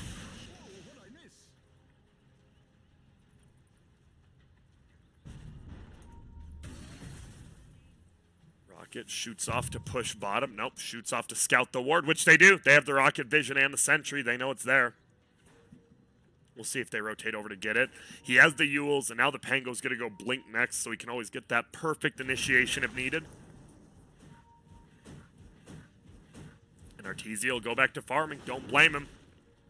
Nature's Prophet's one of those heroes, you just benefit so much from items. Grant, that might be the stupidest take you've ever had. Not that you're wrong, because he does. But that's every hero. Name a hero that isn't better with items. Meepo's clones? I hate you, Grant. I really do. Over on Crazy's side, we're going to see Brow, we're going to see Aoi, and we're going to see Ritsu.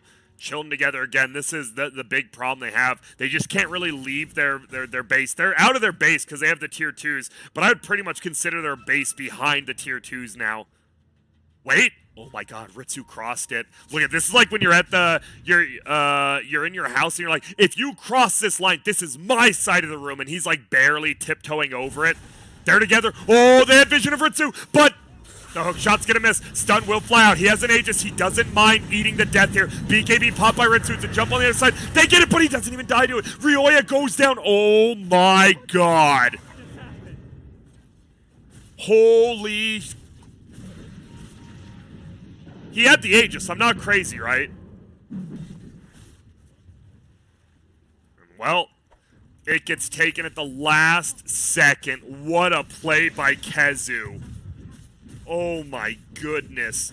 The Chen saves him, but the Reaper actually, I believe the mech might have killed him.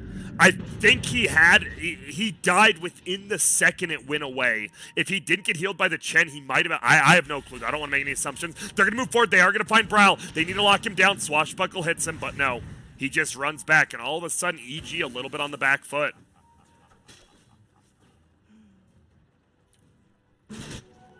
Owie. Moon Meander are scooping up some bounty runes on this side of the map. Earthshaker has his blink going for a Shadow Blade. On the other side of things, what do we got? Kitrak moving around. He has nothing. 2,300. I mean, he is pretty much playing. He is playing the 5. Philosopher's Stone, as you see, the Chen is actually a higher net worth than the Necrophos right now. Helm Vlad's mech. Jiminy Jillikers.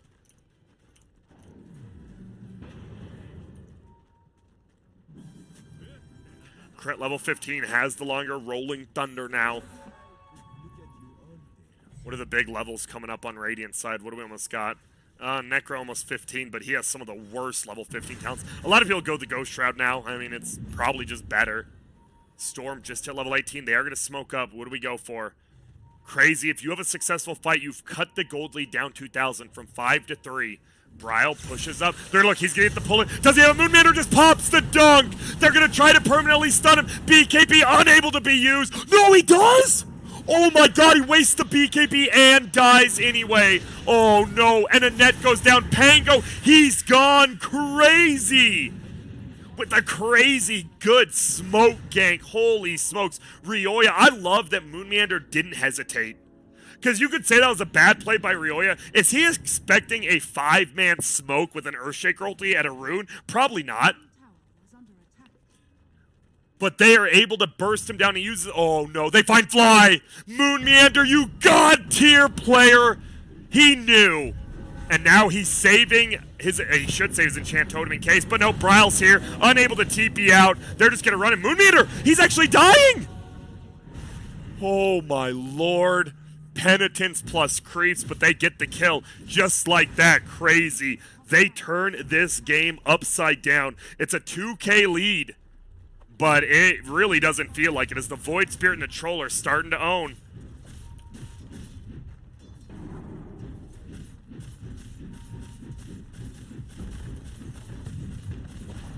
Troll picks up the tower, 1,000 gold lead, and, well, Arteezy, you got to get your farm on. He does. Assault Kyros will be available in the next 20 seconds maximum because of the gold per minute. But he should be able to get it a little quicker. He'll kill the little one first. He should kill the little one first so he can buy it quicker and fly it over, but, you know, I'm not his parents. Mindbreaker onto the ground. Vampire Fangs back to the Troll. Kezu, Greater Fairy Fire, obviously very good with your Ghost Shroud. Moonmander, Clumsy Net, Owie, Ironwood Tree, and the Void Spirit Aquila. All right. Wait. Yeah, there was just an item chilling there. I was like, wait a minute. Greater Fairy Fire is going to be found as well on the Dire. They might want to take a fight. They might be too scared to take a fight now. They're like, wait a minute. Even with Shen's mech heal and Pango's roll, why aren't we able to, like, kill anyone? It's because Moonmander's Fishers have been super on point.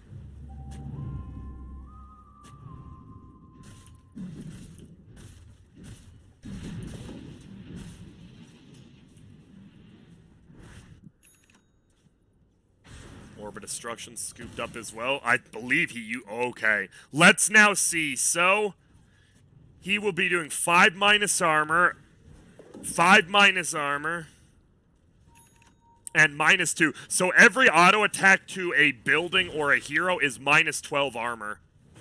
Bro, he just sword. They have the Orchid. They're going to zip. This would be a huge kill if they can get in time, and they will. No, the Yules. It's going to dodge the damage from the Orchid. He's allowed to Astral Step away. Now Arteezy's in trouble. It's going to be a zip. Pops his BKB. Doesn't want to die this time. He will right-click. We see the Reaper sights. It's going to be a 1-for-1 trade, but Arteezy's dead for 95 seconds at 29 minutes in.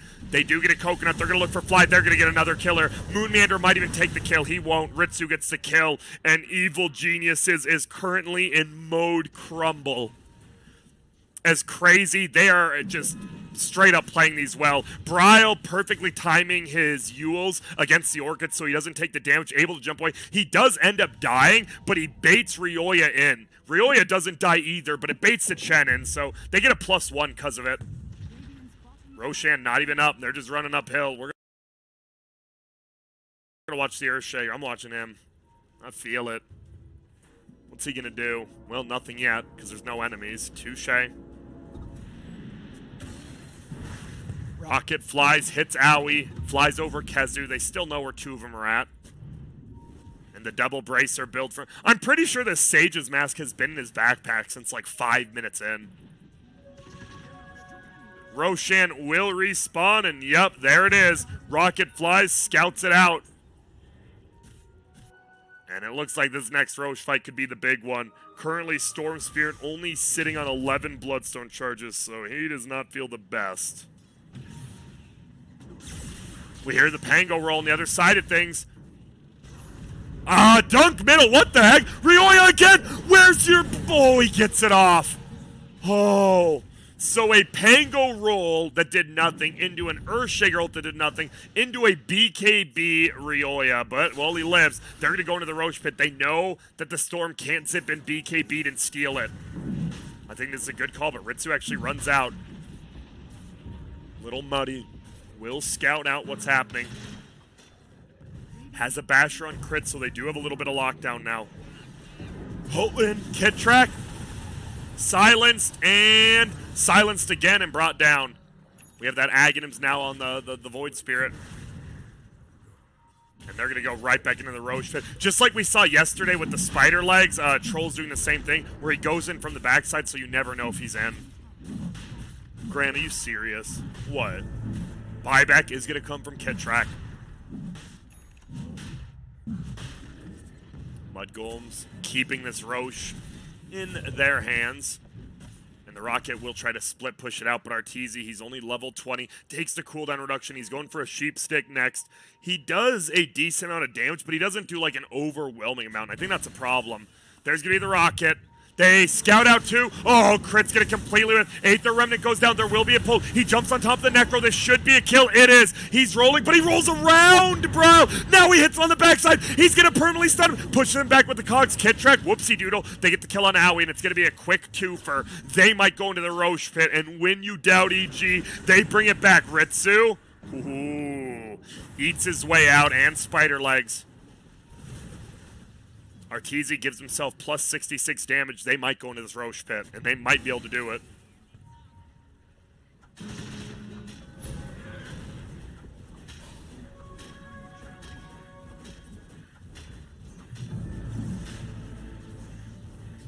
Necro is going to buy back. They will have to get out of the Roche pit. Ritsu, he has the Abyssal Blade. He finds Kitrek. Will it be enough to get the kill? Storm zips in, stips out, and that's about it. There's going to be the hook shot. It looks like he wanted to hook into Roche and get out, but no. He'll die. Centaur goes down. That was the Helm of the Dominator one as well. 200 gold.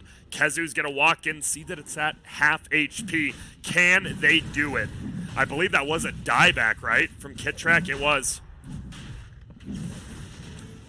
They're going to look for Browl. He does get bashed up. On the backside, Ryoya's there. Crit's gonna roll in. He's not gonna find anyone yet. He will find Kezu now. Bryle pops his BKB, looks for Ryoya. He has his BKB as well, won't use it. Back into the Roche pit. Is anything happening? Not quite yet. 1,900 life. Ritsu, they get the kill. I have no clue what's gonna happen. It looks like they're just giving it up, though. They are officially giving up the Roche. Ritsu scoops it up. Aegis as well as the cheese, gives the cheese away. Uh-oh, stun from the backside, and there goes Crit for 80 seconds. They might be able to push a tier 2, maybe even middle tier 3. Good Reaper sight this game from Kezu.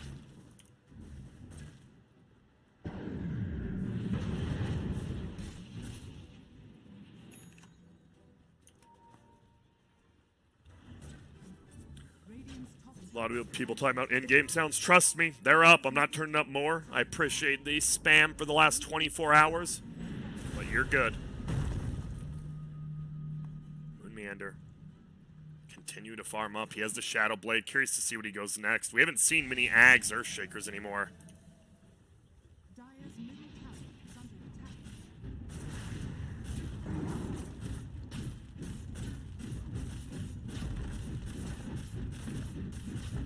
Troll able to bring down the tower.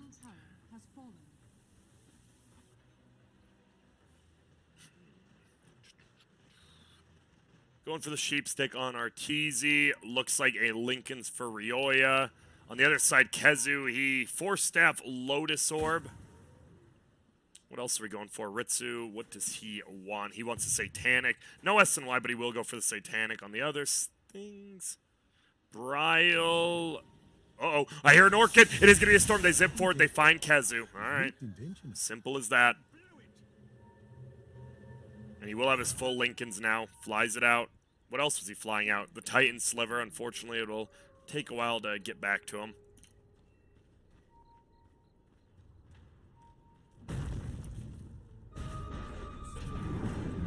Pull in. Kitrak dead again.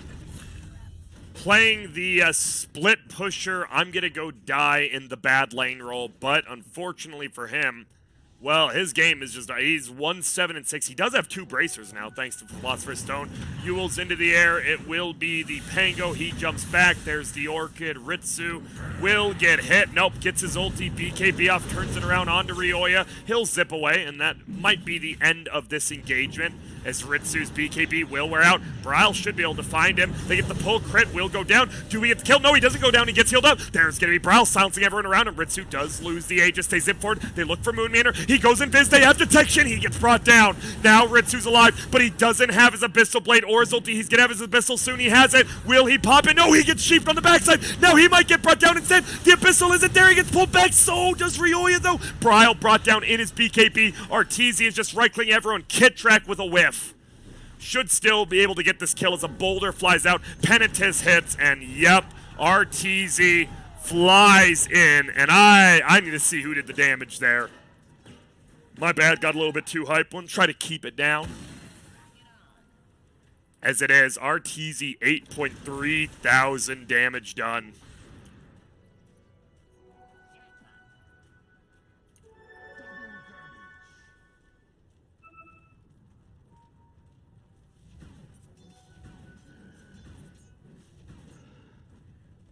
Creep army amassing. Level 18,000 gold. What's he taking next?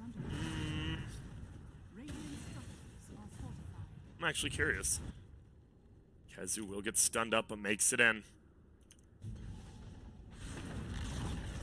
Arteezy continues to push. He's going to throw out his ulti. Ooh, Moon Meander. He's thinking about it, but guess what? Kid track! Like Shaquille O'Neal at the free throw line right now. He is having a rough one.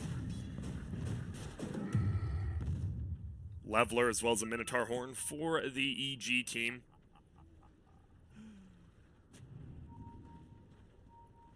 Hango will actually take that Minotaur Horn himself and then take over this outpost, hoping to keep it controlled by the 40-minute mark. We'll see.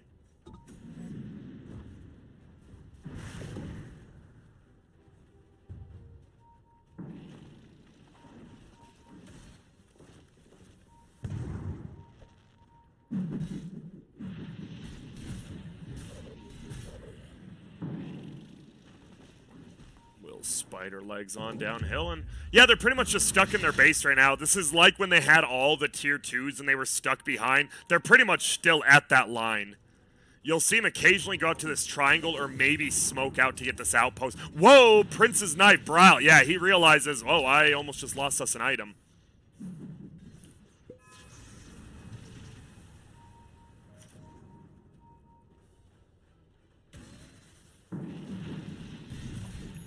Ritsu will continue to farm up, almost level 25. Will he take the Strong Dispel this game? Give me a sec. Yeah, yeah, he definitely will. I think yeah, if he took it the other game, he'll definitely take it against a Pango since it's dispellable.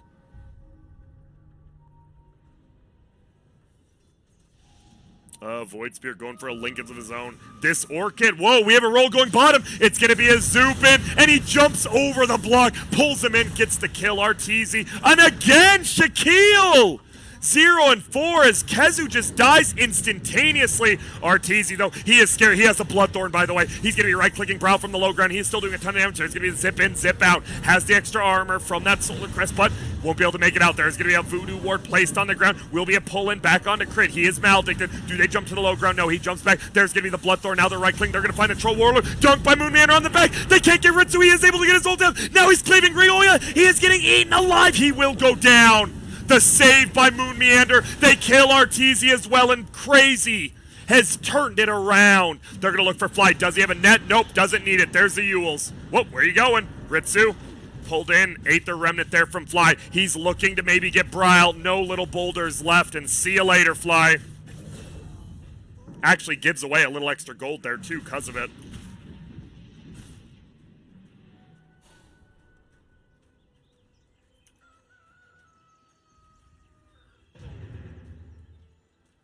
And just like that, I mean, it's still an 8K lead currently for the Dire, but Radiant, you see it, when you've got these big AoE silences versus these, once the BKBs go down, already down to 7 seconds. Ryoya's is already down to 5. Where's the Minotaur Horn? Okay, Ryoya took it. So now you have the Minotaur Horn and the BKB. It's also nice because 20 strength, right? HP's always good. The other side of things, they just picked one up as well. Minotaur Horn for Crazy. Sorry, we're taking a peek, even though I don't know what the hell I'm doing. Prince's Knife and Minotaur Horn are the only two they found, so we'll be watching out for that. They're still missing 2. And there's one. Spell Prism on a team with Void Spirit or Necros. Look at Kezu stopped. He's like, yo, we might have to fist fight over who gets this item. And they're like, Kezu, aren't you just insanely underfarmed and you probably shouldn't take any item? And then he's like, maybe, but it looks like he is taking it because he just put his other one back. No, he's bringing the Magic Lamp. All right, yep, Spell Prism for the Void Spirit. I thought it's just way better on him, especially on a over-farmed, not over-farmed, but a much more farmed Void Spirit.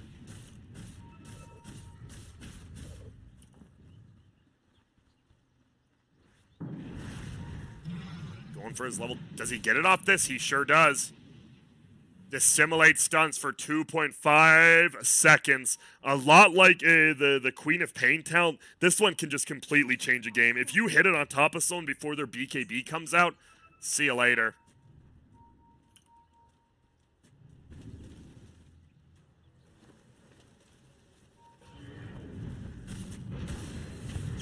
There's going to be the zip forward. He misses again. Kendra, come on. It won't matter. There's going to be the roll. No, he gets stunned up by the air shaker instead. Now he zips away. Ritsu does pop his ulti, but he can't reach anyone. Crit actually gets bashed. Is he going to get permanently bashed? No, he actually gets chased away. There's the Abyssal Blade, but his BKB wears off on the backside. They're looking for Bryle. Bryle, though, silences them all up. There is a gem on the Void Sphere. Do they have any invis? I'm not sure. He's still rolling, but Crit gets brought down. Nope, he will get Chen ulted. Yule's in.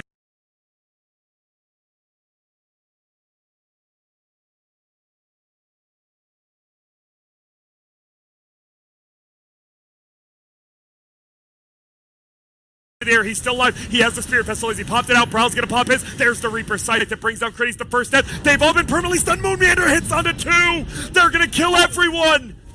And the Storm is dead for 100. Fly is dead as well. And Crazy has just took full control of this game. Holy smokes. Ritsu with the triple tips. He just shredded the Pango who is rolling. He gets the first hit and snare while he's still BKB'd, so he's allowed to beat through 50% of his life, right? And then when he gets un-BKB'd, it don't matter. He gets the Abyssal Blade off, and he pretty much made the Pango pointless in that fight. They're going into Roche. Ritsu wants it. It's an Aghanim Scepter. Who do you give it to? Maybe the... No, don't give it to the Necro. Give it to the Earthshaker, for God's sakes. I think they will. That's why he's running over. Yeah, for sure. Yeah, you bet. If I will... There... No. Why? So if you don't know what it does, increases Heartstopper aura while Ghost Shroud is active. And I get that's pretty good, but Ghost Shroud duration is 4.5 seconds every 10 seconds. And the problem is your Necro just kind of dies first every time. Oh well. Arteezy. Wait! Oh my goodness. He doesn't even get the kill, but oh, EG is crumbling. EG is crumbling. He's going to try to cut the creep wave right here. We're going to see if it works. There's a courier. Oh, the Void Spirit's courier. It's a teleport scroll. It gets brought down. Now he's cutting it. Do they try to catch him? Owie is invis. He could, but no, he already teleports away and he goes bottom.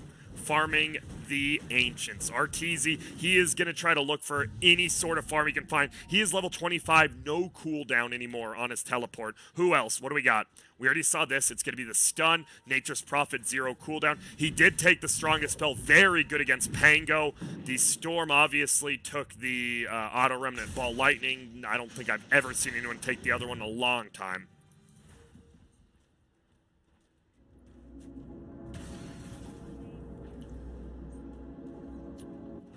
Also, I'm not one to be like a negative stat guy, but my man Kitrak has missed the last 5 hook shots he's thrown. This very well could get to record status here. We'll see. What if he just hits like the biggest 4-man hook shot ever and wins them the game? Yeah, Grant. And what if NA Dota was good at Dota? And pigs flew. Shut up, analyst Grant. Bottom lane. Shadow bladed up his Moonmeander. He's looking around, but Arteezy, he is already TP'd up here. Arteezy's just doing some crazy teleport shenanigans right now.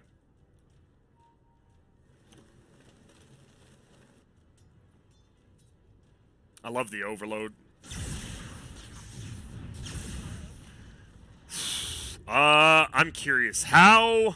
Now, the question is, how do you end the game as Crazy? Because I think EG is going to play a super, super heavy split push game with a Nature's Prophet with no teleport cooldown, as well as a Pango who can one-shot waves. I think you do have a pretty big issue, but maybe not. Maybe you just literally run uphill with Spider Legs, Minotaur Horn, Cheese, almost an Assault Kyros, it looks like. It's flying out right now. It is. They are pushing this tower without that. That's going to be another +5, -5 armor situation here. There it is. And Ritsu, he's a little bit scared. His teleport backs are coming. Moonmeander, he finds him. It's going to be a double stun. Does he have an ulti? Does he need it? Bryle pushes forward. Arteezy's dead. Nice pick off there by Moonmeander, and the TP away from Ritsu. Ritsu disengaged from the tower into the fog and TP'd while he was fogged, so Arteezy didn't know. This is a nice little play by Ritsu. This is looking to be a 1-to-1 best-of-2 series, my friend. They might have to meet each other again in the playoffs if they want to settle it for good.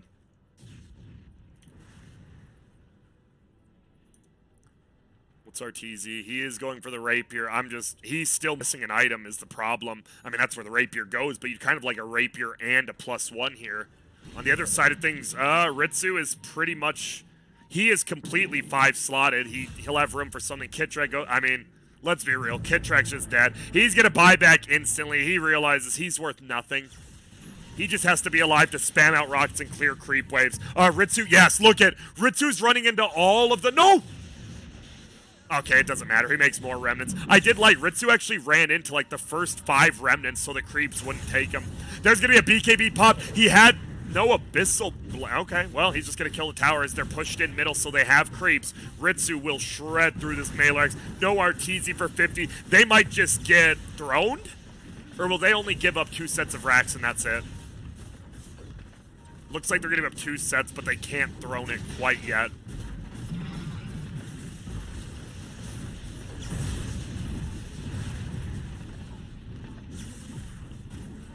Will at least pressure it. He's still disarmed. You could pop your ulti and undisarm. Yeah, and then he could also run himself into the fountain if he wants. I'm not his dad. Ritsu will push. There's going to be heals in there. Kitrek, this is a dieback. He will get healed, and he's still alive, actually, but he will go down now. The Storm Spirit just trying to cut creep wave still. They were unable to bring down this tier 4, but Ritsu, he's still shredding.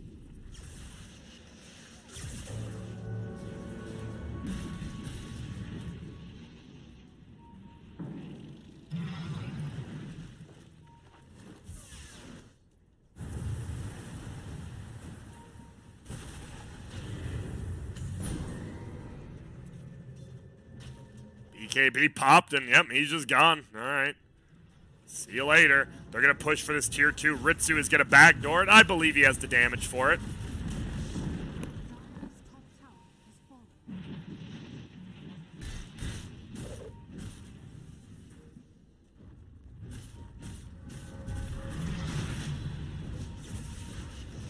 Troll just permanently disarmed right now. Continued right clicks, and oh my god, he does a lot of damage to the tower.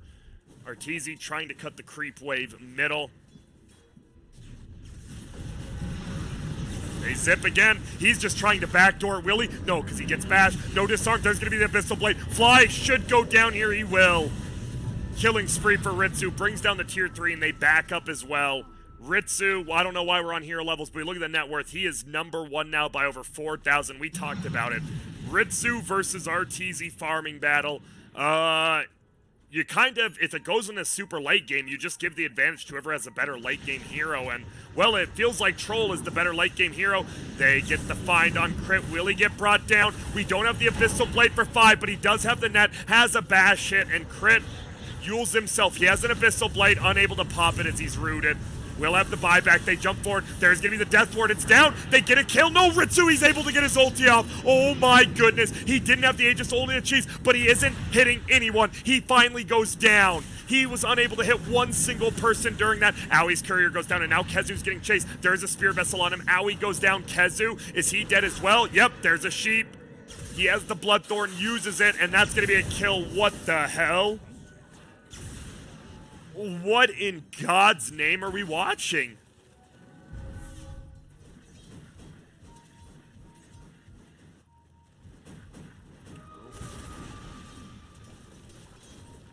Arteezy, he wants to do stuff. And look at that. They have the Tinker Ward, so Arteezy can snipe his courier. He was actually going to buy a Divine Rapier after he respawned if his buyback wasn't threatened.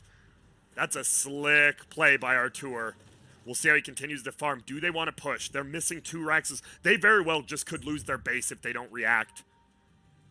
I believe Dire has to make an aggressive play here. I know it's scary, but sometimes the hardest decisions are the ones that have to be made.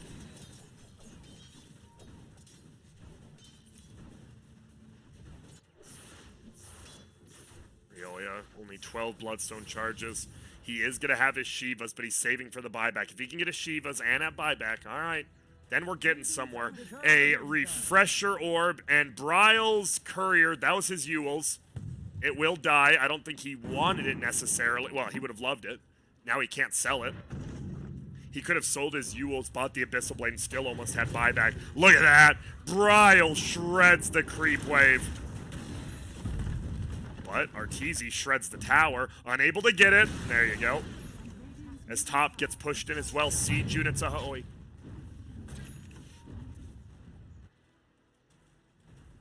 Shiva scooped up now in the game. It's definitely not back to even. Crazy's still pretty far ahead, but they might get a free Roche here. Kitrak, if any time is a time to hit a hook, this would be it.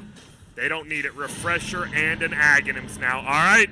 What do we got? Divine Rapier Arteezy, Aegis Arteezy, Rioya takes the Ags, and Crit takes the Refresher Shard. All it takes is one fight. There's a lot of taking being done, but who's actually going to do it, Grant? That's a good question, my friend. I don't know. They're just sitting in base. The Rocket will scout out Kezu, and they smoke. Don't worry, the smoke, you only have Rocket Vision right under the Rocket. They're going to smoke out. Where do they want to go?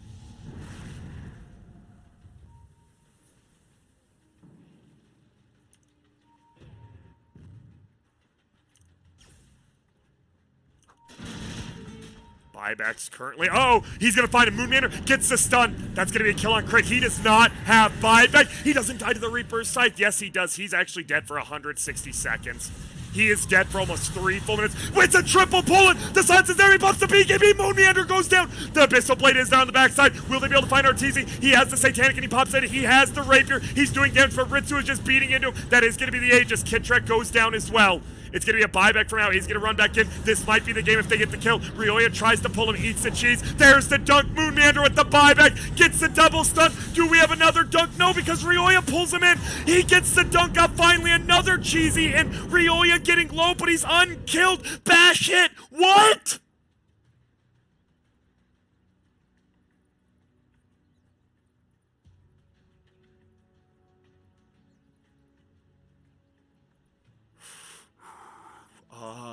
Okay, we're going to casually look what's happening here. Rioya is still bashed for another 0.2 seconds. Necrophos has a death pulse in about 0.2 seconds.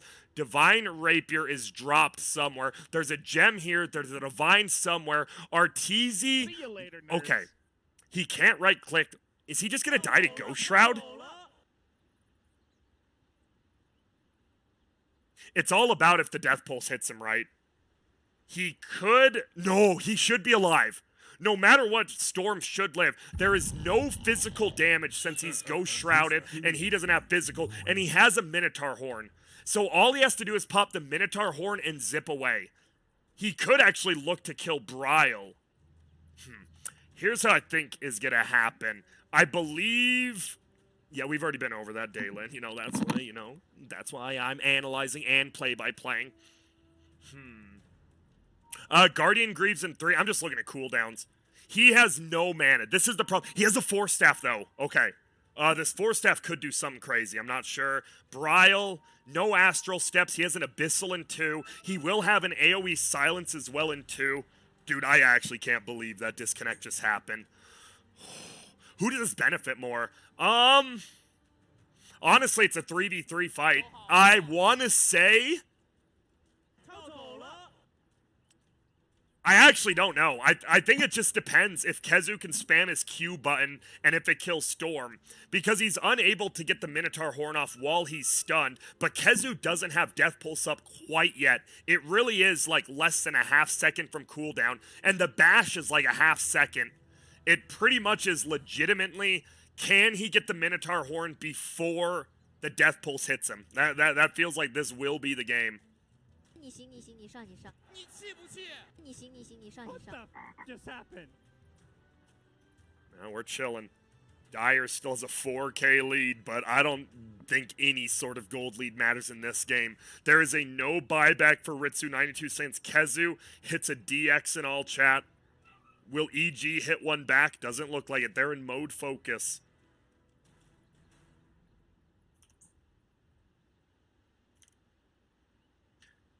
Bryle hits him with the go. He's dead. Kittrack reconnects immediately after. All right. Thank you for the whoops. Get ready. I'm watching. Who do we watch? Do we watch the Minotaur Horn or do we watch the Death Pulse?